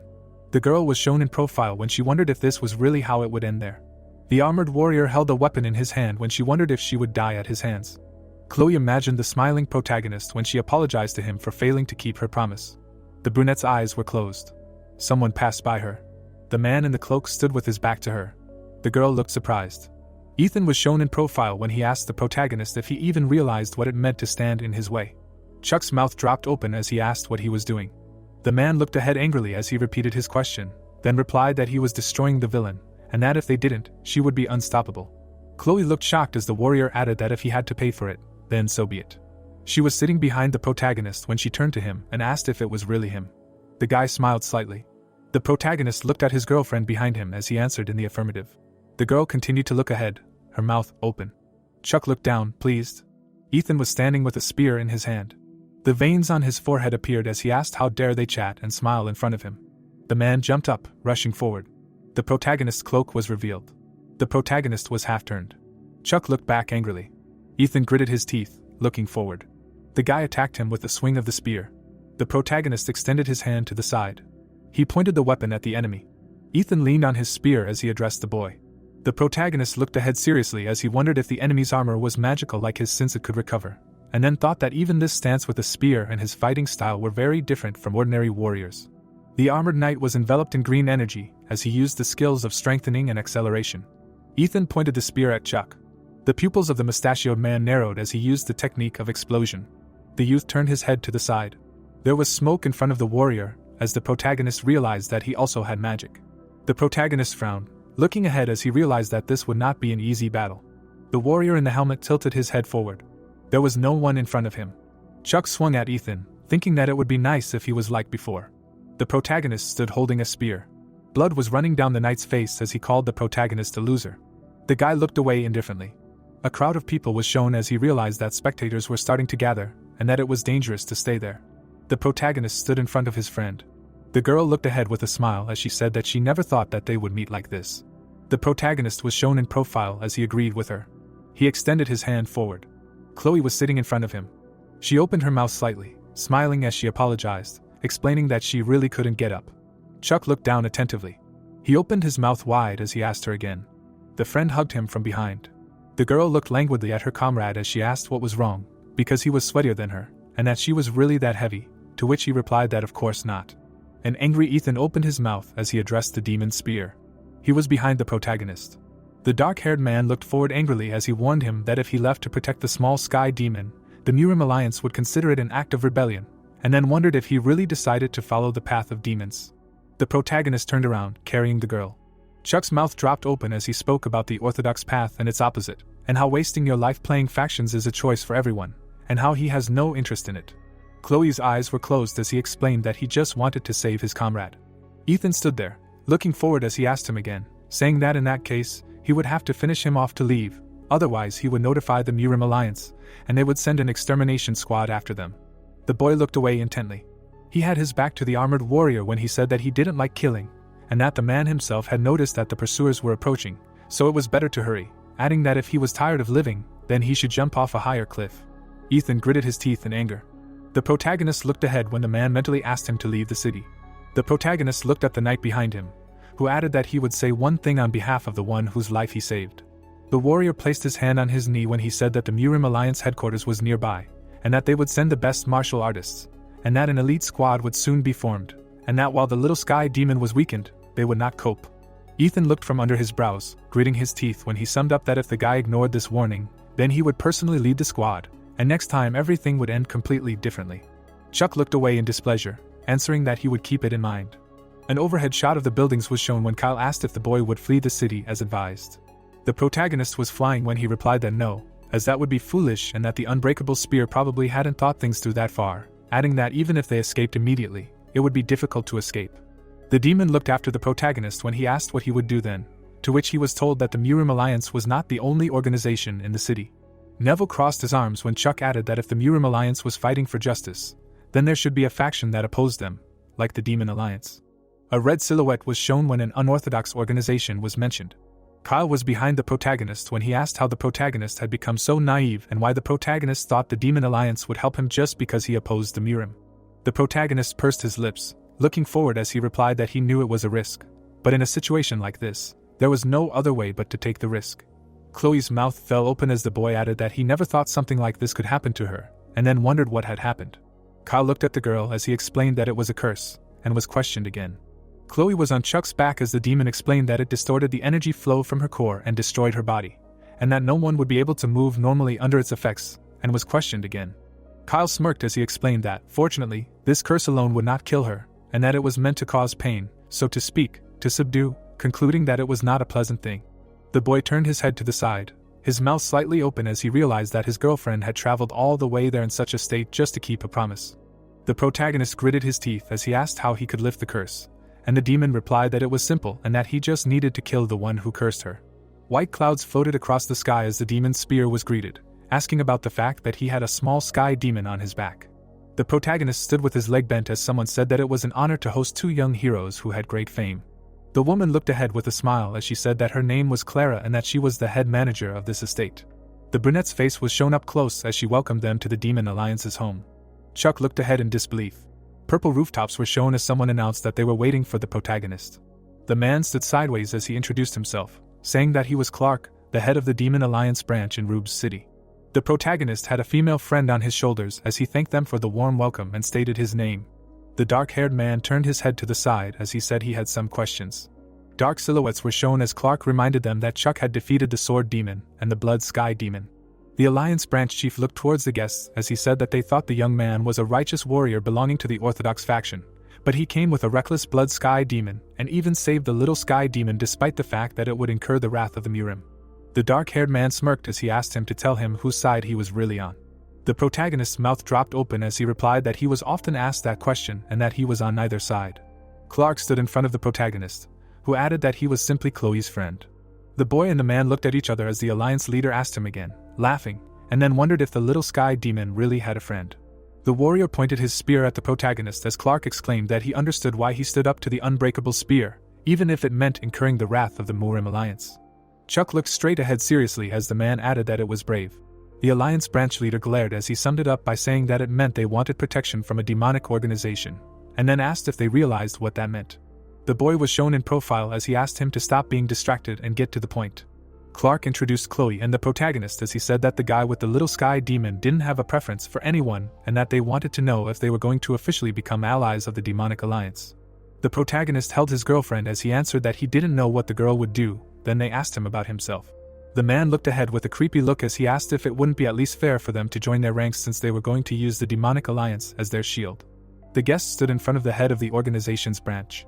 Clark's mouth dropped open as Chuck said that he was right and that it seemed like he had been rude. The guy stood holding Chloe as he added that he would go elsewhere, and then thanked him for his time, thinking that if there was no other way out, he would have to ask Lloyd from the Golden Magic Tower for help.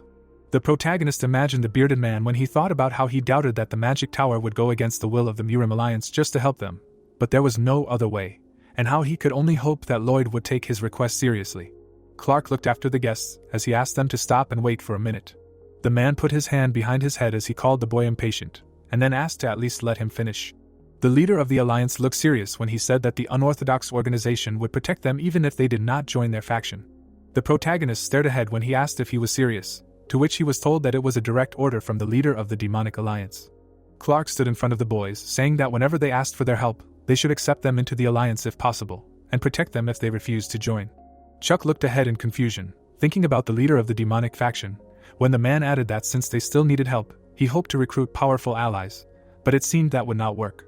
A girl appeared next to Clark when he said that she would take them to a place where they could rest and recover. The dark-haired man looked ahead kindly when he added that he was only saying this out of concern, but maintaining neutrality in everything may not be so easy. The room was shown when Kyle said that most likely he was talking about the Murim Alliance and the demonic faction.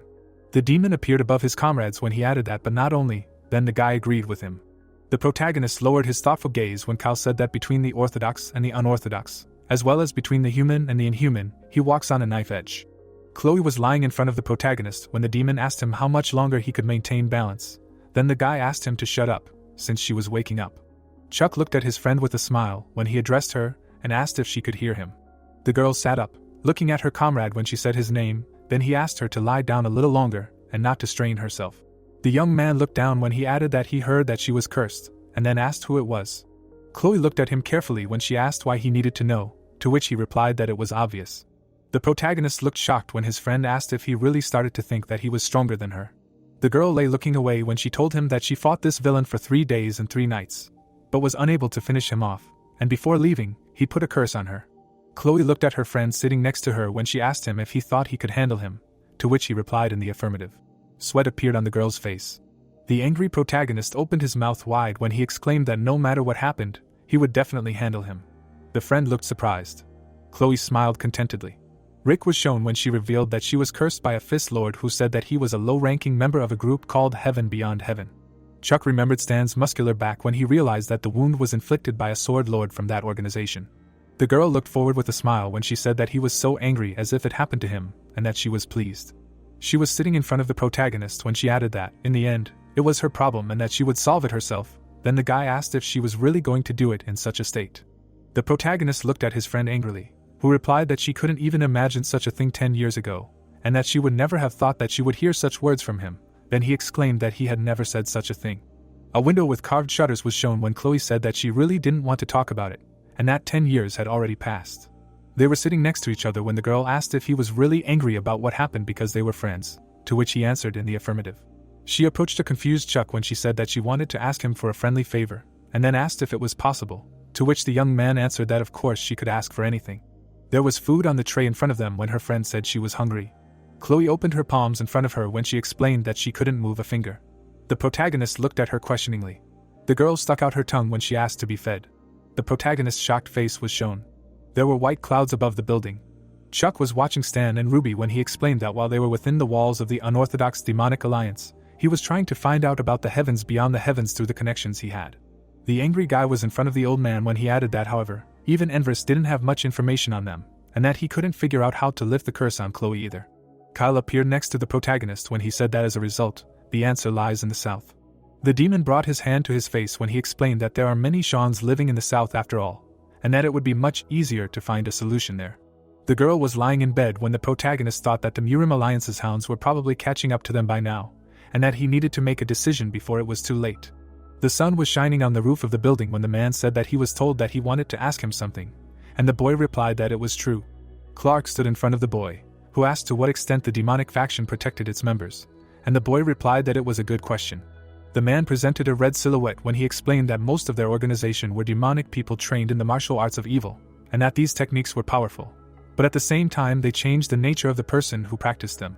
The protagonist stood in front of the head of the Alliance branch when he asked if they didn't control it, to which he replied that they controlled it to a certain extent, but unfortunately, some of them periodically crossed the line and turned into monsters, going berserk. Clark opened his mouth slightly, looking ahead, adding that when something like that happened, the demonic faction's protection would no longer apply to them. The protagonist frowned when he concluded that they would leave the cleanup to the righteous Murim Alliance. Chuck was in front of the man when he announced his decision. The boy looked ahead when he said that they would leave the unorthodox demonic alliance, and that they would be pursued by the Murim and the heavens beyond the heavens.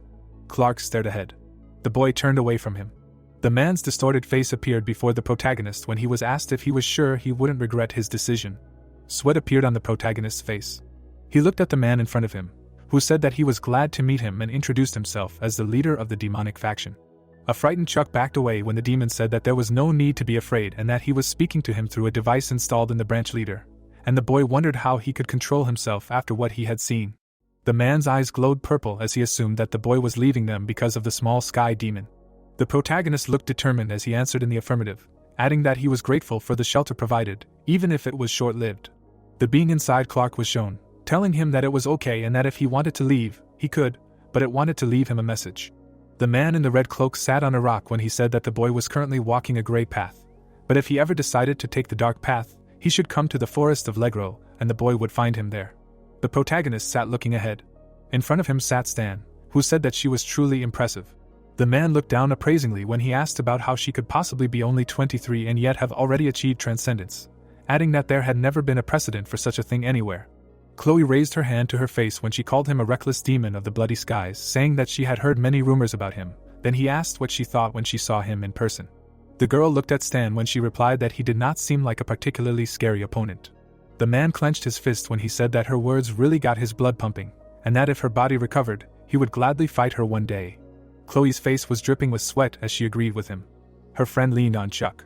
The boy looked at her seriously as someone said that it was a shame that a martial artist like her was in such a terrible state, and the protagonist turned to the reckless demon, explaining that he needed his help. Stan smiled as he told the boy not to worry, as he had been fighting the scum of the Murim Alliance for decades. The boy stopped in front of the stairs. Ethan stood, looking ahead as he told the protagonist that he ignored his warning. Chuck was shown in profile as he responded that it was a rather mediocre move for such grandiose threats, and that he thought there would be more. The bearded man's mouth fell open as he explained that certain circumstances had arisen. Stan looked down menacingly as his name was spoken. Chloe looked ahead in concentration as she was addressed. The protagonist looked menacing as his name was called. Ruby's mouth was drooling. The man clutched his weapon in his hand as he addressed the wicked villains who were disturbing the peace and quiet of the common people, declaring that in the name of the righteous Murim Alliance, he would destroy every single one of them. Ethan held his hand out in front of him as he finished speaking. Sweat began to appear on Stan's face as the protagonist said that neither he nor the small sky demon had done anything evil, and then asked if they couldn't settle their problems peacefully by offering him a reckless bloody sky demon in their place. Veins bulged on the man's forehead as he replied that practitioners of the demonic arts would inevitably descend into crime one way or another, and that such was the nature of wicked heretics. There was darkness around Chuck as he began to speak. Clark's face was shown as the boy said that he frankly didn't agree with that logic. A warrior with a spear stood before him when the protagonist asked about how, despite Chloe doing nothing, just because she was in an unorthodox faction, he was determined to finish her off.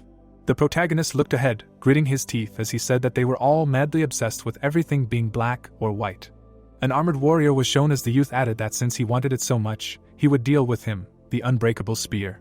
Ethan was shown in profile as it was revealed that a letter had arrived at his estate that same day. A shadow fell on the man's face as it was explained that it said that he needed to finish off the little sky demon at all costs. Then he realized that there would be no reinforcements.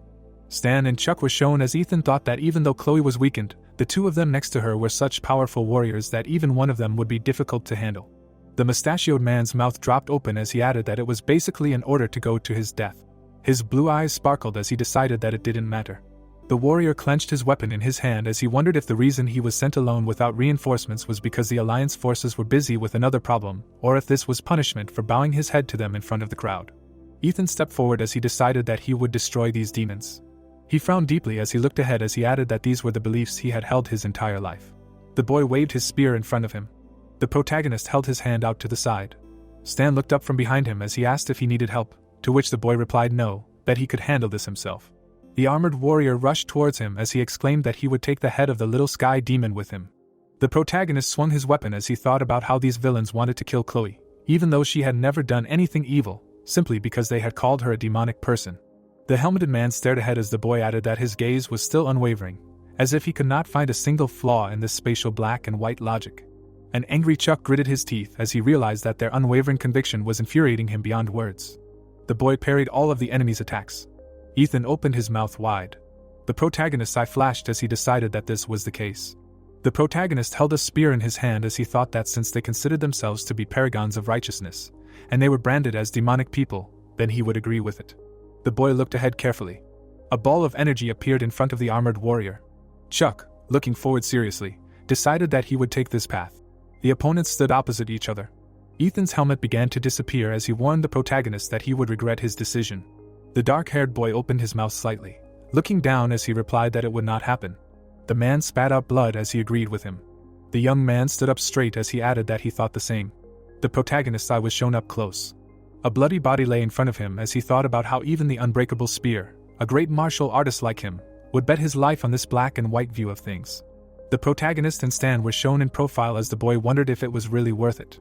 The mustachioed man looked away as he said that it was inevitable, but he had just gotten into trouble, and that now that the boy had killed a famous martial artist from a respected sect, all the reputation he had built for the demonic spear name would evaporate without a trace, and he would be treated as just another demonic man.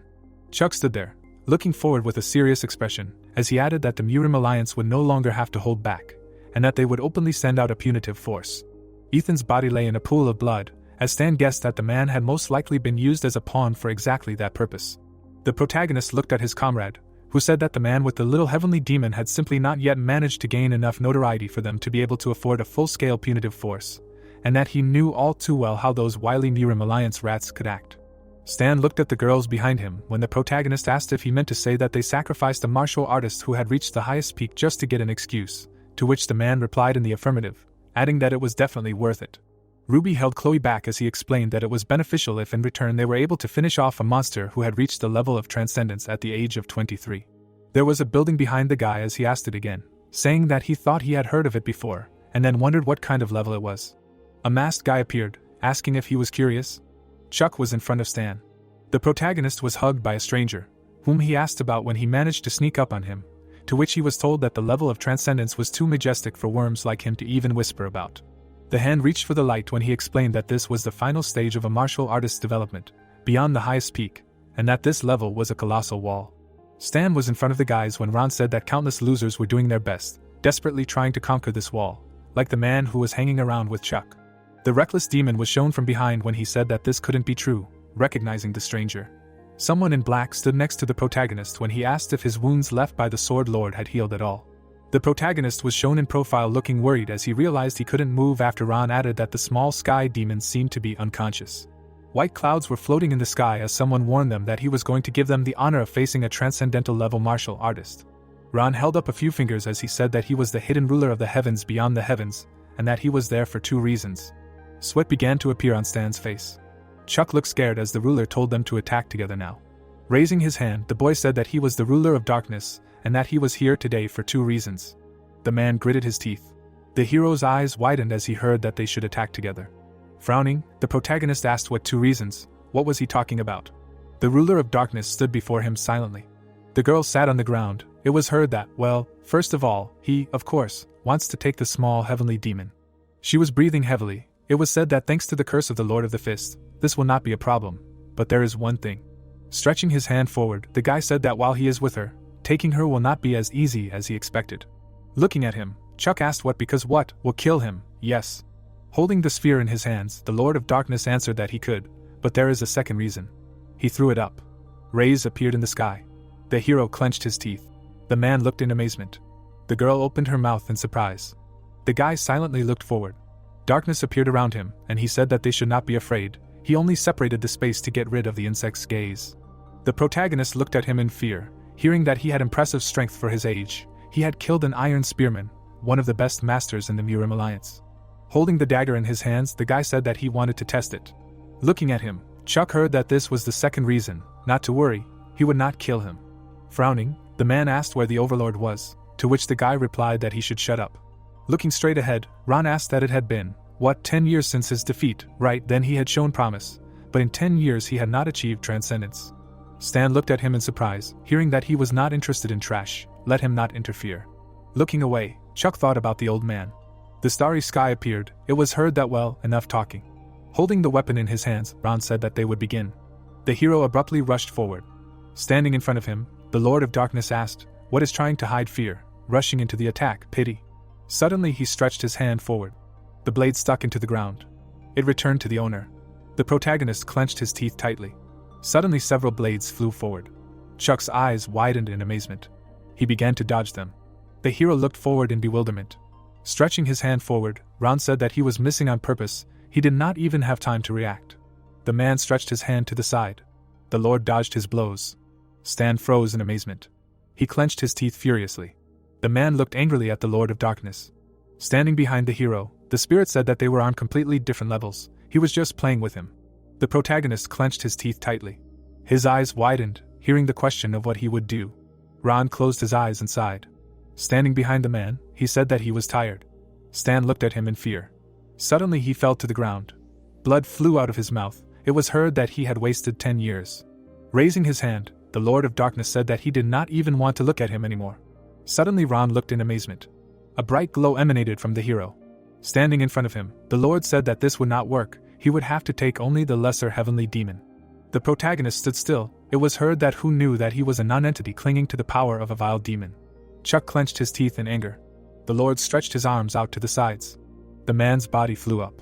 Looking straight ahead, Ron said that it was too fast. The man's eyes lit up, and he asked, which is clear, then he too. Gritting his teeth, the demon said that the old man went crazy because he felt his demonic energy. Now he can fight him, but he should be careful. Suddenly Stan swung his hand. He dodged the green beams. It was heard that there is no power in the world that is given for free. The beams flew around the man. The man's eyes lit up. It was said that demonic energy destroys a person. Looking to the side, the guy asked what, and, using this abomination, he dares to challenge him. Suddenly, a blade appeared in front of him. He dodged the weapon and asked again. A glow appeared around his hand. The hero swung his hand, using the skilled destructive thunder strike. He struck the Lord. They began to fight. Gray smoke hung. It was heard that not bad. Leaning over, Ron said that although he borrowed the power of the demon. Frowning, he added that but in power this blow was at the level of transcendence. So be it, he praises. Gritting his teeth, the protagonist thought that the hell, even with the power of the monarch of the void, he did not strike him seriously. No, this is not enough. The demon looked away, hearing the appeal. An image of a girl appeared. It was heard that he needed to become stronger than then. The hero's eyes lit up and he shouted that he needed more. Gritting his teeth, Kyle said that of course, but he should be prepared for the consequences. Frowning, the protagonist thought that now everything was different. He had already restored the balance, and the chi controlled the demonic energy. Looking straight ahead, Ron shouted that the demonic energy and chi had intertwined into a whirlpool. Holding a fan in his hands, he added that since he could release so much power, he should no longer be underestimated. The overlord opened the fan and said that, as promised, he would not kill him. Chuck looked furiously, hearing the appeal. A sphere appeared. It was said that let it collide all the forces, compress them into a sphere of pure destruction. The hero extended the spear in front of him, and used the seventh form of the infinite spear of the nine heavens. Purple rays appeared around the sphere. A bright glow appeared in front of the ruler. He was holding a fan in his hands. Ron raised his hand up and said that it was a good attack. He destroyed the glow around himself. The ruler of darkness closed his eyes. Looking straight ahead, he said that it was great. Ron opened his eyes in amazement. The hero looked at him furiously. The stars appeared in the sky. Ron was lying on the ground. His eyes wide open, he thought. Surprisingly, after such a technique he still had strength left. Damn, the attack was deadly. The hero stood still. The thought occurred to him that he had struck right at a weak spot. The protagonist's face was covered in blood. The thought occurred to him that he had barely managed to counterattack. It was a pity, he ended up killing him. Looking at his hand, the ruler of darkness thought, well, what can you do? He lost his vigilance. Okay, he will take the little celestial. Ron looked down. Suddenly, he looked in amazement. Blood was dripping onto the ground. The hero stood in front of him. He said he wouldn't allow it, his eyes wide. Ron stared at him in silence. The protagonist took a step forward, a thought that was both delightful and annoying. He was still able to move. Raising his hand, the Lord of Darkness thought that if he were a little stronger, he would take him, even with demonic strength. A bright flash appeared. It was heard that it would be limited to a small heavenly demon. The dagger rushed towards the hero. A glow appeared around him. Purple rays appeared. Ron opened his eyes in amazement. The man grinned, said that they hadn't seen each other for a long time, and then asked what he saw. He still bullies the weak. Frowning, Ron told him not to call him that. The man smiled, hearing that he was the head of the union. He pulled the dagger from the hero's head. Looking straight ahead, the Lord of Darkness asked how he was here. Looking straight ahead, the man asked what was wrong. There was no place he couldn't go. A glow appeared around him. Lowering his head, the boy said that I understand, a double, to which he asked what and so what. Gritting his teeth, the hero thought that this was the leader of the evil demon alliance. The demon smiled, hearing that he interfered in the affairs of the sky beyond the sky, to which he replied that well, it seemed so. The protagonist lowered his head. It seemed that he was touched by the desperate efforts of this boy. Looking straight ahead, Ron heard that whether he was a double or not, it was easy to kill him, especially when he was in such a state. Standing in front of him, the leader said that in their stupid circle, only the old man could threaten him, but now he was alone and would not move for the sake of his skin. The guy frowned, hearing that okay, he was tired, let him get lost, he had 3 seconds, otherwise he would turn into a bloody mess. The leader smiled and began the countdown. Suddenly the guy disappeared. Looking to the side, the leader said that let him look, how pathetic, let him never become like that. Looking at the hero, he heard that he could kill, to which the man replied that perhaps he could, he was also seriously injured. The girls clenched their teeth. It was heard that but then in a couple of days he would have met the sky, they would have killed him, of course, but they would have taken the small sky demon. The hero looked straight ahead, hearing that but they let him go alive, so the sky would know about his interference, and would be forced to do nothing. Standing in front of them, the leader addressed the small sky demon. Looking straight ahead, the girl heard that the choice was hers. Weakened by the curse, she would only be a burden to this boy. Looking to the side, the protagonist asked again, and the man added that he did not want to go to the sky beyond the sky. Let him come to the Union, it would provide protection. The starry sky appeared. Smiling, the man said that he should beware of the leader of the Murim Alliance. Suddenly he disappeared. The girl opened her eyes wide and exclaimed. The man's legs shook. It was heard that why. Chloe hugged the hero. The protagonist lowered his head, hearing that why it was necessary to go so far. The demon clenched his teeth tightly. Chuck suddenly woke up. Having risen, he asked what was where, to which the girl answered that in a cave nearby. The man held the crystal in his hands. It was heard that they were being pursued by the Alliance, so it was impossible to go to the city. Those two were putting up a barrier. The hero looked away. He looked in surprise, hearing that for the first time he felt so helpless. Now he had to protect her. Daggers were stuck into the hero. It was heard that because of this he. The girl screamed furiously, hearing that she was okay, to which she replied that she was not okay. Looking at her, the protagonist heard that she should be stronger than him, but now she simply would not survive without his help. Gritting her teeth, she added that he would try to save her even at the cost of his life. She did not become his friend so that he would suffer like this. Sitting on the ground, Chloe added that she would accept the offer of the head of the Union. A red light appeared. A thought appeared that even if he decided to be stubborn and stay with her, Chloe would only reproach herself and suffer. Clenching his fist, Chuck responded approvingly. Smiling, he shouted that he should let her rest there properly, and in the meantime he would find a way to remove her curse. Lowering her head, Chloe said that she was a friend. Raising her head, she asked again. The hero looked in amazement, hearing that she was interested in something here. Looking at him, the girl asked that she was beautiful now. The protagonist froze in bewilderment. He exclaimed in amazement. The ground in the cave appeared. Sitting next to the girl, Chuck said that he always. Lowering his head, he added that he always considered her beautiful. Chloe smirked, looking at him. Taking his face, she said that they were friends. Coming closer, the girl asked if this was really the limit. A cave appeared, and it was heard that their relationship. The hero looked at her in bewilderment. With his eyes wide open, he thought that they were friends.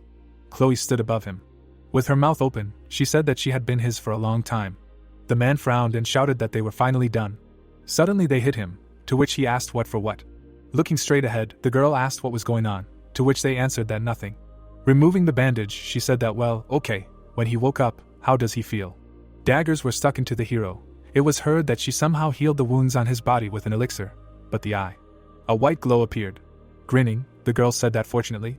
Suddenly she froze in surprise. A loud scream was heard from the cave. Looking at them, the protagonist said what was going on. He could see everything perfectly. To which Ruby replied that no, it was just, well. Chuck asked again in bewilderment, hearing that it was color. The blue sky appeared. It was said that in a few days people would come to take Chloe to the union of evil demons. The girl looked straight ahead. The thought arose that she, as she had said earlier, had decided to trust them.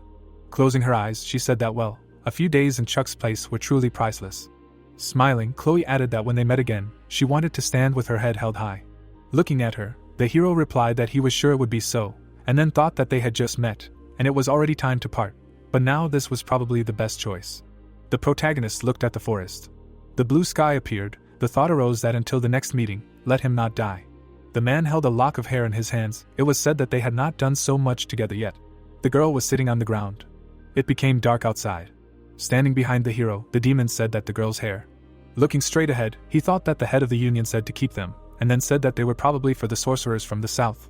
Smiling, Kyle added that he should keep them carefully and not sniff them, to which Chuck replied that he knew without him, he was not going to.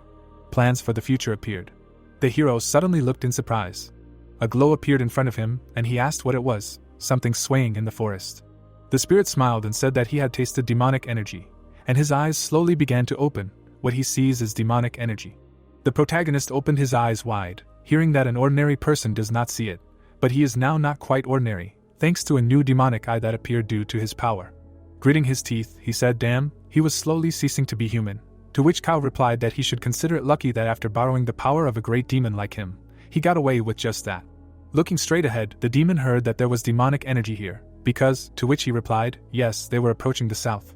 A red glow appeared. It was heard that the darkness of the night, silence, rustling, from everything that people fear, demons are born.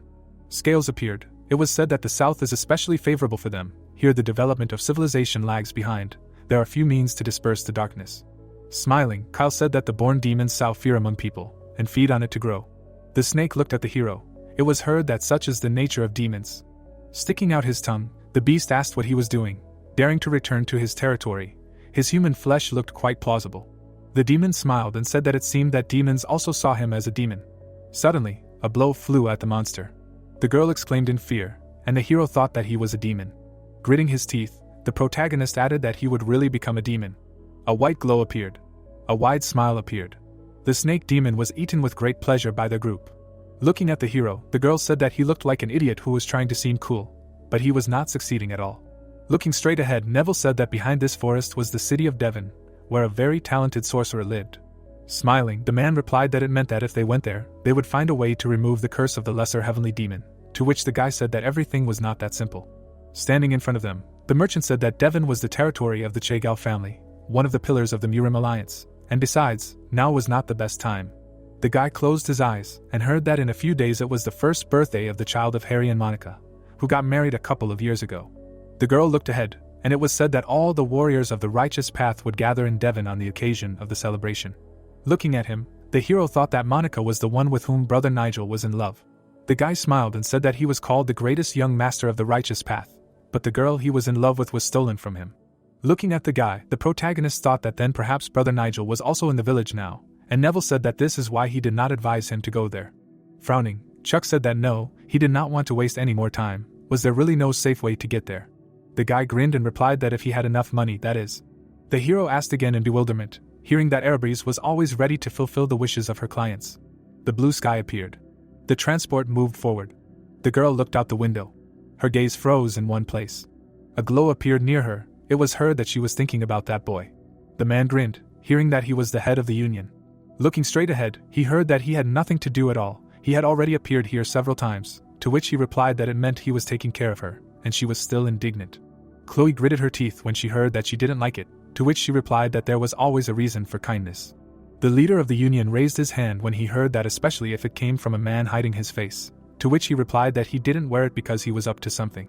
Sitting in front of him, the girl asked what was the reason then, to which the man replied that there was no particular reason. Smiling, the leader of the union said let him look, it was just some kind of mask, but he seemed so mysterious, didn't he? The girl looked at him in bewilderment. Turning her head away, she added that this was the 10th time he had appeared here, and there was no trace of his mystery left. This guy appeared, and it was heard that there was always a reason for kindness, he said, not always. Looking straight ahead, the man said that she had only met small people who did not have such luxury, and she should blame her narrow-mindedness for that. Chloe looked at him in surprise. Frowning, she thought he was being completely serious. Smirking, the leader said that it was probably because she had always been the main character, a very inflated ego, and that she shouldn't worry, he wasn't interested in her. The girl looked at him in amazement, hearing that he was interested in that boy, the light demon. Looking at him, Chloe asked what he was planning, to which he replied that he dared to direct his murderous intent at him. She frowned, hearing what she would do and what she would do, being struck by a curse, to which she replied that whether she was cursed or deprived of limbs, she would always remain herself. Clenching her fist, Chloe thought that it would be like that, because she had promised him. Looking at her, the man thought it was a pity. Smiling, the leader of the union said that she should calm down, he wasn't interested in him in some strange sense. Putting his hand to his face, he added that he wanted to take him as a disciple. Looking at him, the girl asked what disciples. The demon looked straight ahead. It was heard that the demon emperor, the strongest master of the unorthodox path, the head of the union of evil demons, wanted to take him as a disciple. Looking straight ahead, Chloe heard that there was a reason why he should not do this, to which she replied that she heard that he does not take disciples. Raising his finger up, the head of the union said that there simply were no worthy ones until now, he will say so. Smiling, he added that as much as he is not interested in her, he is interested in him. The girl looked surprised, hearing that he is not interested in geniuses who have great talent from birth, but ordinary people who know what diligence is. Sitting in front of him, Chloe asked that Chuck is ordinary, let him not talk nonsense, he started slowly, but in 10 years he. The man smiled and asked again. Looking at him, the girl heard that yes, for a genius it is incomprehensible. Looking straight, the man said that she cannot even imagine. The man looked at the mark. It was heard that how he spent these 10 years. The sky appeared. It was heard that this is why he likes him. Sitting on the ground, the man heard a question. Aladdin smiled and asked what the client was. Looking at him, the hero said that he wanted to find a person. Sitting in front of him, the sorcerer answered that then he was at the address, asked about payment. The protagonist looked in bewilderment, hearing what happened to him at all. Holding a bag in his hands, Chuck said that he was looking for the one who cursed the owner of this hair. Smiling, the magician replied that it was not that difficult.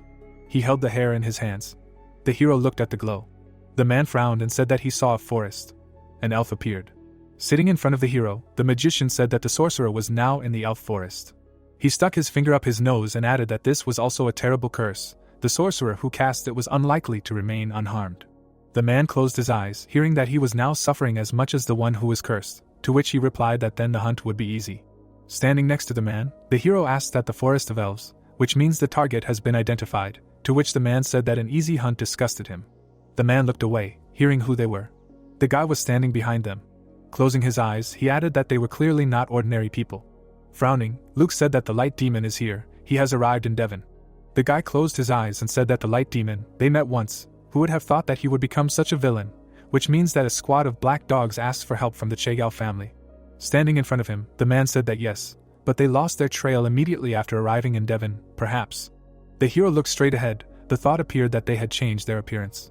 Turning his head, the man asked what was unusual, he said of course. Frowning, he said that he usually hides his true name, because the traitor's forces thirst for the death of the last descendant of the family, he is the last representative of the fallen noble family, he usually hides his identity, pretending to be a simple hunter, but in his chest there is always a burning rage and thirst for revenge. The guy frowned, hearing this. He looked at the hero. The protagonist, standing in front of him, said that he is a dog. The man froze in bewilderment. Chuck stood still. Harry narrowed his eyes. Splinters appeared on the hero's face. The guy frowned, looking at him. The hero looked at him. Standing in front of them, Harry thought that no matter how you look at it, it's suspicious. Okay, the right one is still okay, but the left one, there are no people with such a mug. Closing his eyes, he added that it was probably a disguise, a mask made of human skin, but people looked at him in bewilderment. The guy grinned and thought that fighting them alone was suicide, and then said that it was clear. Well, good luck to them. The hero and the man walked forward. Looking at the hero, the girl asked that he saw through them, to which the protagonist replied that he did not know. Looking at the man, Chuck said that he was in this form, and the old man too, to which the girl replied that why did he get into the role so much, I just wanted to hit him. Stan held the bag in his hands. The thought occurred to him that the full set of disguise that the old man impulsively bought turned out to be more expensive than expected. Looking straight ahead, the hero thought that if this were not the cheapest option, then there would not be enough money even for a sorcerer. Suddenly he stopped. Lowering his head, the protagonist asked that a person like Harry suddenly came to the sorcerer from the outskirts. A settlement appeared. It was heard that it was clear they were looking for them. The man held a weapon in his hands. Stretching his hands forward, the magician said that he checked. It seemed that the two they were looking for were the ones who had just left. The guy clenched his teeth and thought that he thought so. He needed to quickly form a pursuit squad. Standing behind him, the man turned. Bowing his head, he asked that he was going to go after the light demon. Turning around, Harry said that the light demon was, after all, his sworn brother. Looking at them, the sorcerer heard that he should not pretend that this was none of his business. He should also join. He was not going to go against the will of the Mirim Alliance. Did he say anything against it? Frowning, Nigel said that he should not worry. He was not going to refuse. If his younger brother had taken the wrong path, then it was the elder brother's duty to guide him to the right path. Harry closed his eyes and replied that he should gather his heavenly blades, then they would immediately form a pursuit squad. The guy slightly opened his mouth. A settlement appeared. Looking at the people, the hero said that they were nothing special. Apparently, there was not enough time to gather the elite. Warriors appeared. It was heard that they were done in this city. Taking off his mask, the protagonist shouted that they would break through them at full speed, to which the man replied that for the glory of his family. Chuck ran away from the guards. Looking straight ahead, the demon said that just in time, his old shelter was nearby in the forest. He would also take the promised treasures there. It got dark outside. It was heard that they had such a hard time getting here. With his eyes wide open, the hero asked what was wrong with this forest. The girl looked at him in amazement, and shouted that she had drawn this picture 2 hours ago. They had been walking in circles all this time. Stan frowned and said that even his bloody rings wouldn't break a single tree here, asked what the hell was going on. Ruby looked at the waves and shouted that the mana flow was too strong, she couldn't even create a map. Beams were flying in the air. It was heard that but the last time he was here, it was an ordinary forest. This phenomenon, it seems that someone put a barrier on the entire forest. Looking straight ahead, the demon heard that who, to which he replied that such a barrier is beyond the power of human magicians. A bright glow appeared. It was heard that perhaps some annoying creature had started up here. The girl opened her eyes wide and screamed. A monster appeared in front of her. Harry closed his eyes and shouted who he was. He swung his weapon sharply. The guy frowned. Standing in front of the monster, he asked what he was. Pushing him away, the sorcerer shouted, "What the hell, get away." He began to chant a spell. The magician opened his eyes wide. A bright glow appeared in front of him. Rays flew in the air. Nigel's eyes widened and he asked what it was, to which the wizard replied that it was an evil spirit. The wizard scowled and shouted that he had told him that this forest was dangerous, full of demonic energy and evil spirits that their martial arts were powerless against. He put his hand to his face and added that if he had known that they would end up in the forest of confusion, he would never have gone with them for any amount of money, to which the boy replied that he should calm down. Harry closed his eyes and asked that he didn't know what he was talking about, but wasn't he overreacting? Nigel looked ahead. The boy smiled and said that he should look around. Such forces had gathered here, the best young masters of the three families. Nicole frowned. Monica looked away, and they heard the troops of the three families and the pursuit squad of the Alliance. Luke stood still. The sorcerer gritted his teeth, hearing that with such powers, to which he replied that he did not understand anything at all of his powers would soon be dead. A red glow appeared. It was heard that demons were born from fear. 400 years ago there lived a great demon, who brought terror to the whole world. Harry closed his eyes, hearing that he was so strong that even after death the fear he generated remained, distorted this forest and filled it with ominous power. Standing in front of the sorcerer, he asked that he should wait, that is, these are the remains of the great demon, and not himself, to which the magician asked again. Aladar smiled and said that he was so calm because he knew nothing, even the remains of that demon could easily destroy them all. Nigel looked away, hearing that the name of that demon. The spirit opened his eyes wide. Gritting his teeth, the hero asked why these lights were so friendly. The protagonist looked away, hearing that he should just not get angry. Raising his hand up, Kyle said that the forest had become like this, probably it was his fault. Suddenly, a blow flew at him. A dark sky appeared. It was heard that in general. Raising his hand, Chuck asked what he wanted to say, that the fear of him had distorted this forest, to which the demon answered that it was true. He understood this. noticing the light stuck to him. A glow appeared. It was heard that the fear, deprived of its owner after his death, had settled in the forest. Looking at the demon, the hero heard that he was still so strong. Wow, to which the protagonist thought that he wanted to hit him, but he couldn't even say a word, because he was so happy. Standing still, Chuck asked what it meant. "It's safe here," to which Kyle replied that he didn't know. Some of the creatures he had created were listening to him. Gritting his teeth, the demon said that many do not obey his will. It is too early to relax, but at least he can show the way. The hero frowned, hearing that the pursuers probably already fled in fear, to which he replied that yes. Pointing at the spirit, the protagonist said that they will follow these lights, take his treasure, break away from the pursuit and get out of the forest. Ruby looked in bewilderment, and asked why the lights were shaking. Grinning, Kyle said that there is something here. Frowning, he added that this aura is him. Standing in the darkness, the demon said that they have not seen each other for a long time, thought he was dead for 400 years. The protagonist gritted his teeth, hearing that be careful, this predator is the king of demons. Adam looked straight. Frowning, Chuck thought that one of the 5 kings of predators. Smiling, the demon asked what the king of the Inhumans was, said that this place was now vacant. Kyle frowned, hearing what happened. He was much weaker than before.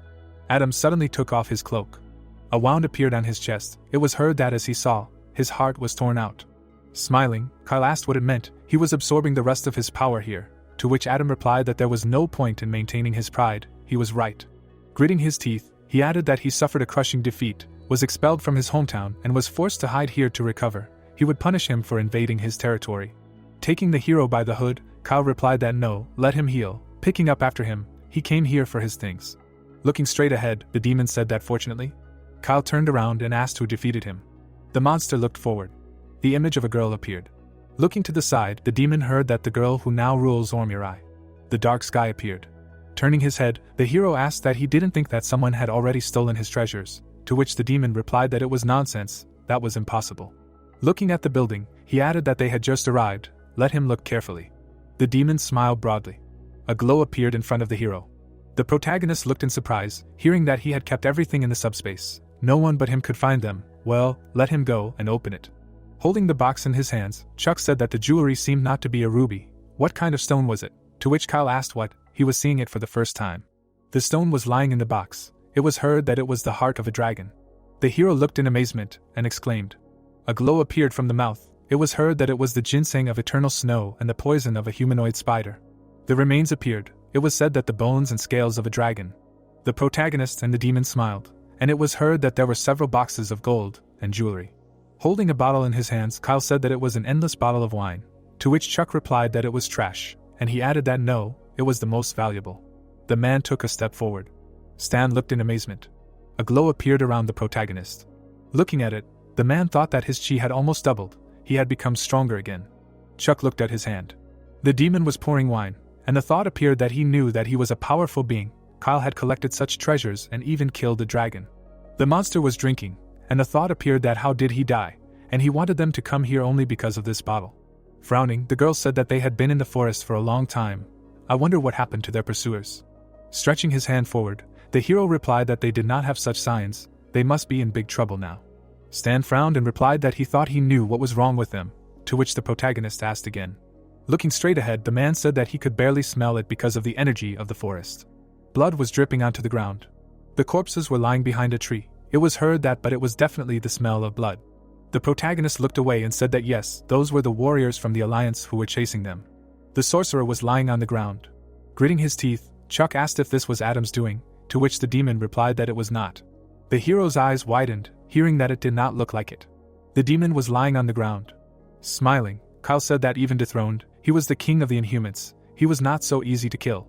The protagonist looked straight ahead. It was heard that he was a light demon. The guys looked at him.